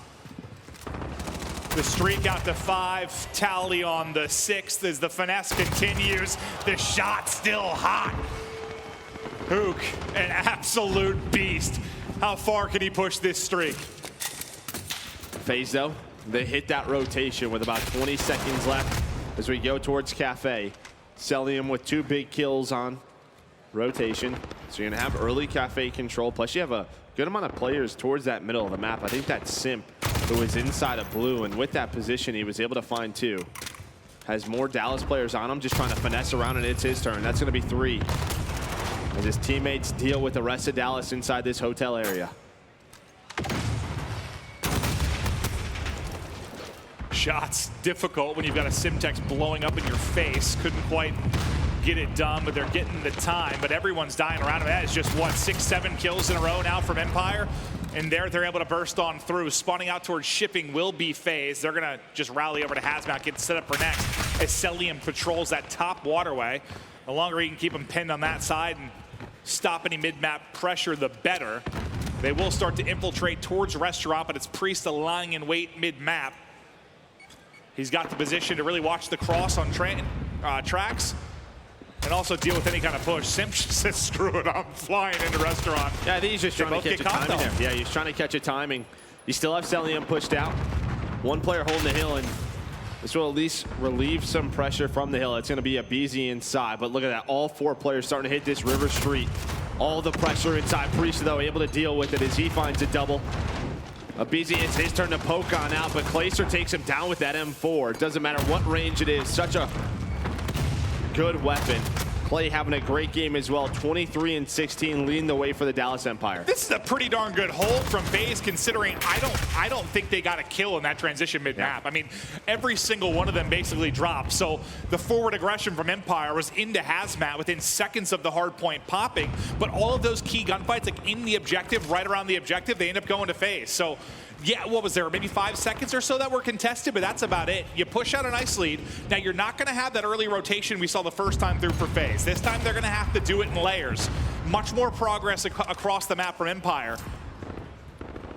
You would think it would be far more difficult, but it's a 30-point edge as Crim6 layers together a triple. Clayster in on the action as well. Last player and Simp they're trying to hunt down, but snapping back is Crim to tally on another kill as he's got 4 in a row. And we talked about just having to slay with FaZe, and they are doing it right now. The only player positive for FaZe is Simp Celium.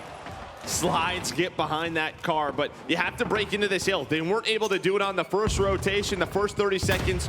So far, so good for Dallas Empire. And this 30 seconds will put them within about 5 or 10 from winning. With a few kills going their way, they're starting to push the top. But once again, they just cannot get inside. They cannot get in the contest until right now. Celium, the MVP, but he gets taken down. It's similar to what we saw in the last hard point. Like, they got close, but Empire couldn't get in. Here, just the reverse. Empire lock it down, even though FaZe are collapsing on both sides of the hard point. They get it done. So 11-point advantage for Empire. Into Restaurant we go. It was the, what, Shotzi in Illy show, I believe, as they locked down bottom bar last time through. Yeah, it was all Illy. Now it's Simp in the power position. The Hempfire connects for him. You see the Tiny Terror is able to do it as well. Shotzi, though. Shotzi, oh, we can't find the third. That would have been huge. Would have been such a big play. Celium just trying to stay alive. Just all these fights around this bar are so difficult. You see both teams fighting for it with these submachine guns, just back and forth with those nades. In Dallas, it looks like they're going to be able to take control. Can they close it out here? Can they shut down the game with 30 seconds remaining on Restaurant? They only have 11 to go. It's Crim6 in the big spot. Finds one through the smoke as he takes down Priesta, but in come Major Maniac. They can't win here, though. They cannot win here. They all get in. But yeah, I think that's the big call. They can't quite close it out here, but they also have the bottom side of the map. So they're going to be rotated next and get the final bit of time. One spawns out deep, though, in a BZ. Oh, yeah, this is all on Simp and Priesta. Scary. Simp and Priesta, what can they do? What can they do in this area? Simp's going to get taken down. Priesta's able to find one. The help is here. Priesta with the second. It's Grim on the hill. Priesta with the third. Locking it down. Priesta goes massive. They can win it here. The 3-piece from Priesta might just be enough. They can test in for a moment, but they can't hold on. FaZe get the map 1 victory behind a monster play from Priesta in the closing moments. I think you said it perfectly. It was like a 2-on-5, right? 2 players spawn out top left. You see him near Hazmat. They have 2 players inside that got to go big. Simp drops almost immediately. It is on Priest to finesse to make plays so his teammates get there. He gets 3 huge kills, and they close out that map 1. What a game 1 it was. I mean, just look at this. So look at the scoreboard. Look at the way FaZe did it. You have what? I mean, Major Maniac positive 2, Simp +6, but that's it. Dallas slayed with FaZe, and that's why they were in this game. A great game from Clayster, Hook as well. Illy a little bit slow, but he popped off right inside of Restaurant. He was the reason they got back into that game. Well, I'm going to take a look at the scuff play of the game. It's going to be Priesta down this stretch. And just take a look at the minimap. All the pressure coming into them. So 2 and 5 are there. Simt and Priesta the only players. Yep. And everyone's collapsing. Priesta picks up 1. He just needs to buy about 5 seconds till his teammates get here. Not only does he buy the time, but he actually ends up getting 4. So he gets 4 kills in that sequence. That is just unbelievable stuff, but it's enough time to rally the rest of the troops in. Brilliant stuff from Priesta. But like we've seen them, I think what's been so awesome about them in Hardpoint is they've won it when they've outslayed massively. They've had games where they outslayed by 30. But then I think it was the London series where they had some Hardpoints that they barely win. Like the only player positive was Celium. Like they're not all frying, but they're still able to get it, which tells me not only can they fry and slay and fly around they play the right way. but they play the right way. Yes, they play the correct way, right? That's just what's so tough to beat these guys. It's like even when they're not playing to their best, they're still in the game. And I actually thought when we looked at that last play of the game, I thought that Dallas was just going to hit the scrap time. All of them were top River Street. You called it out where FaZe was already rotated lower side of the map. There was 1, maybe 2 FaZe players inside with about 15 seconds left. Dallas, they only needed 9 seconds. It's a risk. I mean, obviously, it's a huge risk. Then at 2-on-5, but they had the chance. They had an opportunity. They absolutely did, but you'll hear us talk about like pace and fast and flying with this team. It's good to hear it from us, but let's hear it from one of the FaZe members. Let's hear it from Abizi. What makes me uniquely good is I feel like I'm like one of the fastest players. I feel like I'm always just running at you in your face over and over again. I feel like once I get on fire and I start feeling myself, that's when I start frying. So once I start like getting hype, I feel like that's when I start just taking over. All right, so I think one of the things, too, is not only the pace he plays with in Respawn, but also in Search and Destroy, and that's transitioned a lot into First Bloods for him. He's been doing an excellent job for that with his team. He's tied first overall with 15. Yeah, I mean, he gets 2 per map, right? He's averaging 2 per map. That is just insane. He is basically making sure FaZe has the man advantage throughout these rounds. That's just so important. Like, he's your entry guy. When you talk about First Bloods, that's the first man in. That is the first gunfight on the map. And if he's winning those, if he's starting the trade processes in the favor of FaZe, how do you beat him? It's actually crazy to think about with them on FaZe now, because for years with FaZe, we always talked about Zoom and Attach, right? That SMG duo. And when you talked about First Bloods, like you lived or died by Zuma. Like they were so good.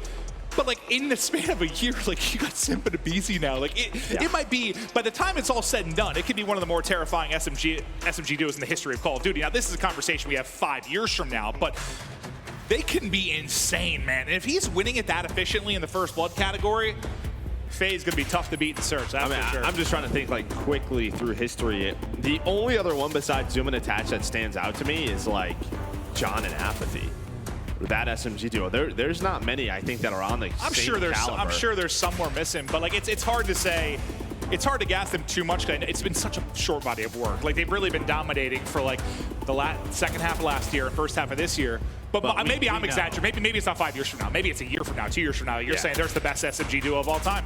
I just don't know, because even like the old Optic dynasties, like it was like Scump and Formal. They weren't playing the same role. That's true. That's true. Like, honestly, the only one that sticks out is like John Knapp and Zuma and Attach. That's crazy. Yeah. they're in pretty wild category already with some wild company. Oh, it was the First Bloods we were talking about from the other Tiny Tear. This time it's Simp looking for the pick. Abizi basically gets one almost at the exact same time, but the First Blood will go to Crim6. Hook able to hit his snipe as well, so 4v3 advantage only enjoyed for a brief moment as Major Maniac gets in on the action. But with 60 seconds remaining on the timer, we'll hop into a 3v3. Yeah, remember when we watched this earlier between Dallas and New York, it all just came down to that one offensive round that Dallas was able to take away. Hook was able to hit some disgusting snipes in that one as well. And what was it that really stood out about Empire? Their defense, right? Their mid-map defense was so good. And I don't know if you're going to see mid-map bus hits over and over again like we saw from New York, but now you saw him waiting for that Deddy. Now he's trying to make the play, but, well, Priesta just sneak up behind him, use the dead silence of his own, find his second kill of the round. Now he's looking for the last one. Major Maniac's going to take that away from him, but that's going to be a round for FaZe. And who was the hero of the game 2 in FaZe's first series? Priesta, I think 12-3. He was a beast. We can hype up Abizi as Priesta gives us some love. I love you, Joe. I love you. Thanks, buddy.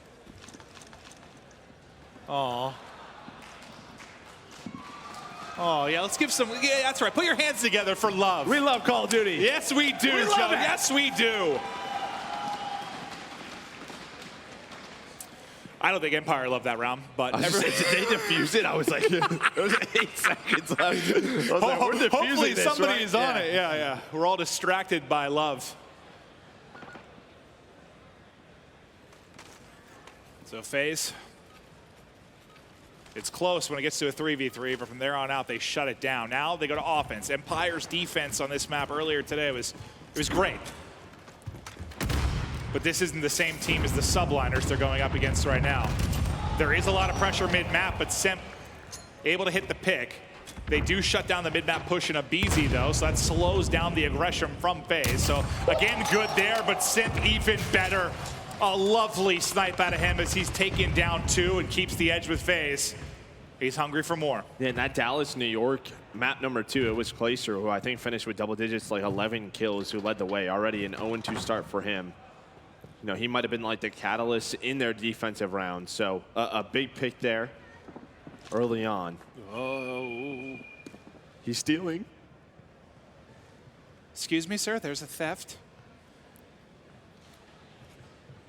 You would think Krim would have heard that. I'm sure he did, yeah. He's just trying to get out, reposition. Maybe help his teammate Illy over by those big pillars, but Illy, he's gonna get flanked here. And another pick for Simp. 3 snipes from Simp in the round. Complete map dominance from FaZe. They pick Dallas apart. They take a 2-0 edge.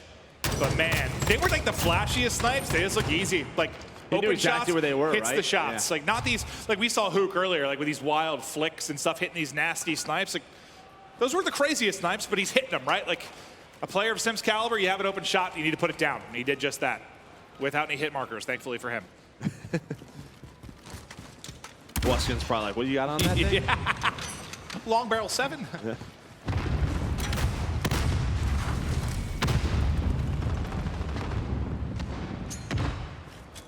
It's a very fast A hit out of Dallas. You see the position that they're getting into. Nobody playing that bomb just yet. And now the smoke is gone, so well, okay, there's another one. Let's say he's gonna have the angle to do some damage, but I like the smokes out of Dallas to keep him at bay, and then, well, it's the Jeep putting a BZ to bed. He's been first blooded more than he's found first bloods within this game thus far. I think back-to-back rounds, he gets dropped early. You hop off it? No, you almost hop right into Simp Sniper. A round that Empire have got to close out, especially now. 5 versus 2. Simp will fall. Illy with straight beams. Now on Major Maniac, who for what, 30 seconds of that round was smoked out top shop. Nice round there from Empire. Good UC utility. Yeah, that's the round that we saw them win against New York, right? The only difference is they got a lot more aggressive in the shop. Remember, that's when Glacier was able to get inside and he had that position. But basically, that smoke consistently top window, what that forces FaZe to do is to reposition. One, that first one is saying, hey, let's use our nades. We have to nade check it, make sure that they're not getting that plant. Then second of all, can anyone check the bomb? Can we peek it? And I think that Dallas was trying to bait FaZe into getting that peek, and that's exactly what happened. They were able to find a kill. Well, Illy thought he was going to find a snipe, but finds multiple bullets from FaZe, and he has to back down instantly. Smoke out on the cross from FaZe. They'll try to layer the map and head towards B. Simp with another snipe, his 4th within this game. Can Illy be the counter in this position, but they smoke it out again. Simp hits another snipe. And as much as he's hitting snipes, you're seeing how frustrating it is from Illy's POV. Like, he wants to get involved. He wants to find the angle, but it's a 3rd one, and it's a quick one from Simp. Now 6 snipes in the game, and poor Illy's like, give me an angle to shoot something. Wait. Might have been another snipe. Did he? I was about to say, did he just hit him with a snipe there? I don't know. No way. Couldn't tell you. Oh, no, no, no. Let's just stay on his point of view for a while. Let's just hang out. 4 out of 5. And again, drop just the like Simp so easy, sniper. right? It's just like you zoom it in, bang. Zoom it in, bang. Excuse me, observers. This is the commissioner. Next round for Simp on the defensive side or offensive side, I'm likely going to need to see his sniper. Thank you very much. I'm sure they're listening. Look, they heard me. Yep. Let's pretend they weren't already there. Yeah. 7 kills, 7 snipes. Ludicrous stuff from Simp. And obviously those snipes as well, it allows you to win offenses a little bit easier. Dallas once again getting aggressive towards that A side. I think that's Røkkr who actually snuck through. But Simp able to connect. 5 now in a a row 2 for versus Simp. 2. Down to a 1v2. On to Røkkr. Still has Deddy. Barely any left, though. He's got to make a play. And the play is going to be right into the pistol from Simp. 6 in a row for Simp. As the young lord can do it all.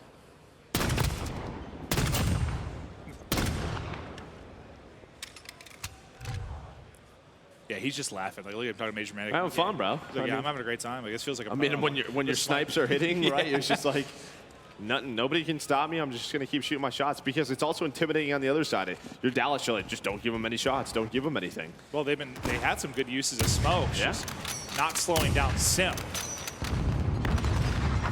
First blood from Røkkr. But we got to watch Simp here. He had 4 snipes in our last offensive round. Can he dissect Empire again? You got to think they play this a little bit differently, not to give him as many open angles. But at some point, like, you can't give up too much map pressure, too much position out of fear of the sniper. No. Just got to keep making them hit shots, and that's what they're doing. Almost able to connect with that one on Ailey. And you can see by the offense, they're basically saying Simp hit a shot. Like, they're playing this slow, looking to get him an angle. Nice shot from Røkkr. That'll shut it down. Røkkr gets the nade kill for the first blood. Takes Simp out of it. There's a third now for Røkkr. Working on the ace with Selim and Major Maniac remaining from FaZe. Major Maniac, though, working towards that A side. Isn't he taken down? So now it's all on the Selim. Already has 2 in the round. Has to get the bomb. Has to plant. Røkkr does have dead silence. Same with Shotzzy. So if they want to retake it, they can both use those deadies.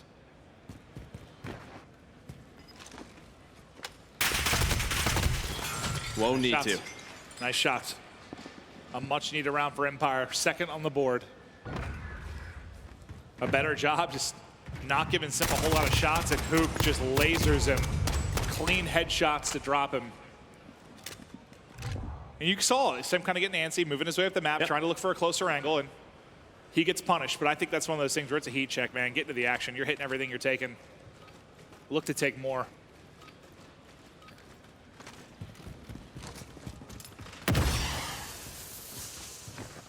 Triple positive at 9 and 3.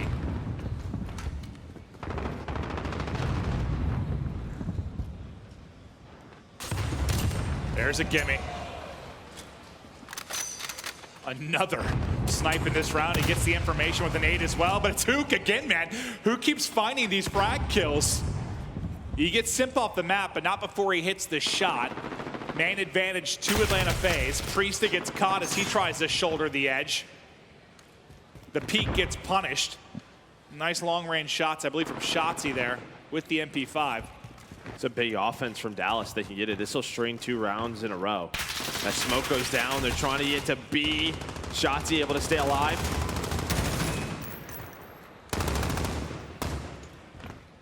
Crim and Røkkr trying to watch over him. Bomb being planted. Still has some nades to use as well.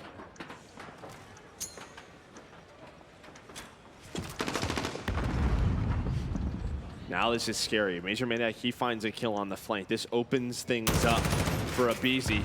Spots another one. This is the one-on-one. A huge one-on-one by Major Maniac, and then they go. And that is just such a good 2 versus 3 from the FaZe. How does that fall apart for Empire?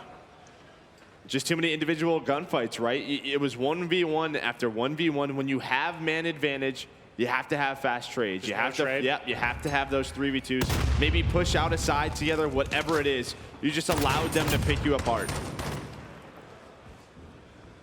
And pick them apart they do.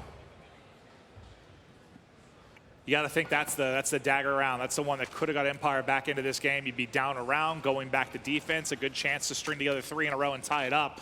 Instead, you get your heart ripped out, and FaZe go up 5-2.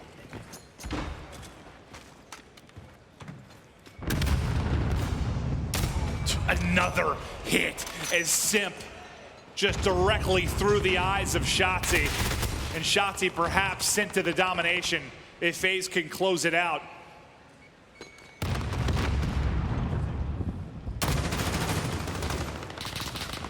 And sometimes when these guys see people, I don't even see. Yeah. And we have Makes X-ray. you feel like you need, yeah, I need glasses Yeah, or we have something. X-ray. I'm like, how did you see that guy?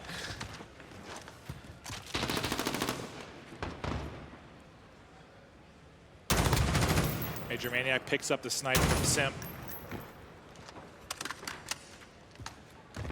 40 seconds to work with, though. They got to find an opening here for this plant. Looks like they're favoring towards that B site, but as they start to push up, everybody gets cut down. They just lost with a 3-2 advantage. Can Empire close out this one with a 4-2 advantage? Cellium and Priesta looking to bring it back.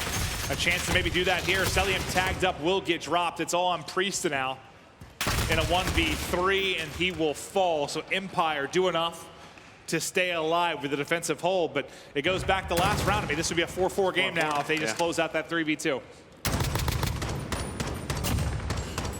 Pressure's on to win another offense. And really where the success has come from Dallas has been towards that A side, so we'll see if they go right back to it. It's been so difficult for them to you know, get presence towards B.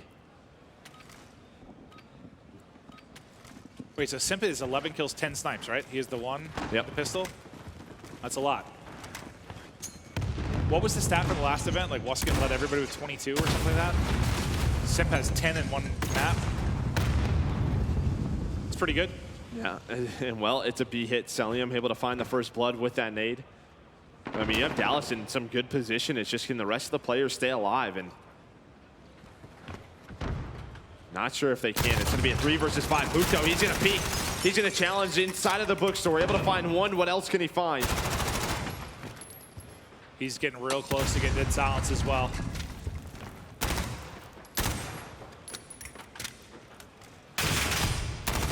I thought behind that they were going to try to get the bomb down, but once again, it feels like they're just trying to bait FaZe into over-peeking. Well, yeah, it feels like everyone's peeking Hook. Like he had 3 players trying to take him down at one point. He pops the dead silence and he goes. You know what's not silent?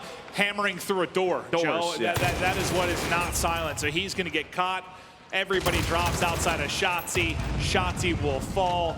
30 seconds for the defuse. Easy pickings. FaZe dominate the search and destroy. That'll be a 6-3 victory as Major Maniac.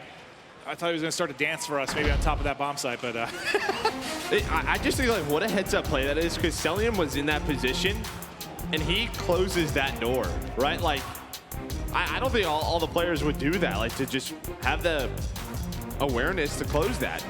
Well, he closes the door, he gets the sound cue, and he makes the play. Before we head to break, before our map 3, I want to take a look through the stats. I mean, Simp, the highlight machine, 10 snipes he hit in that map too. And that's got to just strike fear into Empire, right? Like, it just has to be so frustrating to deal with. Yeah, I mean, when a sniper is on, right, 11 and 5 from him, it's just like you can't play scared, right? Because then you're just giving up too much of the map. But there's nothing you can do. You're just hoping your sniper hits. Well, let's look at a U.S. Army tactical play. I assume it's going to be a Simp sniping montage. I'm not sure what we put together exactly, but with the number of snipes he hit, that's got to be it.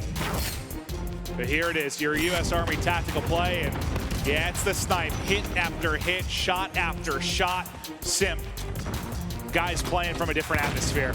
And he, like you said, he just makes it look simple. He sees the flashlight, hits the shot. These aren't anything crazy. Hook's like, oh, hello, I'm done. Right into his crosshairs. Simp finding all the kills all around the map. As it continues throughout all of these rounds. Yeah, frustrating to deal with. Well, FaZe, they are rolling. They are up 2-0. But after this quick break, we've got the superstar Kyle Kuzma on the desk. He's hopping on with a desk to chat all things Call of Duty. But the Lakers phenom in attendance. Don't go anywhere. We'll be right back after this quick break.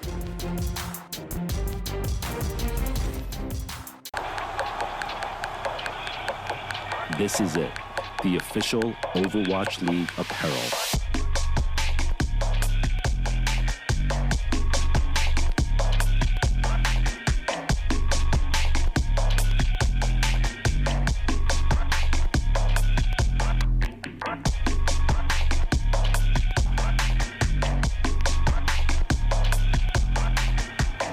Designed by Staple, engineered for gamers.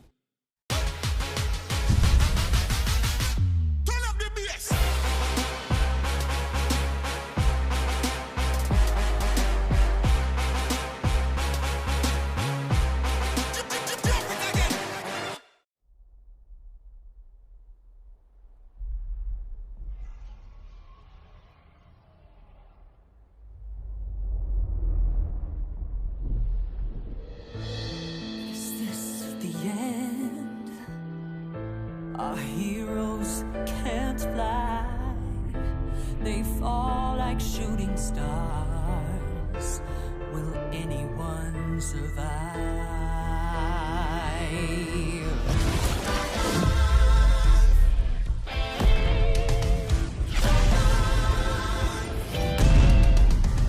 Dragons take flight above the ice and snow. High in the sky where the cold wind blows. Wings feet down as the feedback falls. Flaming hot fire over frozen bones. Good unites against evil they oppose. They ride or die as the legends grow. We must don't choose sides, feelings are heroes. There are no silence in this combat zone. Beats midair, yeah, it's a chiller. Life and death, yeah, it's a killer. They go round and round as the beat down pounds. Aerial thrills, yeah, it's a thriller. The sky's filled with trauma and all of this drama. Pretending and impending, yeah. Crash down. It's dragons descend.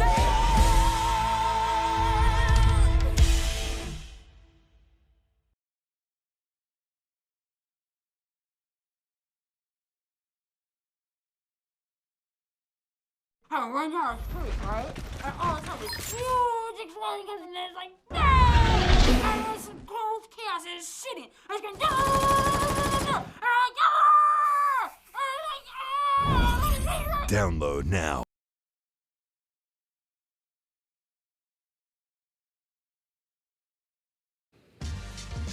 Call of Duty League is brought to you by Metro by T-Mobile.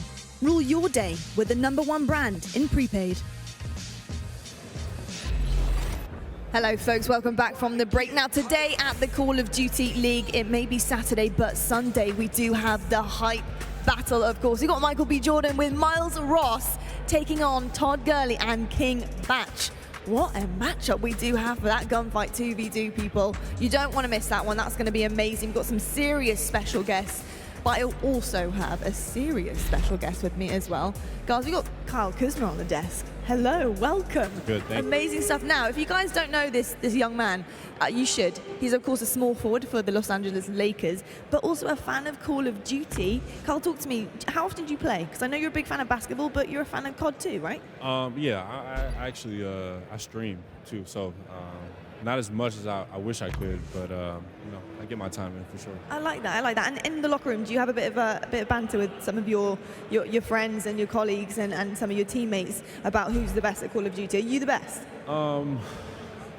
We had a little competition in one of our hotel rooms on the road, and I definitely did better than most. But I have a few teammates that play, and it's fun for off the court competition. If you had to pick one person in the NBA to play with in a 2v2 gunfight, who are you picking? Man, my boy D-Book probably. He's nasty? Yeah, he's solid. Is he better than you, though? He plays a lot more, I'm saying that. Okay, that's fair. Dude, Cat's really good, too. I don't know if you remember at the Pro. Cat is good, too. Played with Cat. Yeah. Cat was really solid. He actually won that tournament, I'm pretty sure, with Scum. But, yeah, it's cool to hear that you guys have, like, a lot of competition. Yeah, for sure. Yeah, like, I do want to say, too, that I feel like you're my... If I was a sports player, I feel like we would have a lot in common. Why is that? I get shit for my mustache and like what I wear and everything. Yeah. And the entire hair thing, bro. I was cheering for you on Twitter, man. Yeah, the I appreciate entire that. time. Thank you. Nobody Thank you. gets what we've gone through with that. I respect that. Okay, back to Kyle. Is there anybody you're rooting for here in this tournament? This is the first year of this tournament, so I'm trying to get familiar with it all. But this is my first time doing something like this, and it's pretty crazy. At a big eSport event, right? No, just seeing it in person, it's a lot different than what you see on like YouTube or anything. So. Well, what do you think of it? What do you think of the atmosphere? Because, of course, we've got a live audience with us, and they do get really rowdy, especially if their home team's playing. So Yeah. what do you think about it? I mean, it's like 1 billion people here, and I never would have guessed. As crazy as it is. So, kudos to Call of Duty on, this dope event. So. And, of course, you play in front of a lot of people, Yeah. constantly. That is what your career is about. And how would you feel if you had to play COD in front of that many people? Would you be a bit nervous with your COD game? No, because I'm so used to it. I mean, we play in front of about 20,000 and screaming crazy fans, and I haven't really heard too much screaming here. So, I mean, there's less pressure, maybe. I don't know. There might have been a bit of screaming if Optic Gaming lost. Yeah, I'm gonna have to check it out. We kind of have a new dynamic though now. We never had the home team dynamic like you guys have had sports forever. This is the first year that we have it. Is there a difference in pressure when you're playing home or when you're playing on the road? For sure. I mean, you get a lot more boos on the road, and you know sometimes it gets tough when you hear a rowdy home crowd, you know, get after their home team. So, especially on runs, so it's a little bit crazier, and you know, vice versa. When you're home, fans are into it. It's fun, exciting, and you know, it just gives you more of a boost. So. Absolutely. Well, Carl, I've got to say, right, I'm loving the merch that you're wearing right now. This Yeah. hoodie is fire. Nice. Can you show everybody? I got the shirt actually right here. Oh. If anyone wants to see it. Hold on. Let's have a look. Let's have a look at this. Oh, wow. Okay. That is heat. Yo, Hey, where can I get me one of those? Well, I'll tell you what. Everybody here, listen up, because you can actually get your hands on one of these at our merch booth. That's right. It's limited edition COD merch, so you can get your hands on Dope that one as merch well. right here, guys. What do you think of it, Carl? Do It's you like dope. Yes, it's perfect. It's swag. Carl thinks it's perfect. Swag. He thinks Yep. it's swag, so there we go. Guys, Yep. we need to get our hands on one of those. But Carl, thank you so much for joining us on the desk. I hope you're going to stick around to watch some of the other games. And, Yeah. you know, home teams are playing. LA's happening. Double trouble, actually, with Yeah. LA. So, Yeah. so hopefully you'll stick around. But thanks so much for talking to us. Thank and, you. Yeah, appreciate And best of it. luck Thanks, in your guys. COD gaming as well. Yeah. And maybe with basketball as well. Yeah, yeah. We're going to Really head good. right back over to Maven and Merc right now, gents, to get back into this game. Kyle, if you could hear me, I don't know if you're able to hear me. Get as far away from Rich as you can immediately. Get as far away from Rich as humanly possible. Well, there you see it. The shirt, it's beautiful. I was worried about him. I was worried about Kyle up there. Yeah. As they were talking through stuff, like if he was making some sort of connection with Rich, like that's just not good for him. Yeah. So I think he got out of that okay. But you saw the shirt, you saw the merch. I'm gonna be rocking that all over the place on stream. Maybe, You don't have it. Maybe at the beach when I exercise, like everything I do, because I'm such an active, healthy person in this world, Joe. I'm gonna wear that shirt everywhere. What, man? What about that statement was funny, Joe? All of it. All of it. Yesterday you ate a whole pizza and watched anime for 12 hours. That's mostly true. That's mostly true. Yeah, you know, I did watch probably about 18 or so episodes of anime shows yesterday. Yeah. I only ate 5 slices of the pizza, thank you. Right. But I also might have had 5 guys. So you also didn't go to the beach. That's basically what you're telling me. And be active. It was the opposite. Yeah, no, it was, Joe. Yeah, I didn't really do anything. I laid down all day, but it felt great. It felt great. Yeah. Okay. But back to this series, FaZe up 2-0. They 3-0'd Empire the last time they played in Minnesota. They look to continue asserting their dominance over what many think will be one of the top teams in the game by the time it's all said and done, but they just don't seem to have what it takes in the matchup against FaZe right now. Yeah, I mean, just that first hard point, I'm sure They that's need to win killer, that. They right? had to. It's like killer, right? It just feels like you did everything right except close the game out. It's like you'd almost rather get blown out than to have that kind of loss. That's a heartbreak, but we'll see what they can do on this Hackney Yard domination. This has been one of their go-to. You can already see they're trying to take care of Celium, and 4 players pop on out. Did everyone just peek Celium there in the window? Yeah, except the only player capturing, which was Shotzi. So they're trying to get to A as fast as possible, and you see FaZe, they had to get off the B flag, and some of them actually spawned out. So this is great for Dallas. They just have to get the kills. Can they do it? They have a 3-on-1 here. You can't let Simp get all of these kills. He's already taken down 1. Can Simp finesse his way around the map? So far, that is down 2, and he takes down all 3. You cannot let that happen. It reminds me of what Priest did in the hard point. Like, you have the numbers, you've got to win it. You can't get smoked. And Simp puts Empire in the blender. Even just the second one, because what the second kill does, it just buys his team enough time to rotate back to him. But yeah, ridiculous play, and now he's on a 5 spree as he's able to find 2 more kills. The pressure, though, still here from Dallas. The melee, it's going to connect, and it just takes 1 more bullet. Now he has an M4 to play with. Placer finally going to take him down. But yeah, Simp having a great game. The rest of his teammates, a little bit slow start. But they have this A-B set up for now.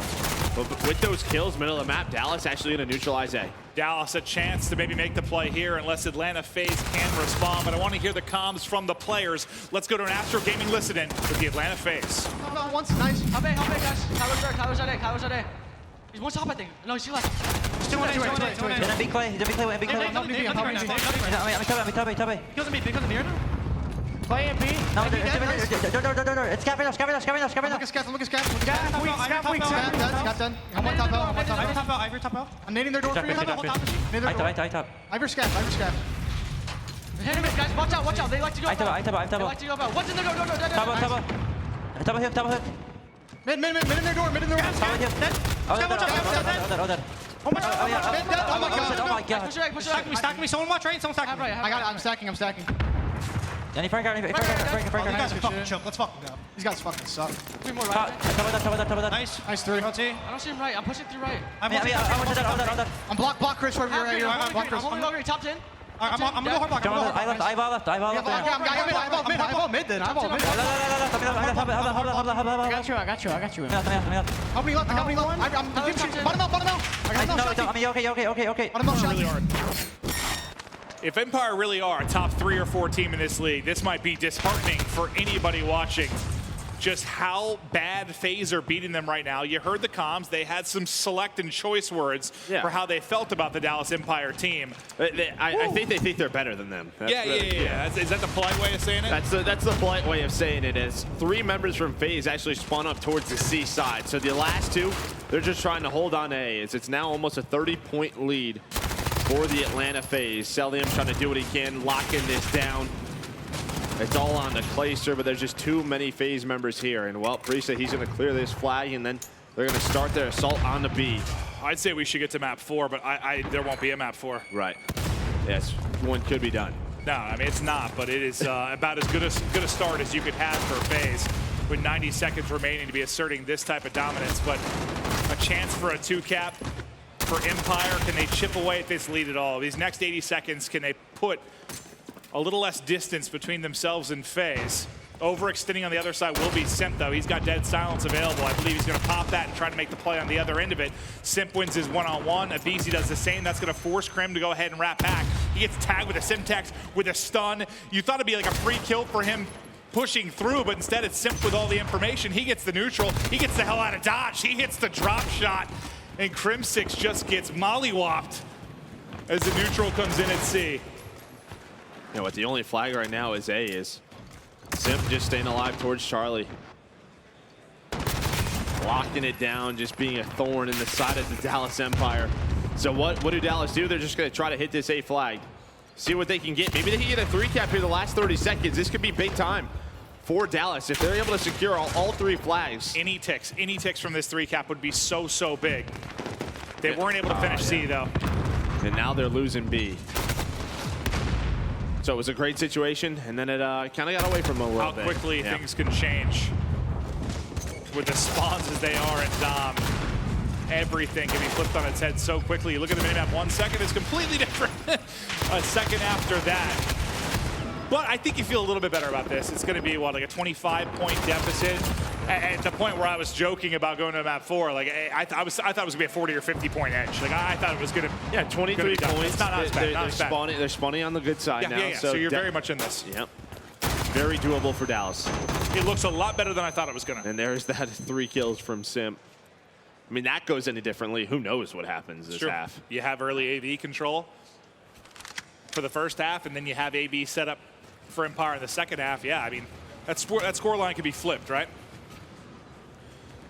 But the FaZe players are crouching, the FaZe players are dancing. Now they're going to get flying right on into B. They'll just leave Priest at home to get that cap as everyone else soars forward. And Celium, he gets the timing in to line up both of the players on the site. It's clean at B early for FaZe. Yeah, we've seen different teams try to attack in. I think what FaZe is just trying to do is get B, get all the kills towards this, and then push on through instead of hitting that top side, which we see is so common. But Hook and Krim, they're going to lock things down. They're going to neutral that B flag. Yeah, Priest working middle of the map with this M4. Able to connect one on the Shotzi. Now just trying to stay alive, waiting for his teammates. It's B, about to be capped by Dallas. If they can finish it. They haven't been able to finish it yet, but now with those kills, they should be able to. Yeah, they're going to get it done. It was tough. You had, what, Celium top window, Major Maniac peeking it as well. So many shots going in. But how long can Empire hold on to this 2-cap? You need the presence at B and just not allow anyone to sneak through onto that A point. Waiting for an opening. I think you have Major Maniac and Simp. They're looking and getting ready to go. The trade is there for Simp. Now his chance to take a one-on-one and get in. He can't quite do it. I think it's Illy that actually takes him down. But I like that. You get a kill, you go. You try to somehow get through the cracks. Honestly, this is a little bit different than what we normally see from teams on the CB side. It really feels like FaZe is like, all right, we'll just take CB. We will do our best to hold this 2-cap. You see Simp, he's just locking down C. He knows that this is a play. Well, yeah. He's already a step ahead. Like, they're not even really worrying about A. They're just going to try to hold their lead. Well, I mean, it's a good play because I think Krim spawned up at the van, like the truck outside of green. So he's about 20 feet from C. He spawned there, was like, well, I guess I got to go C. Yeah, so now with these spawns, now you're going to see maybe FaZe start to get towards that A flag. Dallas, they're going to get on B. Dallas, they're going to get on C. A chance for them. They can get some kills, but Abizi was able to find Clayster. Yeah, I thought he might push forward and just say screw C and put all the presence at A. That's not going to be the case. So yes, they'll retain control at home, but nothing changes about the side control. What was it? 22, 23 going in? 23. It's 20 points now, so even though it feels like Empire have had a 2-cap control for a bit here, well, you still had like those first much. 2 minutes where FaZe was doing a good job CB. I mean, I just don't think they gave too many takes to Dallas. But now here's the chance. But once again, FaZe is just trying to flood in through B. They're not even worried about this A flag. And they find 3 kills, so that's going to be B for them. And now a chance for them to push on through if they want to. That's the nades, though, through the window. Shotzzy and Hoop both able to connect, so it gets them off for a second, and the nades keep coming in. That's insane to think. They got 4 or 5 down and couldn't finish it. That is the exact example and definition of why you prefer to have the A side. They get 4 down. Clean site control in B, but the Simtex is through the window. Shut it down. 2 big kills come in from Hook and Shotzzy, and they're never quite able to secure it. Now overextending on the other side will be Hook. He's going to get onto C. They've got them spawning just where they want them, up towards Office and Green. Now you've got to make a decision if you're FaZe, because this is about to be a 3-cap or at least a 2 and a neutral. Yeah, this is a horrible position for FaZe right now. Can they get the kills? Can they execute? You have one player from Dallas all the way towards back parking lot. Clayster trying to stay alive. The pressure is here from FaZe. He's in a bit of a sneaky corner. Is able to find 1, but that 23-point lead, it is gone. It is now only 4 points. You have fights all over the map right now, but Dallas, they are back in this one. You got the neutral at B, though, if you're FaZe. So that whole insane sequence there, yes, you close the gap if you're Empire, but finally you get the neutral and C control for FaZe. Now, can they win these clutch fights in and around the site? So far, they're able to do it. Next man up will be Hoop. They line up in front of him. That's a lovely double. Perhaps a third to take home with him as well. It's the finesse around the van, and Simp buys time, though. Able to do it. Yeah, he buys enough time. He doesn't allow the B capture to get in, and now they're neutraling it. Trying to get on it, but 45 seconds left. Time is of the essence for Dallas, and that is not good. 3 go down. A nice nade from Hook. Can he do it again? Not able to do so, and I love that patience from FaZe. Now Simp pushes through as well, so he's going to get onto A. That's going to spawn Dallas Empire out.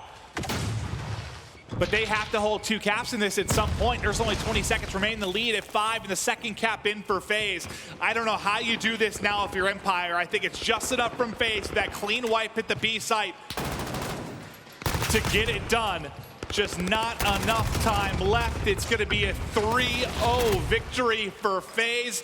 They clutch up in the final moments of the hard point. They dominate the search. And when the nitty-gritty gets going, they go huge. And the tail moments of this domination as FaZe continue to roll. Both respawns pretty darn close. Really though, close, right? really close, I mean, yeah. And really, that's what we saw from Dallas going up. Like, you look at the Against grand Huntsman? final. Yeah, at London. They were in those games. They just not able to clutch the crucial moments. That's why, for me, you sort of have up at top, you can say a 1A, 1B, or a 1 and 2 when you talk about FaZe and Huntsman, and then a bit behind them, for me, it is Dallas. Yeah. Now, do they have a ways to go? Yes, but they are playing them so tough in a lot of these respawns. I just see them as the team with probably the most potential to get an upset, but they still have some work to do. FaZe is just, they're good, man. What are they, 6-0 on maps today? Yeah, they are 6-0, and they will advance to our semifinals. Now we're going to take a look at our stats. Celium, again, man, he has been so darn good in domination today, but you see across the board, I mean, Major Maniac puts up Major Maniac-esque numbers, right? You know what his role is. Everybody else positive on the side.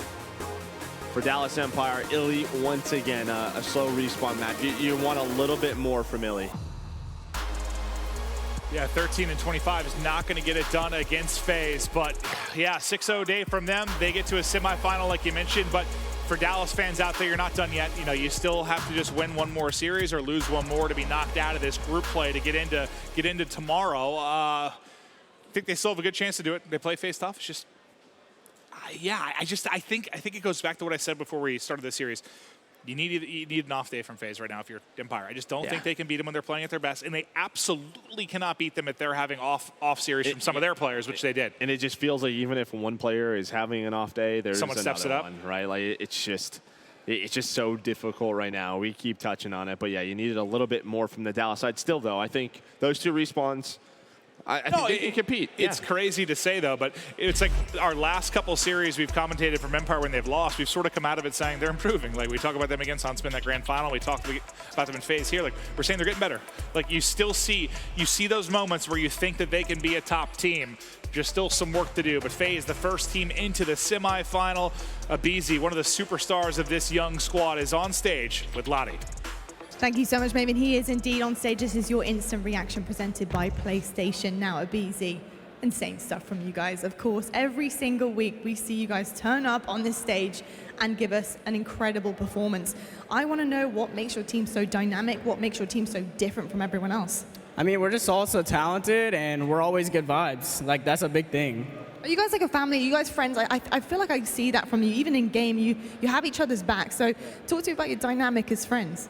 No, yeah, we're all just like always hyping each other up, and that's like a big thing that some teams don't have. They always like go behind their back and just talk shit. Like we always just have good vibes. Indeed, and what is it like being on a team filled with talent and potential to go maybe all the way? What do you think that you guys are capable of here? I think we can win majority of events this year if we play how we like know how to play. And what did you think of Dallas Empire as an opponent on stage? Because this is filled with some serious talent on that roster too. Were you a bit nervous going into it? No, yeah, Dallas is a super talented team, and they always just come out and dominate against other teams, but they're just a really talented team. Now, Abizi, we always gas you guys up, of course, because it is, that's what we have to do here. We have to talk about the truth, and you guys are phenomenal. But do you have weaknesses? Do you have something that you need to work on? Not really. I mean, we're all just like, we're so good at like S&D, like that's our game mode, and no one can beat us at that right now. So, and even in respawn, we're just all just getting kills at all times. Well, you're right about one thing, that's for sure, and that no one can beat you yet. So, thank you so much, Abizi, for joining me here. That was your instant reaction presented by PlayStation. Are FaZe going to go all the way this weekend? That is the question. We're going to be back after the break with plenty more action on your Saturday here at the Call of Duty League.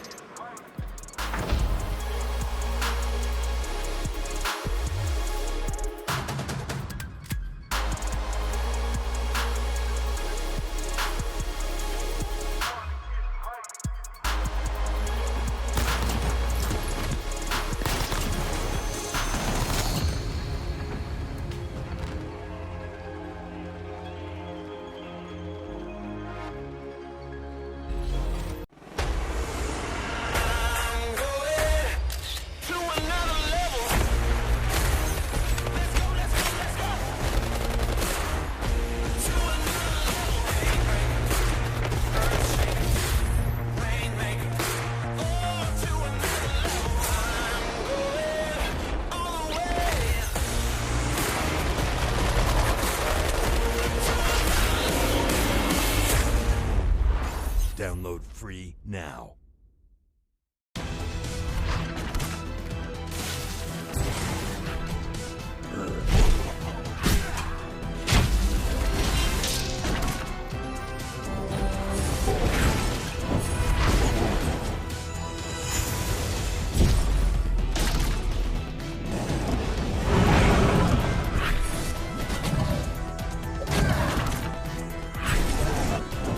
Legend of Soulguard. Download now.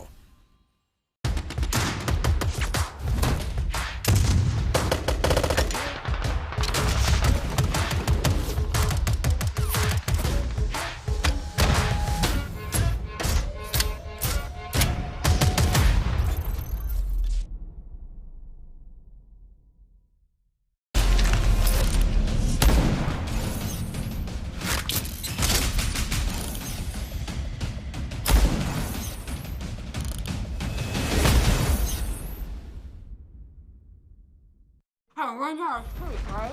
And all the time it's huge exploding because it's like, no! And this growth chaos is shitting. I was going, no!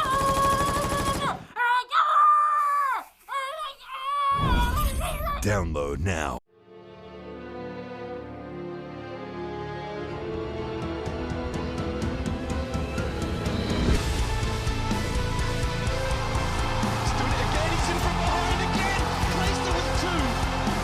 Scraps and now stretcher rated. Oh, wow! Look at that kill from Illy!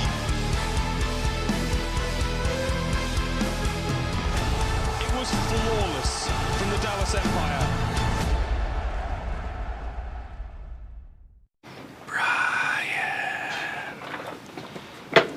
Brian, you know what I'm doing right now? I know you know what I'm doing right now. You can hear it. Download free now.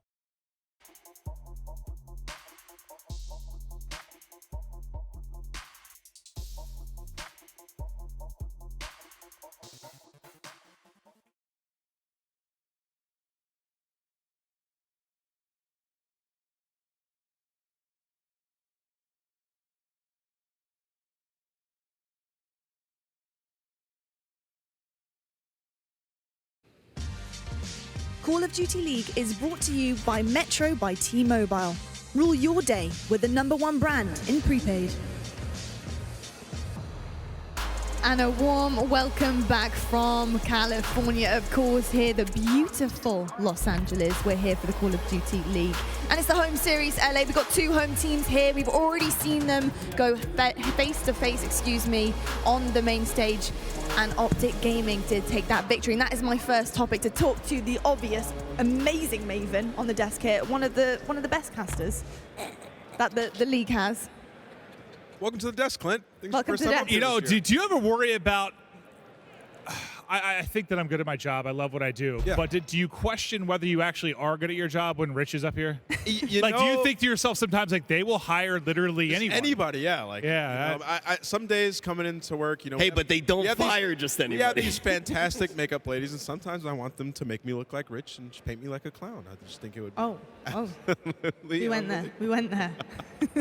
We did go there. But you know where else we went? We did go to a win for Optic Gaming. Maven, I have to talk to you about it because you were previously extremely passionate about this Optic Gaming roster. Yes, I was pissed because they should be very good. They suck. Like, what's been going on with this team? It's been driving me absolutely insane. And I went on a little bit of a rant on contesting the point. And then when this series started, we saw them go up 80 points in the hard point and lose. Yep. We saw them go up 5-2 in the search and lose. I was like, dear Lord God, like, how do they manage to be so bad when they should be so good? But then they turned around to get the win. You can look at that if you're Optic Gaming as like a 5-0 win. Like, they should have won all 5 of those maps. I still am not sold, but it's not the most impressive win. But I do think it's impressive that they were down 0-2 and maps they should have won. They rebounded, took 3 in a row. I mean, that's I'm impressed. Just after the way that they've started the year too, like going down 0-2 and still winning, like you would think that they would just be battered into like the ground at that point and just go, all right, we suck. But they came back and won, so like that's impressive, at least that in itself. I definitely agree that that's impressive. We started to talk about it on the desk a little bit earlier, and you already started to bring it up. I just don't know how much we can actually take away from that victory to say how much they've improved. We saw them make changes, though, which I think is really important, and maybe that will allow them to grow as a team. You said they were going to be the best team in the entire league, I remember. I said at some point this year they would be. I probably am an idiot, but the fact that they went down 0-2, if you would have told me they went out 2 in that series, I would have said this team is over, this team is done, they're making a change. Yeah. So the fact they came back and won. Now, I also said that I thought there's a chance there's a FaZe Optic final this weekend. That was probably another dumb thing that I said, but there's still a chance. They got the victory.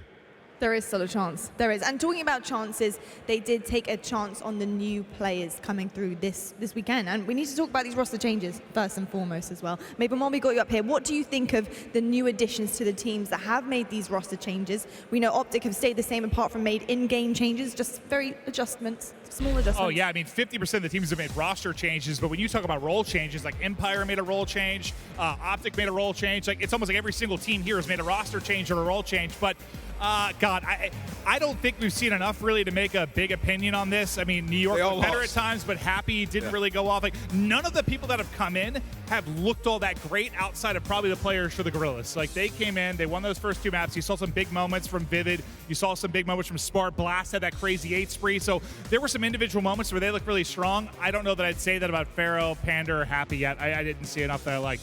I mean, also, we just haven't gotten to see enough, right? It's a very big change. We got to see these guys play one game. I think as we move forward throughout this tournament, we're going to really start to see which teams are gelling and who made the right decisions. I was really impressed with Guerrillas. I've got to say, I've got to agree with you there. I mean, considering it's a pretty fresh roster, taking 3 changes out, it's pretty much a new team on the stage. They've got first game jitters.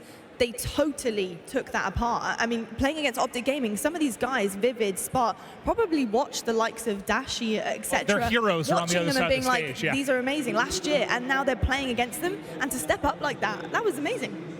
I mean, that's by far, I think, one of the most impressive things we see, and one map away from destroying an entire roster, right? There is no way that roster lasts if that team was able to do it. So to be able to get on the main stage, get that going so quickly, it was really fun to see, and that's the team I've been most impressed by in this tournament thus far, even though they ultimately did grab the L. Yeah, I mean, in that series as well, like we saw Aqua going off, and we talked a little bit about that guy. He's really talented, and for him to be in a position to just go off with that assault rifle was great. So those guys are setting him up for success, and we just need to see more out of them, right? Like they went against Optic Gaming LA, who have crazy talented players, and they held their own. Even in that Game 5, Vivid was going off, which is great to see. Well, I think it's impressive because what was the talk about like Empire to start with, like Shotzi and Illy, like maybe they didn't live up to the main stage and they came out a little bit slow. So to see these guys, these amateur players, first time playing in this type of pressure, come out and play that well, yeah, it was pretty awesome. But yeah, I mean, they've been to finals and the challengers, like they've been putting on and making some deep runs. So maybe they're just, I don't know, it wasn't overwhelming for them at all. It didn't look like it was. I actually kind of want to ask you now while you're on the desk, because hopefully I never have to talk to you again. How good do you actually think the Empire is? Where do you rank them as a team?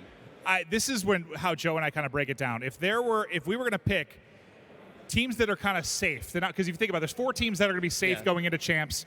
5 through 8 will not be. If I had to pick 4 teams that I thought are going to be safe to be somewhere in that top 4 right now, it'd be Huntsman, FaZe, Minnesota, and Empire. Those 4 teams. So I probably have Empire at 3, but I don't feel good about anyone outside of those 4 teams at like potentially being in that top 4 spot. Minnesota's kind of moving into that number 3 spot for me. They know what they're doing. And think about Empire is like they'll be fighting it into the very end of these respawns, and they still have a guy that's just getting destroyed. Like Illy had a bad game 1 and game 3, and like they got down to the wire every time. And that's been the trend. Like either Shotzi or Illy don't perform in a respawn, and they get to the end. I think Minnesota, the silent assassins, they're so underrated when you think about it. They're kind of like in the background, but they are capable of so much, and we've seen them really bring it to some of the best teams that we have here.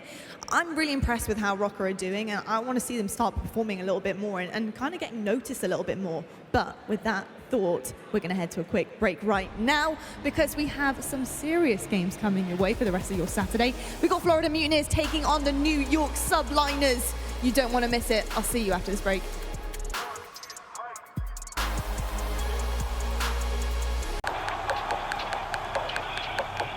This is it, the official Overwatch League apparel.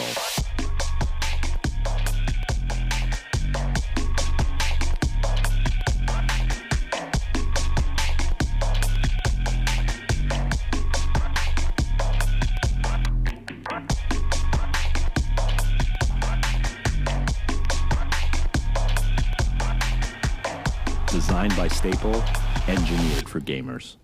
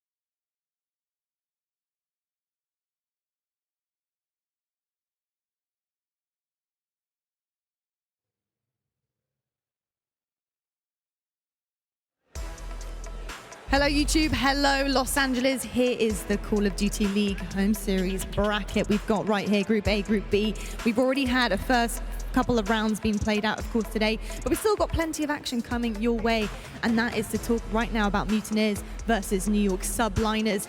And more importantly, let's just talk about the two new roster changes that we're going to be seeing coming through here on this main stage. Now, gentlemen, I want to talk about Happy first off. What are we thinking? Is he making you happy, Nameless? I mean, both these guys lost, so neither one of these teams are making me happy, and this is a knockout game, right? So one of these guys is going home. Like, one of these substitutes coming in and getting bumped out 0-2, so it's pretty much a battle of substitutes coming into this game. Yeah, I don't want to I don't want to hang on the fact that we saw the teams lose too much, right? Like, you have to look at so many different factors. Yeah. Try not to be completely results-oriented based off of the very little bit we've gotten to see so far today. I think that New York looked a lot better. I don't necessarily think it was because of Happy, but it actually looks like, you know, they've studied the game. I think they've finally been able to rely on Revan, their coaching staff, and they've started to figure stuff out. Whether or not Zero not being on the squad right now has helped them do it, I don't know. I think they've looked better. Indeed. Do you think you would have seen a different Mutineers if Prestini was here and we didn't have Pharaoh pitching in there?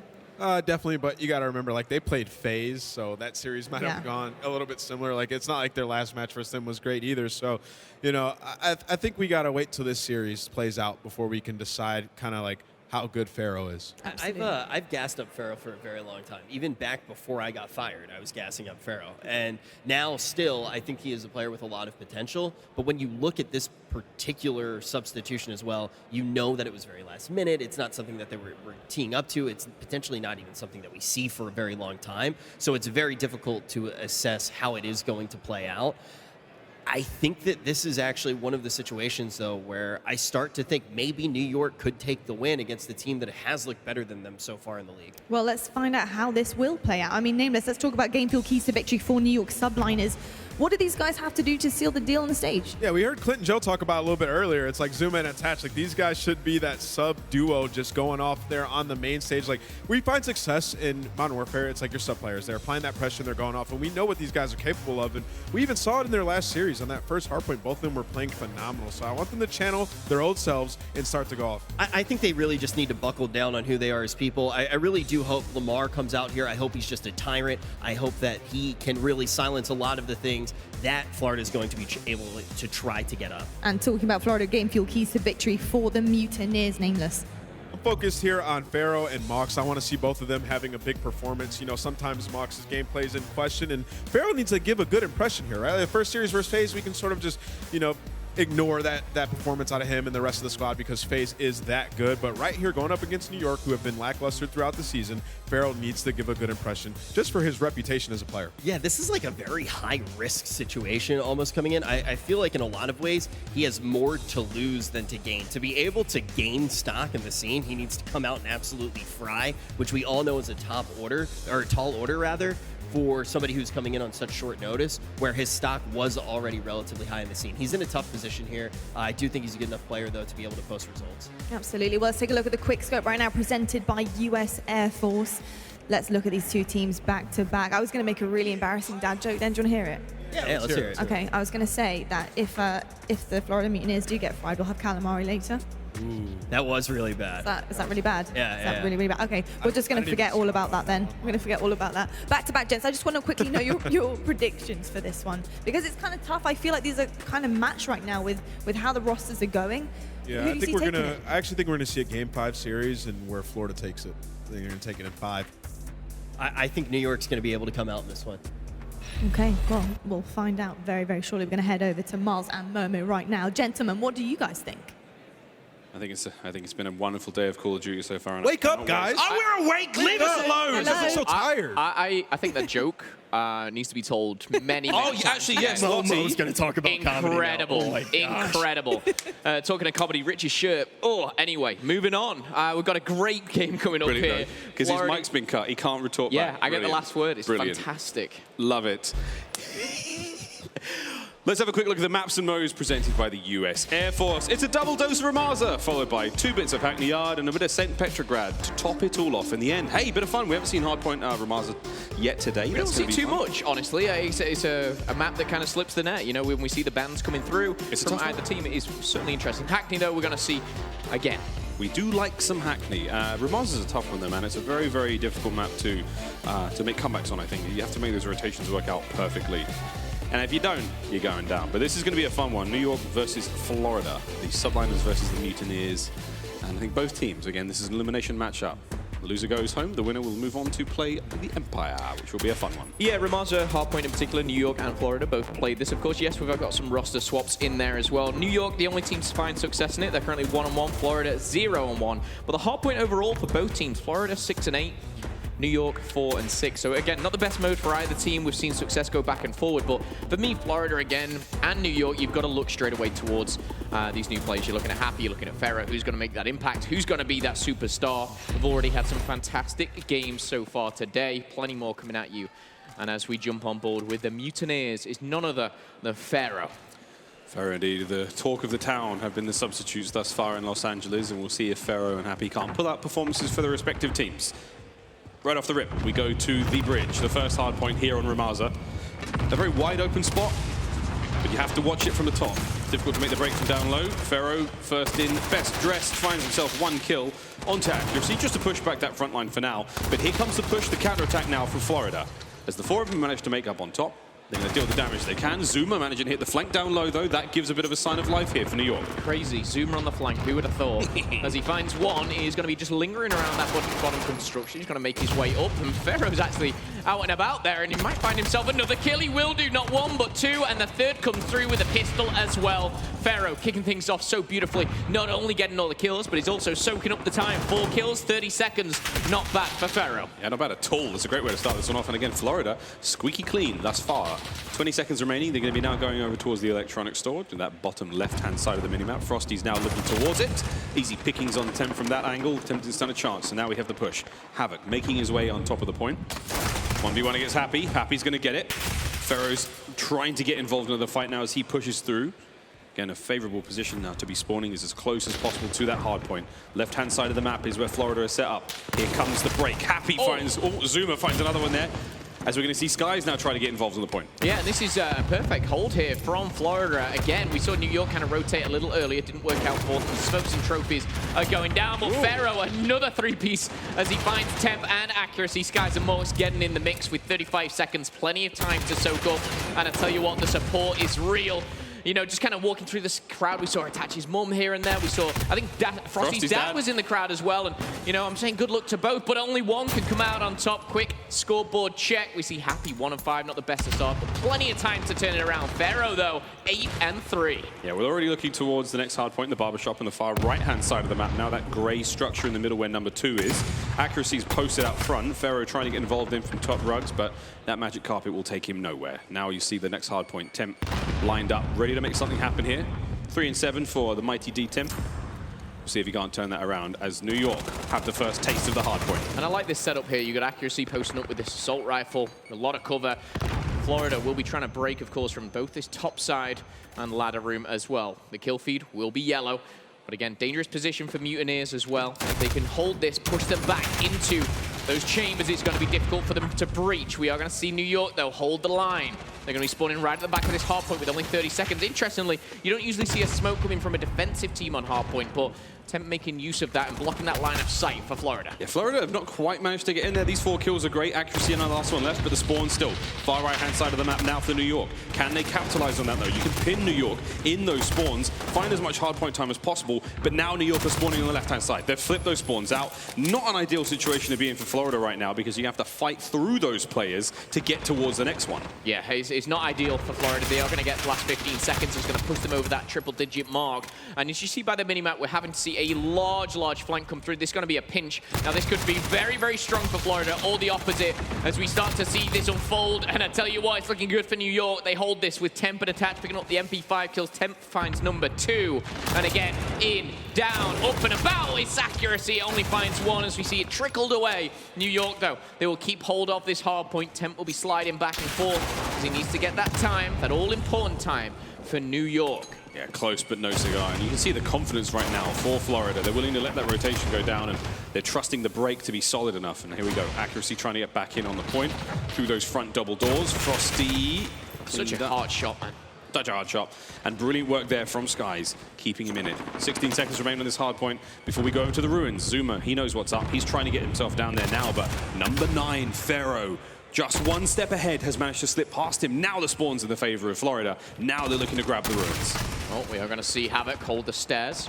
The back will be held by the Mutineers, but again, sometimes it might be, you know, favorable to have this because you can push up to those sandbags and lock down this outer lane. The problem is if you don't do that, you can get really punished and push back, and we see Attach and Zuma, the duo coming forward. Attach will go down. The last bullet of Skies M4 as M4 reloaded. Locked and loaded as he finds not one but two. Zuma is in that hard point though, tucked away in the corner, and he's getting a couple of points on the board as well.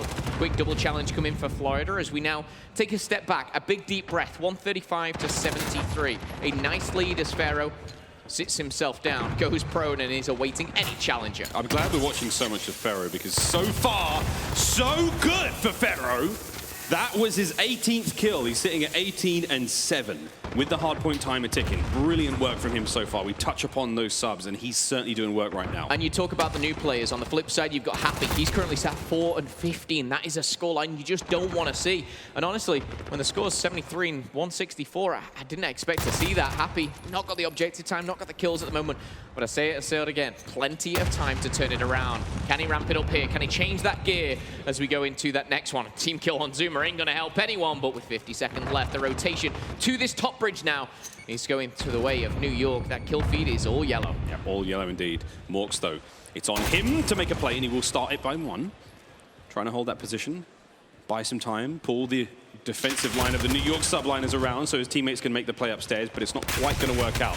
Skies as well gets cut down from that early spawn there from Attach. And here we have it, Frosty. What have you got upstairs? Not a whole lot as Happy finally finds himself the 7th kill of the map. Well, going into the hard point, he has 4, now he has 8. He's doubled that, and I tell you what, he's turning it around. He's got himself some time on the hill, some objective plays, he's picking up kills as well. And this is where Florida, they've got to chalk it up, they've got to say, we ain't pushing that any longer. Sky's a very influential player here as he finds the turn on 10. Frosty comes through the front, and he's going to help Florida lock this down. It ain't locked down just yet, though. Attach creeping on through the window, knock knock, ain't going to be answered with a smiley face. Frosty, the MP5 will shut him down this time. His accuracy, such a difficult hard point to break into, especially with an assault rifle. It's very, very difficult to do so. Zuma, though, he's equipped for the job, and he's going to find 1. Tags on the others. Happy and Attached now. They've managed to make their way into the store, and they're doing what they possibly can. Trophy systems go down. Watch the flank. Happy. Is this going to pay off for you as the stun goes up over the top? Information garnered with the flash grenade there, and now we have it. Happy on point. Here comes the push from Florida. They try now to get into the point, and it's not going to happen. Temp, Happy, Zuma kills a piece, and Happy keeps the run going. And look at this. We are within spitting distance now of New York tying up the score. Right. Frosty, of course, finds 1 kill and 1 kill only there. It's on accuracy. That kill just went down to the very back of the barber shop. A very crucial kill because accuracy was trying to flip those spawns, was trying to rotate early. Doesn't work out. However, one thing that is working out is that scoreboard at the top, 165 to 176 and climbing. It is a very, very close game. New York certainly turning it around, and I think it starts with Happy. Again, he was 4 and 15, now 12 and 18. 9 assists to his name. He's putting bullets in everyone, it seems, and he's starting to reward himself with a couple of kills as well. This time around, though, it's Florida who have those back spawns. Yeah, Florida down in full control. Here comes the play through mid. Zuma once again, speeding his way forward, will be taken down. Unfortunate for him. And again, that was almost the makings of a Dead Silence play. 1 more kill, managing to get more of that one, but Pharaoh and Skies are going to lock down that front. Temp now attempting to make the play in towards the back. And again, what you want to do is get these kills, take the hard point, and keep the enemy team spawning at the back while you garner as much time as possible. Florida, they were really unable to do it in the first rotation, but now it seems to be working out. New York on the far right-hand side of the map. They have mid-map control. This is starting to look a little bit more like Christmas. Can they get more time? Keep it going. Look at that hard point. It's all New York's right now, but they're trapped on the right-hand side of the map. Yeah, for those last 15 seconds, Miles, Florida were getting time, and they had the spawns for next. This is a complete role reverse of the previous rotation. Pharaoh with the M4 gets damaged, but can he get the kill? Not going to happen there, but I'm not sure it's going to matter. One person who has slipped through the net is going to be 0-0 Zuma. Sorry, you're on the bench. Anyway, moving forward, 55 seconds here, pushing forward as Zuma does find the kill. 21 and 15 for him. Havoc falls off. I think it was an intentional tumble. Havoc. I think it was an intentional tumble to give himself close to the action. But here we go. Zuma up first. Takes care of Frosty. Can't find any more as the breach now works out. Mork's on the hit and run though. Just he's not going to find too much more. Now he goes up against Happy, and there's the pinch. Florida make it work. That's a nice hard point hold. You've got 3 more members of New York now to try to make the break. 1 goes down, 2 more downstairs. Ferro and Skies dispatch them both handedly. Now it comes down to accuracy. He's all on his own, and he's going to be cut down as well. The construction site is all Florida's at 2:35 and climbing now. They are getting close to that first map win. Yeah, the contest there does just prevent them from winning it here. And of course, if New York can hold a perfect Ruins, they can, of course, steal it away. Number 8 is on the flank. It's going to be Havoc, and here he is. Can he make an important kill? 1 might be enough. Temp pops the dead silence. Temp goes down. Happy will fall. And the Ruins is being challenged. Accuracy's on the hill, but only for a second. And now Florida start to pinch with only 2 points needed. The contest comes in. Florida trying to close it out, trying to end it here, but New York, it ain't done yet. They're back at it. You've got 1 player watching the side. That's going to be Frosty, but all the engagements go to New York. All of them are going to New York now. Sky's trying to make his way in from behind. Now it falls to Frosty, that player on the back. But this is going to be an angle that is not going to work out, and that's it. Morks and Havoc find the final kills, and Florida take map number 1. Oh, a tested match for both teams here. You had a slow start from Happy. He started to ramp it up on the second rotation. At the end there, Morks were just kind of holding the line. He was trying to watch middle and then thought, hang on a second, my team are going down. Just went to help out. Clean sweep. And we see, of course, Skies have another fantastic map. The stats, though, were interesting. We saw the 30 bomb come out of Ferro, the only player to drop 30 kills, interestingly enough. Yeah, exciting. He picked up about 1 minute and 9 seconds at the hard point. Brilliant work from him early on in this series. Here are your stats, friends, and that is a good look for Ferro down towards the bottom. Yeah, beautiful stuff there, finishing a positive 12, 7 assists, pretty average across the board there, but 1 minute and 9 on the hill, which you highlighted before, most on his team as well. Objective, Slayer, Mr. Do-It-All for the Mutineers. Subliners down by 1. Not a bad sub to be picked up off the bench. There we go, Ferro, now your scuffed play of the game. It's all him. He just ran his way through New York from start to finish. Any weapon, any position, he managed to make things work out. A tough series to start the day off, but now he's managed to find form. I mean, look at that, play after play. It was just stellar work from Ferro. And this was the moment they were holding, you know, the barbershop themselves. They're still getting time at this very moment. That is when it ended with just 15 seconds. Ironically enough, they had all the rotation, they lost it, but that's just the way the cookie crumbles sometimes. An interesting game to start this series off, but Mutineers take it. Take it indeed, and that's Ferro on your screen. 9-12 at the COD Challenges launch weekend. That's not a bad placement whatsoever. He's been with TK, he's been with 100 Thieves. He had a very dramatic run with 100 Thieves in the last Call of Duty World League circuit. But still, what a player to be brought in, you know, with the absence of Pristini here.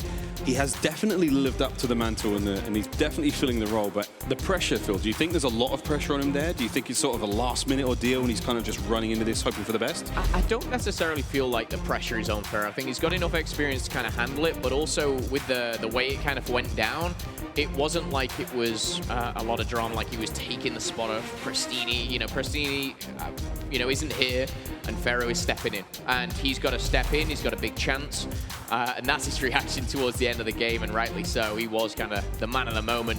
But yeah, he's just stepping in, and all he can do is perform his best, and right now, can you ask for more? No, you cannot. And again, I think Rich touched on this upon the desk, because Ferro's got nothing to lose, man. I mean, he's now made himself onto a starting roster for a squad, you know, albeit difficult circumstances. But if he can prove himself as a player here, there's the possibility for him to, you know, find himself onto a different team maybe, because Ferro's always been a standout player. He's always been very, very talented. There, again, it hasn't necessarily been that active in recent months, but at the same way, you're looking at him now, and he's looking very, very strong. Is this a player that could potentially become, you know, a starting roster pick? I think absolutely. And again, going into Search and Destroy, that's the perfect time to talk about it. I think he's a phenomenal Search and Destroy player. I think this is where we start to see Ferro come into his element. Ironically enough, we've just seen an amazing game 1 from him, but I thought this was where he turns up in game number 2 and really shows his worth, his value, his stock as a CDL player. Ferro, of course, one to watch out for. Happy, I want to see him do some stuff, of course, for the Subliners. You talk about the Subliners themselves, you know, this was the chance, you know, they make a roster change, and we know, of course, Sensor, he's waiting on that bench. I'm sure he'd love a spot on that team. And when everything's said and done, you know, it's Happy who steps up. And for me, that was an interesting choice, and that's the choice the Subliners made. Yeah, Subliners do make their choice, and you make your bed, you lie in it. This is going to be a big Search and Destroy now for Florida to try to take the lead in this series for New York to tie things up. Here we go. Ramaza. Don't get to see a whole lot of Ramaza, but we do like it. Right off the rip, it's going to be Florida with a bomb on offense. And again, Ferro, a Search and Destroy wizard in his own right. mid-map presence being felt now, as we can see the bomb make its way in towards A. That's once again the construction site.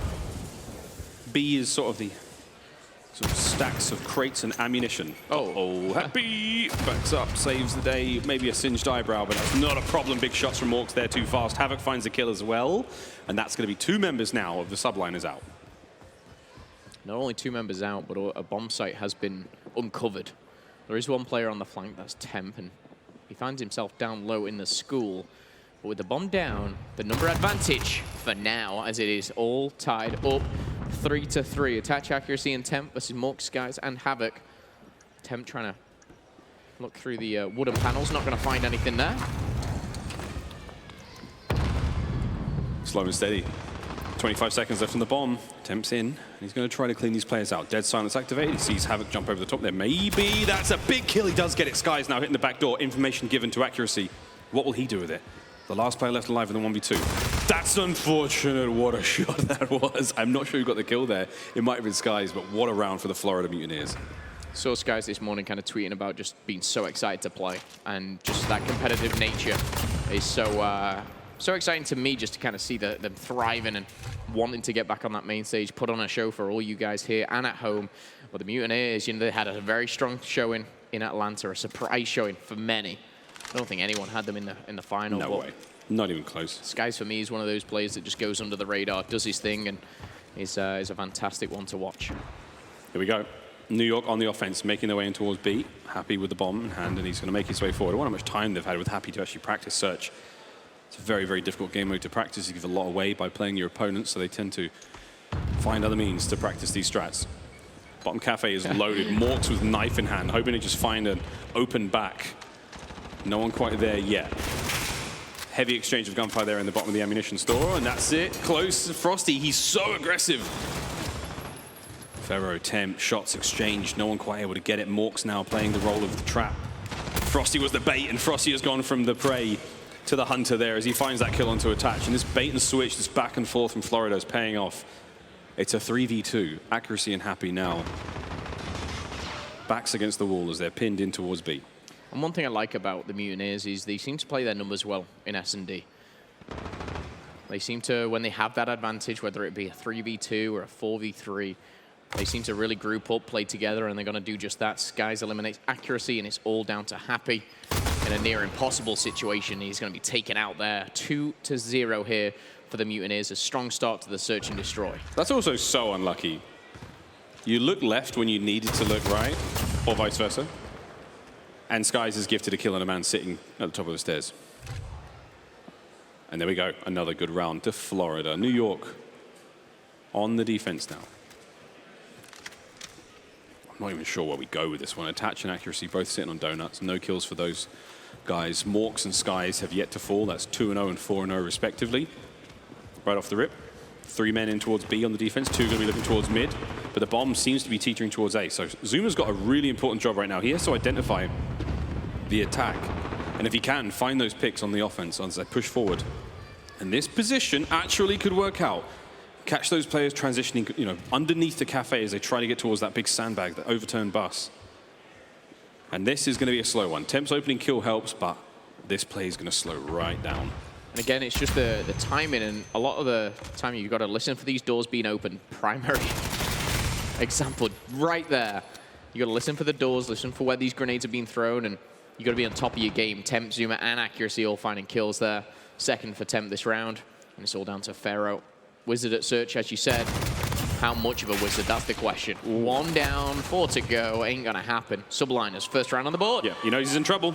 But that's a good round from New York. That was very, very clean. Aside from the 1 death towards the end, brilliant work. Temp did a lot there. I think he's got himself 2 kills to start the round off, and he cleans up that one. Brilliant stuff from New York. They need a little bit more of that when they tie this series up.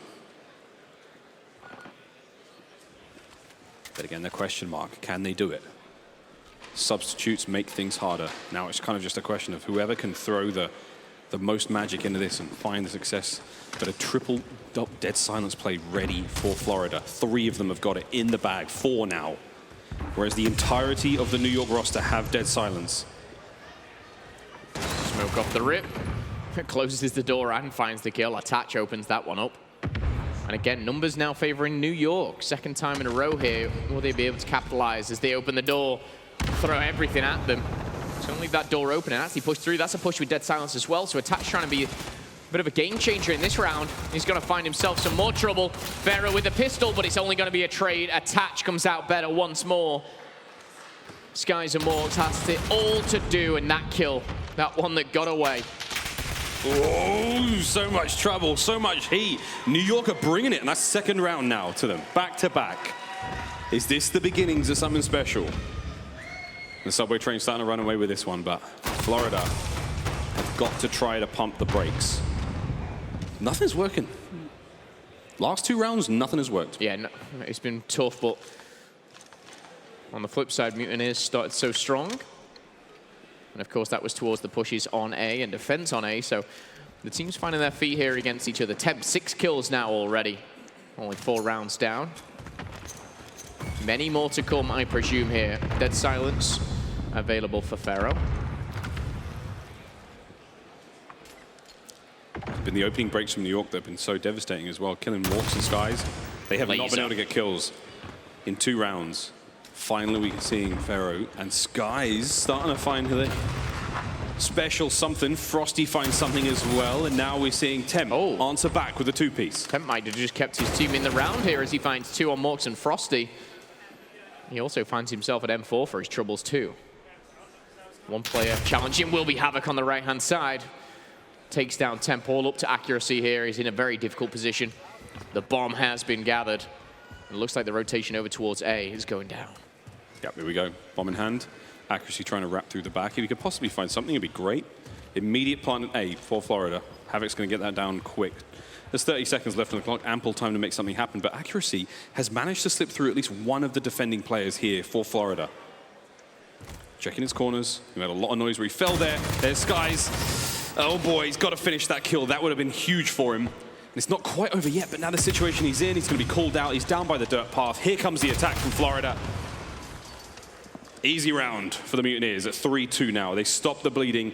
They do manage to pump the brakes. And again, we're seeing this trend in both teams. It's not one team dominating another, but the rounds that these guys are winning, they're dominant rounds. You know, they're shutting them down, whether it be with 3, 4 players still alive. So, you know, consistency is key, I feel. And going forward into round number 6, Mutineers do have that lead. And of course, if you just joined us, we saw the hard point. It was a close one. Florida took that one with a strong showing from Pharah, leading the charge with 5 kills alongside Skies as well. But overall, it's Temp with 8 already. Yeah, Temp's 8 and 3. That's nice. I mean, on the other side of the board, Skies is the only player putting up big numbers at 5 and 2. Pharah 5 and 4. Impactful plays, but he's been a little quiet. Allowing his teammates to pick up the slack. Skies up top of the A site. 1, 2, 3. The run through. Skies in from behind. Gets 1, but cut down immediately by Zuma. Brilliant teamwork from New York. Managed to avoid crisis there. It felt like a bit of hesitation from Skies. I think he wanted to challenge, didn't want to over-challenge though. Frosty finds himself 1, and again, this is kind of the one-sided round that I was talking about. Accuracy trying to change that meta though, and change how it works. A Dead Silence has been popped to 1v2 now. This would be a technical 1v4, but Morgs answers Dead Silence with Dead Silence and finds a 4th round for the Mutineers. We like that. I would love to see that play from Frosty as he slid through that player down bottom school. Yeah. Like he baited out for a teammate instantly. Like I've never seen a slide like that before. I don't know what's going on there, man. G slide or something. Take me back. Frosty slide. 4-2. Florida with a solid lead now. Starting to walk away with this. Now an offensive round. They've given a lot of love to that A site right off the rip. B's not really getting the same amount of attention, but this could be our round. 2 players in towards B. 2 players are about to crash through middle. That's going to be Havoc. New York have opted to push through, and this is going to be the tension. There's 2 doors in bottom cafe. Makes a lot of noise when you burst through them. The smoke's in position, allows Havoc to cross over. Great work there. And now look at the wrap. Dead Silence activated. They make their way into the back there of the ammunition store. Oh, Attach has been spotted. Pharah has information on 2. Frosty can't make the kill. Temp does find that one as he goes back and forth. New York come out on top. And again, going into this round, Miles, the first bloods, they've been all New York. Doesn't reflect in the scoreboard. I believe it was 5-1 in first bloods, but the score 4-2 in favor of the Mutineers. So sometimes numbers don't matter, it feels like, for the Mutineers. And this 2v4 now down and all left to Skies. Bless him, he's trying. He's really trying. That first kill was great. 30 seconds left. The bomb is sort of sitting in the side door of ruin, so he's got a bit of a journey to work with. Big shots on a Happy. That's a very, very unwelcoming gunfight for the league, mate. In England, we'd call that cheeky. Cheeky. Bomb acquired, 12 seconds on the clock. Is he going to be able to catch this player? Accuracy, no, something's up, and Skies! Oh my goodness, the third player, Temp, is across the map. He might be weak, but this 1v3 is definitely on, and Skies, a player like him, with an assault rifle like this, a 1v3 is on the cards. Temp is weak, and Skies! What a round that was! Woo. That's map point for Florida. I know we have Pharaoh's reaction after the hardpoint production. I would like to see Skies' reaction after that 1v3. Mutineers. No, that was disgusting. Oh. That was absolutely disgusting round from Skies. But again, it came down to those... FMJ, dude. I told you he runs FMJ. He beamed Temp through that wall. That was sick. Anyway, sorry. I was just saying how like these rounds are dominant. You know, that was a 1v3. Again, you got 3 players sat up. Unfortunately for Temp, his 2 teammates went down on the flip side, but Skies, what a player. And here we go, potentially the last...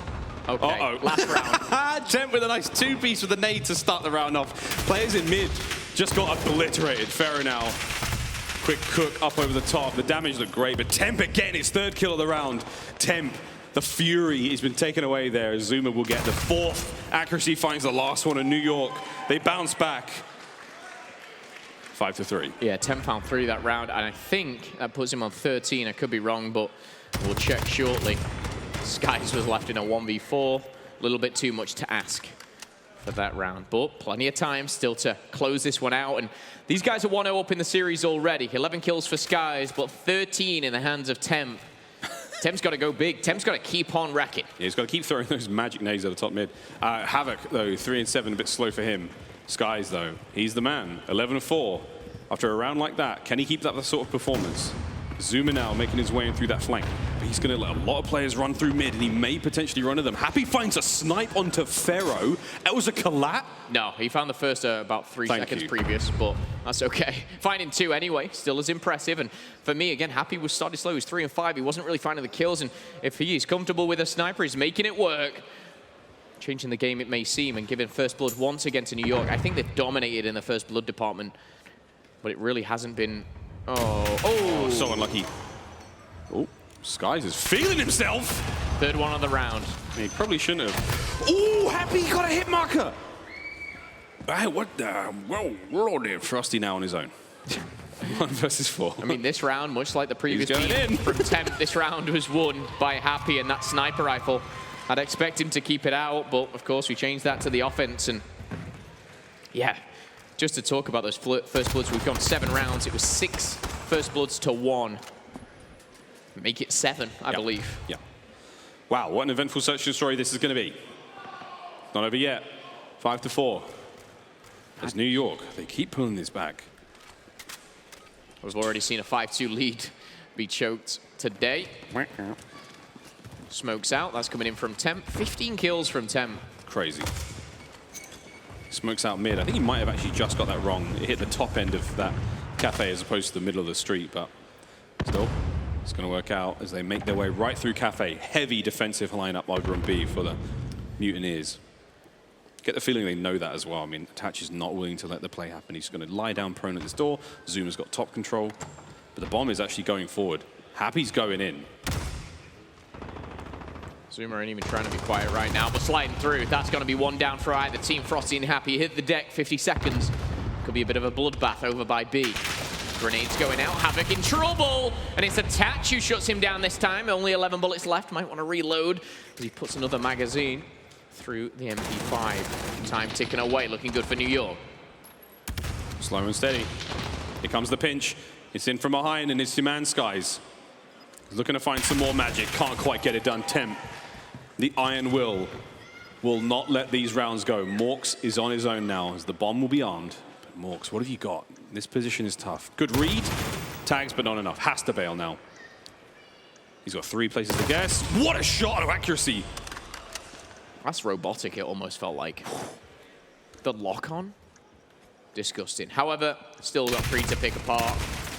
Ain't gonna happen. New York push this to a round 11, and an exciting one at that. That shot was so disgusting. For the position right now for New York, I mean, there's 3 of them watching it over that site. As soon as Morks jumps in, tries to find another shot, maybe gets a kill, there's 2 players there just willing to get it. Yeah, it was disgusting, though. Sometimes you just got to highlight how good some of these players actually are. I mean, all these players. 16 and 5. Temp is a monster. What's the record right now in Search? Oh, we've seen a couple of 14s. 16 is up there. Where's Chance? Chance, if you can hear me, I need a DM.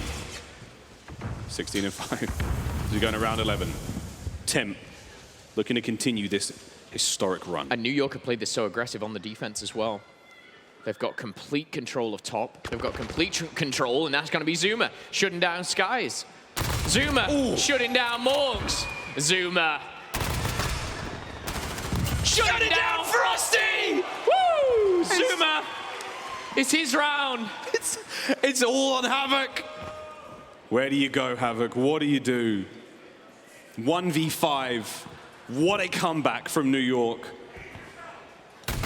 And that was one hell of a search and destroy from the New York Subliners. Just say, we've already seen some comebacks this day. New York really started to gain some momentum. And you know what? It came from the happy with that sniper, found 3 one round. Temp found a triple another round. Zuma found a triple another round. Superstar performances from individuals. Temp finishes with 16 kills, 5 deaths, and a plant. You can't get that. Let that go unnoticed, as it was the only plant for New York. It was the only plant for New York. That is wild. Let's have a look at the stats. We know you want them. 16 and 5 from Donnie Temp. Oh, madness. Absolutely madness. And Skies, he was wrecking, but again, it was just kind of slowed and nullified towards the later rounds. I believe 9, 10, and 11 didn't go very favorable for him. Frosty, a poor performance at 3 and 10. I'm sure we wanted to change that going into the domination, but we're all tied up here, 1-1, Florida, New York. And again, this is an elimination match. This is a tough game. It was 9 and 2 in First Bloods as well. 9. That is crazy. Right. Tied up 1-1. The New York Subliners have managed to bounce back in the series here. Florida, though, as we roll into the domination match coming up next. You don't want to miss it, friends. This is the Call of Duty League.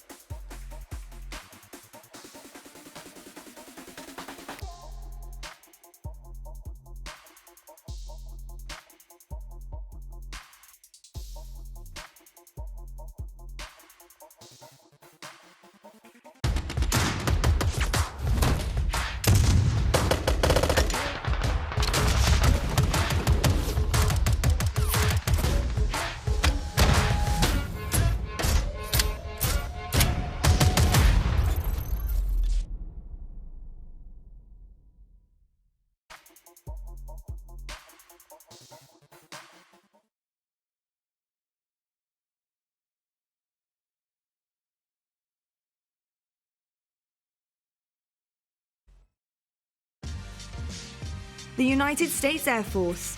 Learn more at airforce.com. PlayStation 4, the official platform partner of the Call of Duty League. Grubhub, restaurants you love, delivered. The Grubhub delivery of the day. Get $10 off your first order of $15 or more. Use the code CDLLA. Terms and conditions apply. Welcome back, friends, to the Call of Duty League. I'm getting hungry, I'm not gonna lie. Let's have a quick look at our US Army tactical play. I'm really getting hungry, this is gonna be good. But the US Army tactical play, of course, the Italian stallion himself. Zoomer finds 1, Zoomer finds 2, Zoomer finds 3. It was absolutely incredible. And I tell you what, moments like that in Search and Destroy, it's just so nice to be able to highlight one player. And we got to do it so many times. You could have picked Temp. Yep. With his plays, you could have picked Happy with a triple as well. But individually, Zoomer did that in round 11. Yep. That's why it's a tactical play. That's why it's such an important one as well. So impressive from New York to go aggressive on the defense as well in round 11. His stats, though, him being Zoomer, game 2 S&D, was 9-7, dropping a 1.28. Beautiful to see on the main stage as well. Love to see it. You call it, though, it's round 11. It could not be more tense. I mean, this is for the map win. This is to tie the series up. And Zoomer delivers. Map number 3, though, is going to be a Hackney Yard domination. We're almost ready to get into that one. And this is for the lead in the series. Can Florida muscle up something special? Will New York be able to go the distance? Hi, Ferro. Oh, bye, Ferro. I'm loving it, man. I'm loving it. The subs have come to play, though, today. I mean, Happy, he didn't have the best hard point, but that search was way more fun. I'm looking to see what he can bring here in the Dom. Domination should be an interesting one, again, for the new guys on the squad and seeing how they really fit in. Pharaoh was fantastic in map number 1, the MVP of the hard point, and we saw Happy line things up in S&D with a sniper. Sniper we probably won't see. Hey, unless you're Miles. Thanks, man. But anyway, as we jump on board with Zoomer himself, we've highlighted him in the S&D for his round 11 prowess, because now he barges through, jumps on B, stuns aplenty, and he's going to be unchallenged here at the start. We see a very strong hidden flank coming in for a Mutineers. Yeah, the Mutineers are going for A. They want it. But it is going to fall down to accuracy to hold that line. Pharaoh, though, he's in from behind. No Dead Silence is going to have to do this quite loudly, but Skies is finding kills. Frosty as well on the other side of the map. Here goes Pharaoh.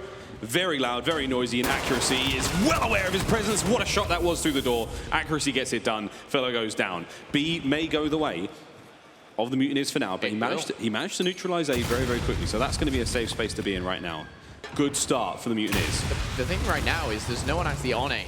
We see number 2, accuracy, kind of holding the line and wanting to lock that down, but no one's an A. No one's getting points. Accuracy is expecting players to overextend now and hit the A flag, but no one's doing it. I mean, this is time that they could be potentially picking up more flags time, well, they're getting them now, but picking up more time, you know, towards B, picking up more presence in the mid-map.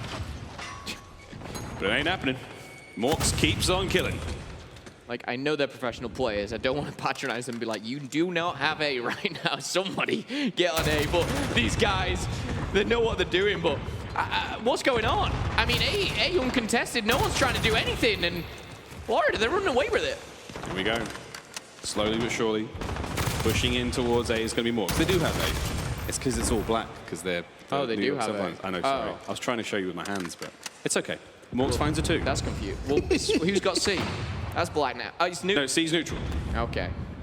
Now C's in the hands of the New York Subliners. Great work from New York, you know, getting A so early on after that 1 Miles. Happy's not going to kills yet, man. I wanted to bring up how I need to see Happy, you know, start to show up on the Dom. The hard point wasn't great. Happy's slow this round, but he gets his first kill. Morks with a nice 2. I find it crazy to think that I've actually killed that player online. I find that obscene. Morks? Yeah, I've murdered him. I find that obscene to think that a man who shoots like that fell to me. Yeah. Oh, he found 2 more point. Ooh, wow, that was good shots. I'm happy to stay alive in that situation. And here we go. It's looking like a triple cap right now for the Florida Mutineers. If they can clean B, there's a battle going on at C on the other side of the map as well, and it's attached. Oh, wow, he's sneaky. Slips out, Havoc goes down. There we go. So B's in control of New York now, as New York also captures C as well. They do. 44-30 as Mutineers still in the lead, but they're down by 2-1. B changing hands as we do see the flurry, the flush from Frosty. Pushing on in, and that's Skies as well, teaming up with him. And we actually see one player, that player being Havoc, just being a real nuisance over by this blue van. Yeah, slow push now is Havoc. Can he find anything? Nope, Tac's gonna get it. There we go. 5-man push now, or 4-man push now for the remainder of New York as they try to go over towards A. What a hip fire that was from Attach. The blistering pace being set right now by New York. Slowed down somewhat by Pharaoh. Frosty now. Skies go down up top. Don't attempt, doesn't even know ADS. Just gonna spray that one from the hip on the move. In towards A they are. He's managed to make it through. Morks could not stop him on the cross. So now A is being neutralized. A will be changed hands. Taken over by Temp. And Attached. They're going to be pinched, though. There's a couple players lingering around this house. They're still on A. They're chilling. Yep. They know it's coming. Here it comes. Here's the push. There's the one. Oh, Temp was going for it. Sky is a little too quick on the trigger. B now safe. A will be taken back now by Florida. And back and forth we go. And it's cool to see that on Hackney. We don't always see that. You know, there's a couple of times where it can be very, very tight. We saw in the Optic game versus Guerrillas game where Optic already held it from start to finish, but both teams are so aggressive. They're able to flip the A and C home bases while keeping B a sort of, you know, a prize to be acquired a little bit later on. Held by B. It's going to be Mutineers. Havoc and Frosty, Pharaoh and Morgs getting into the action. The kill feed favoring the Mutineers with only 50 seconds left. They lead by around 20 points. Oh! The MP5 at Pharaoh there doing some work and a quick score check. 3 and 14 for Happy. The interactions are there, not necessarily divided and split the way you want. Pharaoh on the flip side, 14 and 7. Again, it's ironic that the two players from both sides are really putting up those big numbers, good and bad almost. Yeah. Pharaoh still trying to lock down the right side of the map. Again, once you control A side, it seems to be the favored position, Phil. And we talk about this enough in domination. This is the spot you really want to be in. And a late game triple cap right now is going to be a very, very good look for the Florida Mutineers. Number 6 is in a world of hurt right now. I think it was going to be Morks. He did manage to grab some time. He did manage to get there on C, but he will be cut down immediately. New York take that back. And the first round, closely contested, but Florida with a very slight lead. Yeah, and as we see the last 10 seconds go down, it's a strong lead for the Mutineers there. 31 points ahead and going forward here. That's a very good lead to walk in to a second side of domination. You see Morks, that assault rifle mid-map. Of course, rocking that trophy as well. Beautiful stuff from the Mutineers and looking strong here. And for me, it's when you add a player like Pharaoh who can just slay like that. I'm not necessarily saying they're getting better, but when you've got a player like Pharaoh dropping 17 in one side, they're onto something special. Pharaoh could be making his mark to stick around, you know? Don't tell Pristini, sitting at home right now watching the games. Hope he's doing well. Florida right in on towards B. And again, you look at the kills across the board, actually. Morks 14 and 6, Pharaoh 17 and 8, 13 and 7 for Frosty. It's certainly working out right now for Florida, but this is an aggressive push from New York. 3 men through middle. They're trying to break A. Skies will be turning around, finding what he can. He does get attached eventually, but the Havoc killing spree of 5 comes to a quick end, but the damage is already done. Here comes the push in towards C. We are looking to see Florida hold on for the remainder of this 5 minutes. If they can keep these positions, they will win comfortably. Triple cap does help though. It certainly does, but right now C is in control of New York.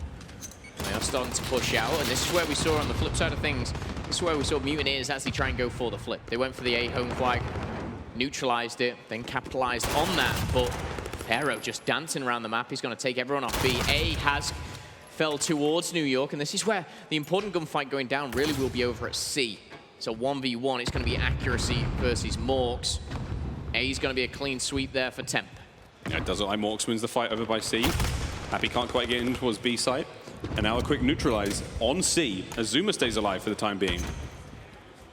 Spawns there for the New York players up in towards the top green area, and they're going to try once again to push in towards mid. They've got C, they've got A. Can New York now make their way on a B? 2 members of the Mutineers on point, and it's going to be attached as they're actually going to aim towards A. Tem can't stay alive for much longer. Skies finds 4 kills in a row. Skies is something to be reckoned with. This guy is a slayer in his own rights. He's got 15 kills, just 8 deaths, the exact same as Morks. It almost seems like a battle right now. Who can slay the most? Frosty's positive 5. Pharaoh is positive 11. The only player negative is Havoc, and he's only negative by 1, but he has got himself 3 captures and 4 assists as well. A strong lead for the Mutineers now with only 3 minutes left. These guys have a 40-point lead, and if they can just keep on playing as they're doing right now, it's going to be very plain sailing here. Actually, though, shutting down Skies up top AC. Yeah, plain sailing indeed. Pharaoh trying to cut down mid. And again, New York are really aggressive in towards that A flag. They're still trying to make it work. Finally, we have somebody on top of it. But for how long? Pharaoh right through. Frosty's there at the same time. Now the timing is starting. Oh, the timing is starting to work out for Florida. The Mutineers are starting to gel. Pharaoh is fitting in nicely at this point in time. Yeah. I mean, Mutineers right now, they're outslaying by nearly 30 kills. And when you have a team that's just putting up those numbers, it's very hard to combat that. You know, you have to be able to fight back. You've got to be able to put those kills on the board. And we do see the neutralization over by C should go in the hands of New York as well. And it will do, both B and C for New York. But they're going to need more than this. They're down by 47 with 2 minutes left on the clock. A 2-cap, that's only going to get you around 24 points here. It's got to be all three. It's got to be all three. Pharaoh's trying to slow him down. Slowing him down, he shall. Zoomer up top. Pharaoh just looking in 5 dimensions right now as he does what he can to stay alive. Frosty's going to be up next. And again, it's just a simple case of slowing down the push from New York now. Keep an eye on the clock. Make sure that nothing big happens. Morks, Havoc kills from upstairs. Going to slow him down again. Accuracy, that's a big kill. His second in a row. That gives him a lot more leeway now to push onto the B flag. Pharaoh's got to come in off mid. Straight into Zoomer. Happy finds it. And again, this is what you want to be seeing coming out of New York. They've got C. B made neutral now. Here comes the full capture on it. They have to close that out. There it is. It is going to be fully grabbed. And can they get A, though, Phil? Again, for the Mutineers, this is where when neutralizing flags and just kind of not having to jump on them really pays dividends. These guys can just kind of run around, pick up kills, and that's fine by them, and that's what they're doing so well. We look across the board, every single player for New York is negative. No one is in that positive KD, and KD is not everything by all means, but when you've got one team just completely outslaying, you get a very dominating scoreline. They're up by 50. There is only 50 seconds left on the clock. Mutineers are running away with this one. It's looking so strong. The final kill for Zoomer. He finds a double. The shot's on point with a third as well, but it ain't going to be enough right now. They were lovely shots, but it is just all for the stats, as that is going to be it. There is no way the New York Subliners can win this map now, and it is going to be a 2-1 lead for the Florida Mutineers, and I'm just loving this. These sort of strange moments now at the end of these maps, where everyone runs around, finds these wild hipfire kills, pad those stats out, and it has been a long-fought fight, though, for Florida to take the map here at 30-16 for Pharaoh. You'd love to see that. The prime example of what a interesting pickup can look like, and what a pickup Pharaoh has been at last-minute notice. He has certainly been playing out of his mind to give Florida the advantage here. And that, friends, is all she wrote. We now go into a hard point as the Florida Mutineers take the series 2-1. We go back to a hard point, which again, map 1 was pretty close, but Mutineers came out on top. If you missed it, the Search and Destroy was won by New York. But the respawn looks so good. The likes of Morks, Skies, Pharaoh, these guys are frying on the map. These guys are having a lot of fun, and again, you saw every single player dropping 20+, 30+ for Pharaoh at 32 at 16. The guy just dropped a 2.0. And again, you look across to New York, not one player even breaching 20. Attach with the most at 19, and Happy sat at 11 and 29. But it's easy to single out Happy. You look across, you know, actually Temp, Zoomer, Attach, all negative as well. Let's have a look at our scuff play of the game. It was going to be Havoc. Havoc. He was a champion during the Black Ops 4 season, and so far on this Florida Mutineers lineup, he ain't looking too shabby, is he, Momo? Not too shabby. I tell you what, when he gets in the right positions and he puts the pressure on, it's very hard to play against a player like Havoc. And the reason being, he's so fast, so aggressive, and his shot's just so quick. To react like that, very difficult. But Havoc, he's a player which he's really proven himself on the Mutineers squad, and he seems comfortable. This guy just came second, obviously, at Atlanta, and now trying to replicate that with a sub, of course, the Mutineers in LA. This was him from the hard point, 20 for 25. I mean, the KD of 0.8 ain't bad, and the 43 seconds there in the hard point, nothing terrible. And again, a solid look for the Florida Mutineers. Havoc, for me, is one of those players, man. He's just so dangerous. Yeah, it was incredible. I mean, we've seen Havoc drop numbers like that, which we just saw, of course, but, you know, even back in Atlanta, this guy was dropping 40+ against the likes of Optic, the likes of Slasher, TJ, Dashy, Kenny, and Cap. It's not easy to drop 40 at all, but when you're against players like this, you really shouldn't be able to at all. This man is a myth, it feels like, on the map. The MP5 suits his playstyle.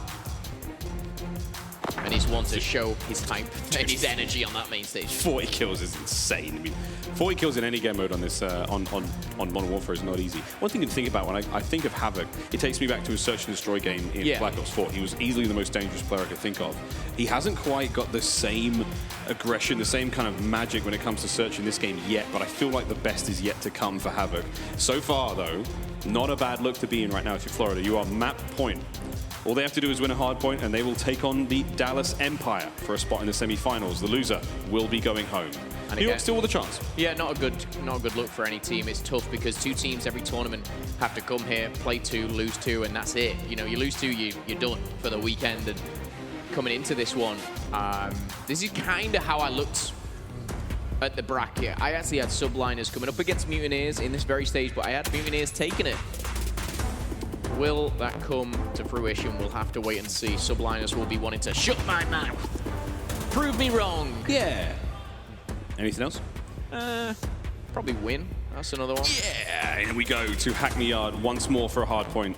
A must-win for New York to keep themselves in this series, to keep themselves here in Los Angeles, home series. But for the Florida Mutineers, one more win, baby, and then you can roll up against Dallas and see how you fare there. As we get into this match, eyes are firmly fixed on Happy right now. I think it was a 10 and 28 or... Yeah, and again, the last one, in the hard point, it wasn't great either. The respawn, I feel like Happy is struggling a little bit, and understandably, because, you know, it's a player who's kind of substituting in. He wasn't a first pick. All right, off the rip we go. Happy, the man of the moment. We saw what he could pull in the Search and Destroy, but he's got to find that form here in the respawn. Will be taken down from a sneaky play there, developing down low as Attaches are going to be the last player left of New York here on the hard point. A solid looking break there from the Mutineers is Frosty. He'll find 2, and now the point. Yeah, and that's a nice break there. That was a quick break, only 15 seconds in. New York hadn't really collectively got many points. And if Mutineers can hold this, great, but they are, of course, still on the weaker side, pushing into that back house spawn. You're going to be wanting to flank around. New York are looking to break on in. He's Happy. We've seen him with the M4 already, and the MP5. Finds one, not the, oh my, that should have gone the way of Attach Pharaoh.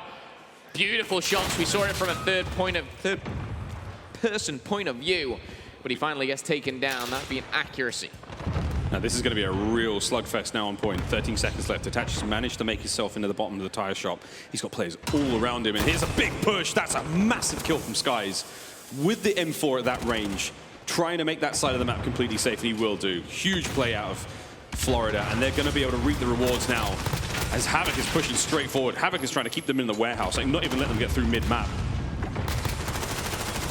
Nice rotation, though, you must say, from Mutineers. The way they were pushing that top side of the minimap, they flipped these spawns, and after the first hard point, when you spawn that side, you break even and flip the spawns. That's beautiful. That is exactly what you want from the Mutineers. Yeah, so far so good. Pharaoh is going to be pushed down on the right-hand side, and this is all good for New York, but you have to capitalize on the space you make.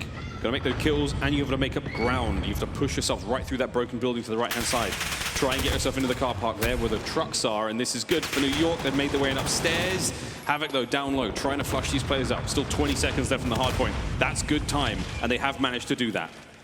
Again, it's been good breaks from both teams. You saw the aggression from New York, really pushing them back and hitting Mutineers almost in that tire shop, and this is exactly what they're trying to do as well. They have kind of given up this hard point, but they're trying to keep that middle line. See on the minimap, those arrows kind of pushing to that halfway mark and pushing them back. And the next rotation, we are going to see it go towards the smokestack. Under a little canopy, as you see Happy running through the middle, trying to jump on it. Probably looking to put a trophy system down as well, a much needed trophy. Accuracy, killing spree for him, 5 in a row. 15 seconds of hill time as well. Accuracy trying to be a difference maker for New York, but right now they trail by around 35 points. Actually still trying to keep that run going. MP5 at this range, even with a compensator on the barrel there. A lot of players are using that these days, gives it a control in the recoil and helps out in those longer range gunfights. Not ideal situation to be in there as Havoc's going to cut through mid-map. Tem tagged up heavily, having to be backed on down as he's going to give his boys a position here in warehouse. Can they create the crossfire now to push back onto the point? New York may have just been able to grab it for now. So the next hard point is going to be coming up in 12 seconds, over towards the bottom of the office space. And just look towards the middle of that mini-map. You can see Florida in full control right now. They will get it on the flip. They have to contend with a big break now from New York coming in from behind. Yeah, they've just kind of said, we're going to get top control of Green, we're going to get this hard point initial time, and they're locking it down from all the right angles. Having someone top AC, which is what Zuma's looking at right there, cuts off the whole of the middle map, should I say. Zuma's stuck in the middle of the map, talking of that, and he's found himself with a stun, a smoke, and everything in between. He finds himself one kill, only one, as we do see the kill feed going back and forth, but all this hill time now going in favor of the Mutineers. Frosty on a killing spree, meaning 5 in a row here. And that is what you want. 30 seconds remaining on this hard point. New York have got it, Phil. All this time counts. Happy trying to load up for the next. New York have got a solid position to work with now. Attach holding down the line. That camper van there. Real power position to be in as Attach finds his second. A nice nade there from Havoc's going to clear him out. Smokes go through. Make that courtyard a very difficult place to break on through. And now Zuma in from upstairs. Havoc on the drop shot. He almost manages to get it, but Frosty's going to be in there to save him before being cut down. Now we're going back and forth here between these players on the opposite sides of this building. They're all vying for control of that position. No one quite able to make a decisive break yet, but the Mutineers may have just done it. Look at the tough spawn there coming in from New York, right at the back of the house on the other side of the map. These guys are going to have to run through the warehouse, run through middle map, whichever they may choose, but this is going to be precious time going in favor of the Mutineers. And again, quick reminder, it's 2-1 to Florida. Loser goes home. Of course, both suffering their first defeat earlier in the day. Frosty shuts down Temp.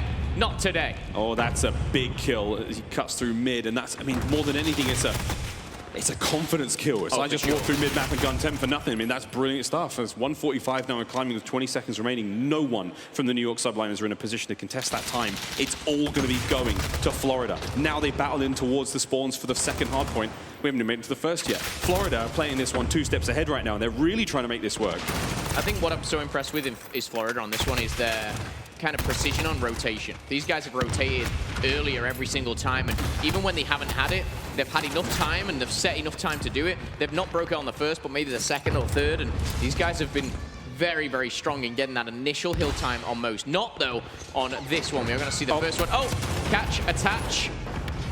Skies lands the stick. Can't quite get the shots on Azuma, though. Pharaoh, he was there to get the kill, but not able to happen. 40 seconds remaining now on the first hard point. Zuma's 3-piece sadly goes to waste as the Mutineers break on through and they snatch away that hard point. Here comes the push from New York. They can't let this time get away from them, but they cannot relinquish control of the right-hand side of the map either. For Havoc now, it's going to be a big fight. 2 members of New York slide through. There's the first. Accuracy's the second.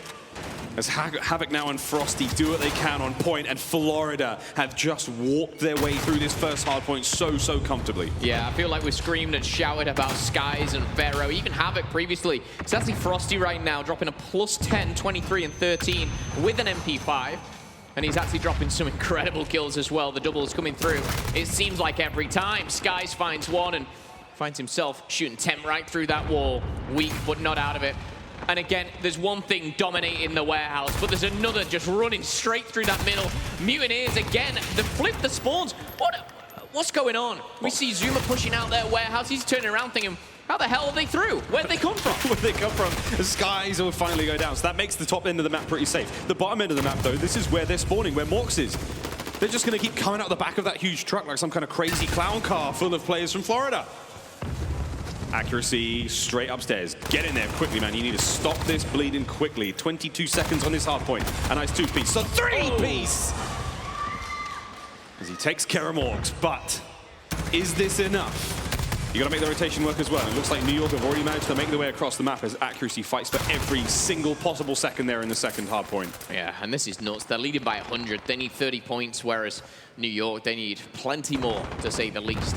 Plenty of time still to play for. New York needs to play almost perfect Call of Duty right now. Havoc, Morgs, Pharaoh, Frosty, Havoc. The kill feed is green. And the Mutineers, they'll be looking to finish this one here on the smokestack. Havoc, though, is just posting up, trying to get some control. Not necessarily going for those all-important kills. Attaches just pop dead silence as well. I expect the push coming in from him. Zuma going for the half wall. Denied. Havoc denied. Temp as well with the grenade, doing some strong work on the flip side. Killing spree for Skies, and with only 25 points, they're jumping on the point. New York have got to get on the point immediately. Attach now, he's got to find his way straight through that front door. Tags from Pharaoh. There's the comms. Attach will get the kill. Stops the hard point now. Gives it to New York for a brief spell. 17 seconds. Got to cut right across mid-map now. Big shots from Skies. Accuracy answers back immediately. 20 points, though, for the win. It's going to be Florida. And this is to eliminate New York here from the LA home series. I feel like New York have actually played this hardpoint very well. They've rotated to the next very, very well. They've stopped, they've denied Mutineers, but is it too late? Mutineers, one break is all it takes here as they run, jump, skip, hurdle across. And it's Pharaoh.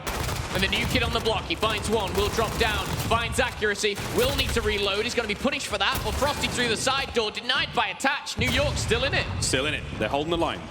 Mork's trying to make a break in from upstairs, but I think that has been read. No, he cuts right underneath Zuma and guns him down in close range. He's managed to make his way in upstairs. The fight downstairs is being lost by his squad, but here we go. Nah, there it is, happy. Answers back immediately, says no thank you, and New York hold the line. Skies has rotated to the next, but there's 25 seconds still to play for. Florida seem like they're giving it up, but if they give it up this early and lose that battle, that rotation, it goes from bad to worse. Mork's locking things down with the AR, but breaking through is happy. Finds one, not the second. Frosty denies, and now they're going to try and hold this blue van. Accuracy doing all he can. 27 and 17 with 1:37. Accuracy has really stepped it up, and all this negative KD from New York is denied. It's stopped now. These guys are picking up this. They're slaying out their minds. They're only down by 30. Here we go. We've got to make one clean break. Accuracy's AR at long range.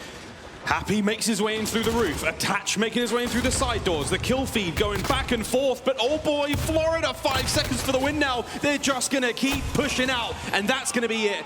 The dagger. As the Florida Mutineers get it done 3-1. We bid a fond farewell to the New York Subliners here at the LA home series. Now for Florida, the tournament is not over yet. They now advance to face the Dallas Empire for a spot in the semifinals. Yeah, a tough run for sure there for New York and for Mutineers to find themselves head-to-head, and in an elimination match like that, Florida coming out on top again. It was the respawns which they proved that they were so strong, and I think Pharaoh for me was one of those key players to actually drive that home as well. I will say New York, they really started to turn it around at the end there. They held the smokehouse so well. They broke into the brick house at the back as well, but your stats are on your screen, and again, a couple of players standing out, not necessarily huge numbers, but Skies for me at 27 and 19, doing some strong work, but that is with an M4. Those submachine gun players as well. It just seemed like it was a cohesive team effort. Pharaoh, actually 19 and 30, not the best of maps. It's funny we say that. It's like, yeah, not the best of maps. He's doing great. But hey, let's hear it from the man himself. Lottie's on stage right now with Pharaoh. Thank you so much, gents. Pharaoh, I've got to ask you, of course, after this big win, how is your team feeling? How are they doing with the new transition, the new changes coming their way? It's exciting, to be honest, playing with this team. I think first match, I kind of let them down personally. I feel like I didn't play up to my standards at all. I basically told the guys that's on me. And, you know, they said they made this run before. So here we are trying to do it again. Here we are, I like that. And what was it like coming in as a sub and having to have that pressure of this incredible team, of course, in Atlanta? They came into in the finals against Atlanta FaZe, but were you nervous coming in? How did they make you feel? They made me feel really welcomed. They basically made me, you know, no pressure, just go in and play your game. I am running, you know, a full-time sub, which is a little different from what I normally play, but, you know, they've been supportive. Amazing stuff, and that's what you want from a team. You want support, and that's exactly what we're seeing on the screen at the moment as well. But a win under your belt, and you are making this run right now. It's a difficult run at that. But do you guys think you're going to meet Atlanta FaZe at any point, and are you excited for a revenge match?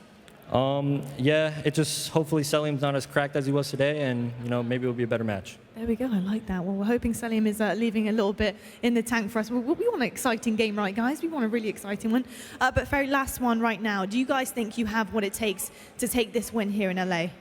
100%. I feel like if I play up to my standards, I can take over games and we can win. Love it. Love this attitude. Thank you so much, and congratulations for the W. We're going to head to a quick break right now, but we have plenty more coming your way this Saturday right now. This is the Call of Duty League, and this is where the action is at. We'll see you guys after the break.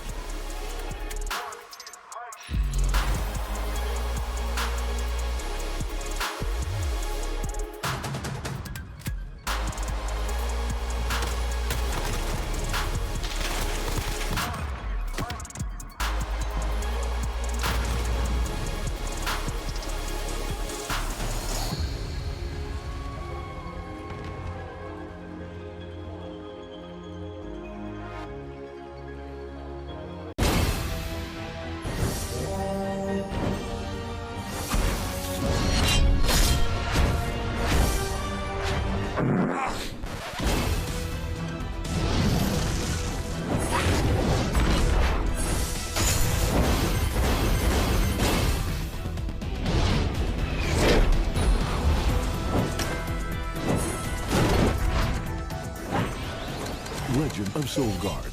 Download now.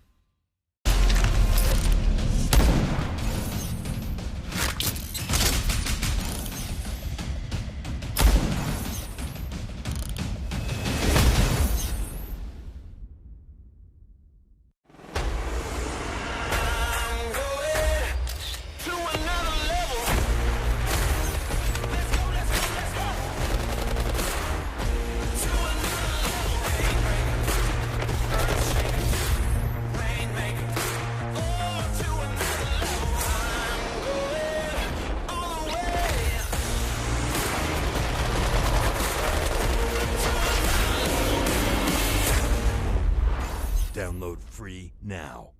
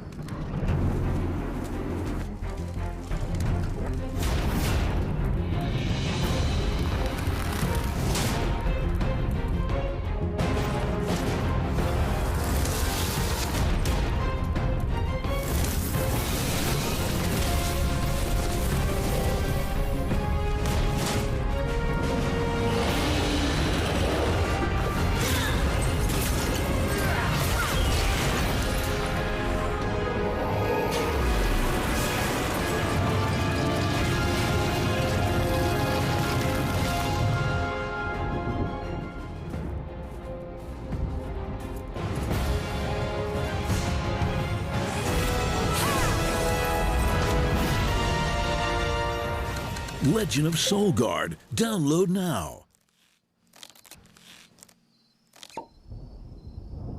I'm running down the street, right? And all of a sudden, this huge explosion comes in, and it's like, no! And there's some cold chaos, and it's shitting. I was going, no! And I'm like, Download now.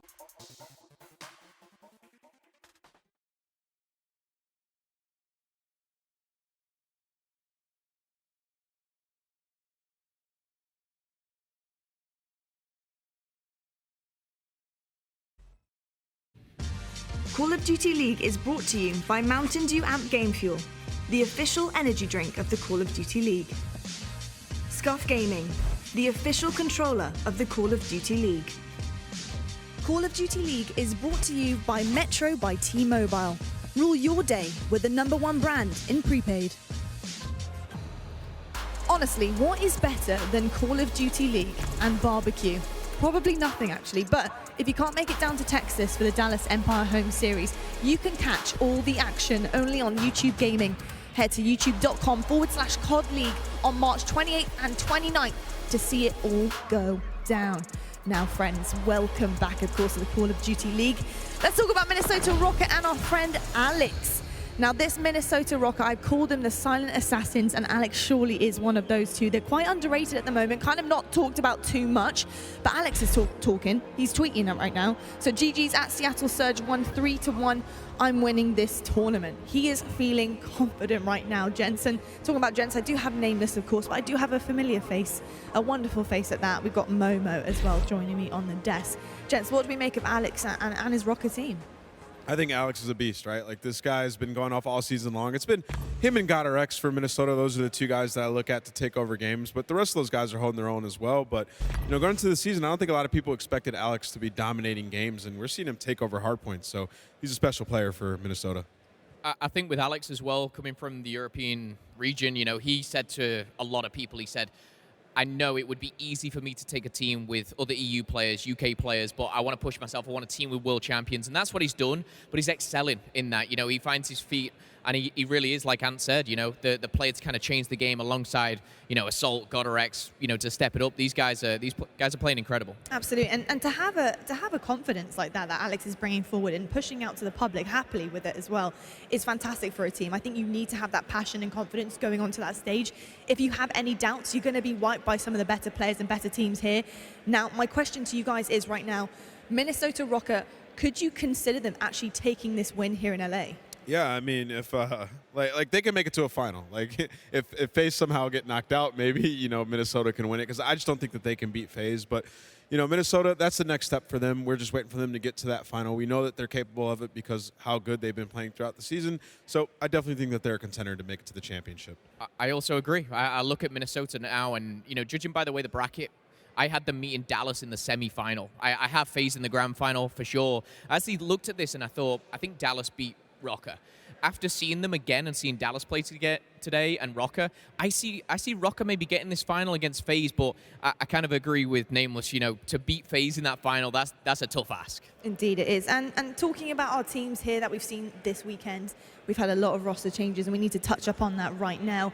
What do we make of these changes and how they have formed these new teams we're seeing before us right now? I'm just going to say, just to start things off, happy for me. Even though they did fall short to Mutineers, I feel like he was fitting in really nicely. What you think? You don't think so, Nameless? No? He's throwing up some burger numbers. Man's went like 10 and 30. I was impressed with Ramaza, though. Yeah, I mean, he had a couple matches he was okay. I think the thing is, like, for them, he's not going to be the player that they're going to have in their starting roster. Like, he was just a stand-in, I feel like, and they're going to make another move. So, for them, I don't think Happy's the play. I think he's just way too inconsistent, and they need somebody that's consistent. I think, again, Happy, had those poor numbers. I mean, we got to cast the match, and again, sometimes it's easy to look at that. But across the board, I think I'm looking at Guerrillas. These guys, they've made a huge change. This is not swapping one in, one out. They've changed the whole series. And I know that they didn't come out with a win, obviously, against OGLA, but I looked at that and I saw fantastic things. I'm a fan of Vivid. That S&D play, both maps, incredible. So I think he dropped 14 kills on both Search and Destroys. I'm sure keeping my eye out for Vivid and Guerrillas. Absolutely. I mean, you can't count them out. They were fantastic. And a big 3 changes there for Guerrillas too. A whole different team. But we got to talk about the guy I had on stage moments ago.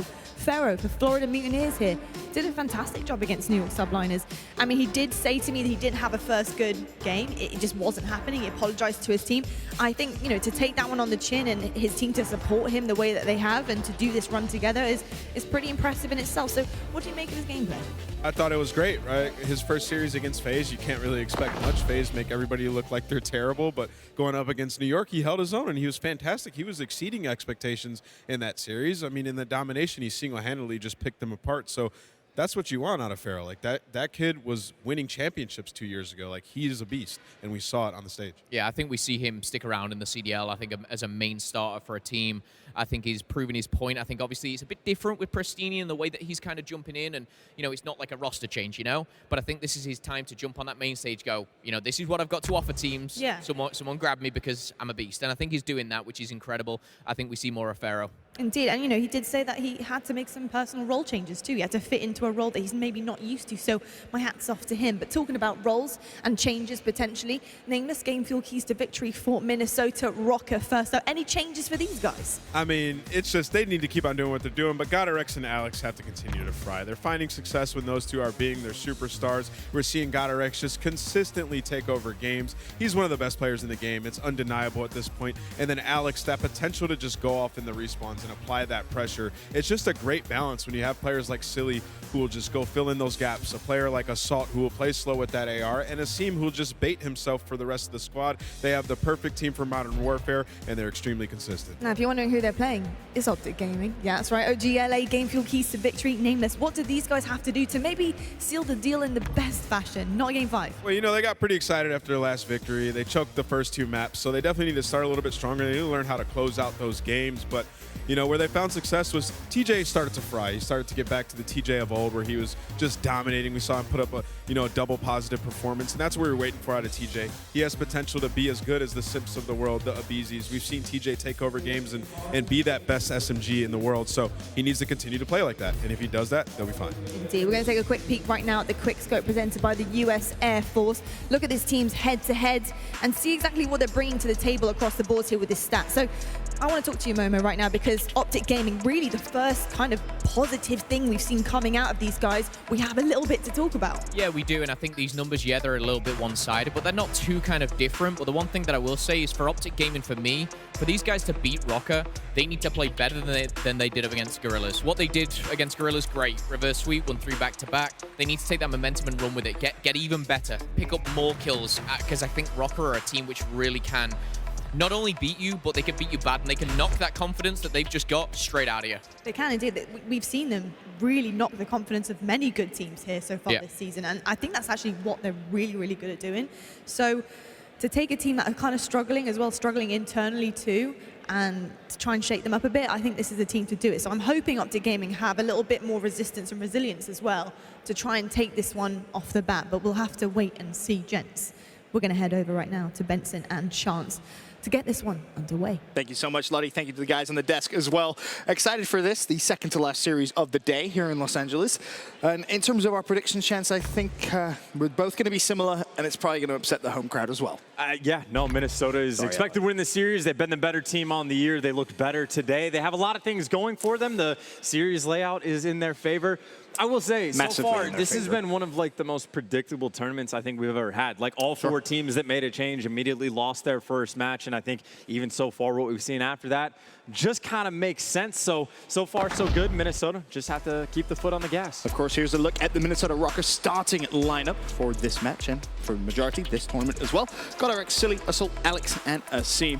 You have to keep your eyes out on GodRx and Alex. In the series we casted these guys earlier on, Chance, I mean, they were just the duo. Lights out, unbelievable performance. Electric, but I will say, just to give credit to the full roster, a well-oiled machine. Whoever designed it had they had a core concept in mind right from the get-go. They knew what kind of team they wanted to build, and it's impressive. Like, we've seen a lot of these teams that even if they have more talent, and Optic might be the perfect example of they've started to crumble despite the talent. It's the hard work beats talent when talent doesn't work hard type deal. Of course, the big question is how long will this be the Optic Gaming starting roster? Dashi, TJ, Slasher, Quavo, formerly known as Kenny, and of course, JCap. You have to feel poor performance here, and well, you might not see those five playing together. At the same time, though, it was mentioned on like the dinner with talent or whatever we're calling that little series we did. There was a lot of conversation about like what will it take Optic to stick together. It's a good event here. I mean, obviously a lot of Call of Duty left to play, but they did get a win on their first series. They're finally on the board. They get the first one under the belt, and maybe if they get the ball rolling, like if they come and take down Minnesota, then it's like, maybe don't make a change. Like, holy hell, you guys are finally legit. Of course, they didn't make a team change, but they did make a change to certain roles within the team, which I'm sure we'll talk about as the game gets underway. But before there, I want to take a look at our maps and modes. Chance, you kind of hinted at it a little bit. This series is definitely weighted one way, and it's the way of Minnesota Røkkr. Oh dear. I mean, on these 5 maps for Optic, they have 1 win on Ramaza Hardpoint, and that's it. Like in order, starting from Azir Cave, 0-3, 0-1, 0-2, the nice little 1-0 on Ramaza, and then if we go to a game 5, 0-1. And of course, on the flip side for Minnesota, you can imagine. That sounds so bad. A little bit better. Sure. You know, just a little bit. Not overwhelmingly dominant, but still pretty good just across the board. And immediately on Cave, it's a 2-1 record against an 0-3. And it's just another one of those maps where if you're just looking at the kills, it's GodRx and Alex. They just haven't, they've been feasting. Yeah. They've been freak of natures. They've been incredible, like so far this year. And I just don't expect them to slow down. Not anytime soon. Not until they play like a FaZe. Well, we'll wait and see. Can Optic Gaming turn things around here in LA? A lot of pressure on their shoulders. And of course, for Minnesota Røkkr, the storyline really starting to develop is, well, can they actually win an event? Can they win here in LA? We've been so impressed with them every single time we've seen them play. And here, of course, is a quick glance at how our bracket is starting to develop. Of course, we shoot back now top side to Group A for the final few games. Røkkr versus OG LA. And of course, Surge versus Guerrillas later on. And I will say the one thing for this series, though, like obviously the map records for Optic aren't going to look great. They didn't get their first series win until earlier today.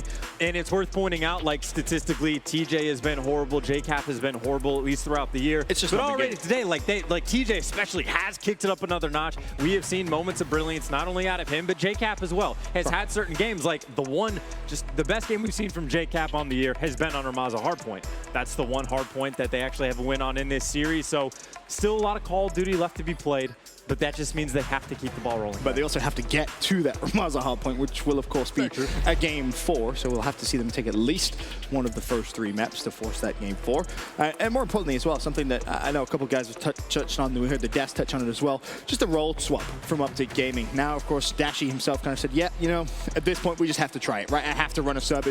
We got no options left. It was kind of funny, too, because like I was like thinking of that, and I saw the map set, and I was like, oh, okay, first thing, that's actually one of the maps. You can run the double AR setup. You don't actually have to have Dash to make that change. And I was like, I wonder what their record is. 0-3. Ooh. So that's not really a game changer. You're comfortable on the map. You haven't won yet. Not an ideal situation, Ben. Definitely not. Definitely not. Although I will say, I think just watching Slasher play throughout the day in this first series, he looked much more at home, permanently running that AR role for the team. Definitely putting up some good numbers and some good performances as well. But as we said, it really is all eyes on this Optic Gaming LA team. A good result here would be incredible for them. Put themselves straight away into Sunday, and it would be just a big sigh of relief, I'm sure, on all 5 of those players. Get a bunch of points on the board, get a lot of confidence, not even a little bit. Like, you'd have tons, quite a bit.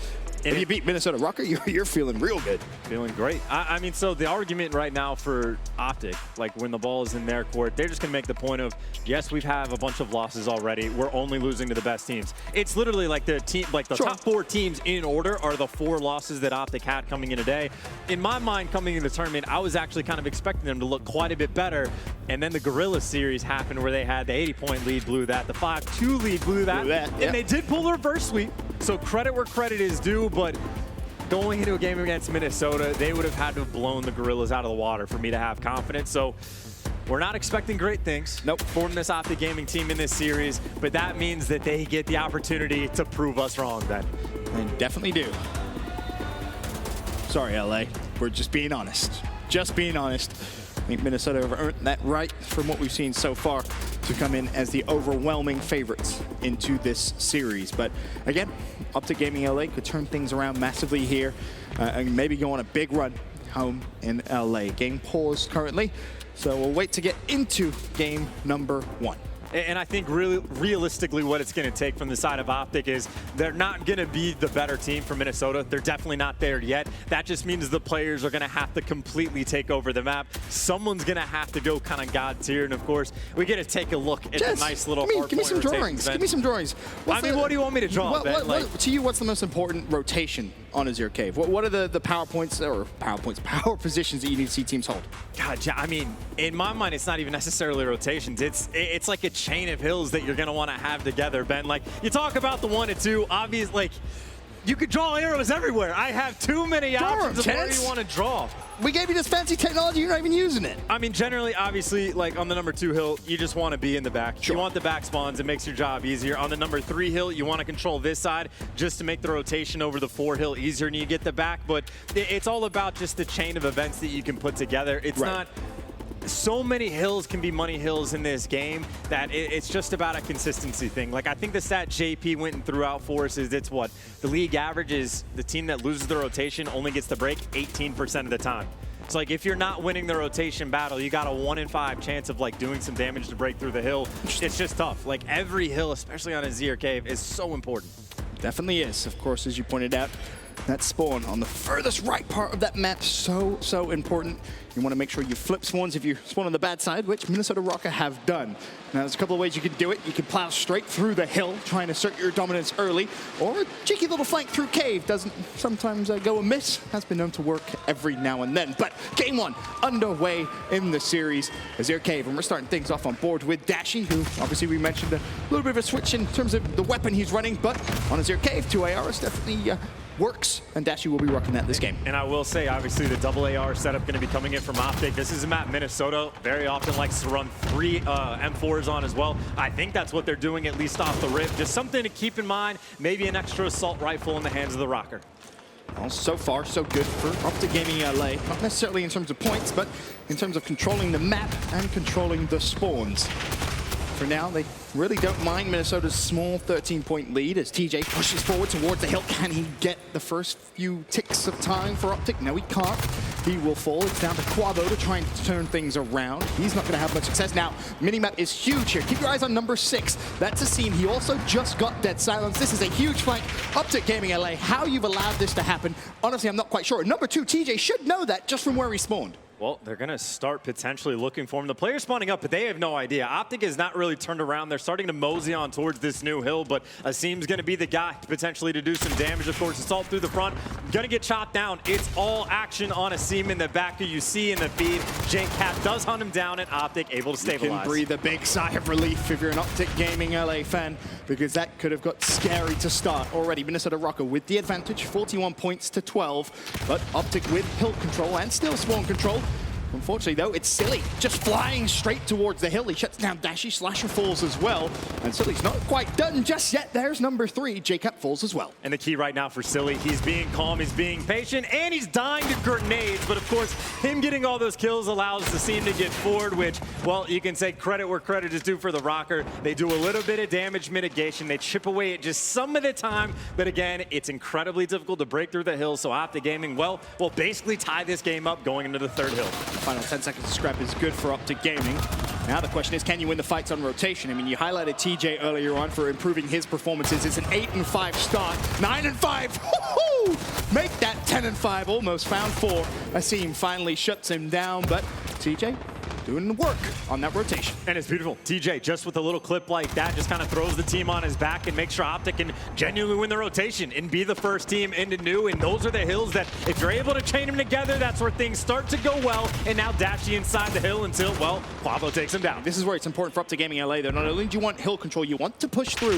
You want to put pressure on Minnesota's side of the map. Get ready for the new hill to pop in about 30 seconds time. Still Minnesota find themselves inside the hill. TJ looking to find the kill, unsuccessfully though. Chile stays up, earning the time for Minnesota. 55-55, tied game. Minnesota taking the lead. And already Minnesota doing a nice job of kind of watching the middle of the map. But right now the kills straight up just back and forth. Minnesota looks like they'll be good to stabilize the final 10 seconds for the rotation. You see Optic Gaming, they got 3 members inside the new hill. They don't have a ton of pressure on the back, but they might not need it if they got the guns ready to go. And I was going to say, this is a good push from Optic Gaming, and they get hill control, but they weren't able to push through. And the problem is, a big pinch could start to develop here for Minnesota. One player, I believe that's Jacob, actually gets a pretty blessed spawn where he's going to see that pinch come through and should be able to find at least 1 kill. Does so. Good job from him. Meanwhile, on the hill, Dashy looks back over towards the backside. The spawn from Minnesota still coming in close to the hill.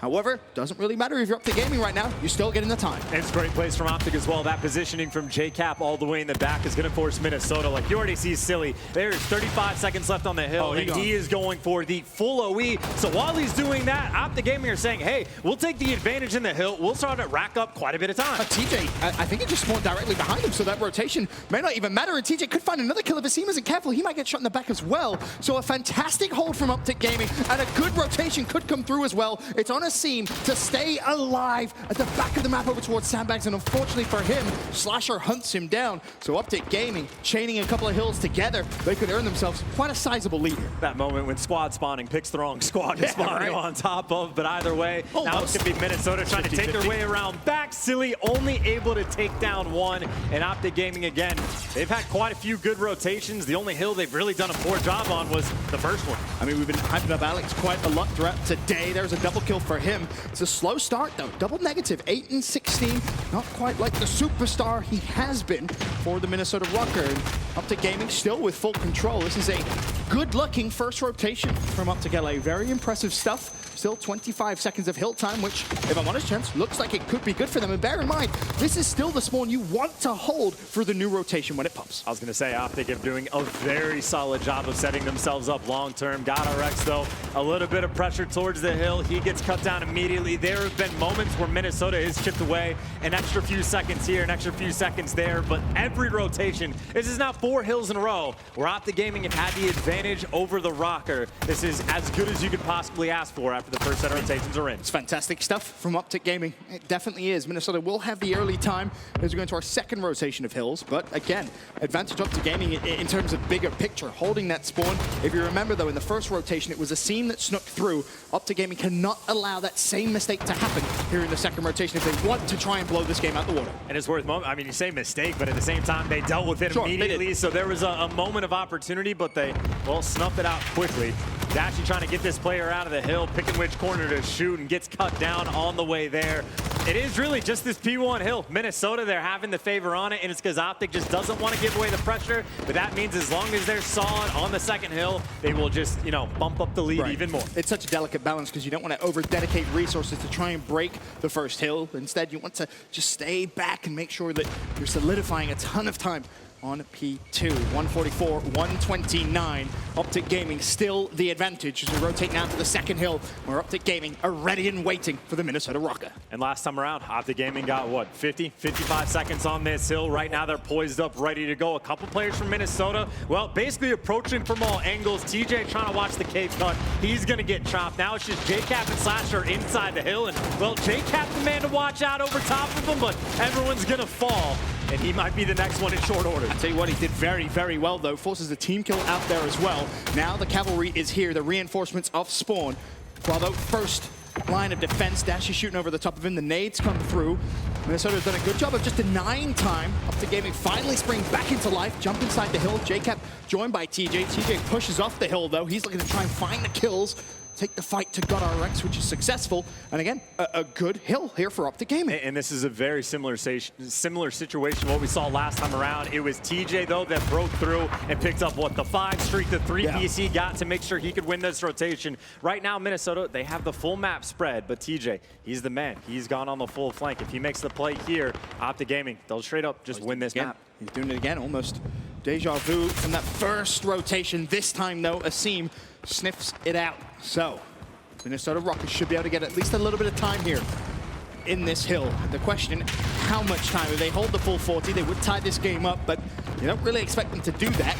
Optic Gaming knocking on the door of the hard point. 30 seconds remain on the hill. 4 down, though, as Minnesota push forward and once again retake control. But if you remember what happened in the first rotation, Chance, a few players spawned cave from Optic Gaming, they pushed straight through. Minnesota were very slow on that rotation. They need to be quick here. And already you can see that same thing starting to happen. A huge 1v1 currently going on in cave. Number 8 versus number 2. TJ's going to win it. Optic Gaming in the driving seat. TJ going big, but he is the lone man. You actually see Minnesota, they're trying to put a lot of pressure, just trying to effectively flip spawns as soon as they can, thinking very long term. But TJ getting some nades out. The teammate support is going to be here. It is a 14-point game.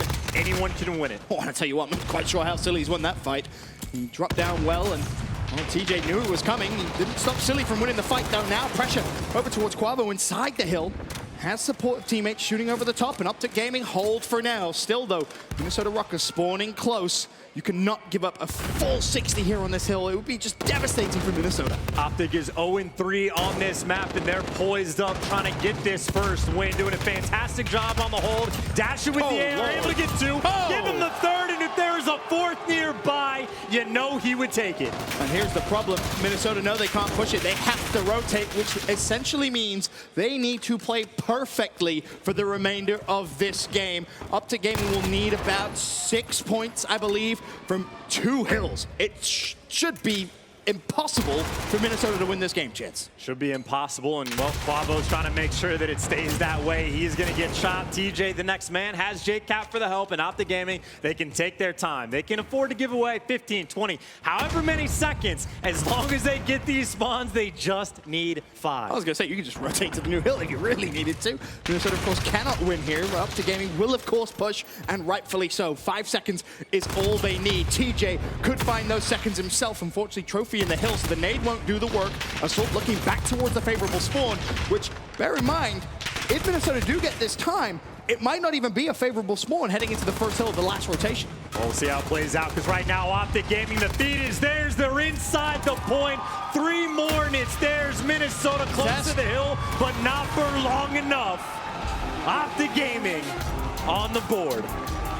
0-3 on that map, no more. They take map number 1 and their first win on that map as well. Tell you what, Chance, the series might be a little more spicy than we anticipated. I mean, again, the expectation for Optic is they're going to make improvements over time. There might be at least a small example there. We'll see if they can keep the ball rolling. And one of the biggest plays in my mind, it's got to be TJ. That early rotation from P2 to P3 where he goes on that 5 streak, picks up that triple kill. Because keep in mind, Optic Gaming, they chained that like 4 hills in a row where they just built up a nice little advantage. And as good as Minnesota did on that first hill, it was simply never enough. They were constantly clawing back from just being down, you know, 60, 70 points at different times. Optic Gaming a little bit too strong. Alex was double negative at one point. He turned the game around a little bit, finishes 21-28, but it's the other side. It's Dashy doing what Dashy does best, slaying 33-25. And speaking of Dashy, we'll take a look now at our Scuff Gaming play of the game. Dashi just picking up everyone on Minnesota Røkkr. I mean, you know, sometimes the rotations are great. Sometimes just gunning people left and right is not too terrible either. But of course, it's just that one, honestly. The second kill on Assault just shouldn't happen, but sometimes it just does. Dashi made a fantastic game, really leading the way, and this is exactly what got our XOR. Not much, I'll be honest. He jumped out, and before he knew it, already Dashi had found the kill.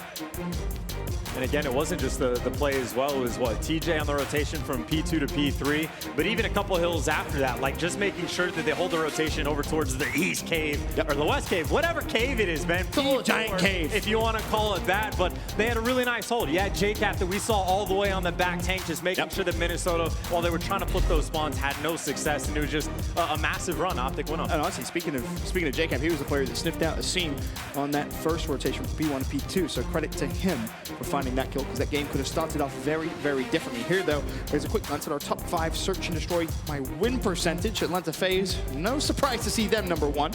Huntsman will take #2. Minnesota Røkkr 3rd on this list, 62.5%. I'll take your word for it. All that says to me, though, is just how dominant FaZe really is. This has been, honestly, probably the biggest weakness we've seen from the Røkkr over time. Obviously, still respectable in the game mode. It's not like they've been piss poor, but we obviously, I mean, we watched them lose to Seattle, right? You lose to Seattle and search and destroy, that throws up We're instantly flying on the play. A little question mark, but obviously Seattle have shown improvements in the game mode. But when I was looking at this series coming into it, I was outright expecting Minnesota to just win map #1 on Cave. Honestly, it was map #2 that I had concerns about, and that's where I was expecting Optic to have the biggest window of opportunity. Obviously, now that they're up 1-0, in a pretty good spot. Potential for maybe an upset here in round #2. Of course, there's a quick glance at our bracket. Atlanta FaZe, they've already booked their ticket into Sunday. Who will join them? Will it be Optic Gaming, or will it be Minnesota Røkkr? Minnesota falling 1-0 down. Not something they're too familiar with this season. But they're a team full of experience who could potentially turn it around. Could potentially turn it around, but again, just a ton of Call of Duty left to play. All these storylines we've been trying to build up over time from all these different teams. I mean, there's a lot. Yeah. Take your pick. Some of them are just the hottest of hot takes, and of course, some of them, well, have been spot on from the start of the year. But for both these teams, just fighting for a lot. Optic Gaming, just any respect in the league at all for Minnesota, trying to prove they're worth it. Well, they can win one of these bad boys. Optic Gaming, they're fighting for their spot in the team. That's how it feels coming in. Of course, 0 CDL points to start the day. They get their first win, so they secure 10. And if that's anything to go off, honestly, it could be good to maybe find their second. Good to find their second. Some of these players, not only is the teams fighting, but some individuals fighting for their lives potentially as well. At least throughout the league, we've already seen, 9, 10 roster changes, different players getting swapped in and out at this point, something along those lines. So you see a lot of these teams not gun shy about making swaps at all if they're not happy with that early success. That's because I think a fair amount of teams have been pretty unhappy with how successful they've been early on here at the Call of Duty League. But game #2. About to get underway again. Search and destroy on Ramaza. A map which, when we look at it on paper at least, we think, all right, maybe this is where Optic Gaming could take a map. Well, they already did that in game 1.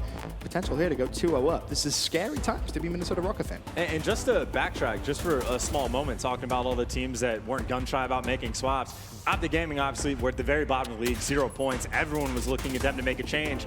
Every single team that has made a change, it took the L first thing of the day. Every single team that made a change took a loss. They were a team that said, hey, let's stick it together. Let's see if we can make these improvements over time. And we don't know exactly how much it's going to pay off, but again, they're looking pretty good right now. I mean, if they make it to Sunday, I think it's fair to say that those changes, or non-changes in their case, were beneficial. Potentially so. But again, very long year. Oh, yeah, we're definitely in the hot take kind of situation right now, but that's okay. We're approaching about a third way through the season. So for them, they definitely need to get some points as the LA crowd, of course, getting loud for their team. Optic Gaming with the advantage in the series if they do go 2-0 up. I mean, feels like that's uncharted territory this year for Optic Gaming. Uncharted territory now, rushing over towards A. TJ with the double first blood. Give him the first 2. It's like he heard you. You said TJ needs to step up, and I mean, so far, so good. I stepped up this morning and just needed to make sure that he continues as well. He has done just that. Now the bomb, just all the pressure and mid-map in the world for Optic. Question is, can they work their way to this B site? But not a difficult task. Just make sure you trade your kills. Salt could spot TJ. any second. Well, the nade should give him the information he needs.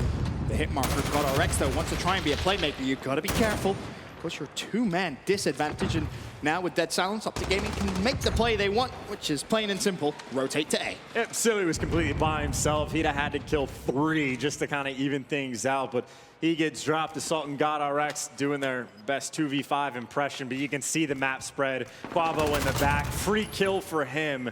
Then I have to imagine TJ might get a free kill for himself as well, as God Røkkr might end up just moseying past his line of sight. 1v5, don't hold your breath. Optic Gaming, find the kill. Close out round number 1. And it was that man, TJ, finding the double kill to open things up instantly. Give you a two-man advantage. You'll find the last kill as well. A great round from that young man. And that's exactly what he needs to do. I mean, TJ has been one of the better search and destroy players for the past 3 years. Whenever he turned, since he turned 18 and has been allowed to play Call of Duty in the league, he's been one of the better players. But of course, early struggles early on. It's what, a 2-5 overall record in search for Optic. If there's one man you're looking at to step it up in search, he was the obvious answer. He was. Search and destroy superstar. Ever since he really picked up Call of Duty, but we haven't really seen it so far this year. Until maybe today. Great start from TJ, now up to Gaming. On the defensive side, JCap will be the first line of defense, and he finds a first blood as well. Got Røkkr shut down again. Advantage up to Gaming. 2 for 2 with first bloods in his team. Not able to finish the kill at all. Doesn't feel comfortable committing. And of course, while he doesn't, well, the rest of his team become the cleanup crew. And that is just an all of a sudden 3v2. Slasher, though, might be in a power position to do some damage. A quick flurry of trades gives Minnesota Røkkr the advantage. It's just a one-man advantage. Now it will be 2. Slasher for the 1v3. He has the bomb cross, and that's unfortunate. If he finds that kill onto Silly, maybe this is doable. The nade will find the pick, though. Now the 1v2. We obviously talk about TJ's search and destroy abilities. Slasher, no stranger to clutching either. Oh my god, he's gonna get the best timing I've ever seen! 1v1! Slasher versus Assault. The only thing Assault has going for him is he was able to pick up the bomb, and with 14 seconds left, if Slasher peaks this, I tell you what, it's very rare you're gonna see a round played with such perfection, such patience from Slasher. A very well played 1v3. Optic Gaming go 2-0 up. Ramaza and 1v3s, name a better duo. Today, yeah. Impressive stuff as well. Gets a player weak on the cross. Make sure you cook the nade perfectly to take him down. I think if he is a Semtex, probably doesn't get that kill. I don't know if there's a way. So nice that he had the frags. And then a little bit of Call of Duty timing at its finest. Because I think both of those players, I know one of them had Dead Silence pop, but things just work out perfectly for you. You get them lined up and you clutch the 1v1 in the end. It feels like it's those few moments of luck that Optic Gaming just haven't had to start the Call of Duty League. Well, they get a big slice of luck there, and of course a fantastic play from Slasher. That's not a great nade, though. The first one was last round. Unfortunately for him, a bit of a waste of utility there. At first time, maybe 10% luck, 20% skill. That time, just no luck. No luck at all. Didn't have the nade, and Alex and Assault say, thank you very much. Finally, Minnesota able to get some first bloods on board. Now they just have to make sure they convert the round, technically trading these kills out just to keep the double man advantage. And Optic Gaming, well, the man with the bomb just trapped in the B site. Well, this is going to be a tough spot now for Quavo and JCap. Quavo will fall. JCap, I guess it's your turn. That's a 1v4. It's almost anything you can do, I can do better, Slasher. Hold on a second. God, Røkkr just gifts JCap a free kill. And from a 1v4 to a 1v2, and bear in mind, there's still a lot of time on the clock here, 30 seconds. You might not have seen JCap clutch many of these recently, but back in the day, he was no stranger to a clutch. Unfortunately, though, for him and Optic Gaming, he gets shut down, and Minnesota Røkkr get their first round on the board. Yeah, there's still just almost no way. Asim knew where he was that entire time. Unless JCap sneaks out of the back and goes for the full wrap, it's just an incredibly difficult scenario. Again, even in the 1v3s, you either have to do you either have to destroy people or have timing go completely your way. And of course, JCap, quite no love there, but still 4-2. Solid performance thus far. 3 rounds in, you're looking at Røkkr, currently 0-3, and he finds his first kill. He's been such an influential player for Minnesota Røkkr. As has Alex, currently sitting at 4-3. If you open the door, there's going to be a player right there. Unfortunately for him, he didn't spot him. Heard him, though. That's why they're trying to hunt him down, and there it is, Alex. First blood onto Quavo. How rude, just punched the door open in his face, but Dashy's there for the eventual trade. But Silly has already gotten through enemy lines, and now, of course, you see JCap. He's got to get out of dodge, but this is a 2 versus 2. TJ and JCap, the 2 players that needed to step up for this team, going against Assault and Silly, the old duo. But keep your eyes on Assault already. He said, nope, don't want any of this. He rotates early, but the problem is the flank is coming through. Assault pops his dead silence. He spots JCap maybe a little too trigger happy, and JCap almost punishes him. TJ will have to cross as well. Assault is in a whole world of pain. He needs Silly to get there quickly, and unfortunately, Silly not in a position to do so. And with Bomb down in a pretty horrible spot, Optic Gaming in LA should be good to clutch this. Silly not gonna find the kill. Optic Gaming go 3-1 up. I mean, when you look at Optic, name a better duo than TJ and JCap right now, Ben. They are on fire. They looked at the rings on the other side of the stage, and Assault and Silly and said, this is a different game. It's been a couple of years. Thank you very much. 3 rounds to 1. 5 and 2 from both TJ and JCap. A good start. Of course, a 1v3 from Slasher puts him at 4 and 2. But more importantly than the individual stats, it's the scoreboard, and it's favorable for Optic Gaming. 3-1. Minnesota Røkkr have to turn things around. They've started this series pretty flat, if I'm honest. Silly. Lone man up top gets a ton of damage down, no kills.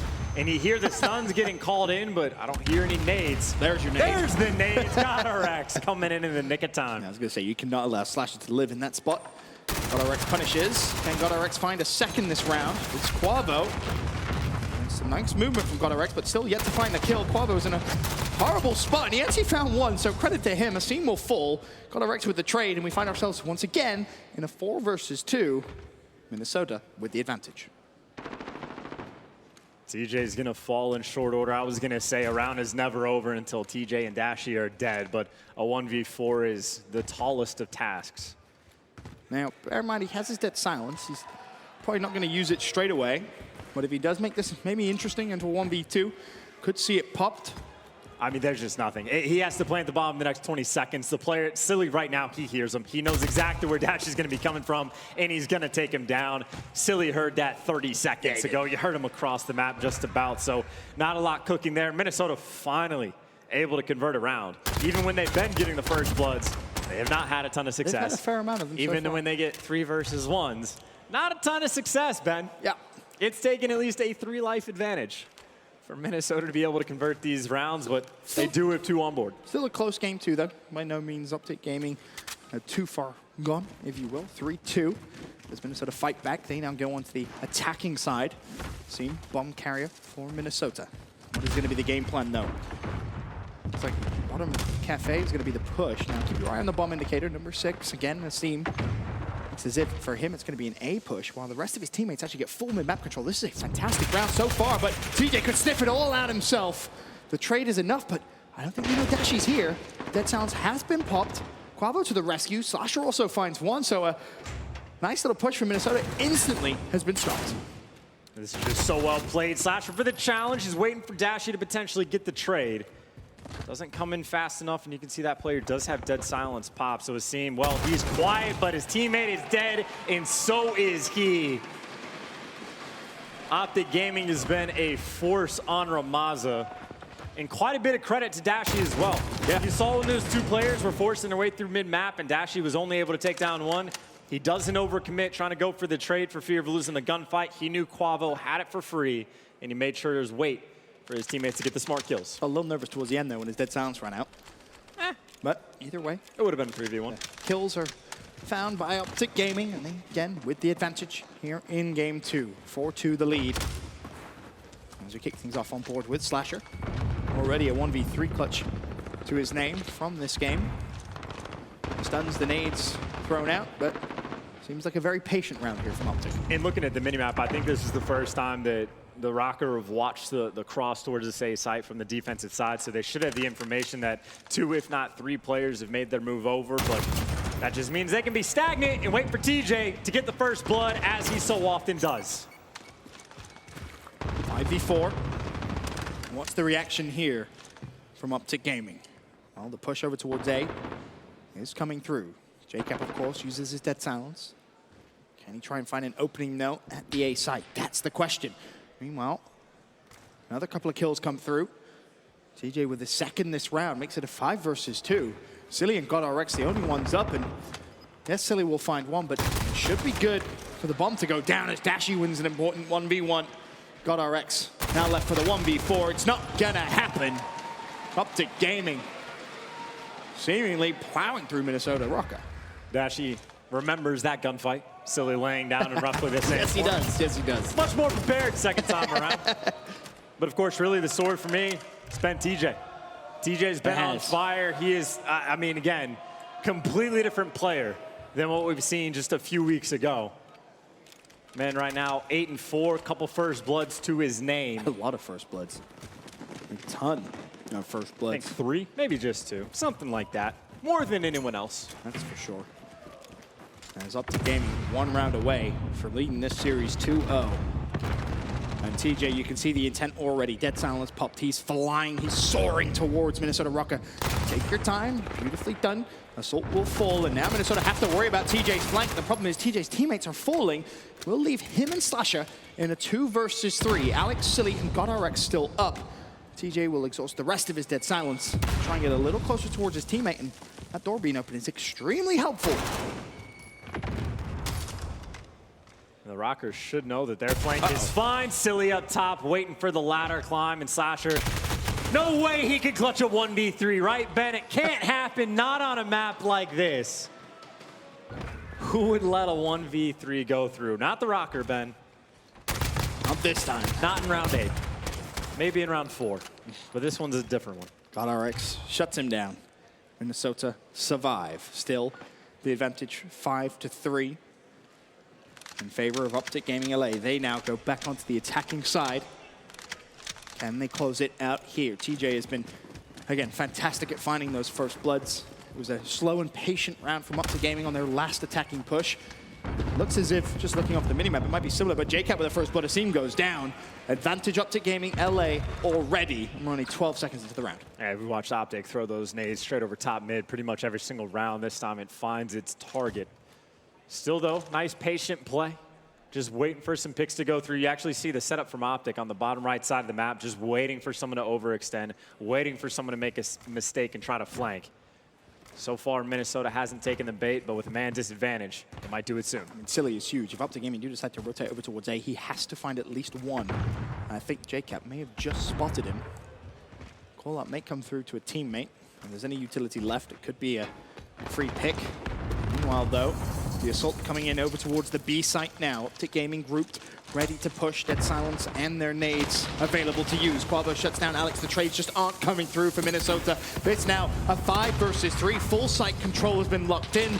Minnesota may need a miracle, but Silly did find one. The trade comes through. Assault GodRx now for a 2 versus 4. They make it the 2v3, but it may be short-lived. GodRx sniffed out Assault 1v3 to keep Minnesota alive here in game 2. Just got to kill the guy off bomb, but it's going to get planted and the gunfight doesn't go his way. Optic Gaming right now, a different animal than what we have seen so far this year, but the same beast that we have seen throughout their careers. Starting to play like the team we expected them to, that's for sure. Pac-Man coach back onto the stage. Some fist bumps eventually will come through as Optic Gaming lead the series 2 maps to 0. Chance, this is not what I think anyone expected. I mean, this is the Optic we expected to see at the start of the year. Like, you go into a search and destroy, you're like, sure, Slasher, he can clutch 1v3s. It's not a problem. TJ, what can he do in search? Pretty much everything. All the first bloods he could ask for, leading the lobby in kills. This is what we've been waiting for, Ben. It definitely is. Finally, Optic Gaming have woken up, it feels. A 2-0 lead in the series. And that man was massively influential. A 1v3 clutch. You don't see them every day. We'll be back after this with game 3 of the series.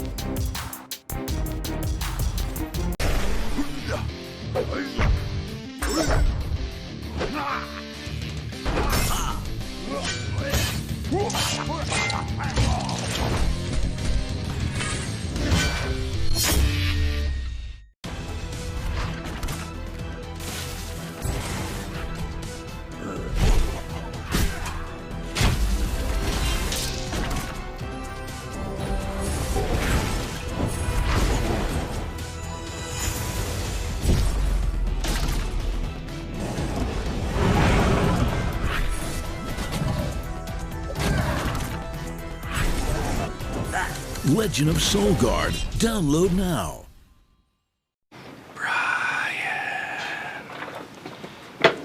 Brian, you know what I'm doing right now? I know you know what I'm doing right now. You can hear it. Download free now.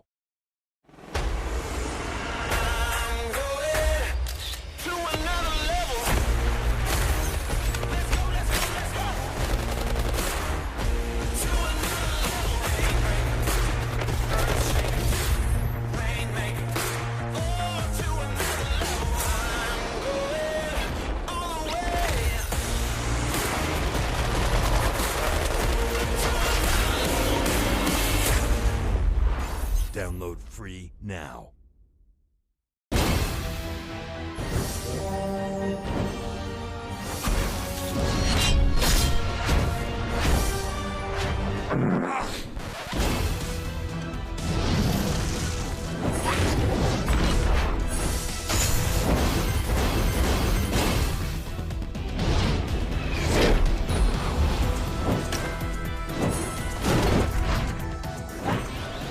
Legend of Soul Guard.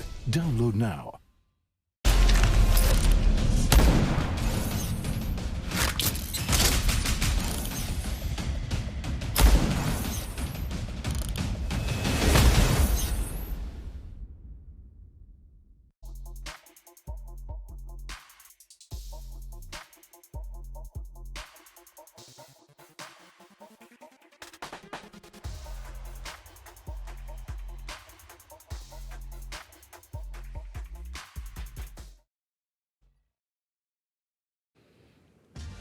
Call of Duty League is brought to you by Metro by T-Mobile. Rule your day with the #1 brand in prepaid. We've already seen Optic Gaming has been able to get up by 2 games in the series. They might be able to take it, but I wanted to put a spotlight on something that you may not have seen at home yet, and that is going to be our city circuit. So you can actually, at this tournament, be able to come up, sign up for a 2v2 gunfight tournament. $3,000 for first place. We have a bunch of people who have been playing throughout the entirety of the tournament. It's going to be going on all weekend, and we're going to be continuing to check out to see how these squads actually do, who gets to grab the money, and who gets to represent their home team. But speaking of the home team, let's see how they do in this series. I'm going to throw it back up to the casters. Thank you so much, Rich. 2v2 gunfight tournament, you fancy our chances? I don't play for that little money. $3,000. I don't get out of bed for anything less than 10K, Ben. No, I'm kidding. That'd be great. I would love to play in that tournament. That would be fantastic. That would be a ton of fun. Maybe we could try and play. You never know. Anyway, moving on. Game 2. We want to take a look at our U.S. Army tactical play. I mean, you should already know what this is going to be. It's Slasher 1v3 clutch. You just don't really see clutches that often, apart from today, apparently. We've had a handful. It all started off with a great nade, watch silly cross, and you can imagine the read. He knows bombing's down, and then gets a little bit of good timing. And the question for me is, do both of these players have that dead silence coming through? Obviously, well, yeah, it just happens so fast. You see one is blinking. I don't know if it's both, but they end up lining perfectly, and I think they actually did. It looked like both players were blinking, so he timed that perfectly. Yep. And then, of course, the key point of all the key points you could talk about this round, it's just the patience. He's expecting the instant challenge to come in after he waits 10, 12 seconds. He's like, well, if he hasn't taken the gunfight, the only other option is the man has to be planting the bomb, read perfectly by Slasher. And I think 8, 9 rounds in, he had maybe 5 kills. That 1v3 were all the ones he really needed to get. Pretty much secures a round, and more importantly for Optic Gaming, LA secures a map. They now lead Minnesota Røkkr 2-0. In a series, I think a lot of people expect Minnesota to take maybe 3-0, maybe 3-1, but I don't think many would have had Optic Gaming LA 2-0 up.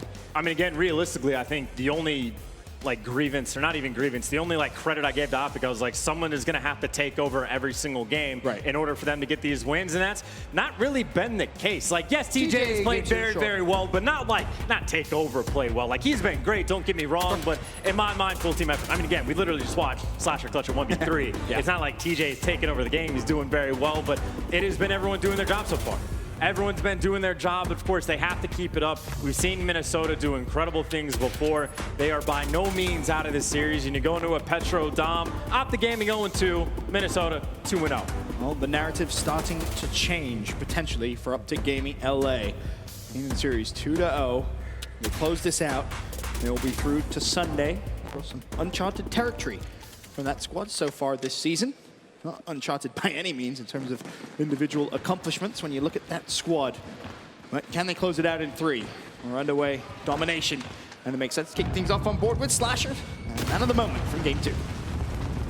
Man of the moment, man of some angles. Of course, while he's holding down angles and effectively killing nobody, Minnesota, they have 2 bodies on B. We talk about how difficult it is to win the opening break, capture the B flag, sometimes takes a minute, minute and a half. Minnesota said, nope, 20 seconds. And bear in mind, they've done that on the favorable side as well. So that is a big, big start from Minnesota Røkkr. I mean, we casted them earlier today on this map. They completely obliterated both opening breaks on this map from both sides. Yes, they did. They are now 3 for 3, and again, it can literally not get better than what they just did, of course. Now, though the dust has settled a little bit, Optic Gaming, they're inside their base, so they're pushed back a little bit, but again, they get 2 or 3 kills right here. They'll be on the B flag in no time. Well, it's Minnesota with the advantage here in game 3, but it's Optic Gaming with the advantage in the series. I want to send it over to an Astro Gaming listening with Optic Gaming LA. Andy, go through. Pop. You got our excellent shot. Optic got it. He's on your line, I didn't. In bottom diner, ace. Ace on the top diner. You want top. Hold on, bottom diner ace him weak. He's going back top. What can I hit a right street, bro? Yo, what's mid lane? 2 mid lane. 2 are mid lane. Here. Yo, there's 2 blue dome. 2 blue dome. Yo, go in A, guys. Go in A. Multiple A. Alex on A, 2. I can get a nade. I can get nade on it. 2. Got one. Got both. Nice. Yo, I spawn first. Might be another one. Top diner. Ace him top diner. Okay. Yo, kill us all. Top diner, one shot. I'm pushing him. Are you pushing C? Yeah. I'm going down. How many back A? Back A. Got Rex laying on A. Top diner hold first. Yo, one guy's bushes. Just go. One guy's bushes. I'm gonna spawn right first. street. Hey, nothing right street. Nothing ambi. I'm front yellow. Salt stairs side first. Let me really be. Right street. I'm in there yellow, bro. I'm in there yellow. Are you top diner? Yeah, top diner. I'm in there yellow. Yellow roof. Top yellow. Top yellow. Got You're it. not silly. One shot, one ambi. We're not done much. Just hold on. Silly's beat on weak. Might push me far right. One's in top diner. Top diner. 2. Minnesota Røkkr, they put the shaky start to the series behind them. So far building themselves a pretty sizable lead. 24 points as things stand, 47-22. B and C still controlled by them. A barely controlled by Optic Gaming. And in Minnesota, you're more than happy with how things are playing out. And if there was like a line of sight heat map that we had in Call of Duty, you would see Minnesota. They have just dominated the track side of things. Right where those railway cars are coming through, it's just Minnesota's been all over. Even that opportunity where Optic Gaming gets a couple kills, finally gets towards that B site, they just have no clearance on the cross. And just what a beautiful window some of these players have been slaying out from. I mean, there's still plenty of time left. 2 minutes, 15 seconds. Finally, Optic Gaming get close to B. Neutralizing A is silly. Does he want to stay in cap? That's the question. Well, he's not even going to have a chance to. Because over the building, Quavo throws the nade, finds the kill, and that's 4 down. This a push for Optic Gaming to try and get full control of the map. And maybe, actually, even a trip cap. And this is big. I mean, they're down by, what, 30 points? They hold the trip cap even for a little bit. They're just going to chisel away at this lead. Minnesota are getting spawn trapped. Quavo's looking over top from one angle. And you got the Røkkr. It's 3 players trying to force their way through to blue. And they are getting slayed out, Ben. This is very bad for Minnesota Røkkr. All your hard work diminishing before your eyes, and there's absolutely nothing you can do about it. Dashi with another off spawn. One player has snuck through behind enemy lines, but it doesn't matter. Dashi, a slaying machine. Why he didn't want to use a sub is beyond me. The man is going off here in game 3, and he's not done yet. Another one bites the dust. It's Alex's turn. Finally, Minnesota shut down Dashi, but the problem, they still have no control over the map. Look at the score from a 24-point game, 64-55, and still Minnesota not earning points. I mean, not even 24. That is a 30-point lead shut down all the way to 6. And frankly, Optic Gaming, the setup, the pressure, the gun skill that they have right now, they're starting to put more pressure towards A. They're not even happy with just the double cap to finish this half off. They wanted to go for A once again. Now it's TJ going to be taking his turn, and just look how far back the Røkkr have been trapped in their spawn. You talk about an absurd turnaround for Optic LA. And it almost seems like the trigger there for Optic Gaming to push forward as soon as they get top blue control. When they're controlling C and B, when top blue is locked in, that's when they know to surge forward. That's when they know to go for that decap. And well, you might just see it here from Quavo. He finds the first, now pushing forward with just 27 seconds left. The decap would be nice, but Optic Gaming already found themselves the lead, 75-73. And with 20 seconds left, Optic Gaming have just performed a miracle, really, in round 1 to turn that around. I mean, hell, now you know why Slasher wanted to run the main AR. Yes, on you a do. 5-3, he could just put his feet up and say, hey, all you guys, go run wild. Have a great day. Go do your thing. He's been hanging out on the map. And I will say, obviously, very close game. 3 points between the two teams. But again, from 30 points down to having the lead at the end of the half, what an important swing moment for Optic Gaming. But of course, at the same time, Minnesota, 3 for 3 we've seen so far today on opening breaks in St. Petro. They're going to need one here. That is so important because now they'll be on the unfavorable side here. So Optic Gaming with the advantage going into the second half. But what a turnaround that was from Optic Gaming as they look to potentially get a 3-0 here in the second to last game of the night. Optic don't kept that home hill up and put a little bit pressure over towards B. As you said, for Minnesota, they're starting, or their startup, if you will. Their strategy is just so good. But Dashy almost found 3. Goodness me. GodRx shuts him down. And more importantly for Dashy, he stops that fantastic breakoff that Minnesota have. Minnesota, though, pressure's still on. They got a smoke on the B flag, and JCap isn't going out for the challenge just yet. And you can see Minnesota might just be able to get it. He's not going to make a move. He waits for the smoke to clear, but still there is another player on it.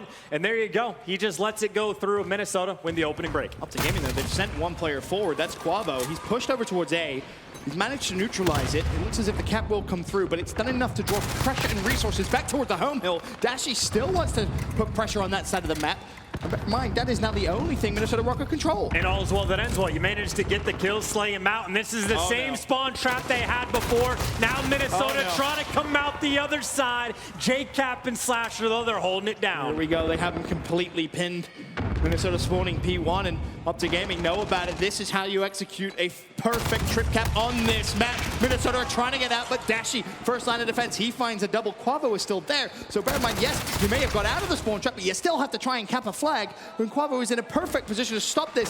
The lead is just getting out of control for Minnesota. They need to stop this bleeding. They need to cap a hill, but they're still unable to do so because Quavo's defending A. He was getting bored. He was trying to figure out how long it was going to take him to get there. Finally, they get near the A flag, but they don't even have the kills yet, Ben. Quavo's just spawned on the A flag. I can't believe it. Neither will Minnesota. He was able to find one, almost turn that into a worst-case situation for Minnesota Røkkr. 123-89. Optic Gaming.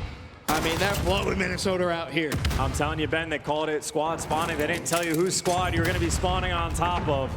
That is free and clear for Optic Gaming, who have just ripped the lead out of control. Now it's the 30 points in their favor, and they are not slowing down. They're still putting all the pressure in the world over towards the safe flag. Dashy, he's waiting for the neutralization. Brilliant patience from him. He's on the A flag. Will he be able to completely decap it? No, he won't. But Slasher was going on a tear. He'll find a couple of kills in quick succession. With 2.5 minutes to go, Minnesota Røkkr, you need to turn this around now. Not only do you need 2-to-1 flags, you need a trip cap. You're in that kind of territory now where just to get yourself back into this game, you have to alleviate that pressure quickly. Well, they do have a couple players on B. The nade's going to force them off for a second, but with 2 players on, they might be good to go. But now it's going to be annoying. Dashy, you're just going to be able to neutralize the A flag. And Minnesota, they got B, but just for a moment. Optic Gaming at least able to neutral it, but just to take the A flag right back, it is just such a big lead. What, 43 points, 2 minutes left. The triple cap necessary. Dashy didn't even go for the capture on A. Instead, he just managed to neutralize it and push forward towards B. Wanted to assist his teammates on putting pressure back on that side. Instead, it's TJ off spawn that will do that.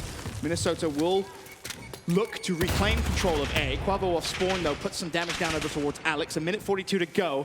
The lead, 151 to 107. This is a different look Optic Gaming. And Optic Gaming, to be frank, we have not seen all season long. You talk about needing some confidence going into a tournament. Getting a 3 over Minnesota will give you exactly that. They are poised up, ready to go. We are very close to if Minnesota doesn't get this triple cap in the next, what, 5 seconds? 10 seconds just about. The game is going to go the way of Optic. Minnesota, though, have a ton of pressure towards C, but you look at the spawns and Optic, they'll be happy. They'll just go and take A right out of their hands. A domination performance coming in from Optic LA. I mean, you talk about fundamentals, right? In terms of domination, how to play it. We know how tricky the spawn system can be to control. What Optic Gaming LA did to lock in a trip cap not just once, on both but sides, successfully twice on both sides to that point was incredible. And the time they were able to hold it as well, truly, truly impressive. And because of that, the score is not even close. And if we're honest, the series as well has felt kind of like that as well. And they never made a roster change, man. It's the same roster that was 0-3 on Azir Cave Hardpoint that got their first win. The same team that was 0-2 on St. Petro Domination that is going to get their first win. Different animal and the same beast, Ben. They're looking pretty good on day one. Let me tell you, LA, I am sorry, because I did not think we were going to get this out of Optic Gaming, and they have put on an absolute show in the second to last game of the night. It is too easy. I think GG well played, or maybe too easy is somewhere in the alphabet there. Chance, Optic Gaming dominate Minnesota Røkkr. How good do you want them? That's about as good as it is going to get.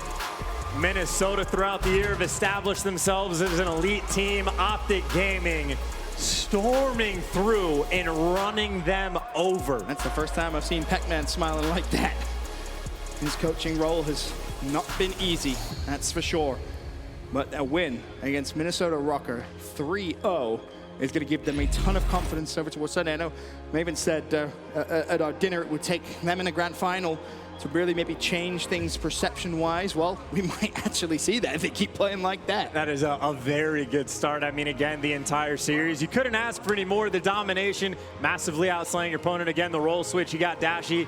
Quite a bit more involved, a lot more slaying. You got Slasher. Let me tell you. His KD's going to end up looking real nice. If Dashy ever complains about using a sub again, just show him that replay. Just show him that game 3. He has no right to complain, because that was a fantastic performance from him. And then even the game 2, again, running him over. Yeah. TJ just had a field day on the map. All the first bloods you could ask for. Slasher with the 1v3 clutch. You draw it back to the hard point. There is 4 hills in a row on Azir Cave that Optic chained it as well. Basically as you possibly could. Just a different look, a different team we're seeing from Optic. Of course, the Minnesota Røkkr, their tournament isn't over just yet, but they will still have another game still to come. That's going to be everything from myself and Chance for the day. We'll send it now to Lottie down on the main stage. Thank you so much, gentlemen. This is your instant reaction presented by PlayStation. I am indeed with Quavo right now. Dude, what a difference from your first series here today to right now. Talk to me about how you guys just needed that win, really, didn't you? Just to get under your belt, and this was insane. This was a storm series. Right. A lot of people talk about the potential of our team, and I always felt like it was that one series, like, holding our potential in. Like, we just needed to get that one series out the way, and a reverse sweep was, like, the perfect way to get our momentum and our hype up, and I knew it would carry on to the next series. Indeed. And Quavo, talk to me. What was happening in your team? Was it a mental thing that was really stopping you for the first part of the season? What was happening with your team behind the scenes that we couldn't see? It was never a mental thing. It was more of doing what we did in practice, doing what we talked about in practice in our matches. We would just forget about it and not do it in matches, and it would cost us. So during the break, we kind of just focused on listening in practice, focusing on stuff we needed to fix, and make sure we did it in matches. Do you guys think you're going to be going all the way in this home series? Because I think there's magic in the air right now. It's something about being at a home series in front of your home crowd. Are you guys going to be right there at the finish? I'm definitely confident. We got to see how we match up versus Atlanta. Obviously, they're the team to beat. But I'm really confident right now. We can obviously go all the way. But we'll see how we do tomorrow. I've got to quickly ask you, right, this is a personal question for me, but where did you get your headband? Because I absolutely love it. I get all my stuff from Walmart, actually. So it's just like I used to order them, but This dude is iconic. Iconic, people. I love it. Thank you so much, Quavo, and congratulations. Second one. 20 points on the board, pal. Let's keep it rolling. Let's keep it rolling. Thank you so much. We're going to head to a quick break right now. We've got one game for the rest of our night to go with this Saturday. This is the Call of Duty League. We'll be back after the break.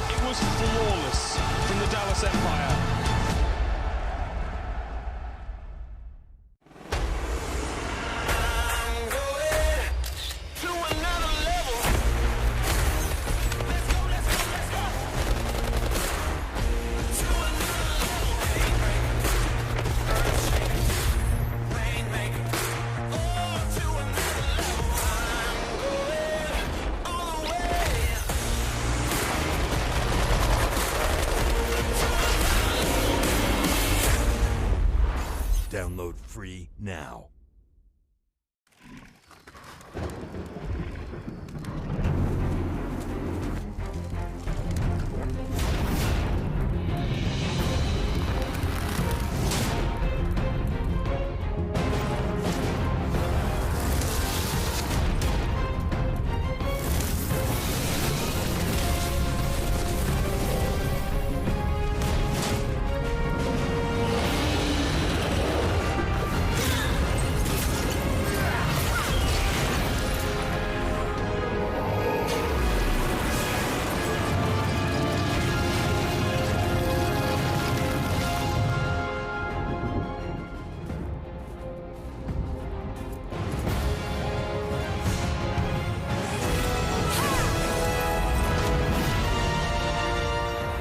Legend of Soulguard. Download now.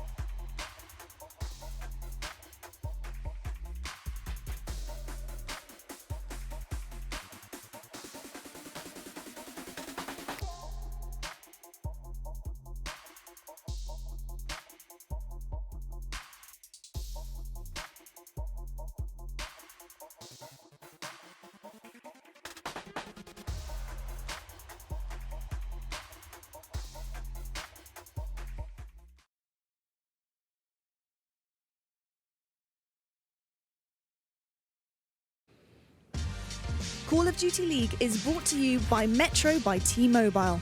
Rule your day with the #1 brand in prepaid.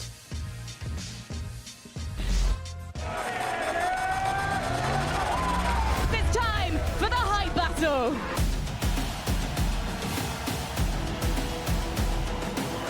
One pump, one more. Nicky Romero! Oh, they're on it. Yes, sir. Let's go, baby. Quick clutches those.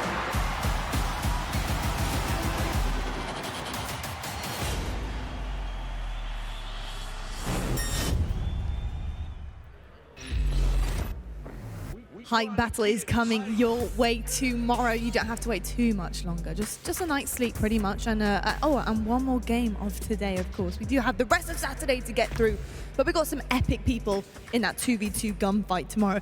My favorite, obviously, being Miles Ross, of course. Oh, yeah. I'm excited to see him play with Michael B. Jordan. I think it's going to be insane. Miles is going to probably get destroyed, right? He's going to get hard carried, but that's nothing new for Miles. So I'm excited to watch that. He's told me that he actually plays all the time and that he's going to actually annihilate everyone. So yeah, he plays all the time on his stream. Yeah, I know he's definitely been grinding quite a bit. He has indeed. So I'm excited to see what Milesy will bring to the table tomorrow with Michael B. Jordan. See how he does. Whether or not he's got a bit of Marvel in him. I'll be honest. This is one of the. I caught that. Oh. Wow, that was really.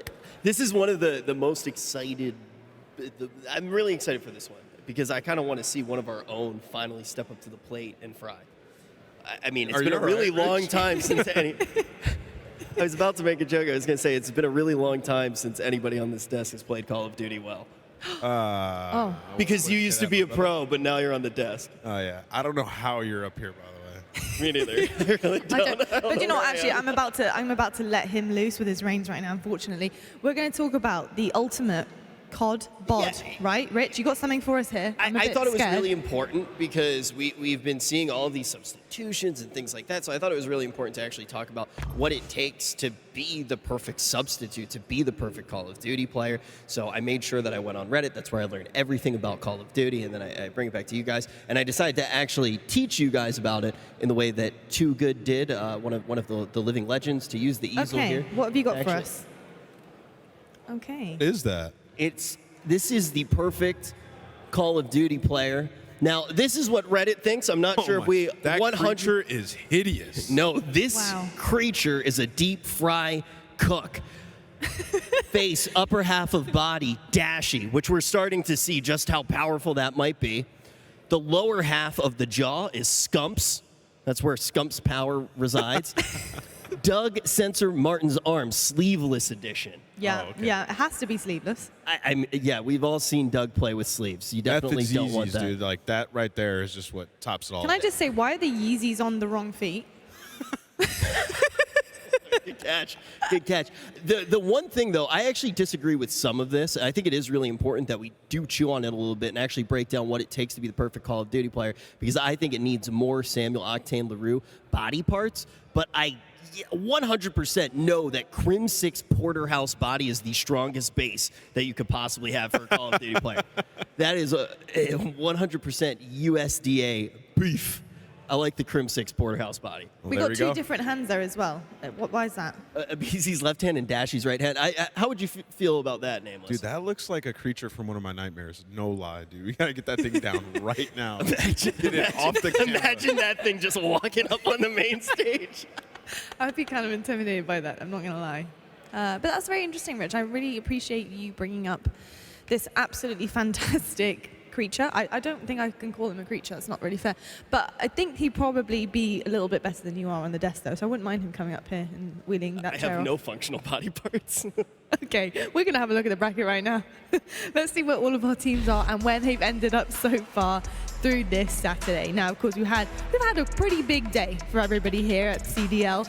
In semi-finals, we do have, believe it or not, Optic Gaming waiting in the wings. We've had our first upset of the tournament, Yes. right? Like we heard Chance talk about it before. He's like, this has been the most predictable tournament so far, and he was absolutely correct up until this series. They upset the Røkkr, and they do it in dominating fashion, winning 3-0, and you know, it's a testament to their role switch. They look absolutely phenomenal. They look like a different squad. This is what we expected of Optic coming into the season, and this is where they needed to turn it on. It was do or die here in their hometown, and they're doing it. I mean, and it's really crazy as well, though, to do it against Røkkr. That's not exactly the team that you would expect, a squad that's still very much heating up, still very much finding its potential to be able to take down, and it's really going to mess with the entirety of this group, which is something that I want to kind of think about, because this next matchup is one that all of a sudden you know that team has a much taller order to do, even after they do get this victory, Lottie. Absolutely, and I think, you know, a lot depends on this right now, because Røkkr are going to meet the winner of this next game that we've got coming up here. We've got Guerrillas taking on Surge, but I need to talk about the kids on the block, the new kids on the block, the guys who have come in, especially in this match. It's really important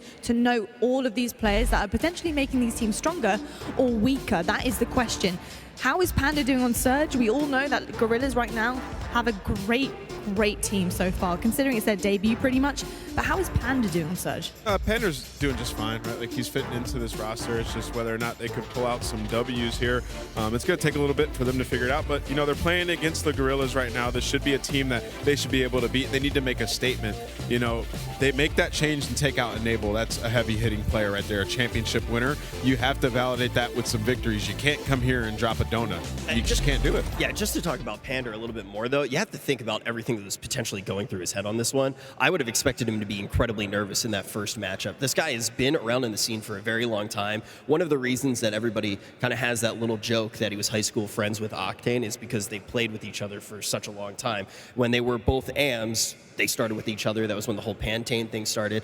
Octane comes up, then GodRx never had his breakthrough until this moment. He had one match. And that's all cool, but they have to get some wins, right? Like, you have to, because you take out Enable. Yeah. Like, if you're taking out Enable, it has to be significant enough to the point, the player that's coming in has to be significant enough to the point where you're getting wins. If you're not, then you got to put him back in. I totally agree, but getting up on that main stage now, hopefully the lead's out, hopefully the nerves are out, and hopefully he can move forward and play to his potential.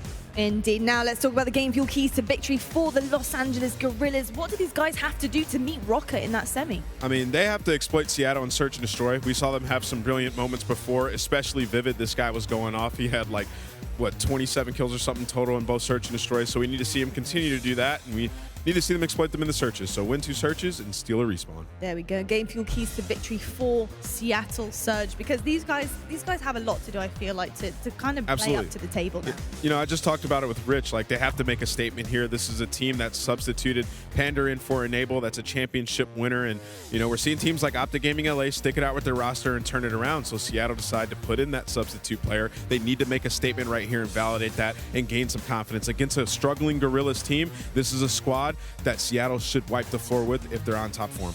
Now let's have a look at the US Air Force quick scope. Look at the teams back-to-back. See what they bring to the table compared to one another. We all know that Los Angeles Guerrillas kind of a brand new team coming through here with all of their roster changes, highest we've had so far in the season. But compared to Seattle Surge right now, Seattle really do have a stacked roster. When you look at some of the talent they do have on that, and you can talk about that, Rich, because they've got the likes of Octane. Octane is a incredible player.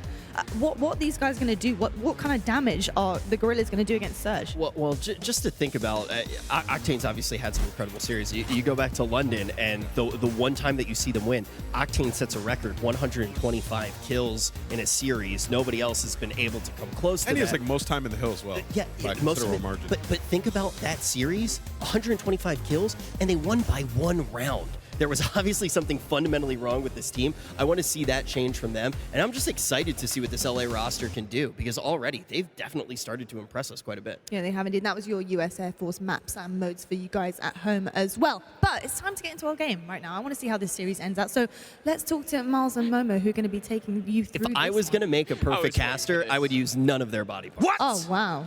You wouldn't use any of our body parts? I don't want to know how Rich any of my body parts in any way, shape, or form. Just get rid of the box. Just give it to us. Thanks. We'll take it from here, guys. Thank you very, very much for your time. What a segment, though. I love that post on Reddit, by the way.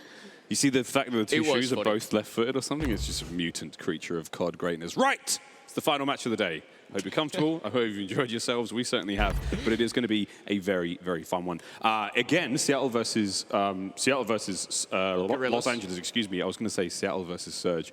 Long day. That'd be an interesting one if they played themselves. Well, DJ Khaled, you know, you play yourself sometimes. Phil, this is going to be a good one. This is going to be a good one. We touched upon the subs. We've touched upon the new kids on the block and the importance that they have brought into this day. I think the only one who we haven't been crazy in love with is Happy, and even then he didn't play terribly, but alas, New York, yeah, we'll see you in Dallas. There are a lot of question marks over Happy, and I mean, maybe not, who knows, but again, I think the biggest question mark, of course, when you think of that is because there's a very other vocal substitute for New York, and people want to see that certain someone, Doug, Sensor, Martin, me being one of them. However, we will we'll be patient, as will he, I'm sure. Now, we're going into the Surge versus Guerrillas. We already had the pleasure of casting over Guerrillas. We saw Vivid in the Search and Destroy really be incredible. Decimate in the respawns be fantastic. Blast had a little bit of an iffy series, and we actually had a quick chat with him, after, and he had some words to say, but Surge... He said to us about Hardpoint, he was like, I only just started playing respawn modes 2 weeks ago. Okay. So he's doing fine. It could be a lot worse, but this is a knockout match, friends. The loser will be going home. But let's get into this one. Favorable spawns for Seattle off the rip. They want to be taking that top right-hand side of the map. KVs after this one. And so far, so good for Seattle. The opening kills going their way. We've already just seen this one be played by Optic.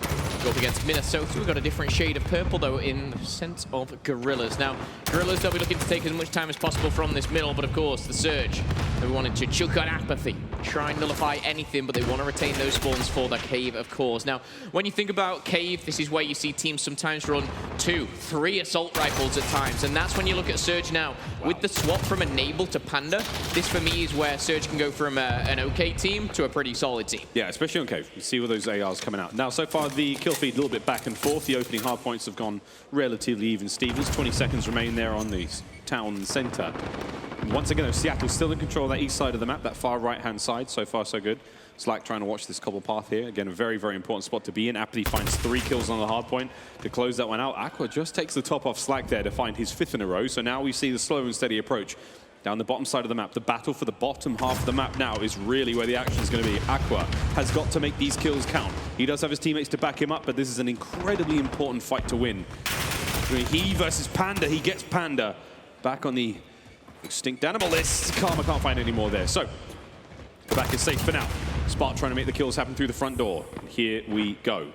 Oh, strong hold here from the Surge, and again you saw Aqua running around the back. Aqua was actually one of the players in Hardpoint I forgot to mention previously that we casted over. He was incredible, so I'm looking for him to go really toe-to-toe with that assault rifle, but right now, Spark, slow start, 1 and 6, Aqua putting big numbers 7 and 2, but across the board, the Surge will hold on. Octane, laser-like accuracy with the M4 coming through. Rotation is starting to set in for the Guerrillas with 15 seconds. You've got to give this up, you've got to get set up over by the field. And we're going to see Seattle storm on through, break on through. And we talked about the assault rifles, Miles. Panda and Octane, pretty obvious. Karma's going to be that third and final one for the Surge. So, again, a lot of slave power in the hands of Seattle. Yeah, tons. So far, 9-4 for Octane. That's exactly what we want to be seeing. Sadly, for Spark, 1-7 on the other side of the board for the Guerrillas. A little slow, but we go to the soccer field now. And it is a soccer field here in Los Angeles. And Slack's finding Motley kills aplenty. Panda, the man we spoke about just a moment ago up top, this broken position, very, very important. But that area where he's aiming now, we call that the God Heavy. It's a very, very dangerous position.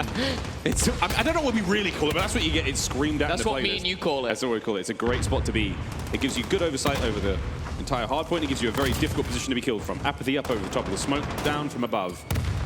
As Seattle continue to keep that pressure on the hardpoint and rack up time. Now again, for the next hardpoint, it's the far left-hand side of the map, Cave West. Okay, so after all said and done, a couple of hard points down. Seattle, they retain the cave, they break the field. Now, this is a harder one. This is where they have to break through the cave. Now, there's only a couple entrances, of course, one down the well and either side of the holes, and we're going to see Seattle pushing through this main entrance of the cave. Spark using that dead silence. There's a very, very strong setup here from Guerrillas. How Seattle go about this is going to be interesting because you've got 3, 4, 5 players in some instances just aiming down sights, waiting to take you down.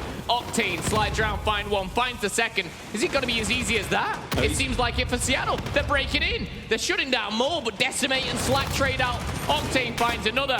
And Miles, I talk about how hard this is to break, but Seattle make it look so easy. So easy! And it's still going. Octane, he's just ripping through the entirety of the Guerrillas. Wow.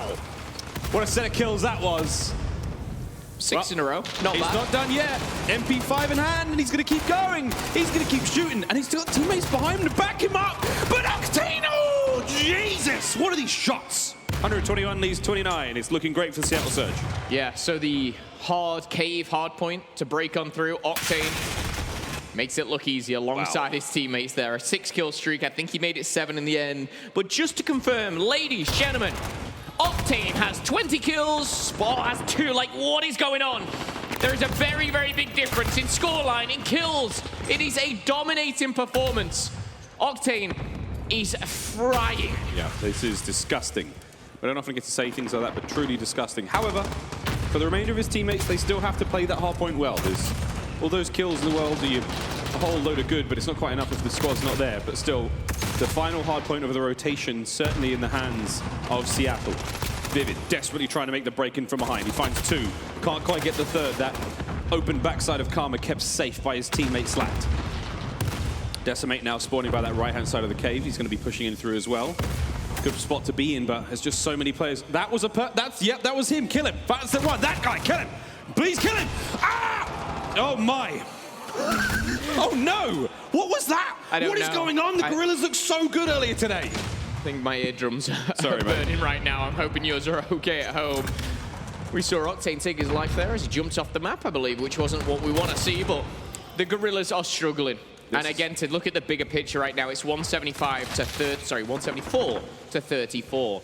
140-point lead here for Surge. We're going back to the middle. It just looks very, very comfortable. It looks like we are seeing a hole and a chink in the armor of Guerrillas. These guys are looking a little lost here on Cave. It's a sort of a bad mixture of feeling a little lost and getting caught out by these power plays from Octane, and then horrible side effect of all that is that you end up really not being able to do anything. Still, back towards the middle we go. Blast, Vivid finding the kills. Octane, though, lying in wait. Here comes the pounce. 1, 2. Wow, it was actually just 1, but a nice assist. But you can see just the presence there, apathy. This is it. Seattle are starting to click. They're about to drive forward. There's a nice big purple front line being set up towards Cave East. As we are about to wrap over. Karma's made his way forward. Vivid cuts him down, Slacked up next. Immediate trade. Got to find that entry kill in the back. Try to flip those spawns. Try to get those purple arrows to appear somewhere else after these gunfights end. Yeah, nice shots there from Slack. Not going to be enough here, but the kill feed going grey or white. Shade of purple. It dazzled in there as well, but they're all going to be spawning at the back. It's the spawns that Guerrillas have, but is it the positioning? Octane just perches himself up, finds 2, and Octane on a 3-kill streak. Make it 4, make it 5. Octane is 31 and 13, 32, 33. Octane. Okay, this is one of those performances. He keeps going. Oh my goodness! Oh, he's dead now. Okay, deep breath. This is a really ugly hard point for the Guerrillas. Slack now with the M4 in hand, picking up what he can, but Octane is on 35 to 14. Octane has as many kills as Decimate, Blast, and Spark put together at this point. It is destruction. It is disgusting. And this guy, he's still going. He's playing for the hill. He's putting trophies down. He's a team player, and Octane, he's just taking them apart piece by piece. It's not over yet. It's looking very much done, but it's not over yet. As biased and excited as we may sound, the beautiful thing about Hardpoint is you can really make these comebacks happen. But Slacked, Panda, Apathy, Octane, and Karma are really putting on a show for us here against the Guerrillas. And that's the funny thing, we're overlooking the fact Apathy's dropping +8, you know. Panda as well, putting big numbers on the board. Everyone from Surge Positive, a very dominating one-sided map here. And again, it's hard not to highlight what's in front of you right now. Octane, with an assault rifle in a power position, is probably one of the most scary things to run into. I've never seen such a disgusting disparity between the most kills in the lobby and the least kills. 8 for Spark. To 39 for Octane. That's crazy. Anyway, early days. Carmen. It's not early days, Miles. The game is nearly over. Oh, no, early days in their career as a team. But at 239 to 63, mate, this is done. Throw in the towel. Now, they've got the hard point. Here we go. The Guerrillas are not out of this yet. I mean, I hate to be this biased, but what a clinic this has been. Slacked, the hardest hard point to break on the map, maybe. Here comes the rip from behind. Blast walks right into Octane. That's 2 more. Add them to the pile. I mean, at this point, I'm not even sure if he knows how many kills he's got. 43 and counting.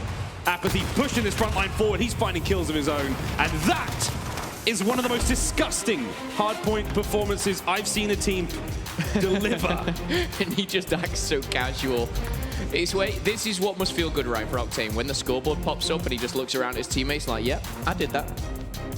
You happy with that, guys? I'm happy. You happy? I'm good. Wow. Okay, back to the drawing board we go, but let's have a quick look at the stats before we get into this one. 43 kills. Now, Octane is tied with Skies for the most kills in a respawn game mode thus far in the COD League, or in Hardpoint at the very least. I'll confirm that with you later, but wow! Imagine if that game went to 250 to 220, if that had another 2 minutes in it. It really doesn't matter, but he had 13 assists, and the Scuff player of the game, believe it or not, ladies and gentlemen, guess what? It's Octane. I mean, this is what it looks like when you're in a power position, but also brilliant communication. You know, you can see the pre-aim is always there where someone needs to be. And this was the tail end of the first set of like 3 kills. I think he was on a 7, and he made it an 8 before going down. It's just kind of when you see the kill feed, and I think at this point he looks over, he finds a double, and it's so predictable for us as casters, especially when watching him. It's like, he's going to get another kill right now. Yeah. All these purple outlines, they're running into the face of Octane pre-aim, like it's only going to end one way. This guy doesn't really miss. But it's the knowledge, it's the information, and even that kill on Spot, a prime example of, you know, Apathy will have been communicated. And that, come on. Come on, they just line up. I think he finds another 2 here. He jumps around this corner and, like, within half a second, 2 are dead. And yet, this is still the Scuff play of the game. You should just join us. We're not just randomly jumping through hard points. This is a Octane highlight reel. Well, I know someone's happy in the venue right now, and that's definitely Rich Campbell. Here are the stats for Octane. And if we hadn't screamed his name enough in that last match, I mean, there's a couple more reasons. So he's still tied with Skies at 43 kills in a single map, but that's a very, very handsome kill-death ratio in the COD League. Stupid. And hill time. Absolutely stupid. Incredible stuff from Octane. I mean, even after that game at a 2.68, he's overall 2nd at Respawn. Dom and HP, of course, being Hardpoint and Domination at 1.38. Yes, FaZe have to almost split them between Simp and Cell, so, you know, take of what you will. But it's interesting when you look at it. Wuskins, Dens, Octane, they're all the powerhouse ARs, right?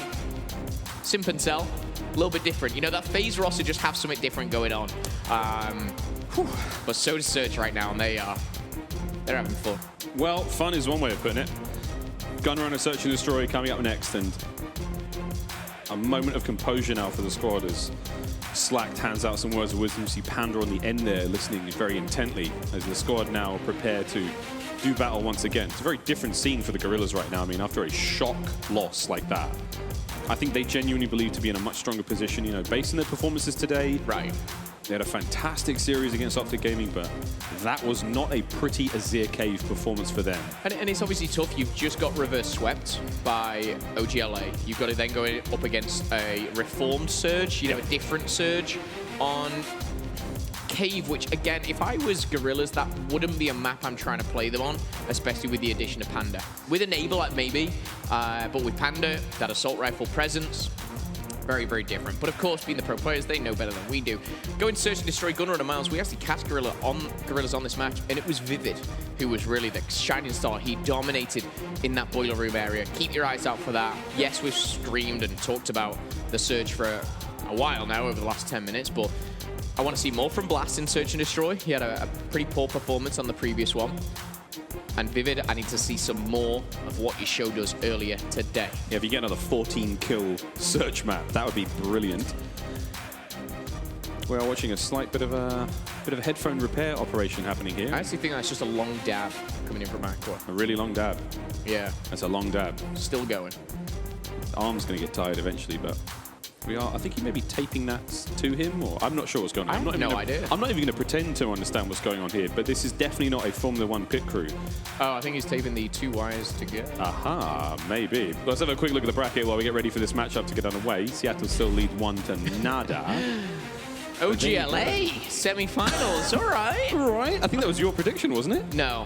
I had Røkkr. Well, the taking Rockets, them out. They've still got a chance. They still have a chance, but the winner of this matchup will go and face the Minnesota Røkkr. 3-0 OGLA. Didn't see that coming. Love it. What a world we live in. What a world. But Surge versus Guerrillas is up.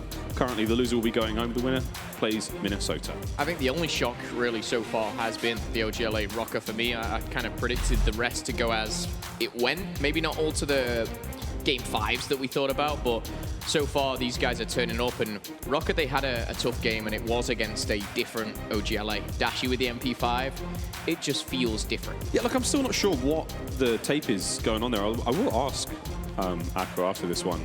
But if anyone has any ideas, tweet me. And the fun ones, we'll retweet or something. I don't know. We'll send you a T-shirt. Karma now, one of the greatest players in Call of Duty history on the other end of the Surge roster. And again, choice words being passed over. And it's such a different environment when you look at the Guerrillas side. Yeah. Do you feel, I mean, for me, it's like, the mere fact that they've got the coach there, you know, Nubsy's obviously on the other end of the Surge side, but I feel like the Search and Destroy players over here, they're kind of like, we know what we're going to do on this map. Yeah. We don't need to have this like big hardcore confab. All we're going to be doing is just composing ourselves after that horrible cave performance. I believe they've got bevels as well, but yeah. For me, it's kind of like the young bucks with the hoods up versus the dads and ring holders on the other side. You know, the veterans versus the new kids on the block. The ring holders. Here we go. There's a lot of rings on that. There's a lot of rings on that team. The most rings in the league, I believe. Yeah. World Championship rings. That's a lot of rings. Karma. Yeah, man. Karma's got 2. Karma's got 3. Apathy's got 2. I think that might be it, to be honest. Still a lot of rings. Still 5 rings. 5 rings, Phil. 5 rings to rule them all here in the COD League as we go into the Gun Runner Search and Destroy. Almost ready to rumble, friends. We thank you for your patience. We're hoping you're enjoying the show. For those of you here in the Shrine, Los Angeles, thank you. We'll see you again tomorrow. But here we go. The last match of the day. Seattle versus Los Angeles Guerrillas. Let's get into it. No snipes. No nothing so far. It's just going to be knives and sticks as they get at each other. Nice Vivid. And that's his boiler room. But not today. Apathy. He's going to be traded out by Decimate. Perfectly timed Semtex coming in from Decimate. As he trades things out, and awkward positioning from Apathy. He was kind of walking forward with a grenade in hand. He can't sprint. He can't tactical sprint with a grenade in hand. He can't get away. It was brilliant timing, but solid trade nonetheless. Slack picking up that position here at what we call U, just outside the boiler room, but the bomb is making its way in towards B for the LA Guerrillas. Dead Silence available for Spa, and it will be available for a couple others here. Dead Silence has been popped. It's sliding through the grass. And the bomb will go down here. It's not going to be stopped by Slacked. I don't think a grenade is available. Aqua laying down. Blastats is going to take out Octane. Guerrillas looking strong here as Decimate, I believe, finds his second. Yep. Blasters found 2-2. Oh, now forced the Karma. Nice shots, but not quite enough. Guerrillas. They bounce back after that loss, straight into a round win. I believe it was 2 from 2 from... Oh, it wasn't actually. Never mind. Spark found himself a kill. But as we jump into round number 2, LA Guerrillas start as they mean to go on. It was Decimate and Blast who found the double. Thought Blast found that third, but he didn't. Sparks sprinted out with that MP5. Give me a 4 MP5 setup now for the LA Guerrillas. Blast running the M4. Oh boy, Apathy somehow opening this one up to 2 and gets away with his life. That is unbelievable. Panda finds one, Slacked finds another. Aqua's toast. Wow, Seattle, welcome to Gunrunner. Convincing round. And Karma slid in here, just pistoled him. Pop, pop, pop. Seeing a lot more pistol love than we have thus far in the COD League. Recent patch maybe made a change that everyone's loving. I like the pistols. Loving. Lightweight trigger on there, really can pew pew. You can let it rip. Pew pew pew pew, indeed. Without the lightweight trigger, just a pew. It's like a pew. Yeah. Yeah. Yeah. A bit slower. Yeah. Round 3, 90 seconds. Again, quick recap. It is going to be a knockout match. Seattle versus Guerrillas. Seattle leads 1-0. Blast rocking the M4 here. Concussion, Semtex at hand, and very slow round so far. I think Blast did see Octane. Octane rocking the sniper. Oh, tickled him. We did see this again for the LA Guerrillas. They like to have these very slow offensive rounds. They like to wait for the mistakes to be made by the opposing team before they enact their mischievous schemes towards those bomb sites. But so far, nothing. And I think the read has been made by Seattle. They're going to play this relatively slowly. Oh, I say that. Apathy's creeping forward. Got to be careful, though. There's a lot of players nearby. Octane just slithers past Aqua with that AX-50 shot. And here we go. Can we open this round up with a snipe as the bomb goes down towards B? Slacked may or may not have caught whiff of something downwind there. Here we go. Blast finds 2. That's disgusting. Missed shots from Slacked. He's going to be frustrated at that one. Karma makes up for it, though. Decimate, Blast, and Vivid do drop. 2v2 Spot and Aqua versus Apathy and Panda. Aqua locks onto one, but he misses the shots. Apathy beats up Spot, and Panda helps him out. Oh, no. Apathy just punched him in the face. He punched him right, knocked his teeth out. But again, for the position that Aqua was in, up by the top of the forest, he just let that player almost run by, and you could see him double take. Right. That was a really unfortunate, I want to say that was an error, player error. He didn't need to let that guy get past. He was watching it. Next thing you know, Apathy's, doing dental work on the bomb site. Wow, Seattle, an interesting round, but a round nonetheless. No kills for Aqua, no kills for Vivid, no kills for Octane, but we expect all that to change. Plenty for Apathy. Cheeky frag over the top. Trying to hit water. Will connect and see Vivid down low. Smoke, I think, was dropped there, so that's just maybe a bit of a distraction. Apathy waiting for the boiler room push for the dead silence. You see it pop there, the little boost of energy. The bomb now going down in an interesting position. You see it being planted towards the left-hand side here. And now it's defense time for Seattle. Apathy. 6 for Apathy. Gets to 6. Decimate now trying to get back into this one. Apathy hunting for number 7. There it is. 8th is around the corner if he wants it. But really, there it is. 8. Give him lucky number 9. Don't. Surely not. Surely not. Not a problem whatsoever. Apathy. He's a month away from being a father, but he's already everyone's dad in this lobby. Nice. Nice. Nice. See what you did there? Nice. Thanks, Dad.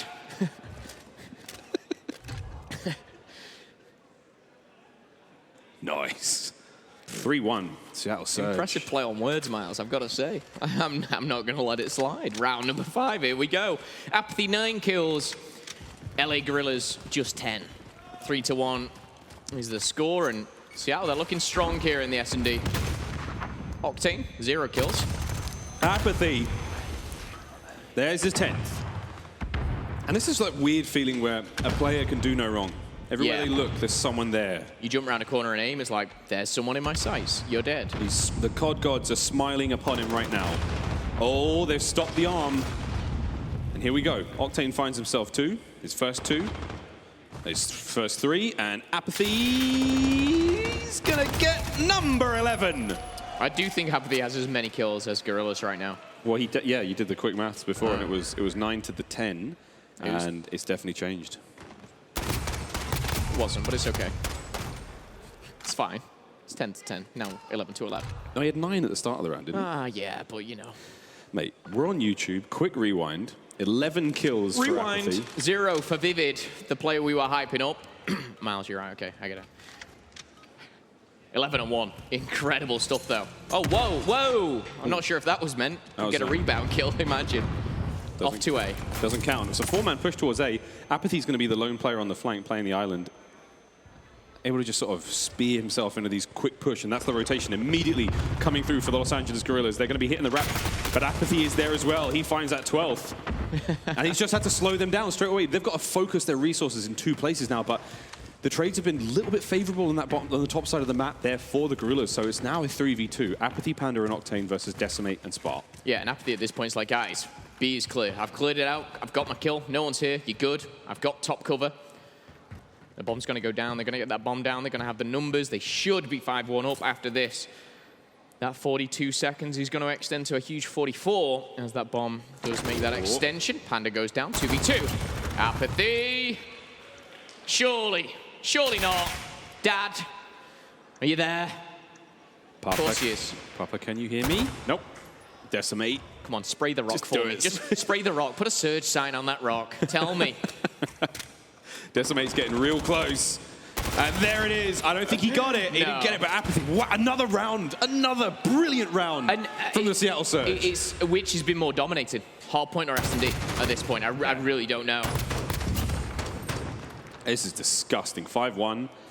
The Guerrillas, there was a lot of promise. There was a lot of hope. There was a real chance that this could be a solid squad. And maybe tomorrow, maybe the next event, it's true. But right now, they are being torn to shreds by Seattle.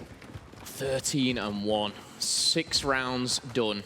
Potentially just 1 more to go. It's got to be one of the fastest search and destroys I've seen. This game feels like it's just disappeared between thin air. Karma finds the first blast, does find another. An observer changes the setting, and we're back already. Apathy's got himself another kill.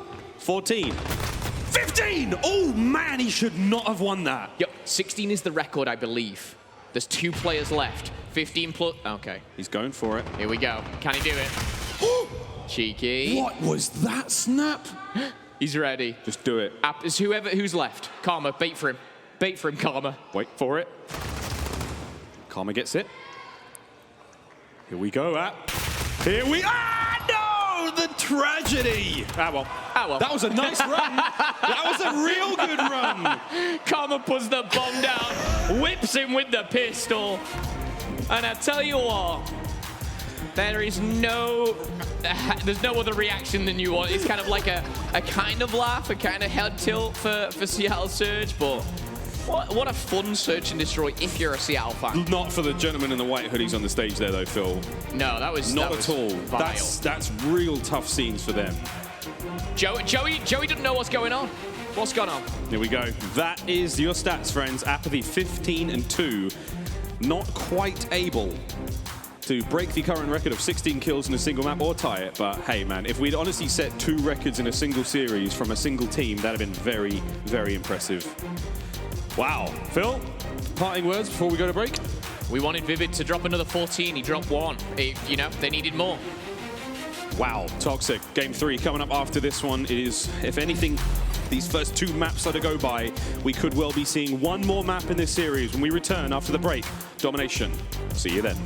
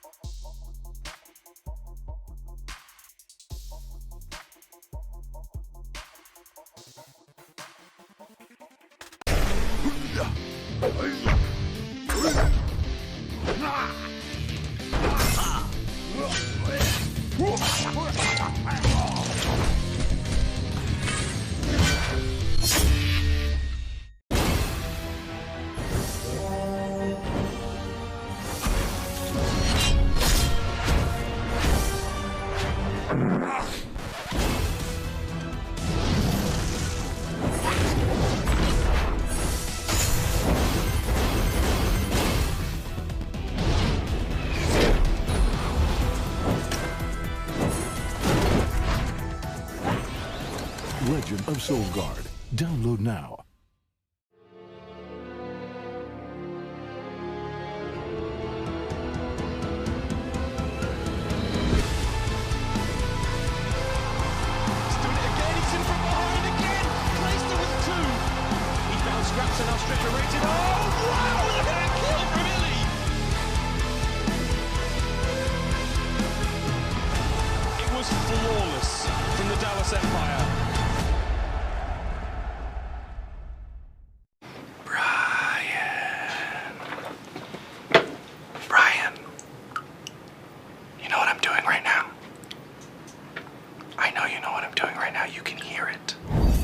Download free now.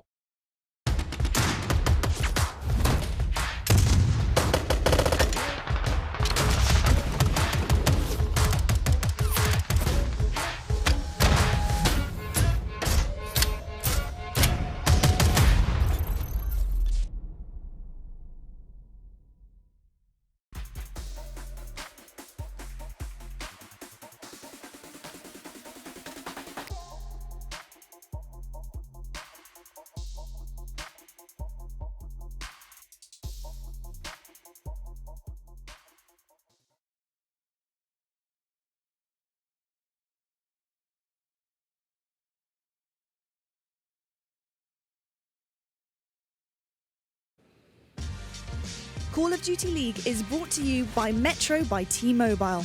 Rule your day with the #1 brand in prepaid. PS4, the official platform partner of Call of Duty Challenges. The Call of Duty League is becoming known as a place for people to showcase their gear. If you come to these events and you know you've got to bring some heat. I see tons of fans here in the official Call of Duty League gear, the team jerseys and hoodies that you see the pros wearing on stage, and they just go perfectly with the gamer street style that the scene is known for. Go to shop.callofdutyleague.com to check out their gear and rep your favorite teams. Welcome back, friends. We've got a US Army tactical play, and I'll get you one guess who it's going to be from that Search and Destroy, Phil. Spark. No. Can I have another guess? Yep. Apathy. You're a bully. Yes, it is Apathy. I thought you were going to say Vivid. This man has honestly set the map ablaze with constant plays. Brilliant shots. And there is the man himself, looking pretty chill. What a beast. What a beast. Search and Destroy, we've always seen Apathy kind of be that aggressive SMG player alongside his Respawn too. You know, he's always been in the face. That's where he's played the best. But for me, you know, he's able to do that when he's got the right teammates around him. And I just feel like whatever has changed with the addition of Panda, it is looking strong. However, with the new kids on the block here, Game 2 Search and Destroy, interesting KDs across the board. That was just being that one map. Yeah, I mean, that last map. Yeah. There's only so many kills on the board, and when Apathy's got 15 of him, you can't really pick up. No, you really can't. I mean, we saw Vivid go from rags to, or from riches to rags, I should say, for the 14 map kills he had to the 1 and 7 in this one. Look, not a great sign for the Los Angeles Guerrillas, let's be honest, but now that we roll into a hard point on domination on Hackney Yard, excuse me, a chance for retribution, a chance to put the woes of the first two maps behind them. It's going to be a real tough order. It's going to be a really difficult thing to do, genuinely, given the state of Seattle Surge right now. And Guerrillas were so strong against OGLA when they played map 1 and 2. Map 3 is where it kind of all fell apart for them, and now they've got to do the complete opposite and turn things around and win this domination. But what a fantastic story that would be. A team that have proven to us that they can hang with good players, but they can fall short some way. Now they're demonstrating to us, after facing such ridiculous adversity, they could maybe reverse sweep a squad. Let's let the game do the talking for itself. Apathy, the absolute hero for Seattle Surge in map number 2. Now trying to get his hands dirty as Seattle Surge capture the home flag of C and make their way in towards B. Yeah, you see him trying to play that middle and maybe flip the spawns as well, but it's going to be Vivid and the boys of LAG. The Guerrillas, they start strong here. They're going to cap B. Octane up top finds himself a nice double. Jumping on now. Oh, finds himself a wild Vivid. He's going to be taken down, and B is being neutralized right now. You see Octane usually put himself in the most smart positions, or the smart position, if you like, on B, and finds himself actually getting prone blocked there. Seattle still maintaining that presence here on the B flag. Let's jump into a very quick Astro Gaming listen-in with Seattle Surge. I have top L now. P1 top AC. Oh, they're B hub. They're door. Break crate, You're better than him. They're door. Top AC weak. One's on B. He jumped down. That's it. 3. P1 in P1. Bump him. Yeah, you guys need to kill this kid quick. Channel with you. Get my mid. No, not yet. I need to I think they're spawning there, bro. Hybrid B hub. Oh, damn! I'm looking at your scaff. Yo, forklifts. Big crates. There's someone over top taller now. I'm going back. We don't. That's him. Sam has it. Is that him? Well, they could be top scaff. Good job. I spawned green. They're B hub. They're B hub. They're door dead. Coming, Jerry. I'm on hit. Alright, you guys have fire. I'm looking double door. Get scaff if you want. Yo, watch scaff, Jerry. I have their door. I got scaff. Fork. You want fork. Let's play B heavy. Scaff fuel, One's in. already. He's two in, top two scaff. in. Top scaff now, sit Damon. There's one in their door, one scaff. There's two up B, one's top scaff. He's top scaff, top scaff. Nice. If you want. Could be our top L. One dead. You want that? Third door. I see their door. I would like somebody to try to capture that moment where Panda said, "Oh, damn!" as he picked up that nice kill there, as Seattle start to walk away with this one. There's 3 minutes remaining in the first half of the dawn. Wow! Catch that, Blast. That's the ode Catch to that. Kobe right there in LA. What a throw that was. And Seattle starting to look a little magic right now. As if they didn't look magical already. Right? What is this? Karma. Boy. 5 kill spree for him. Map 1 was Octane, map 2 was Apathy. Who's map 3 going to be about? It could be any of them. It could honestly be any of them. It could be Octane again. He's not looking so bad so far. 9 and 5 for Octane. 6 and 3 for Slack. There you go. Could be Slacked. Josiah Berry. And a few words, but when he says them, he means them, and let's go. 50 to 35. Leading the charge is going to be Apathy. Octane with the double headshot. And it looks like we've got one player flanking, and that's going to be Blast. He's actually trying to capture the home flag, and it's going to be C, but we're going to see a exchange as well. Up top, it's Apathy. Panda down low. MP5s are going aplenty. And Apathy caught off guard there. What can Slack do now as he tries to approach B alone? Finds one, a second, you rancid shots to find the second kill there. Tweaking, twitching, freaking out, shooting at flies. But right now he can certainly hit them. Those are nice shots, but Decimate's going to hold him back with an 8. Spot controlling mid-map now, and this is a little sign of life as B starts to be slowly but surely taken back now by the LA Guerrillas. They're trying to do what they can to reclaim control and reclaim some control of that scoreboard. Yeah, as B is changing hands, so is the home flag though. C being neutralized, and it looks like Apathy's going for the cap here. Apathy sat 7 and 9, so he finds a kill and a capture. That's an important kill, and sometimes when all these kills are put across the board, there's so many numbers, 30s, 40s sometimes, but one can be the difference maker. Octane finds 2. Spot has to back down, and he's having to go to A. Neutralization potentially coming in. Here we go. Seattle back in the driver's seat for the time being. A's looking a little dangerous, and C has just fallen.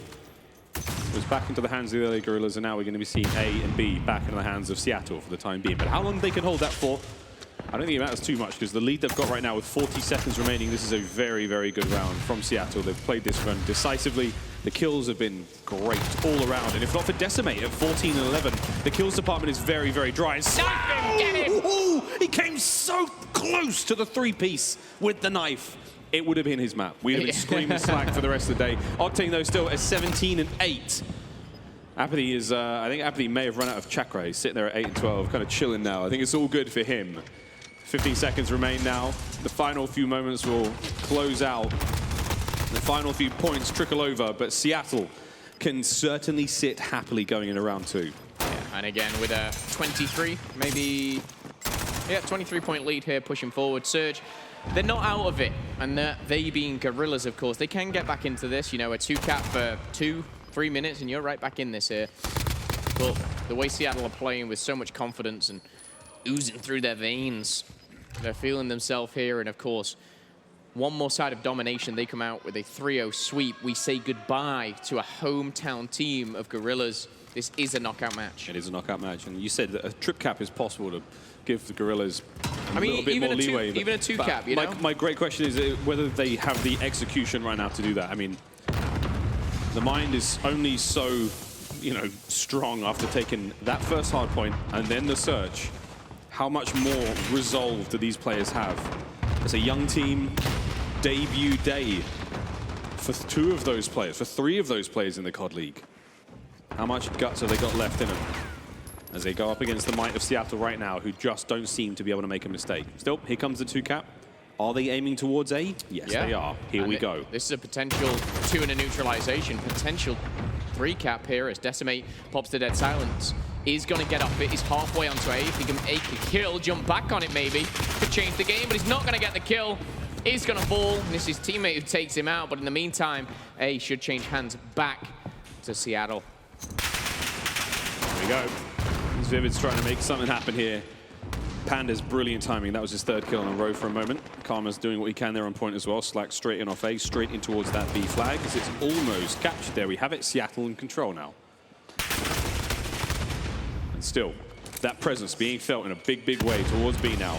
Seattle trying to push that line forward, maybe going for the trip cap.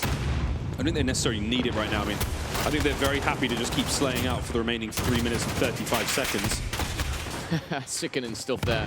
Octane finds his 22nd kill of the game, but we do still have around a 17-point lead now for Surge. It has been chopped a little bit, but B being the factor, Panda's back on it. I believe it's neutral right now, but they're looking to secure that point. Slacks is going to jump on it. Can he get it? Pre-fire coming in. Spark's going to go up top. I think that's a nade going down, but the kill feed elsewhere is going to be Karma, Octane, and Slacked finding those all-important kills. And captures, of course, but with 3 minutes left.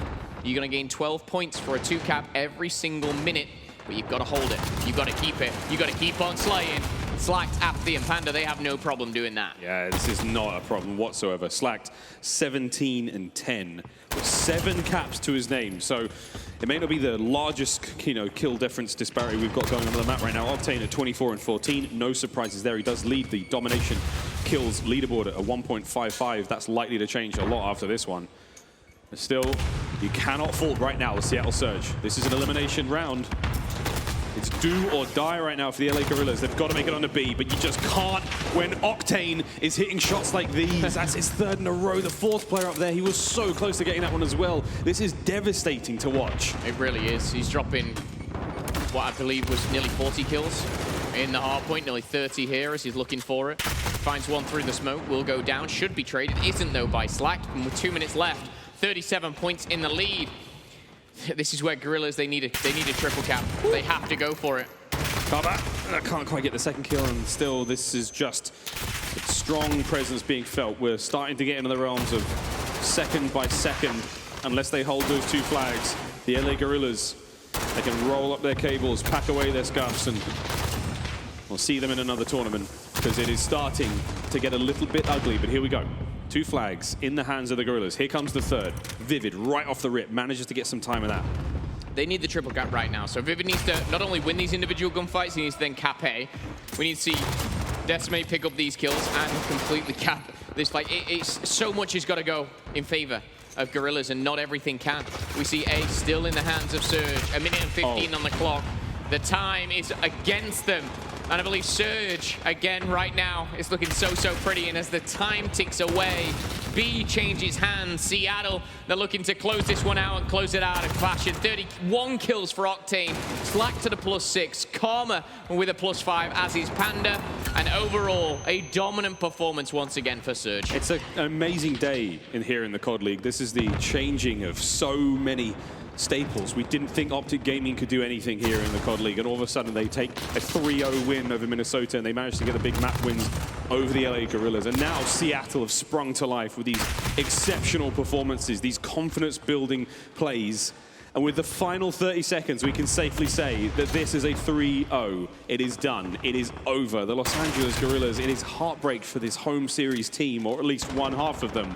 But wow, you have to hand it to the Seattle Surge to shed the skin of what they look like in previous COD League showings to now this squad here. How far can they go, Phil? That is the real question. But he can safely say that it's a big win for Seattle. It certainly is, and they will be making it till tomorrow. However, Guerrillas will be going home, back to the hotel room. Sad faces, not for Surge though. A convincing victory, one of the most convincing victories I've seen in a long time. A hard point, which I believe potentially was the biggest beating in CDL history. A search and destroy, which ended in probably 6 minutes. It almost felt like Apathy ran it home. And then a domination, which just seemed one-sided from the get-go. Special stuff all around from Seattle. And Panda, welcome to the CDL. Oh, damn! I mean, that sums it up. I swear that was him. I saw his face do it. I'm going to have to watch that one's back. Well, here's the stats from that final map of domination. And it wasn't anything too crazy, but it was very convincing in the end. 33 and 20 for that Octane there. 28-24. Powerful stuff. Let's have a quick look at the US Army Sunday schedule, because after this day, friends, it is our final day here in Los Angeles. We have a fun one to kick the day off. The Dallas Empire going up against the Florida Mutineers.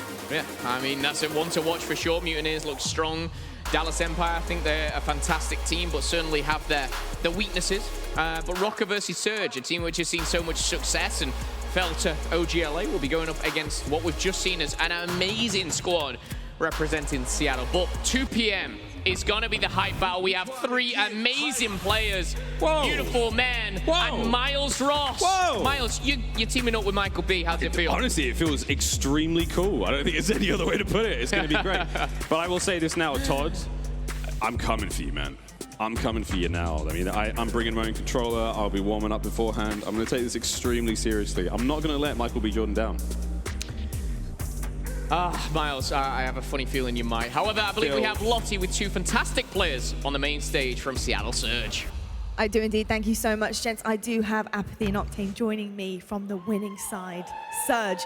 Insane stuff that we've seen from you today, guys. I feel like you've really opened up the door to what you guys are capable of doing here on the stage. And to me, it just looked like a different team out there. Talk to me about how you guys were feeling going into it.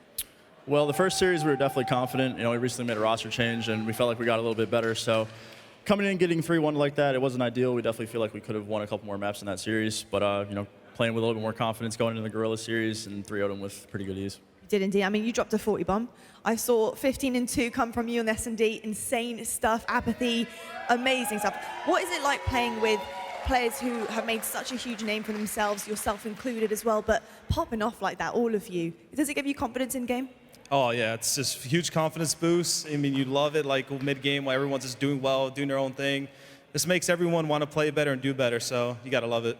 Absolutely. And how has the changes been with the team? We've seen a couple of changes come through so far this weekend, roster changes mainly. Talk to me about how the team is gelling together. It's coming together nicely. You know, Casey's my IRL friend, so we grew up together. You know, it's a lot of natural chemistry. But all jokes aside, the S&D has definitely improved a little bit, and I feel like we're starting to get there. It's still in the early stages. He's only been on the team for about 2 weeks. We have a long way to go, but slowly but surely. Amazing stuff. And where do you see you guys sitting this tournament right now? Do you think you could take this home series in LA? Do you think you could win it? We could try. We could try. We could win it. Yeah, we could do it. I think we could do it. Yeah, we could win. We could. A crowd like that. A crowd like that. I think you guys could do it if you play this way and continue that forward. Yeah, we got to play exactly how we just played today. I felt like we talked a lot about things, and you know, just had a team talk. And like, if we could play how we played today, I think we're good. I'll draw 15 every S&D too. Yeah, that would work. I'd like to see that. Well, plenty more team talks, please, fellas, because something's happening. Magic's happening on the stage tonight. So thank you so much, and congratulations, and good luck tomorrow. Well, ladies and gents, that's all we've got time for here. It's been an amazing day at the Call of Duty League. It's been an amazing day for the challengers as well. And we'll see plenty more action from challengers tomorrow, presented by PlayStation. But tomorrow, of course, it's a CDL game day presented by Game Fuel. You don't want to miss it. What else are you going to do on your Sunday? You need to be here with us at the CDL. So it's good night from me, and I'll see you guys tomorrow.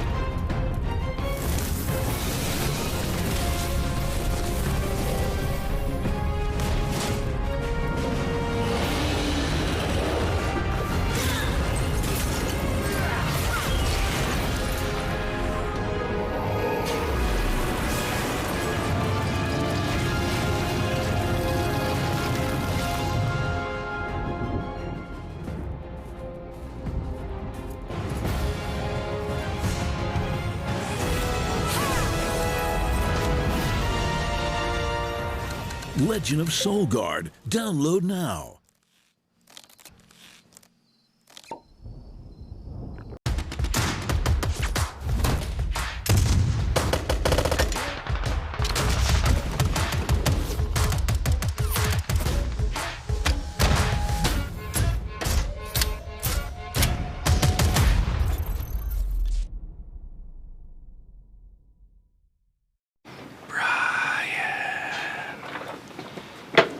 Brian, you know what I'm doing right now? I know you know what I'm doing right now. You can hear it. Download free now.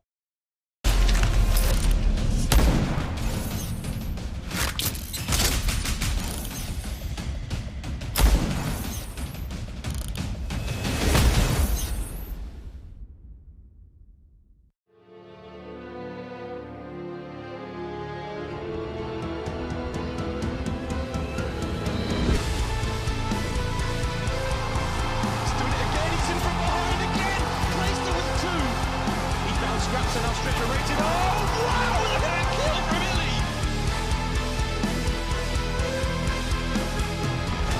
It was flawless from the Dallas Empire.